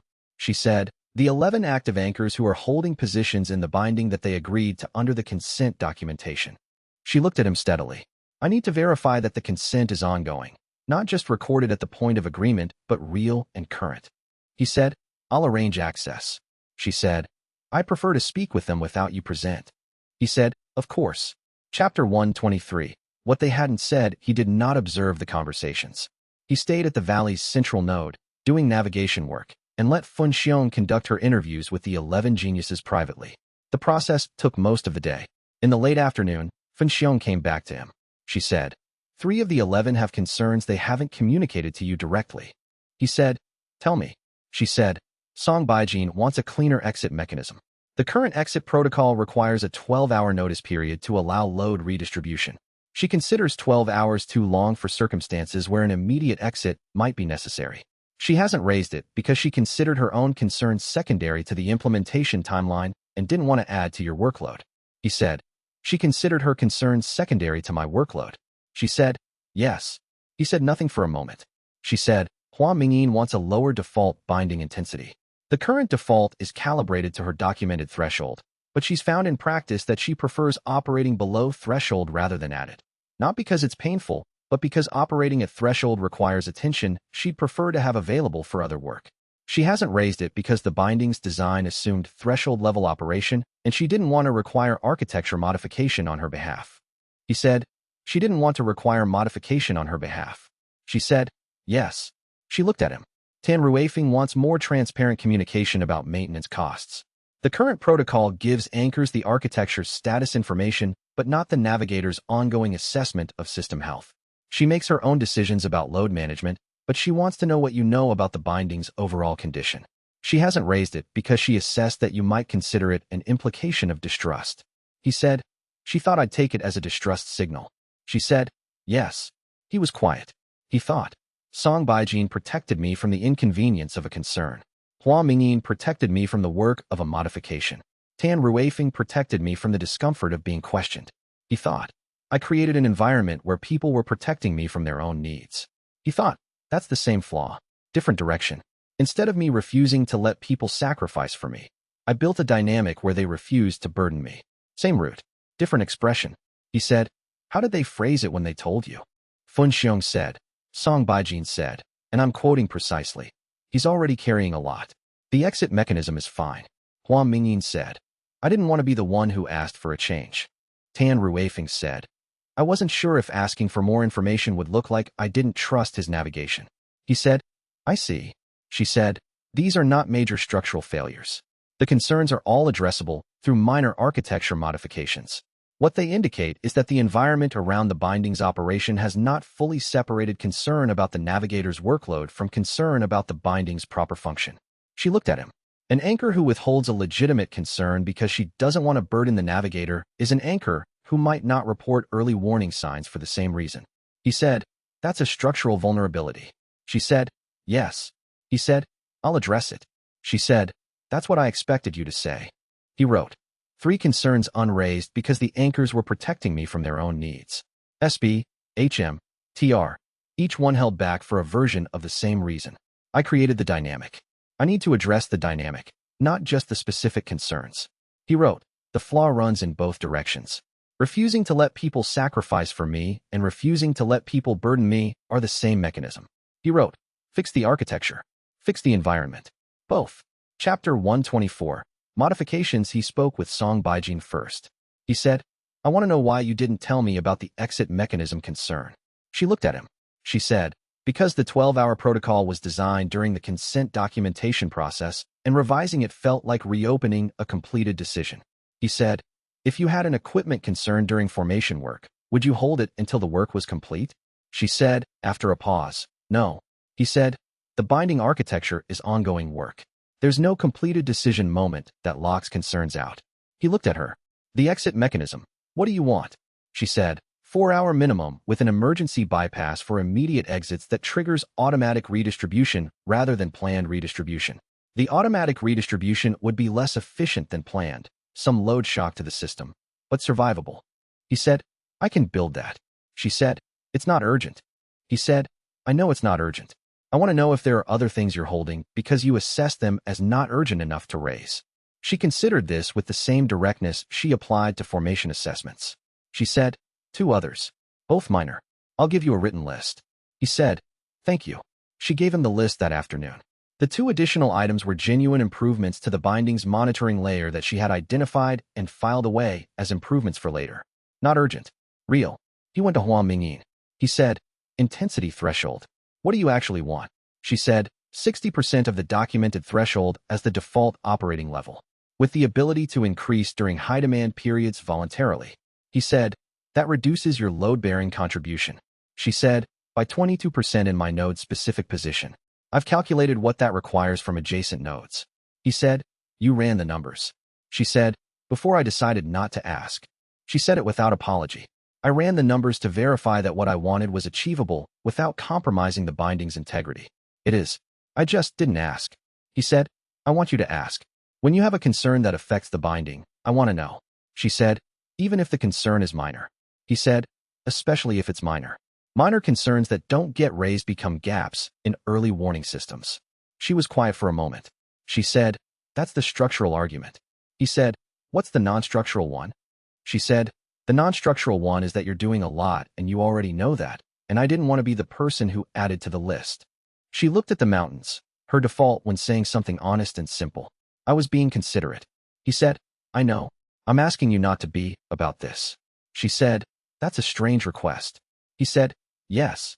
She said, all right. The modification for her intensity threshold went in the same afternoon. Tan Ruifeng's communication request was easier. She wanted a daily system health summary in the same format as the consent documentation, plain language, accurate, no interpretation. He wrote the first one that evening and sent it to all 52 anchors, not just the 3. He wrote, modifications implemented. All 3 concerns addressed. Daily system health summary established for all anchors, not just the 3 who raised concerns. The information environment needed adjustment, not just the specific gaps. He wrote, I asked Song Baijin to give me a written list of held concerns. She gave me 2 more. That's the correct process. He wrote, Fenxiong said, an anchor who withholds a legitimate concern because she doesn't want to burden the navigator might not report early warning signs for the same reason. She was describing a structural vulnerability. She was also describing what I created. He wrote, the flaw runs in both directions. This is the documentation. Chapter 125. The independent node Shen Weiren arrived at the valley 3 weeks after Fenxiong began the assessment. He came through Fan Dezhao's merchant network, the same route he'd used when he returned from his patron's service, and arrived with the unhurried certainty of someone who had made his decision before departing and was simply executing it. He said to Wen Chao, I want to be an anchor. He said, tell me. He said, an independent node. Not part of the 11 genius cluster, not positioned in any of the 3 main formation groups. A separate node with its own load profile and its own exit conditions. He had been thinking about how to present this, which was visible in the way he'd organized the words. Not sales pitch, not negotiation, just the thing he wanted clearly stated. I've been carrying a thread connection to this investigation since you used Threadweaver to show me what I was. That was 2 years ago. The connection didn't disappear when I withdrew from my patron, and it didn't disappear when the off switch activated. He paused. It's mine. I want to do something with it. He said, what made you think of this now? He said, Fun Xiong's assessment. He said it directly. When she arrived and began the documentation review, I read the assessment process through the thread network, not the content, just the shape of it. She's checking whether the binding is real. Not technically real, actually real. Built from genuine connections rather than institutional compliance. He looked at him. I have a genuine connection. I want to put it in the architecture rather than leaving it sitting outside. He said, you've read the consent documentation. He said, Fan Dezhao gave me a copy 3 days ago. He produced it from his travel case, annotated in the margin with precise, small handwriting. I have questions about 3 sections. He said, ask them. They spent 2 hours on the questions. Each one was substantive, not challenging the architecture, but verifying specific conditions that Shenwerin needed to confirm before agreeing. His questions indicated someone who understood both the binding's technical requirements and his own position within the broader history of the investigation. He asked about the independent node's load profile under high-stress conditions. He asked about what happened to his node if he died. He asked, specifically, about whether his prior service to the patron who had tried to obtain the Loom shard would create any institutional complications in the Outer Heaven assessment. He said, the institutional history is Yin Wenru's documentation to address. She'll review your prior activities and confirm whether there are Outer Heaven record complications. I don't anticipate any. Your prior service was to a continental-level patron, not an Outer Heaven actor. He said, check it. He said, I will. He said, I want to know before I agree, not after. He said, that's the correct position. Yin Wenru confirmed within a day, no Outer Heaven record complications. Shenwerin's prior service was documented, accurate, and at a scale that did not touch the Outer Heaven authority structures. He brought the confirmation to Shenwerin. He said, clean record. He said, then yes. He signed the consent documentation with the same precise, small handwriting he'd used for the annotations. Independent node. He said, welcome. Shenwerin said, I'm not doing this for you. He said, I know. He said, I'm doing it for what the architecture represents. He looked at the loom's formation markers in the valley floor. You built something that distinguishes between chains and connections by whether the people in them know and agree. I spent 12 years in chains I thought were something else. He said it without bitterness, simply accurate. I want to be in a connection. He said, you already are. The anchor position makes it formal. Shenwerin said, formal matters. He stood.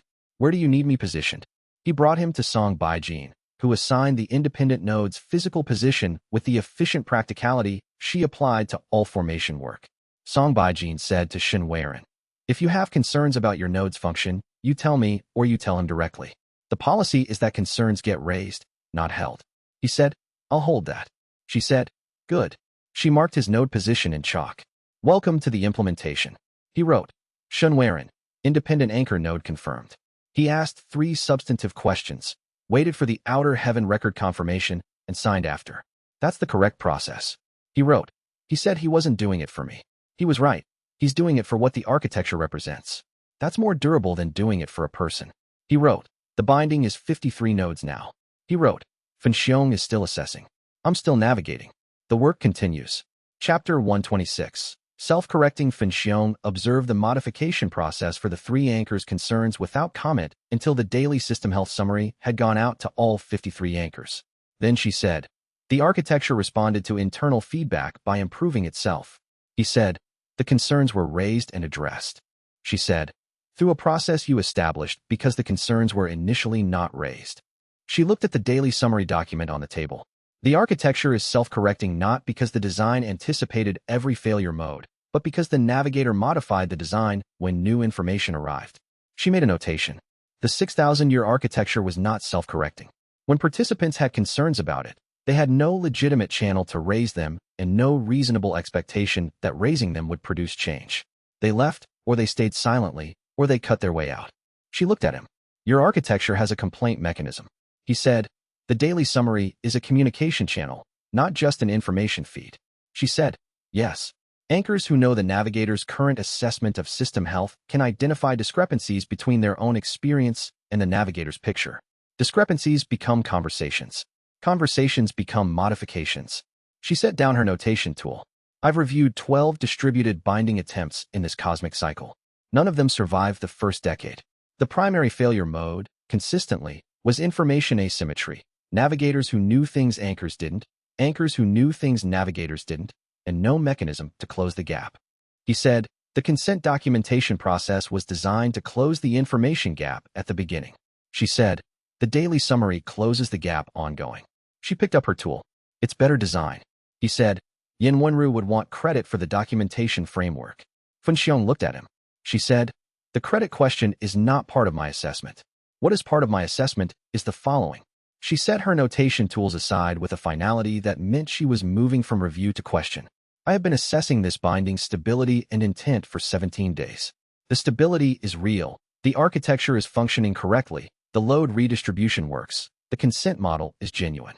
The intent is consistent with what the institutional succession record from Navigator xianxia indicated. She paused. I have one remaining question. It is not about the current architecture. It is about the architecture's future. He said, tell me. She said, what happens when you are no longer able to navigate? He said, when I reach the end of my cultivation life. She said, or when you are incapacitated, or when circumstances require your attention to be elsewhere for an extended period, or any number of scenarios under which the primary navigator is unavailable. She looked at him. The architecture's permanence function means the binding does not collapse during navigator absence. But permanent navigation requires a practitioner at heaven's loom level or above, with the specific thread weaver capability your cultivation method provides. She paused. You have not designed for succession. He sat with this. He thought, I built permanence into the architecture. I did not build succession. He thought, those are different things. He thought, I've been navigating for less than 3 months at this rank, and I'm already the single point of succession failure. He wrote quickly. Funxiong's final question, succession. Architecture survives navigator absence, permanence function. Does not survive permanent navigator loss. This is the gap. Haven't designed for it. He looked at what he'd written. He thought, start with the problem. The solution will follow from the problem. Chapter 127. The Ask, first version. The succession question had a straightforward structural answer. Train someone. The more complex question was who, and the more complex question beneath that was what the training required. Heaven thread site advanced through genuine connections, and the navigation function required reading and weaving fate architectures at heaven's loom level. To train a successor navigator, he needed someone who was already in genuine connection with the work, already invested, already present, already capable of the foundation levels. He thought about each of the 11 geniuses in turn. He thought about xianxia, who was retired from primary navigation and whose experience was genuinely useful, but whose cultivation method was different enough from Heaven Thread Site that the transfer would be incomplete. He thought about Yin Wenru. She was at Destiny Sovereign, 2 ranks below Heaven's Loom. The advancement gap was real, but not insurmountable for someone who had been in genuine contact with the investigation's fate architecture for 2 years. Her cultivation method was documentation-based rather than thread-based, but they were related lineages. The archive's methodology descended from the same Heaven architect tradition that had developed the Heaven Thread Site framework. More than that, she was the person who had built the information architecture that made the binding's consent model work. She understood what the navigation function required at a structural level better than anyone else in the valley. He found her at the documentation station, where she had been processing the daily summary responses from the anchors. He said, the succession question that Funxiong raised. I've been thinking about the training path. She said, yes. He said, a trained co-navigator who could take primary navigation authority in an emergency would address the structural gap. The training would require advancing from Destiny Sovereign to Heaven's Loom. The timeline is uncertain, but I advanced in under a year under genuine pressure, and the binding's active operation creates genuine pressure for anyone in close working relationship with it. He paused. The succession training would give you a direct advancement path toward the rank your cultivation method has been building toward since the archive's investigation, and it would address the binding's most critical structural vulnerability at the same time. She looked at him. She said, you should ask me when you're not making a strategic argument for why it would be good for me. He stopped. She said, you listed the reasons. Training path, advancement toward my natural next rank, addressing the binding's structural vulnerability. All accurate. All correct. She looked at him steadily. None of them are the actual question you came here to ask. He said, I know. She said, you're doing the thing where you wrap a direct ask in a justification structure so that what I'd be agreeing to is the justification rather than the thing you actually need. He said, yes. She said, I've been watching you do this for 2 years when you need something from someone and you're uncomfortable with the size of the ask.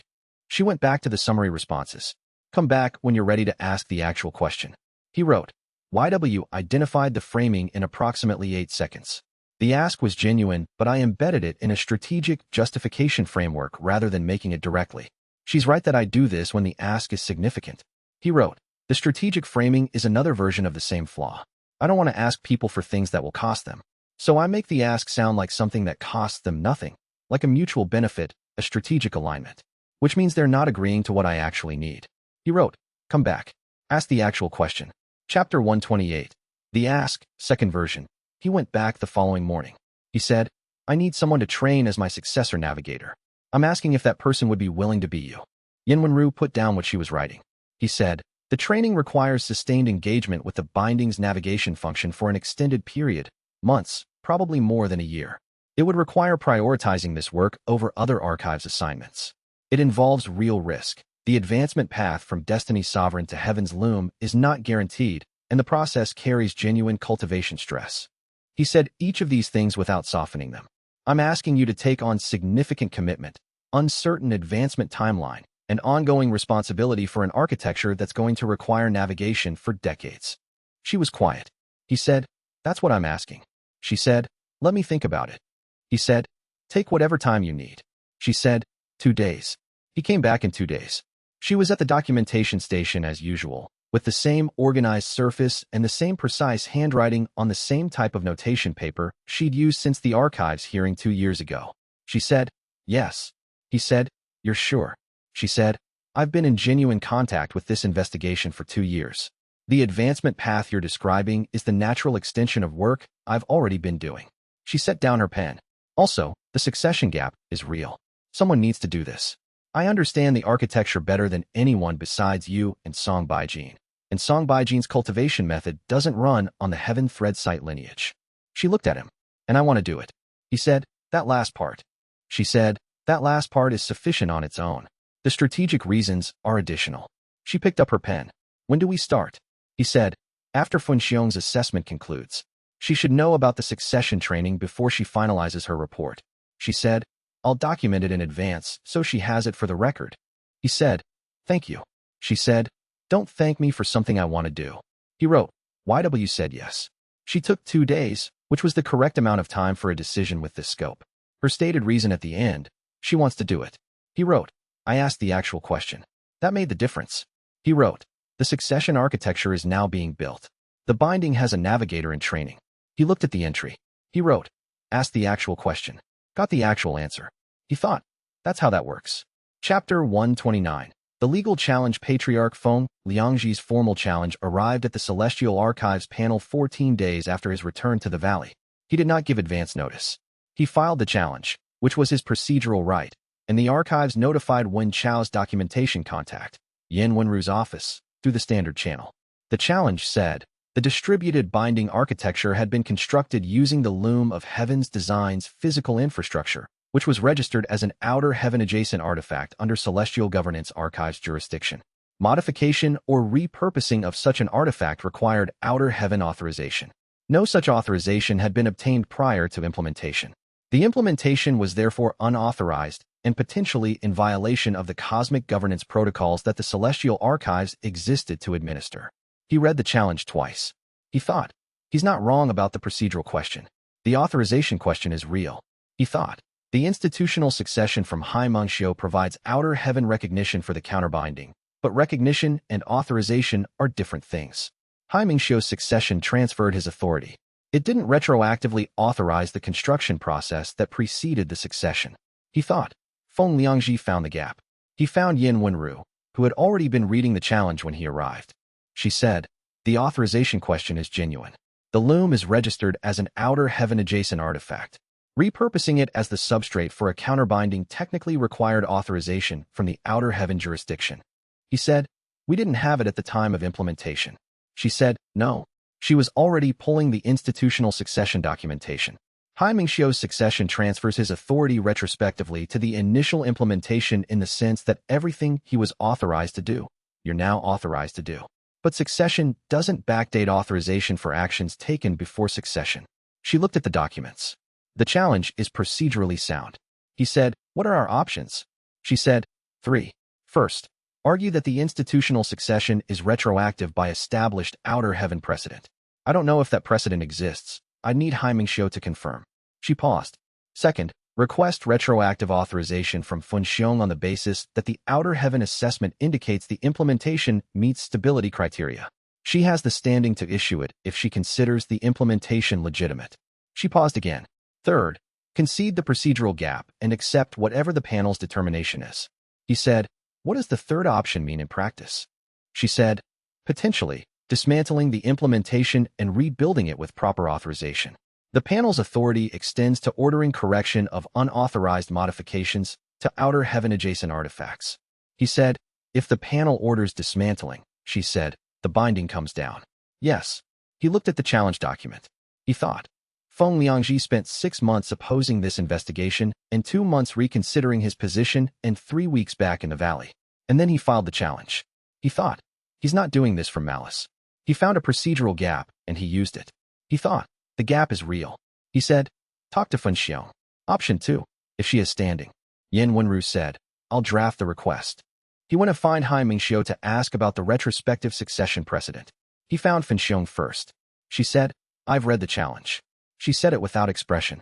What do you need? Chapter 130.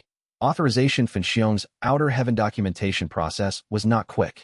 She spent 2 days preparing it.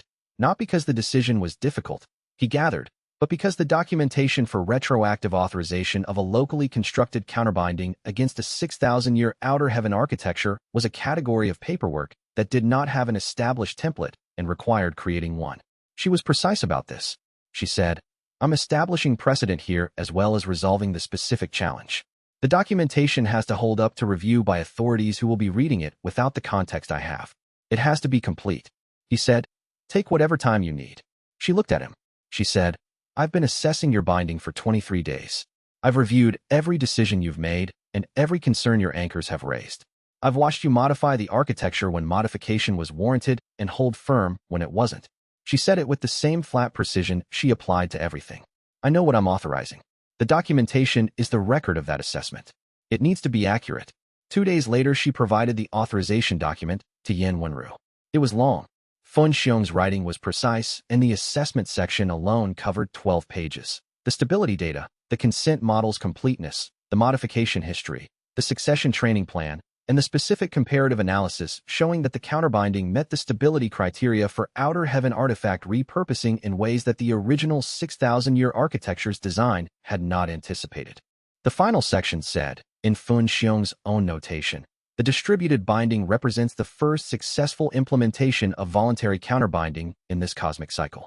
Retroactive authorization is granted on the basis that the architecture's consent model constitutes an outer heaven standard. It would be inappropriate to retroactively prohibit.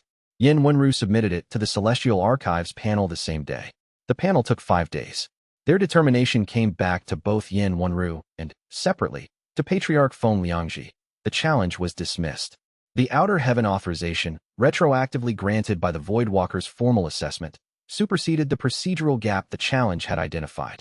The distributed binding's implementation was authorized.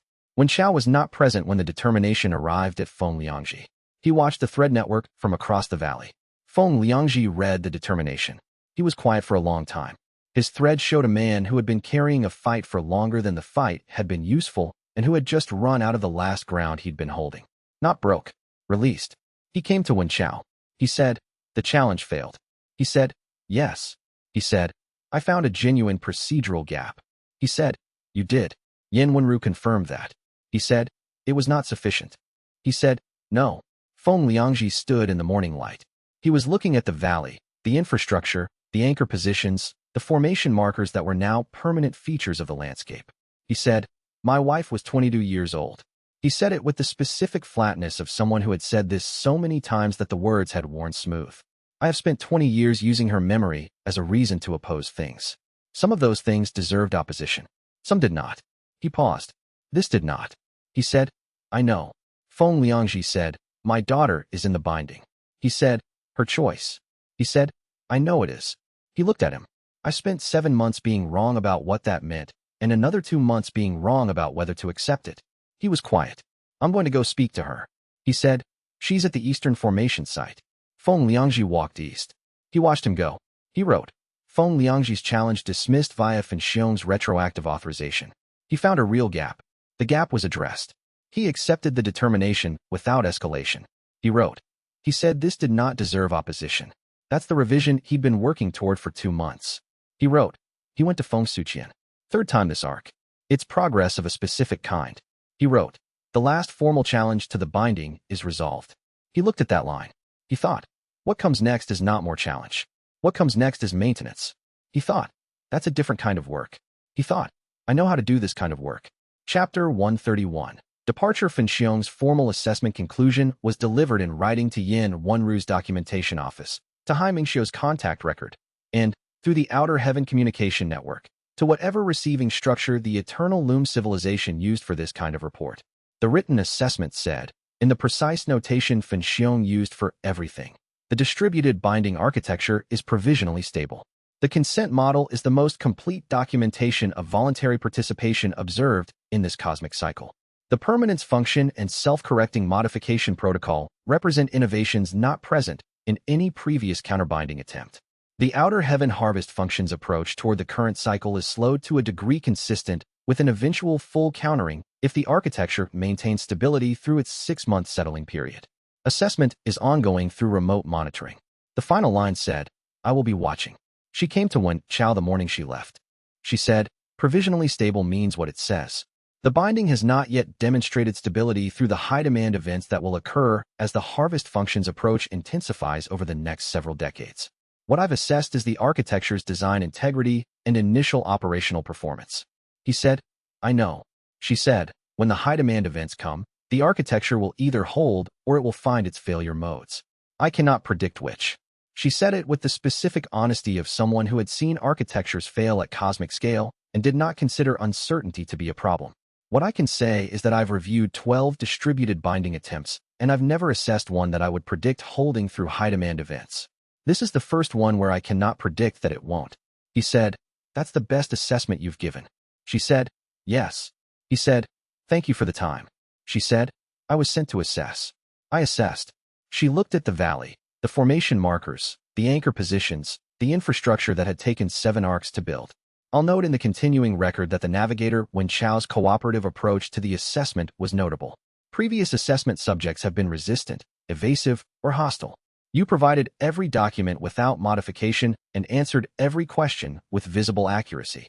He said, Yin Wenru built the documentation framework. She said, I'm aware. She'll receive her own notation. A pause. The succession training. You should begin within the month. He said, we're starting this week. She said, good. She left the way she'd arrived, not through the road or the passes, simply present and then absent. One moment the thread network carried her distinctive outer heaven signature, and then it did not. He wrote, Fenxiong departed. Assessment concluded. Provisionally stable, the highest assessment she gives. She's been watching 12 architectures, and this is the first one she won't predict will fail. He wrote, I will be watching is not casual. She means it. He wrote, start the succession training this week. He looked at the valley, the settled infrastructure, the binding running, the morning work beginning at various stations around the camp. He thought, this is what the end of crisis looks like. He thought, it looks like ordinary work. Chapter 132. 11 conversations. The conversations happened over a week, in the spaces between navigation work and the succession training and the binding's ongoing maintenance. Not staged, simply arising as they arose, each person finding their moment rather than scheduled around his availability. Chen Yueling's happened first, on the 3rd morning after Fenxiong's departure. She found him at the valley's western edge where he had been running Destiny Sovereign readings on the outer monitoring ring. She said, I've been thinking about what I'd say in this conversation for 2 months. He said, what did you arrive at? She said, that I'm not going to say it the way I prepared it. I was preparing something organized and complete, and I think what's actually true is messier than that. She looked at the mountains. I followed a thread I didn't understand to a person I didn't know and stayed because the work was real and the person was real. Those two things are still true. Everything else is still in progress. He said, still in progress sounds right. She said, yes. She looked at him. That's the conversation. It was brief. It was exactly right. Jing Huanlan's conversation happened 2 days later while she was running a training sequence with 3 of the newer coalition practitioners. She said, in between directing a form correction and watching the sequence, "You know what's changed?" He said, "Tell me." She said, "You used to enter every room with an assessment already running. Every person, every probability, every exit. Now you enter rooms." She corrected another form without looking away from him. Not better or worse. Different. She watched the sequence run. You've stopped treating the world as a problem to solve and started treating it as a place to be in. He said, "When did that change?" She said, "Around chapter 99. She did not elaborate because she did not over-explain things. He thought, "That's when the heavens loom state faded. When I sat with Destiny's sovereign and understood the direction of advancement." Bei Yinmei's conversation happened over a formation analysis session they'd been working through together. She said, without looking up from the analysis, "For the record, my interest in you shifted from scientific to personal at approximately chapter 30, when you refused to use me as a thread weaver conduit for the shard mapping because you thought it would cost me too much. I noted it at the time as an anomalous data point and revised the classification later." He said, "That's an accurate account." She said, "I like accurate accounts." She looked up. "I'm still also interested in the scientific aspects." "Both are true." He said, "I know." She said, "Good." She went back to the analysis. Hua Mingyin's happened at the valley's eastern edge during the hour she spent each morning in the specific quiet she'd practiced as a wilderness cultivator. She said, "You know what I've been thinking about?" He said, "What?" She said, "I walked for 3 months to get here. I knew I was following something, but I didn't know what. I arrived and discovered it was a fate architecture that had been pulling practitioners across the continent for 600 years. She looked at the mountains, her natural direction, and somehow that explanation made it feel more mine, not less. Like knowing the mechanism made the choice more real." He said, "Because you still chose it." She said, "I knew what I was walking toward before I knew why. The why is just context." She was quiet. "That's all I wanted to say." Xieching Huan's was the one that mattered most practically. She said, "The thread damage." He said, "You can feel it healing." She said, "Yes." She looked at her hand. The specific sensation of thread damage resonance had been present for months and was now a faint echo of what it had been. The permanent heavens loom rank made the difference. "I felt the repair beginning the day you advanced." He said, "I know. I could feel it from the other side." She said, "That's strange to think about." He said, "Yes." She said, "How long for full repair?" He said, "Several more months at the current rate." She said, "I'll wait." She paused. "You didn't try to rush it." "I noticed." He said, "You told me to advance rather than attempt repairs." "I did. You were right." She said, "Yes." She was quiet a moment. "Thank you for listening." He said, "Thank you for being direct." The other conversations were equally their own. Song Baijin methodical and honest, ending with a written list of 2 additional binding improvement notes she'd held until a non-crisis moment. Tan Ruifeng brief and assessment-oriented, ending with a statement that she'd found the work genuinely interesting, which from her was a significant comment. Wu Xiaoying empirical, ending with 3 additional months of field observations she'd compiled and hadn't found a natural moment to share.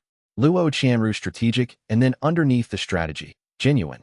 She said the moment she'd stopped treating the thread as a puzzle was the moment she'd started doing her best work in the investigation. Bei Yinmei already covered. Yin Wenru's conversation was in writing, because that was her natural medium. She sent him a message. "I've been thinking about the succession training. I want to note for the record that my primary motivation is not strategic or archival, though both of those reasons exist. My primary motivation is that I started this investigation as an archives representative with documented conflict of interest, and I would like to see it through to whatever comes after the documentation review. Training as your successor navigator is the path that makes that possible." That's the accurate account. He wrote back, "Accurate account noted." She wrote, "Good." Chapter 133.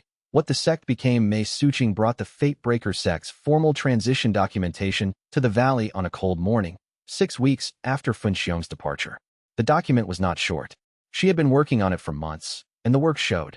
It was the kind of documentation that came from someone who had spent 2 decades operating outside formal institutional structures and was now creating the formal structure from scratch, which meant addressing every gap rather than inheriting existing frameworks.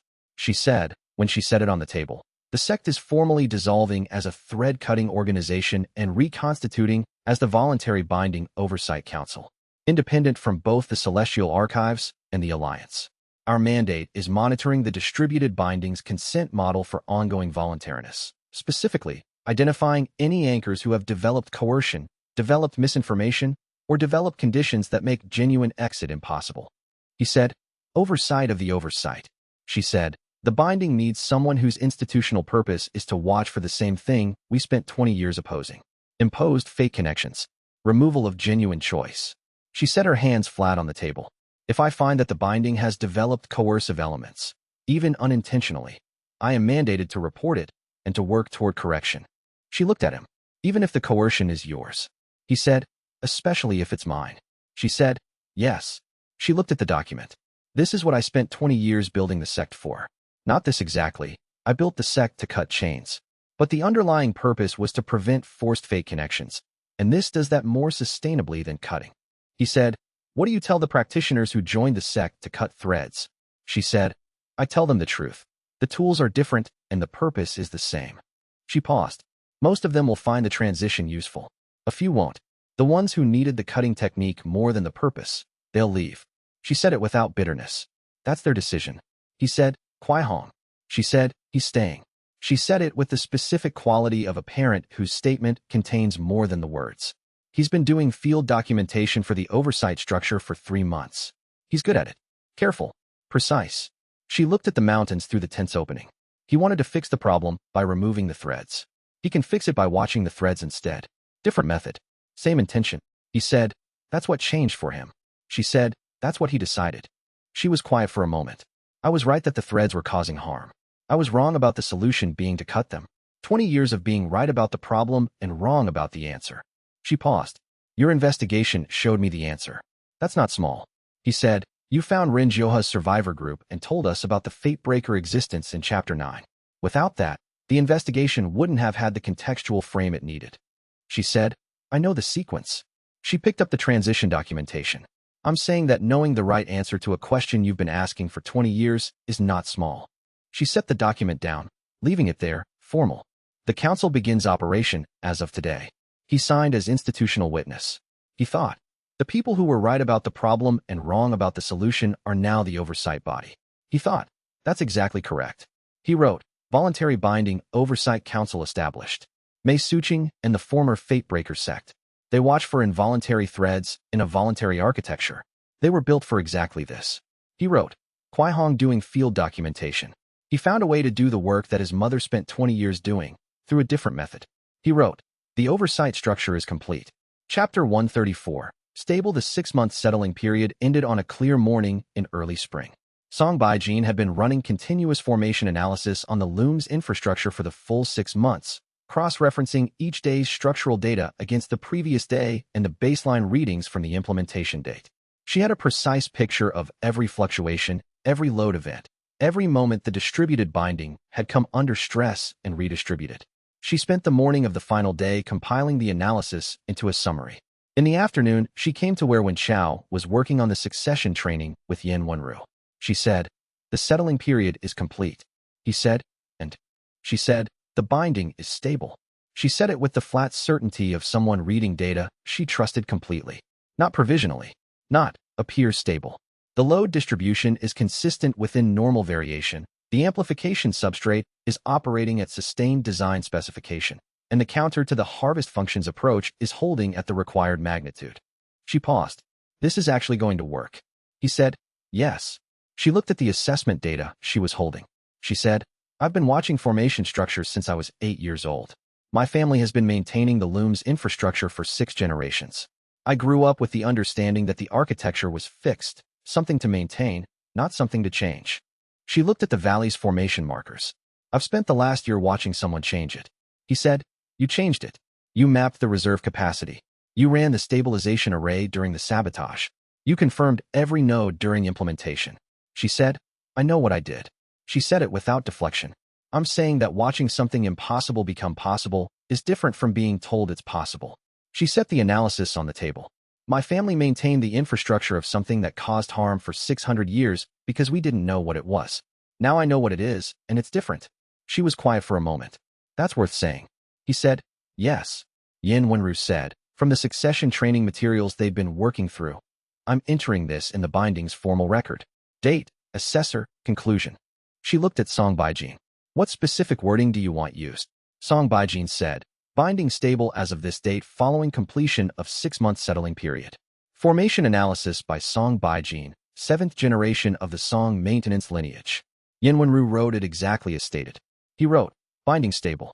Song Baijin confirmed. 6-month settling period complete. He wrote. She said this is actually going to work. That's the first time she said it in that form rather than in the technical form. Both are true. Both matter. He wrote, the harvest function is slowed. The architecture is working. Fun Xiong is watching. Yin Wenru is in training. The Oversight Council is operational. He looked at the list. He thought, what needs to happen next is not crisis. What needs to happen next is maintenance and training and succession and watching. He thought, I know how to do all of those things. He thought, this is what a stable working system looks like. Chapter 135. Old Lu's thread. He advanced to Dao Weaver on a morning in late spring, 6 weeks after the binding stability confirmation. He had been working on the succession training and the daily navigation work and the ongoing monitoring of the binding's performance, and the advancement came the way he had learned that advancements came. Not through exceptional effort, but through sustained genuine attention, finally reaching a depth where something that had been approaching was simply present. It was not an expansion. That was what he noticed first. Every previous advancement had felt like gaining access to something new, a new perception, a new capability, a new range. Dao Weaver felt like coming home to something he had always been building toward. Not larger, deeper. The fate threads of everyone he'd connected with during the investigation were present in a way they hadn't been before. Not just the 11 geniuses, not just the coalition's practitioners, but the full thread network of every genuine connection he'd made over 2 years of work. He could feel them all. Chen Yueling's thread, clear and deliberate. Jing Huanlan's, efficient and direct. Bei Yanmei's, analytically precise with that specific warmth underneath it that she would describe as a revised classification.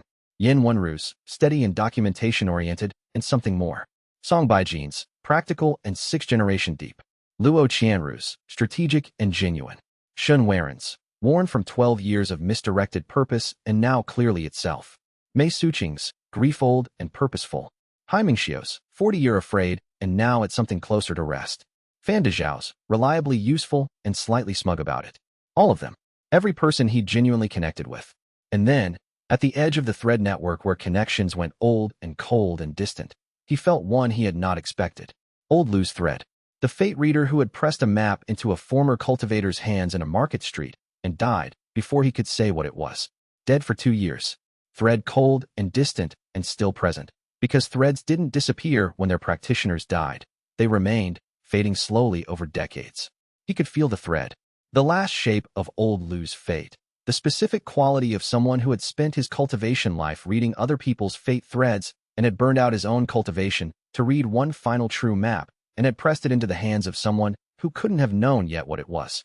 He felt what Old Lu's thread had been like when the map was made. Not the map's content, the emotional resonance of the decision. A practitioner at the end of his useful cultivation life, choosing to spend the last functioning capability on one complete reading rather than preserving himself for years of reduced capacity.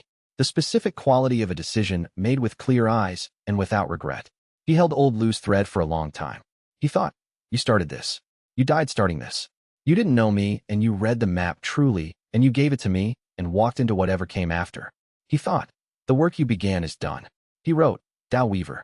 Not expansion, deepening. Every genuine connection present and clear, including Old Lu's thread, cold and distant, still there. He wrote, Old Lu, fate reader. Burned out his cultivation for one true map. Died in a market street. Changed everything. He wrote, the thread is cold. He's been gone 2 years. I felt it clearly for the first time at this level. He wrote, the work he started is done. He didn't live to see it. I hope the thread knows. He looked at that last line. He thought, threads don't know things. That's not how they work. He thought, but I know. He thought, that's enough. Chapter 136. What he declined. The Dao Companion threshold opened 3 days after the advancement. He felt it the way he had been warned it would arrive.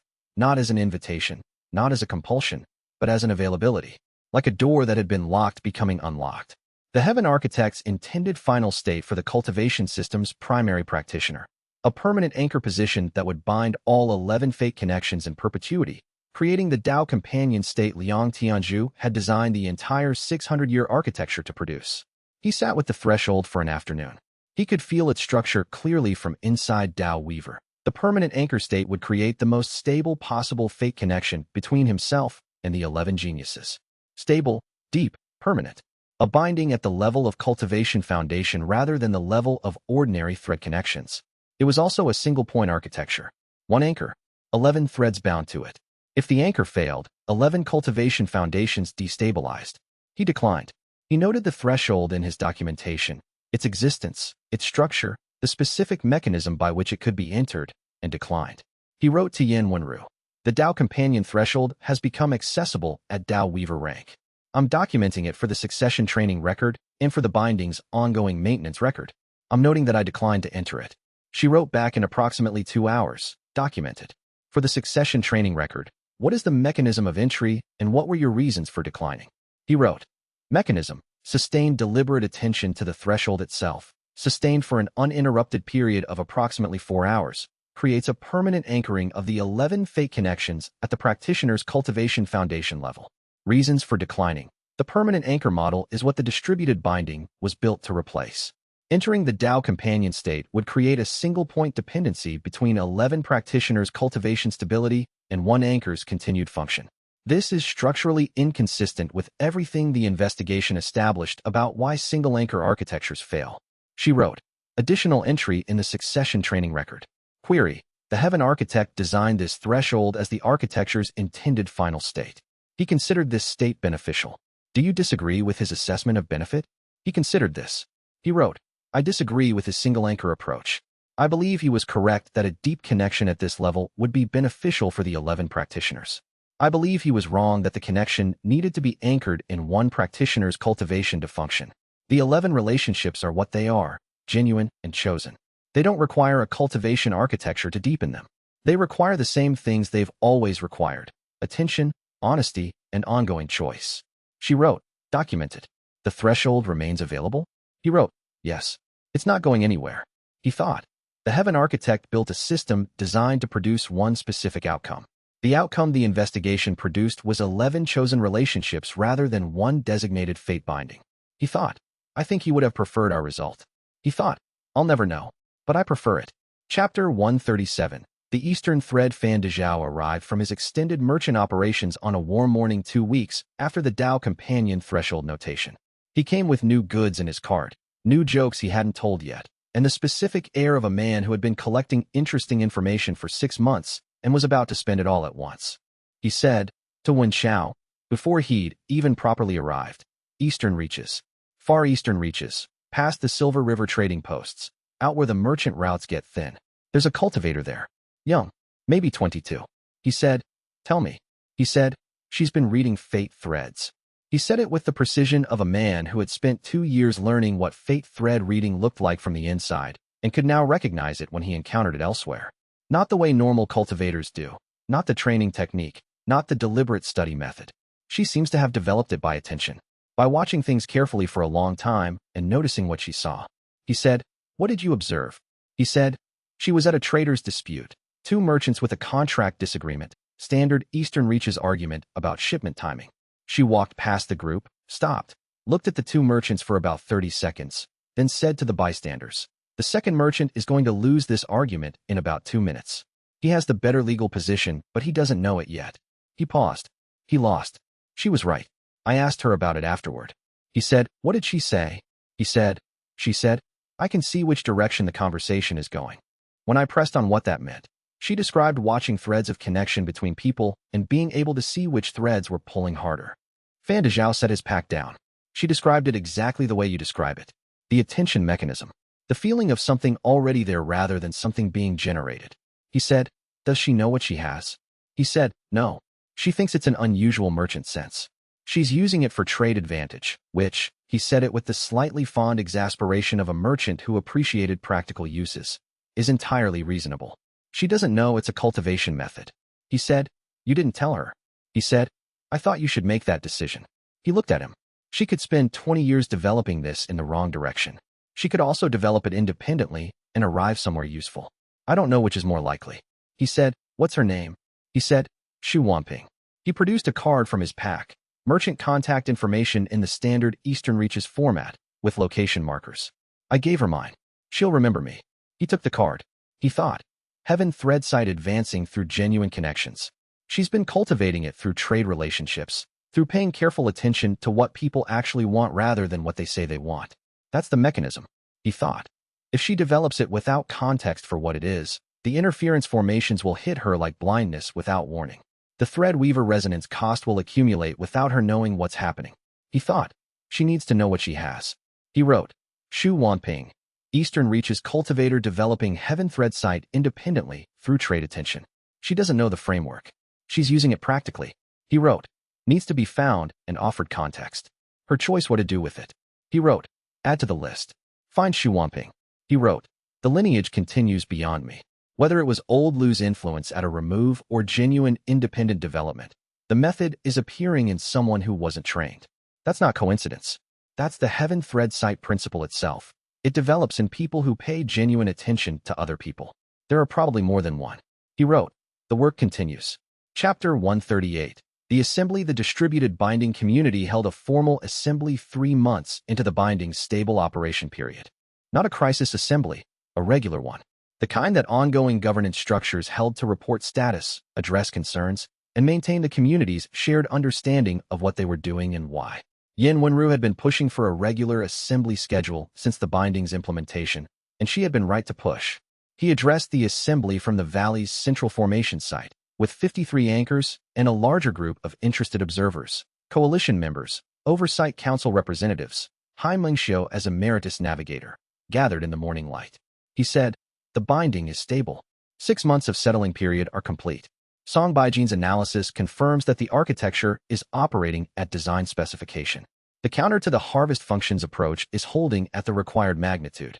Fun Xiong's remote monitoring assessment, which she's been transmitting through xianxia's network, has classified the binding as performing above baseline expectations for this stage of operation. He said, the succession training is ongoing. Yin Wenru is the navigator in training. The timeline to primary navigation readiness is approximately 2 years at current advancement pace. I'll be the primary navigator until she's ready, and I'll be available for consultation afterward. He said, the Voluntary Binding Oversight Council has completed its first 3 months of monitoring operation. They've identified 2 points in the consent documentation process that needed clarification, and both have been addressed. No coercive elements have been identified in the binding's operation. He said, 3 concerns raised by anchors in the past 3 months have been addressed through architecture modifications. The daily system health summary continues. The exit mechanism has been tested once and functioned correctly. 1 anchor departed voluntarily, load redistributed successfully, no structural impact. He said, the work is what it is. It continues. He was quiet for a moment. He said, the heaven architect who designed the loom of heaven's design built a system with one specific intention, to produce circumstances where 11 specific bloodlines would find each other and choose to build lives together. The intention was that those lives would be the most stable and generative possible, that the connections would be genuine and mutual and lasting. He said, he built that system 600 years ago. The system caused real harm through 6 centuries of operation because he died before he could install the safeguards, and because no one who came after him understood what he'd been trying to do. He said, I have 11 relationships of varying kinds with 11 remarkable people who came to this investigation through a 600-year architecture, and then stayed when the architecture's pressure was removed and chose to be here. He looked at the assembly, at the 11 faces he knew better than he'd known anyone. I consider myself genuinely fortunate. I intend to do something with that. That was the most he said about it in a formal context. It was also exactly what he meant. Chapter 139. What Feng Suqian said she found him afterward at the valley's northern edge, where he'd gone when the assembly dispersed. She said, that was the most indirect statement of intent I've ever heard. He said, I was trying not to make it about the architecture. She said, it was never about the architecture. He said, I know. She looked at him with the same directness she'd had since the morning she'd arrived at the valley's northern entrance and set down her travel pack and told him she was not here because of a map. That had been 7 months ago. She had arrived knowing who she was and what she'd decided, and nothing about that had changed. She said, you've been working for 2 years to make sure 11 people can make genuinely free choices. You built an architecture specifically designed to preserve the reality of those choices. He said, yes, she said. And then in the assembly you said, I intend to do something with that, and waited. He said, I wasn't waiting. I was stating intention. She said, for someone who spent 6 years working through what their own intentions actually were as opposed to what an architecture told them to want, that was a surprisingly oblique statement of yours. He said, I didn't want to state it in a way that could be read as architecture rather than choice. She said, I know. She looked at the mountains. The morning light was warm on the northern face now. That's the correct instinct. That's why I've been here since the first day. She was quiet for a moment. But you're past the point where that instinct is protecting the choice. We've both been past that point for a while. He said, I know. She looked at him. She said, so stop being oblique. He said, I would like to build something with you. Not the binding, not the coalition, not any architecture. Something that's ours. He said it directly, which was what she'd asked for. Everything I've been doing for 2 years. The work was right, and I don't regret any of it. But the work was never the point. The connections were the point. You're one of them. She said, I know. She smiled. It was brief. It was genuine. It was entirely, completely her own. Not the architectures, not the investigations, not the accumulated weight of 6 months of her father's opposition and 7 months of choosing anyway.